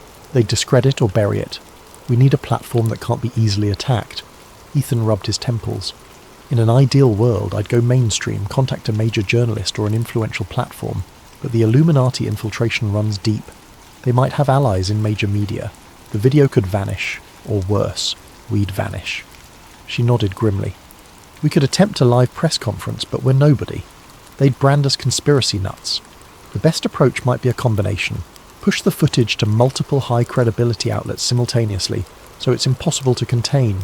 We can also leak it to smaller independent sites, generating a viral effect. Ethan considered the risk. If we do that from here, we might be cornered. It'd be safer to leave Rome. They probably know where we're staying. Our plane tickets are for tomorrow night, but maybe we should leave earlier. Celia glanced at her phone. We can look for an earlier flight, or a train to another city, then out of the country. Let me check. She began typing furiously. A beep alerted them to an incoming message on Ethan's phone. He picked it up. Another unknown number text. You have something that doesn't belong to you. Surrender it, or the consequences will be dire. VH. He showed Celia, dread pooling in his stomach. Holt's not even pretending anymore. She's aware we have a recording. She must have noticed a break in security or recognised our suspicious behaviour, Celia said. We have to assume they'll come for us soon. Ethan scrolled up to confirm if it was truly Holt. The style matched, though it could be an operative using her name. Regardless, the threat was real. Let's get out of here, now, he said. Celia nodded. Earliest flight out is midday tomorrow, but there's a 6 a.m. high-speed train to Milan, and from there we can catch a flight to Frankfurt, then back to the States. It's complicated, but we can move before they intercept us. He grabbed a duffel bag. Let's do it, I'll pack. We can catch a cab to the train station before dawn. They scrambled to gather their belongings, stashing the laptop and ensuring they had all the digital backups safely in cloud storage. Within an hour they were ready to flee. The tension in the small room felt suffocating. At 3 a.m. they checked out quietly, creeping down the hotel stairs to avoid the elevator and any potential watchers. Outside, the Roman streets were eerily quiet. They dragged their suitcases a few blocks until they found a taxi rank, hopped into the first available cab. Termini station, Celia said softly, glancing around to ensure nobody followed. The taxi ride was uneventful, but Ethan's nerves remained taut. He kept replaying the infiltration in his mind, the locked door, the hush of the conspirators' voices. One slip, and they'd have been caught. Now they possessed the ultimate blackmail or the ultimate weapon, depending on one's perspective. He prayed they could survive long enough to use it. Termini station bustled even in pre-dawn hours, with travellers dozing on benches or rushing for early trains. Celia purchased tickets for the 6 a.m. bullet train to Milan. They found a spot on the platform, tension thrumming. 5 minutes before departure, Ethan spotted a well-dressed man stepping off an incoming train. The man briefly locked eyes with Ethan. Something about his posture screamed security. The man frowned, tapped his phone, and started walking toward them. Ethan's stomach flipped. Celia, I think we're made. Let's go, now. They rushed to the train doors. The man broke into a jog. "Scusy," he called out, voice low but urgent. Ethan and Celia shoved onto the train, weaving through passengers. The overhead announcement signalled departure. Just as the doors slid shut, the man reached the platform, face twisting in anger as he realised he was too late. The train lurched forward. Breathing hard, they found seats, hearts pounding. Through the window, they saw the man pacing, phone pressed to his ear. He vanished from view as the train accelerated. Celia let out a shakily triumphant sigh. We escaped, at least for now. Ethan stared out at the rolling countryside. They're definitely after us. They know we have evidence. This is bigger than just intimidation. They'll mobilise their entire network if needed. They spent the 3-hour ride in tense silence. occasionally whispering about next steps. Celia scoured flight options from Milan. Meanwhile, Ethan quietly penned an emergency statement on his laptop, a short write-up summarising the videos, the conspirators' explicit mentions of manipulating global finance, naming Veronica Holt. If anything happened to them, he planned to auto-publish it to his blog and email a few trusted contacts. Some might dismiss it as wild conspiracy talk, but the actual footage was too damning to ignore. Around 9 a.m. they arrived in Milan. They caught an express bus to the airport, passing sleek modern buildings and bustling streets. By mid-morning, they were through security for a Frankfurt-bound flight scheduled to depart at noon. They grabbed coffee in the terminal, nerves still taut, but beginning to hope they might pull off a clean getaway. That hope shattered when Celia noticed a pair of men in suits lingering near the seating area. One was reading a newspaper, but occasionally glancing at them. The other seemed to be fiddling with his phone. Both exuded that same ex-military aura Ethan had become attuned to. "Over there," Celia muttered, nodding discreetly. "I think they're Holt's people." Ethan's gut churned. "They must have flagged our names in the booking system. We can't wait around here or they'll arrest or abduct us." Celia's eyes darted to the departure board. "Our flight board's in an hour, but we can't stay put. They'll corner us. Another option, we buy new tickets under aliases, or we vanish into the city." He considered their limited finances. If we flee the airport, we might lose our chance to get home quickly. The longer we linger in Europe, the greater the risk. Celia bit her lip. We could slip past them at the gate, or if we can somehow cause a distraction. Ethan grimaced at the thought of a public scene, but time was running. "I might have a plan. Let's go to a different gate, find a flight leaving sooner, pay last minute. It'll be pricey, but worth it." They rose, trying to act casual. The men in suits noticed, standing as well. Ethan and Celia weaved through the terminal corridors. The men followed at a distance. As they passed a restroom, Ethan nodded to Celia. "Duck in the ladies' room for a minute. I'll loop around, meet you on the other side. We'll see if we can split their attention," she nodded. The men would have to decide whom to follow. Ethan peeled off down a different hallway, heart thumping. He spotted one suit tailing him, the other presumably waiting for Celia. As soon as Ethan turned a corner, he broke into a sprint. The corridors forked. He took random turns, descending stairs, ignoring baffled travellers. Then he found a flight information kiosk.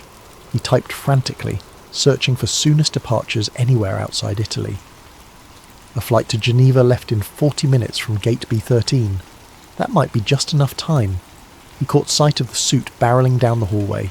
Ethan ducked behind a pillar. The man jogged past, scanning the crowds.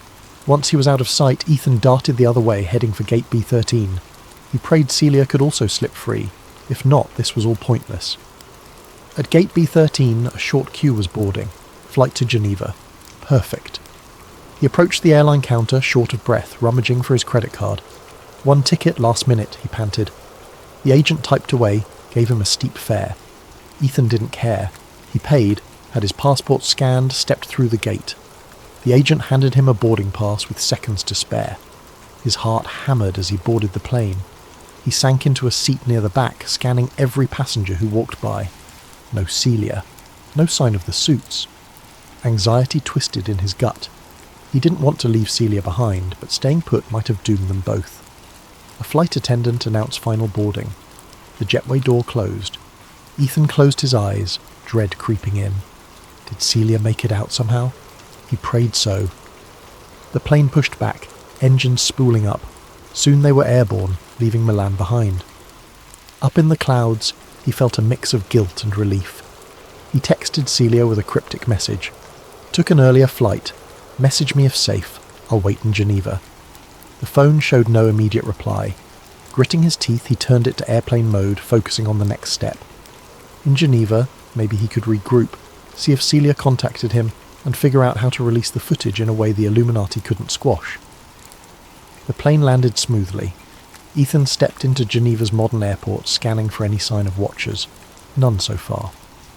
He found a secluded bench, turning his phone back on. No messages from Celia. His heart sank. He typed a frantic follow-up. "Where are you? Are you okay?" Then he waited in agony, checking news sites to see if any incident had occurred in Milan's airport. Nothing reported yet. Minutes crawled by. Then a text arrived from an unknown number. "Your companion is with us. Cooperate." or she will suffer. Attached was a blurred photo of Celia, looking terrified, with arms pinned behind her back. Ethan's vision dimmed with panic. They had Celia. The Illuminati or its operatives had moved swiftly. Now they threatened her life if he didn't hand over the evidence. He typed a furious reply.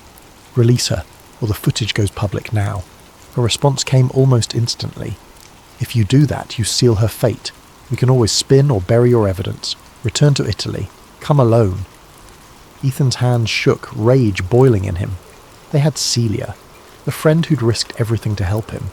He had the footage that could topple the conspiracy, but saving her seemed impossible if he exposed them now. He realized with a cold knot that they were forcing a choice, truth or friend. Another message arrived. "You have 48 hours to comply, or we end her life." Staring at the phone, Ethan felt tears sting his eyes. The Illuminati, whatever they called themselves, had centuries of practice in manipulation.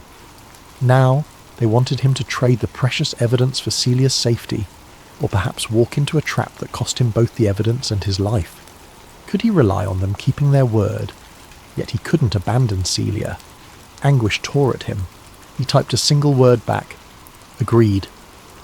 Setting the phone aside, he tried to steady his breathing. He'd just committed to returning to the lion's den. The conspirators might kill them both anyway, but he had to try. She'd risked everything to help him. He couldn't let her suffer for his choices. He had 48 hours to plan a rescue or some cunning maneuver. The question was whether he could outsmart an ancient global power. And so, with the precious footage secured in distant clouds, Ethan Graves, armed with fury, desperation, and a flicker of hope, prepared to face the Illuminati on their terms. The price of truth had never felt so high. Ethan slumped on a cold metal bench in Geneva's airport, trembling with rage and fear. The text from Celia's captors repeated in his mind, "Return to Italy. Come alone." If they truly held her, he had no choice but to comply. Yet how could he rescue her without losing the footage or his life? Wiping sweat from his brow, he composed himself. They gave him 48 hours. That was a sliver of time. He needed to craft a plan, something that allowed him to keep the evidence safe yet get Celia out. But how to do that against the Illuminati's vast resources? He typed a message to the unknown number. "I need a location to meet you. I'll come." The phone buzzed minutes later with coordinates near Lake Como, Italy, along with a time, tomorrow night, 10 p.m. The text ended, "No games, bring all copies." Ethan swallowed thickly. They wanted the footage. Of course they did. He jammed his phone into his pocket, considering his options. He had backups stored in the cloud. Killing him wouldn't delete the evidence. But maybe the Illuminati believed they could extract the decryption keys from him, or force him to sign disclaimers claiming it was staged. Or, if they possessed advanced infiltration, they might find ways to take down his servers. Still, the risk was real that they could do so if they gained physical access to him. He needed help, someone who could mount a rescue or provide backup. But who? Luca Desi had vanished. His editor Carl was stateside and probably wouldn't believe him. The only other ally that came to mind was Officer Angela Ross, a detective from back in Philadelphia who'd once assisted him on a local corruption case. She was honest, but this was international territory, out of her jurisdiction. Reaching out might be pointless, yet he had to try. He found a quiet corner, dialed Angela's number. After a few rings, she answered, groggy from the time difference. Ross speaking. Ethan spoke in a hushed rush. "Angela, it's me, Ethan. I'm in deep trouble, like conspiracy-level trouble. People are abducted. I have evidence of global manipulation. I can't explain it all, but I need any contact or tip on how to handle a hostage situation overseas." Silence, then a sigh. "Ethan, you always manage to land in the worst angles. This is no joke? Deadly serious. My colleague is kidnapped. The group behind it is unbelievably powerful. I can't go to local police. They might be compromised or outgunned. I need a strategy, or a referral to an international agency you trust." Angela's tone turned grim. "Official channels might be slow or compromised, but let me see. I have a friend at Interpol. No promises they'll act swiftly. They need evidence, and time to coordinate with local authorities." Ethan realised time wasn't a luxury he had. "Thanks, but I'm on a 48-hour clock. Could you at least feed them the location? I got coordinates near Lake Como." Might help if they could be on standby or do a quiet stakeout. Angela hesitated. All right, I'll pass it along, off the record, but watch your back. This group, whoever they are, won't hesitate to remove obstacles. He thanked her, heart pounding with a glimmer of hope. Interpol might or might not show up, but it was something. Next, he set up an encrypted message on his laptop.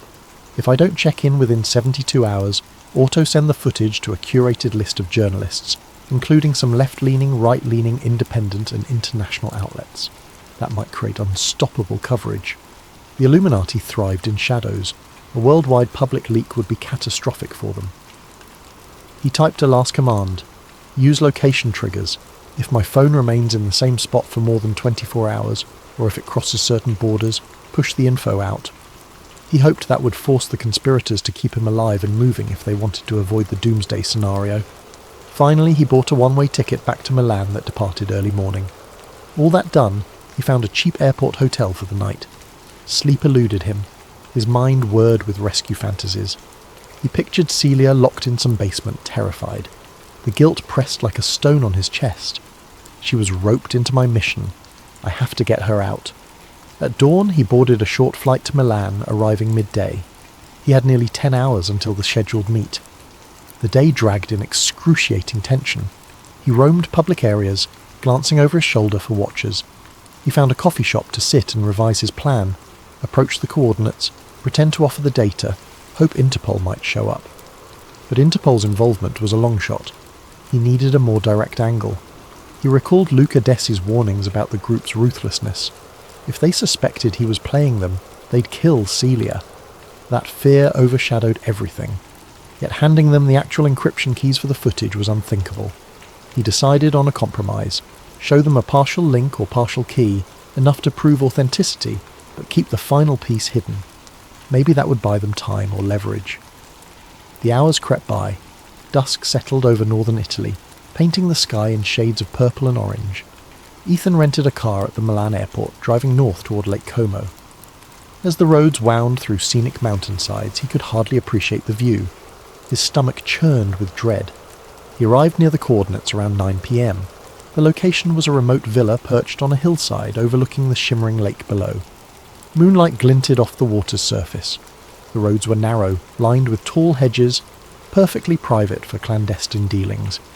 He parked near a stone gate adorned with elaborate ironwork. No other cars were in sight. The gate was ajar. A single dim light glowed from the villa's windows, a silhouette of a grand structure behind. He half expected armed guards, but the path was eerily quiet. He walked through the gate, crossing a courtyard flanked by manicured bushes. At the heavy wooden entrance door he paused, heart thundering. Then it swung open from inside, revealing a tall figure in a tailored suit. The man silently beckoned Ethan in. They led him down a dim corridor with tiled floors echoing every footstep. At last he reached a candlelit room that resembled an old-world parlour. High ceilings, antique furniture, a crackling fireplace. There, perched on a velvet chair, was Veronica Holt, wearing a black evening dress. Two men stood behind her, arms folded. Another man was in the corner, cradling a submachine gun. Tension hung thick in the air. Ethan's gaze darted around. No sign of Celia. "Where is she?" he demanded, voice trembling with anger. Veronica Holt regarded him coolly. "Mr. Graves, such dramatic flair. You have something of ours. I want it returned. Now." He clenched his fists. "The footage is encrypted. You can't do anything with it. Let Celia go, and I'll give you partial access." One of the men behind Holt stepped forward, expression grim.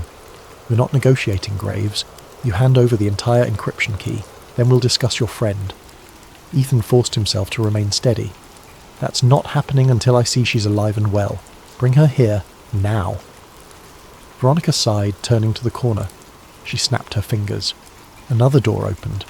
A guard escorted Celia in, her wrists bound, a bruise on her temple. She looked rattled, but her eyes lit with relief upon seeing Ethan. He swallowed a surge of emotion, locking eyes with her. She was alive. That was something. Veronica spoke softly, but every syllable carried menace. "I trust you see we're serious. Release her? Possibly. But not before you relinquish your blackmail material. You may think you've hidden backups, but we have ways to find them. Let's not waste time with heroics." Ethan's mind raced. She wanted the entire set of keys. If he refused, Celia might die. If he complied, they'd likely kill them both anyway to keep the secret safe. He needed a stalling tactic. The decryption process is multi-layered, he said. I can show you the first step, but it's not an instant reveal. We have to do it from my laptop, connect to secure servers. Veronica arched an eyebrow. Convenient. You expect me to simply let you open your computer and do whatever you wish, he shrugged, feigning indifference. It's your call. No key, no reason for you to keep Celia alive. But if you kill us, you'll never get the data unlocked. My final dead man switch will release everything publicly. I've set it up already. Her lips tightened. I know you're cunning, Mr. Graves, but so are we. Very well. You'll give the partial key tonight here. Then we'll accompany you to wherever you must go next. If the information is as you say, Ms. Monroe might leave unharmed. Ethan forced himself to keep a calm facade, though inside he wanted to scream. Even if he gave them a partial key, the Illuminati might break the rest eventually. He needed a rescue or escape. Angela's tip to Interpol might be in play, but there was no sign of any police approach. Time was ticking. Fine, he said, pulling out his phone. I'll input the partial passphrase in a text file, you'll see it. But remember, if you harm Celia, the final pass never surfaces, and the dead man switch triggers. Understood. Veronica Holt's expression remained icy. She nodded at the guard who untied Celia's wrists. Celia stumbled forward, massaging her bruised arms. She shot Ethan a desperate look that said, "Be careful." Ethan typed out a random chunk of the encryption pass, about half of the necessary string. Veronica eyed it warily. This means nothing to me. I need to confirm it's valid. He nodded. We can test it by partially decrypting a small portion of the video file. You'll see it's real. Then we'll do the rest in a more secure environment. Deal? Veronica considered. Very well. We'll take a short sample. If it checks out, we proceed. If you attempt any trick, your friend pays. She turned to her associates. Take them to the study. Monitor every keystroke. They led Ethan and Celia to a high-ceilinged study with a grand oak desk. A laptop sat open, presumably set up by Holt's tech experts. One guard plugged in an external drive. Another hovered behind Ethan with a pistol. Celia stood off to the side, shaken but defiant. Ethan stepped to the laptop, carefully inputting a link to one of the partial backups. Then he entered the partial decryption pass. For authenticity, he let it decrypt the first 10 seconds of audio. The computer played a snippet of that fateful meeting. Veronica's voice talking about global realignment. The guard paused the playback, turning to Holt with a nod. Her lips pressed thin. So you do have the real footage? She stared at Ethan, cold triumph in her eyes. Now, we'll simply hold you until we retrieve the entire pass. Once we confirm all copies are erased or decrypted, your threat is neutralized. Then, possibly, I'll decide your fate. Celia's voice shook. You promised, Holt cut her off. I promised nothing definitive. I said you might leave unharmed. That depends on your cooperation. Ethan glared. You can't simply block the entire internet. Once your group is exposed, you're done. Veronica's laugh was almost pitying. We've weathered storms for centuries. Even if partial truths emerge, we can bury them with disinformation. The masses have short attention spans. Her gaze hardened. But let's hope it doesn't come to that. We prefer minimal disruption to society. She gestured to the guards. Secure them in separate rooms. We'll attempt to extract the final pass from Mr. Graves. Ms. Monroe can reflect on her good fortune if he cooperates. Celia tried to protest, but a guard grabbed her arm, leading her away. Ethan's blood boiled as he was similarly seized. They were whisked through a winding corridor up a flight of stairs, then deposited into separate locked rooms. The heavy doors slammed, leaving Ethan in near darkness with only a single lamp glowing and no windows. He pounded a fist on the door in frustration, trapped in a remote Illuminati stronghold. The so-called apparatus of global power had them at its mercy. If he caved, the Illuminati would likely still kill them. If he resisted, Celia might die, and he had no clue if Interpol or any cavalry was on the way. In the oppressive silence, he sank onto the small cot, breath ragged. He needed a miracle or a cunning ploy to turn the tables. The cost of truth was, indeed, staggering, yet he still clung to a sliver of defiance. They might have cornered him physically, but the unstoppable nature of digital backups gave him leverage, if he could wield it properly. Tomorrow, or the day after, might bring forced interrogation, or an unexpected rescue, or a last-ditch trick. He closed his eyes, recalling everything Luca Desi had said about the Illuminati's hubris. Perhaps that was their weakness. If I can exploit that. And so, Ethan prepared to gamble with the only currency he had, the truth. Because in a world shaped by illusions, a single, undeniable revelation could topple even the most venerable conspiracies.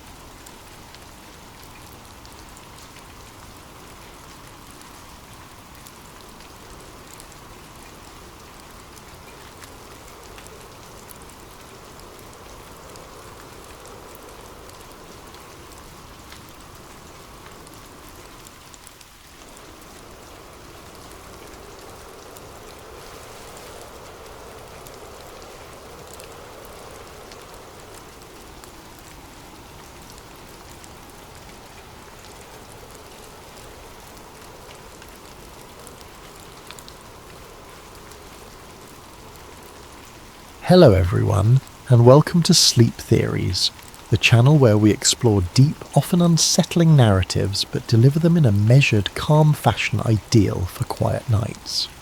Before we begin, please take a moment to drop a comment telling us where in the world you're tuning in from, what time it is for you right now, and if you wish, how your day has been. And if you enjoy reflective, slow-burning conspiracy stories, make sure to subscribe to Sleep Theories. Tonight's story is titled Shadows in Dallas. It's a historical conspiracy thriller woven around the enduring mystery of the JFK assassination, but told through a modern lens. Follow a present-day investigative journalist as she uncovers shocking connections to events from the early 1960s. Prepare for moral dilemmas, dark secrets, and methodical revelations. Let's settle in and begin. A hush enveloped the old retirement home, the corridors scented by antiseptic and memories of lost decades. Alice Coleman quietly stepped into room 214, a tape recorder in hand. She was meeting Agent Randolph Moore, a retired Secret Service operative who'd served in the Kennedy era. For her assignment, an in-depth feature on the 60th anniversary of JFK's assassination, she'd interviewed numerous figures, but none so close to the White House's day-to-day secrets as Moore. Officially, he was meant to provide nostalgic anecdotes. Unofficially, Alice hoped for a glimmer of something new. Moore, draped in a worn bathrobe, sat by the window. He recognised Alice from a previous phone call, and his lined face brightened slightly. "So, you want to talk about November 63 again, Ms. Coleman?" he said with a gentle rasp. She nodded, pressing record. For the first half hour he shared mundane recollections, the feel of Texas heat that day, small talk among the staffers, the sense of complacency. He spoke of hearing the shots ring out in Dealey Plaza, the chaos in the follow-up. Alice politely made notes, but all matched the well-trodden official story. At length Moore's tone shifted. He peered out the window at a leafless oak, then said quietly, "You know, we told the public a pretty neat story about Oswald. But it's bigger, Ms. Coleman. I can't say more." She leaned forward, heart quickening. "Bigger how?" He hesitated, tears glinting in his eyes. He was, well, let's just say, some of our own men might have guided him. Alice's pulse pounded. She'd heard countless theories, but hearing a direct hint from someone with inside knowledge was new. Before she could press further, a nurse arrived, reminding Moore that it was time for medication. The old agent's focus slipped. Alice rose, gently thanking him. As she left, he rasped, "Check Project Crosswinds." They all played along, even the men upstairs. She froze, but the nurse gently escorted her out. She made a mental note. Project Crosswinds. She hadn't encountered that phrase in any mainstream archives. 3 days later, a phone call rattled her mind. Moore had died unexpectedly, officially from heart failure, but the timing spurred Alice's suspicion. Then an unmarked envelope appeared at her desk containing black and white photos, grainy images presumably from the early 1960s. Some featured a figure that resembled Lee Harvey Oswald, but he was standing alongside men in suits. On the back of one photo, scrawled in trembling handwriting, "Crosswinds, 1962. Now, Alice was certain something bigger lurked behind the standard narrative. Her editor, noticing her excitement, cautioned her not to veer into conspiracy-laden territory. The JFK assassination had been probed for decades. "Don't lose credibility chasing ghosts," he advised. But the mention of crosswinds, combined with Moore's cryptic hint, fueled Alice's determination. She wanted to pursue it, regardless of the risk.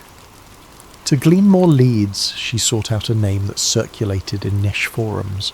Samuel Sam Delgado. An archivist with an obsession for conspiracy documents, Sam had compiled a trove of memoranda, old news clippings, and partial diaries from ex-intelligence officials. Over a phone call, he told her, "Meet me at my apartment. I've heard that code word, crosswinds, once or twice in old declassified CIA files. It might connect to a plan bigger than Oswald alone." She could sense his excitement. He also sounded nervous, as if being watched. That same evening, she arrived at Sam's cluttered apartment in a rundown building overshadowed by a highway overpass. Stacks of file boxes towered precariously in the living room. Newspapers from the 60s spanned every surface.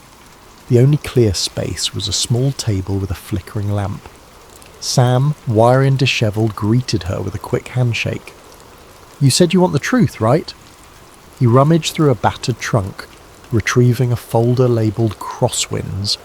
Within that folder, Alice glimpsed typed pages referencing a scenario to remove presidential impediments, talk of foreign misdirection, and mention of a designated patsy.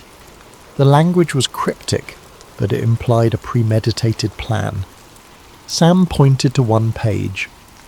They talk about Oswald's defection being manipulated, how key figures in intelligence wanted a scapegoat to blame. The text wasn't conclusive, but it strongly hinted a part of the CIA or some clandestine faction had orchestrated more than a cover-up, possibly the entire murder. Catching her breath, Alice stepped back. "This is extraordinary," Sam shrugged. "It's a fragment. The real motherlode is out there, some hush-hush directive. I've spent years chasing it, but no mainstream journalist took me seriously. You might be the one to break it if you're careful." He then produced a torn letter allegedly from a CIA official to an army general discussing Dallas' final approach and rural compartments remained sealed. The date was early November. Just then, the apartment's overhead light flickered. Sam paused. That happens when the building's wiring acts up, but I also suspect we're being watched. I've noticed a black sedan parked across the street for days." Alice glanced out the window, seeing only darkness. She asked, "You ever confronted them?" Sam shook his head. "I keep my head down, but they want to ensure none of these doxy mainstream coverage." This revelation heightened her sense that they were treading dangerous ground. Though her editor might balk, Alice felt a moral imperative to continue. If these documents were genuine, they undermined half a century of official denials. But verifying them would be essential. "How do we confirm authenticity?" Sam recommended a forensic approach. "Check the typeface, the codes, consult a ballistic expert about references to bullet angles. We can do it if you commit." She nodded. They parted ways with an unspoken agreement. The story must go on. Late that night, back at her apartment, Alice's phone chimed with a withheld number. She answered, hearing only static, then a distant click. She tried to dismiss it as spam, but her instinct said otherwise. She realized she might be stepping into a labyrinth of watchers and enforcers, people who do anything to keep the official story intact.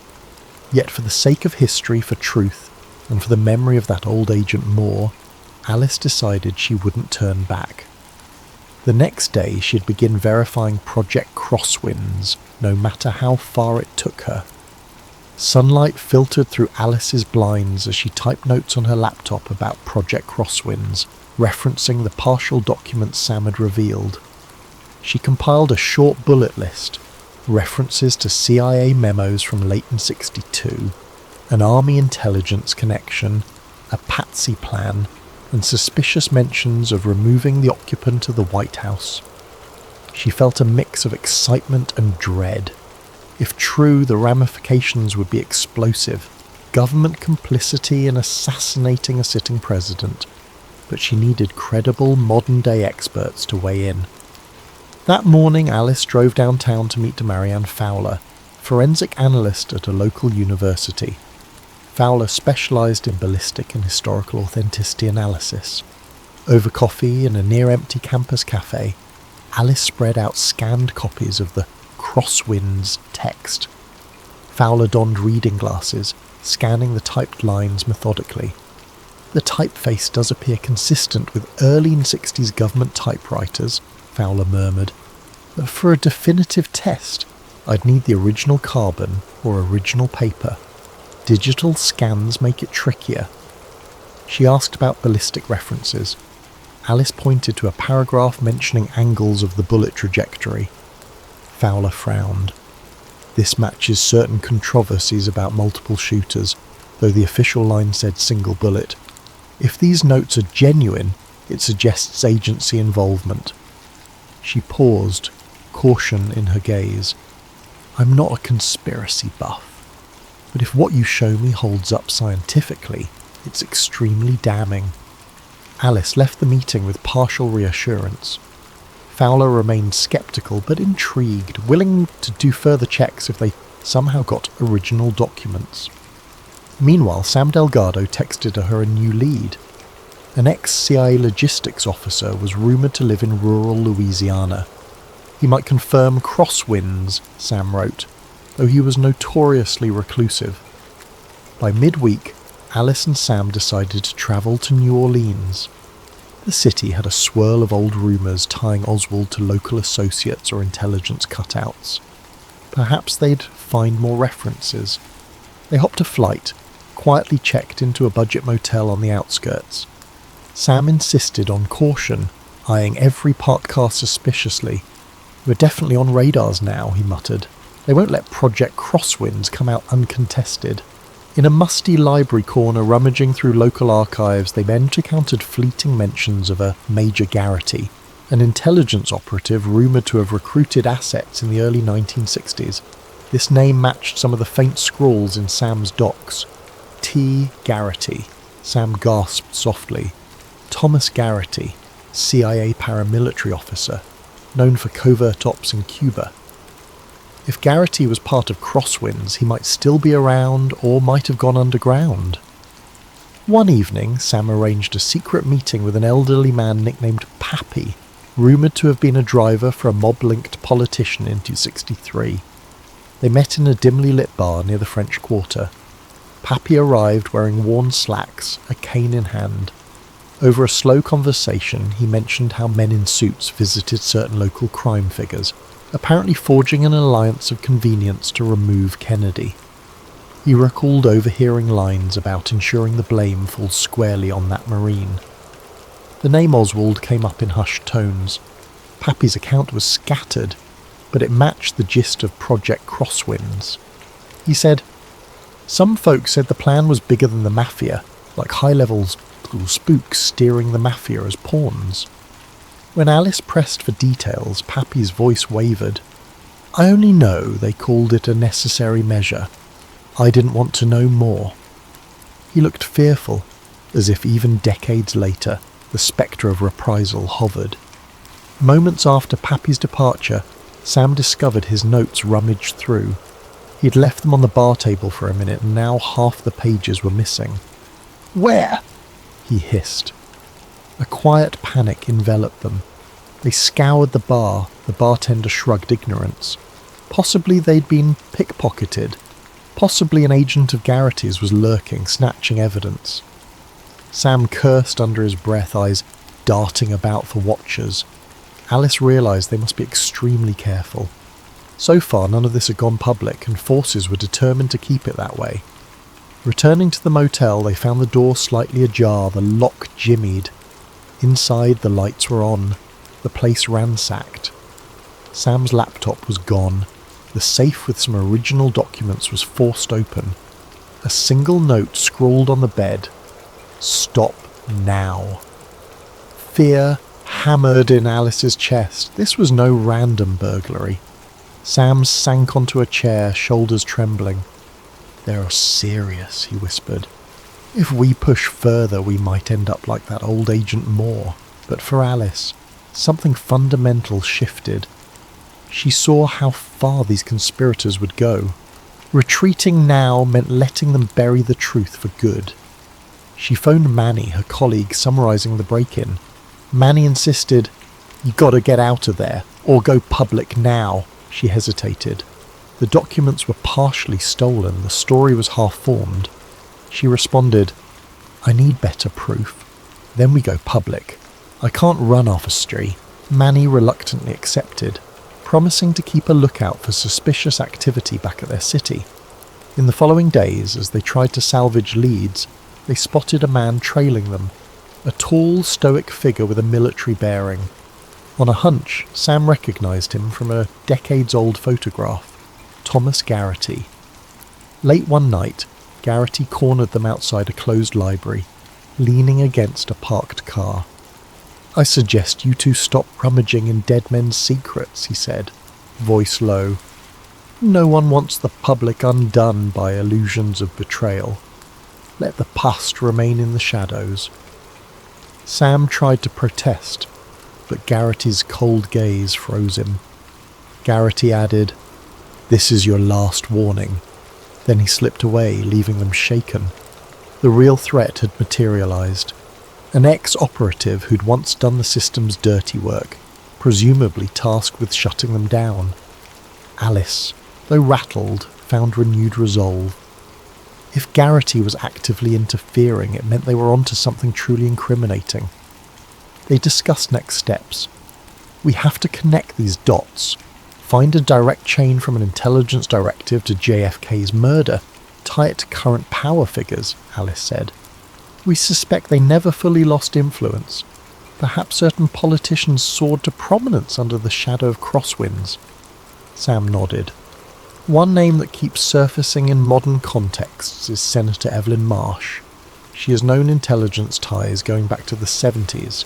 Maybe she's part of a cover-up lineage." Despite the risk, they decided to head for Washington, D.C. to investigate Marsh's circle. The next morning they checked out of the motel, cautious not to be followed. Sam suggested travelling separately. They parted ways. Alice hopped a flight to D.C. Sam took a bus. On the flight, Alice studied her remaining notes. anxious about what might happen if Marsh turned out to be a key conspirator. Marsh was a respected senator known for hawkish stances on national security, often rumoured to have deep intelligence connections. As the plane descended over the sprawl of DC, Alice closed her eyes, recalling how deeply the official story of JFK's assassination was ingrained in public consciousness. Unravelling it threatened the reputations of entire agencies and power structures. No wonder they guard it so tightly, she thought. The break-in, the stolen documents, Garrity's intimidation, these were not mere coincidences. She braced herself for the labyrinth of hush-hush corridors and polite political facades that awaited in the capital. Arriving in Washington, D.C., Alice felt the city's imposing calm. Towering federal buildings, sweeping avenues lined with marble facades, and the constant hum of political manoeuvring. She found a modest hotel near the Capitol, checked in under an alias, mindful that Garrity or other watchers might track her. That evening, Sam Delgado joined her, having arrived by bus. They set up a small command centre in the hotel room, rummaging through the surviving documents they had salvaged.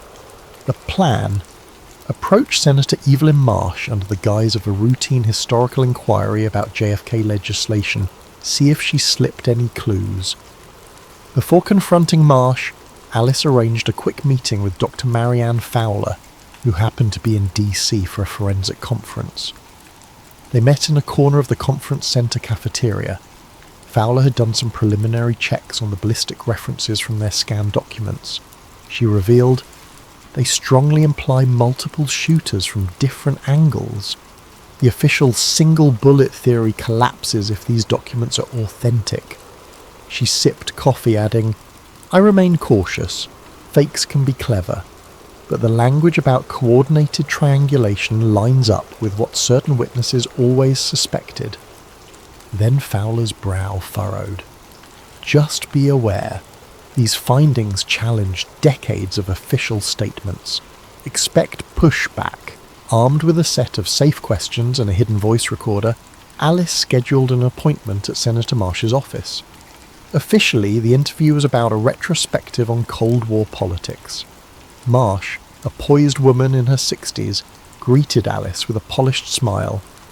Delighted to offer some historical perspective, she said.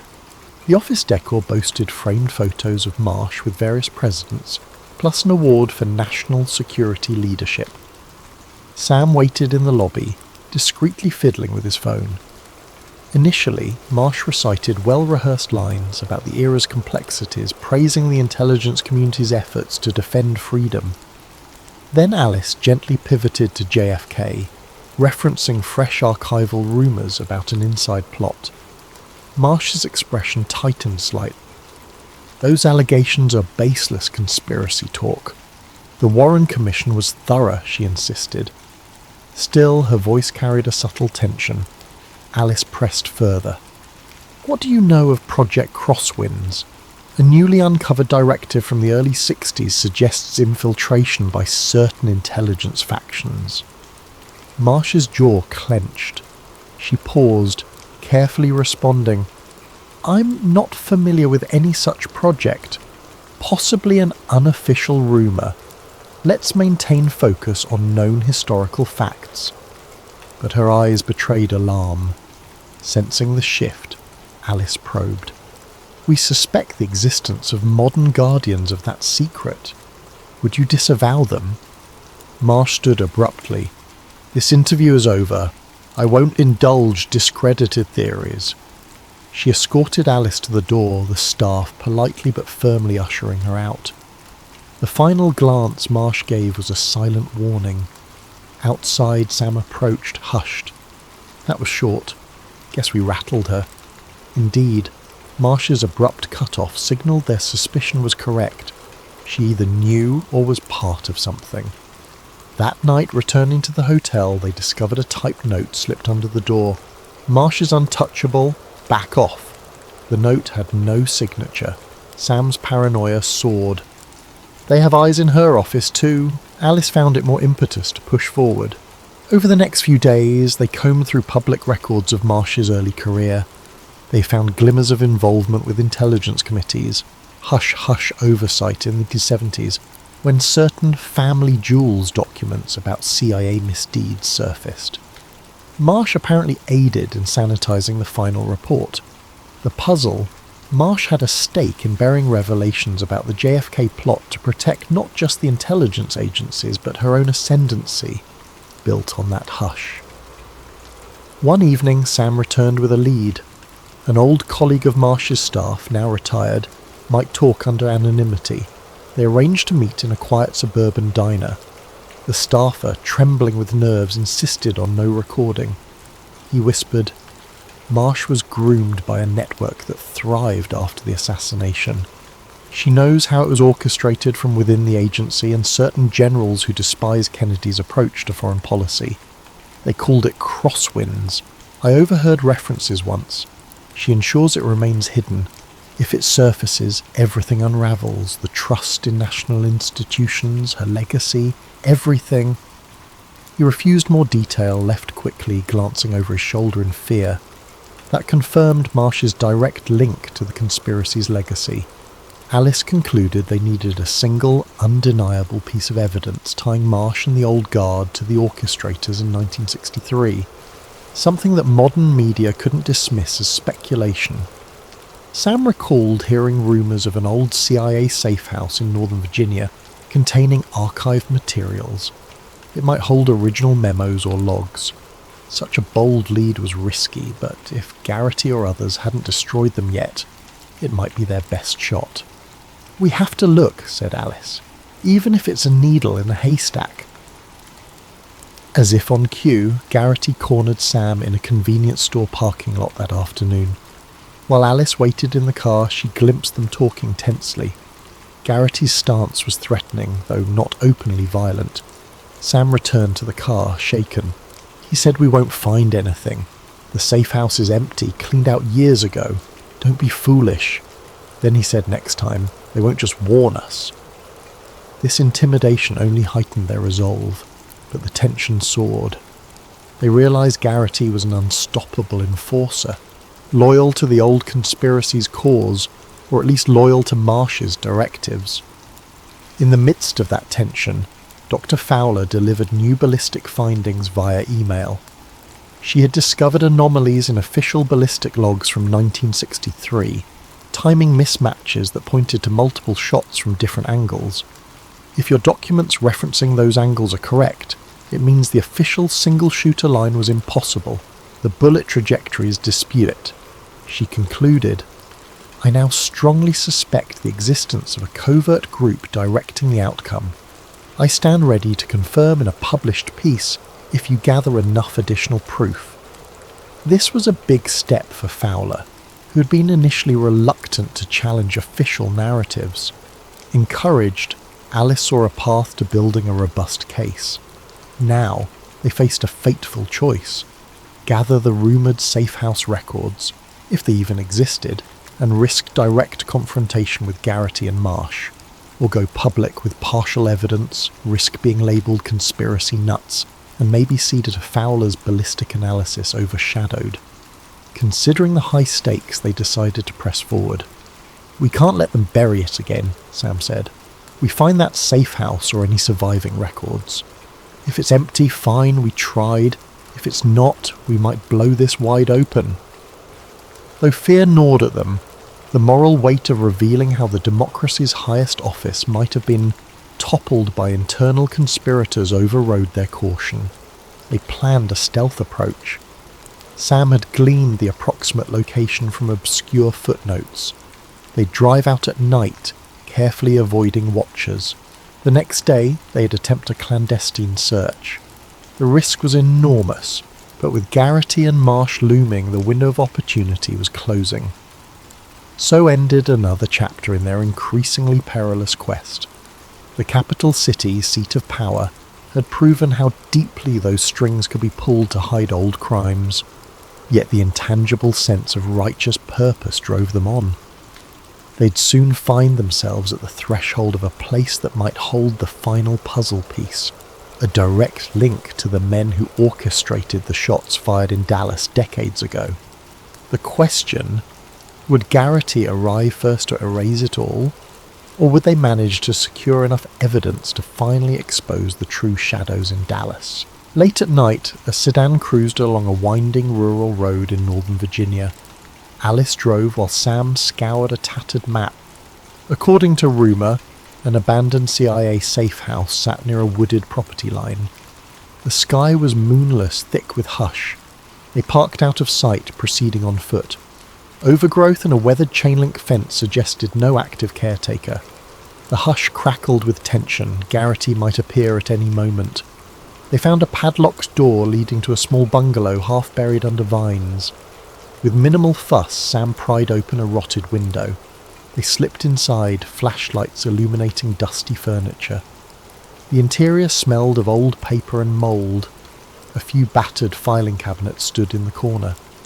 "This must be it," Sam murmured, if Garrity or Marsh didn't already clear it out.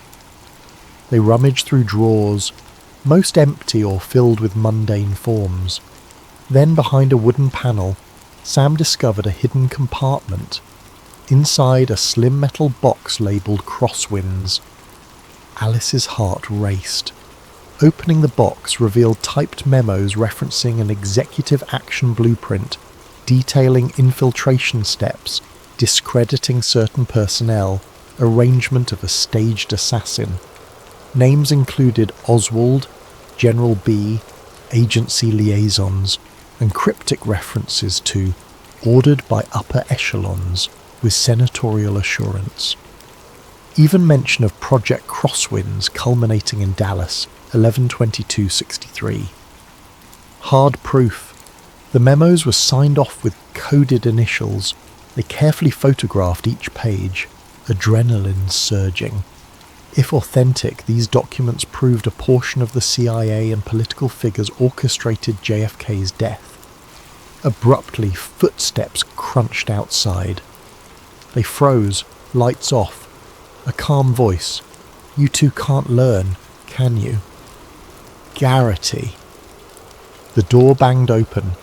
Sam ducked behind a dusty couch, clutching the metal box. Alice crouched behind a battered desk. Garrity's flashlight beam swept the room. He advanced with measured steps. "Ms. Coleman, Sam Delgado, I know you're here.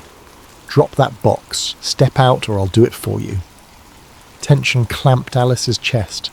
She texted Manny a quick, "Safe house under attack," then stashed her phone. Garrity spoke again. "You realise you're meddling in national security? This is bigger than you. The country needs the official story intact." She glimpsed the silhouette of Garrity's pistol in the faint beam. Fear hammered in her, but she mustered courage. The memos must not be lost. Sam whispered to Alice, "I'll distract him. You slip out the back window with the docs." She protested silently, not wanting to abandon him. But Sam signalled urgency. Garrity advanced deeper, nearing the desk. Sam popped up from behind the couch, brandishing a broken chair leg. "Over here, Garrity!" he shouted. Garrity spun, startled. Sam lunged, the chair leg meeting Garrity's forearm. A short scuffle ensued. Garrity easily disarmed Sam, tossing him into a shelf with a loud crash. While Garrity was occupied, Alice crept to the side window. The metal box clutched to her chest. She hoisted it, climbing out with difficulty. The sound of a gunshot cracked inside. Fear jolted her. She didn't know if Sam was hit. She scrambled out, stumbling in the dark. Another shot echoed, then a third. Her mind reeled with dread, but she pressed on, memorizing Sam's last instruction. "Get the evidence out." She dashed into the thicket, crouching behind trees. A single overhead glance told her Garrity wasn't immediately chasing. She heard muffled shouts from inside the safe house. Possibly Sam was pinned, or worse. She texted Manny once more, hands shaking. "Shots fired, have docs, need help." Manny responded, "Police en route," though she doubted local authorities could handle Garrity's covert ties. Nonetheless, she kept moving. She prayed Sam might slip away somehow.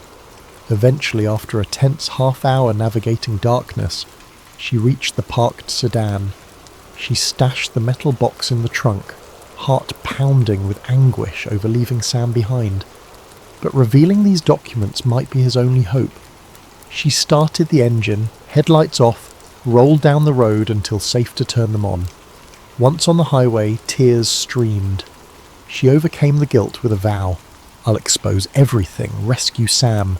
But for now, the documents needed to get out. At dawn, she found a safe motel near a different county. Manny arrived after a frantic drive from the city.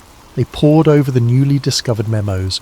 The language was shockingly explicit, references to how Oswald shall be presented as the lone extremist, a mention of arranging infiltration in New Orleans for plausible associations, instructions for certain media infiltration to push the official line, even footnotes about friendly senator aides ensuring the commission's compliance.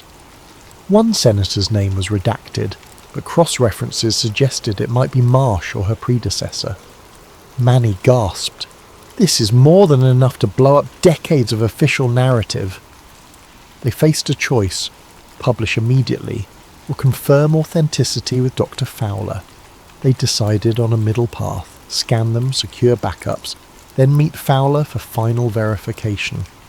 Manny would also tip a few trusted media contacts to prepare for a major scoop. Meanwhile, they'd try to contact Sam or confirm his fate. Several calls and texts to Sam's phone went unanswered. Fear coiled in Alice's gut. She prayed Sam was alive.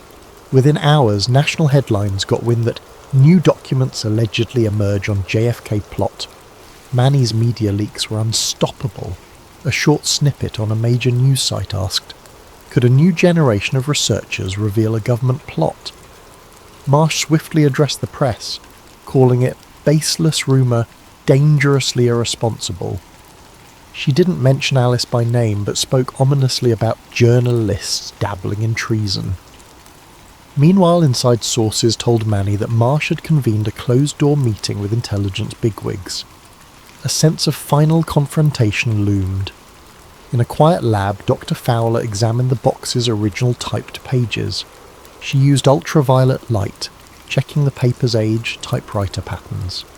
She concluded the documents were very likely from the early 1960s, consistent with official stationery watermarks, showing no sign of forgery. Coupled with ballistic references matching her prior analysis, Fowler was ready to publicly attest that these items were authentic. "This is indeed the soaking gun," she said. She recognized how explosive it was, but moral duty demanded truth. As Alice prepared to release the entire trove online, Manny received a tip from an inside staffer. Senator Marsh had demanded the FBI investigate the theft of classified documents. She might orchestrate a legal clampdown, brand them as national security threats. Also, Marsh had apparently engaged Thomas Garrity to track down the missing box. Meanwhile, Sam Delgado's fate remained unknown. A swirl of tension overshadowed the moment. Alice recognized once they pressed publish, they'd have no protective shield. The conspirators might act violently or use legal sabotage, but the only path was forward. Midnight approached. In a small safe-house apartment Manny had borrowed, Alice hovered over her laptop, hand trembling on the mouse. The digital scans of Project Crosswind's documents were queued. Manny nodded grimly. Dr. Fowler on speakerphone confirmed readiness to back them up with her ballistic evidence. With a single click, the entire trove would go public, open for the world to see. That moment was mere seconds away. In the hush, Alice recalled Sam's unwavering devotion, risking everything for the truth. She inhaled, pressed the button. The final part of their plan was in motion. They braced for a collision with Senator Marsh and Garrity, the culminating struggle to shatter a half-century of national deception. Within minutes of Alice uploading the Project Crosswinds documents, a ripple coursed through social media. Bloggers, conspiracy forums, and eventually mainstream news sites began echoing the key revelations. A CIA-led directive aided by certain army generals culminating in the Dallas assassination. The material included typed memos, references to Oswald's role as a scapegoat, potential collusion with mafia elements, and even cover-up involvement by powerful politicians. Shockwaves spread, overshadowing the usual nightly headlines. Even so, some demanded more proof. As dawn broke, the mainstream press hammered the story with headlines. Leaked memos suggest government plot in JFK killing. Authenticity under review. Senator Marsh fired back, issuing a statement. These so-called documents are unverified, illegally obtained. We must not let fringe conspiracy distract from real national interests. Yet behind the scenes, Marsh scrambled, summoning her legal teams, pressuring allies in intelligence to discredit Alice. A storm of official denials took shape, but Dr. Fowler stepped forth with her forensic analysis. She appeared in a short segment on a major network, carefully explaining the physical authenticity of the pages. She highlighted how the ballistic references resolved the old magic bullet controversies. Viewers watched, stunned. Marsh's attempts to brand the evidence as forgeries lost momentum. Public curiosity soared. In the swirl, Alice arranged a covert meeting with Senator Marsh, offering an off-the-record chance to respond. Marsh surprisingly agreed, perhaps hoping to spin the narrative. They chose a neutral space, an empty event hall after hours. Manny set up a camera feed, ready to stream if needed. Marsh arrived, flanked by a stern-faced aide. She wore her polished smile. "Ms. Coleman, you're courting national sabotage. This entire fiasco jeopardizes trust in our institutions," Marsh began calmly. Alice retorted, "Senator, these documents show that powerful figures orchestrated JFK's murder. The public deserves to know. Did you or your predecessors share complicity?" Marsh's polite mask cracked. "I was not around in '63, but yes, I represent a lineage that believed in safeguarding national security by any means. Some secrets must remain buried to keep America strong. The chaos you're unleashing helps no one." Manny, hidden, recorded every word. Marsh realized too late this conversation was on the record.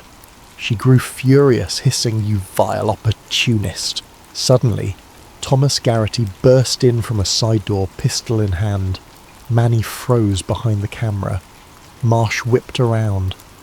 "Garrity, why are you here?" he glowered. "I am cleaning up your loose ends, Senator." Marsh's eyes flashed anger. "We do not kill them in a public broadcast, you fool! Stand down!" Garrity spat. "You lost control. This entire scandal threatens us all." In a standoff, Garrity advanced, aiming at Alice. She tensed, heart pounding. Chaos erupted. Manny tried to tackle Garrity. A shot rang out, grazing Manny's shoulder. He collapsed with a cry.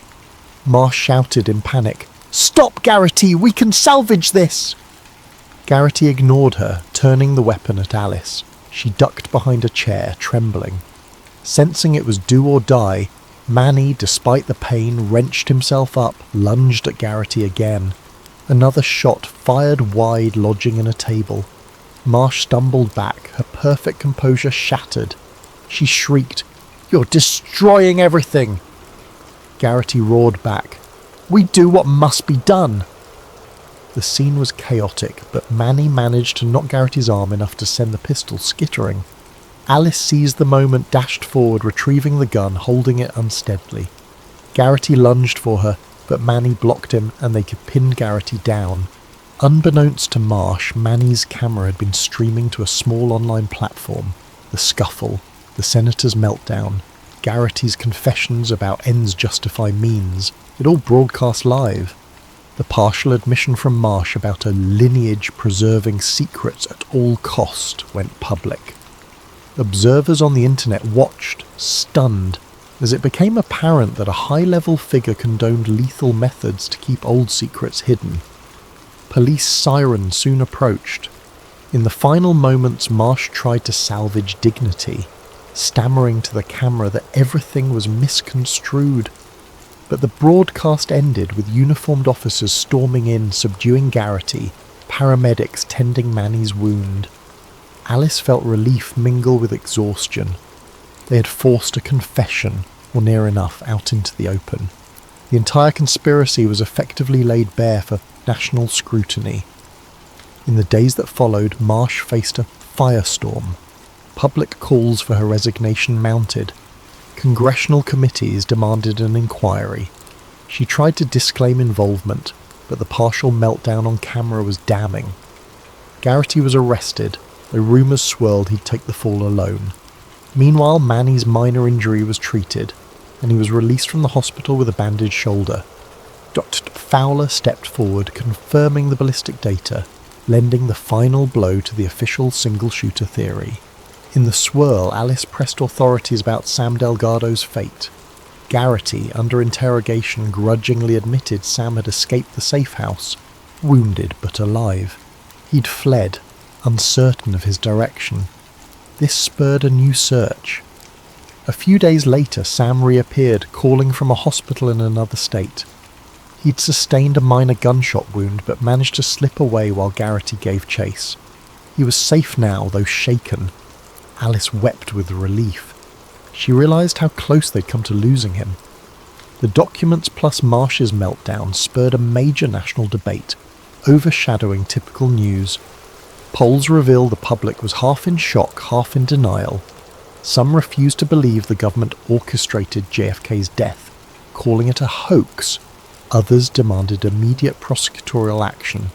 The White House declared a special commission to review the newly revealed evidence. Historians declared it the biggest revision of 20th century American history in decades. For Alice, the experience was bittersweet. She'd uncovered the truth, but at great cost. Sam's injuries, Manny's brush with death, her own near-lost faith in the system. She felt no triumph, only relief that the old Agent Moore's final cryptic warnings had led her here. She remembered how the story started with a simple anniversary piece. Now it ended with a national reckoning. She often revisited the memory of Agent Moore's frail voice. He was just a patsy. Indeed, the entire truth was darker than she imagined. Months later, Alice visited Dealey Plaza in Dallas. The sun shone on the famous old book depository, the vantage point that for decades was claimed to be the lone shooter's nest. But she now knew multiple vantage points were used. She stood quietly, reflecting on how easily official narratives can shape history for generations. Sam, mostly recovered, accompanied her. They laid flowers as a token for the memory of that day in 1963, for the watchers, the scapegoat, the complicity. "We did what we could," Sam said softly. Alice nodded. Back home, Manny's article series titled Shadows in Dallas, The Crosswinds Documents, soared in readership. Dr. Fowler's forensic testimony became standard reference for new documentaries. Garrity's trial ended with him scapegoated by the government apparatus, ironically reminiscent of Oswald's fate. Senator Marsh resigned under scandal, facing ongoing investigations that might or might not lead to convictions. Yet even with so much revealed, some corners of the public remained unconvinced. "It's too big," they said, or "we can't rewrite history now." But the seeds of truth, once planted, took root. Thus the final lines of the JFK conspiracy story were no simple conclusion. The revelation sparked endless ramifications, rewriting textbooks, fueling more controversies, forging a new acceptance that sometimes the greatest secrets can endure for decades, until a few persistent souls bring them to light. Alice Coleman, once a modest journalist assigned to an anniversary piece, had shattered a portion of national myth. The cost weighed on her heart, but the voice of her conscience said it was worth it. So concluded the saga of Shadows in Dallas, a conspiracy undone by unwavering determination, proving that, in the end, even the darkest secrets can be forced to face the sunlight.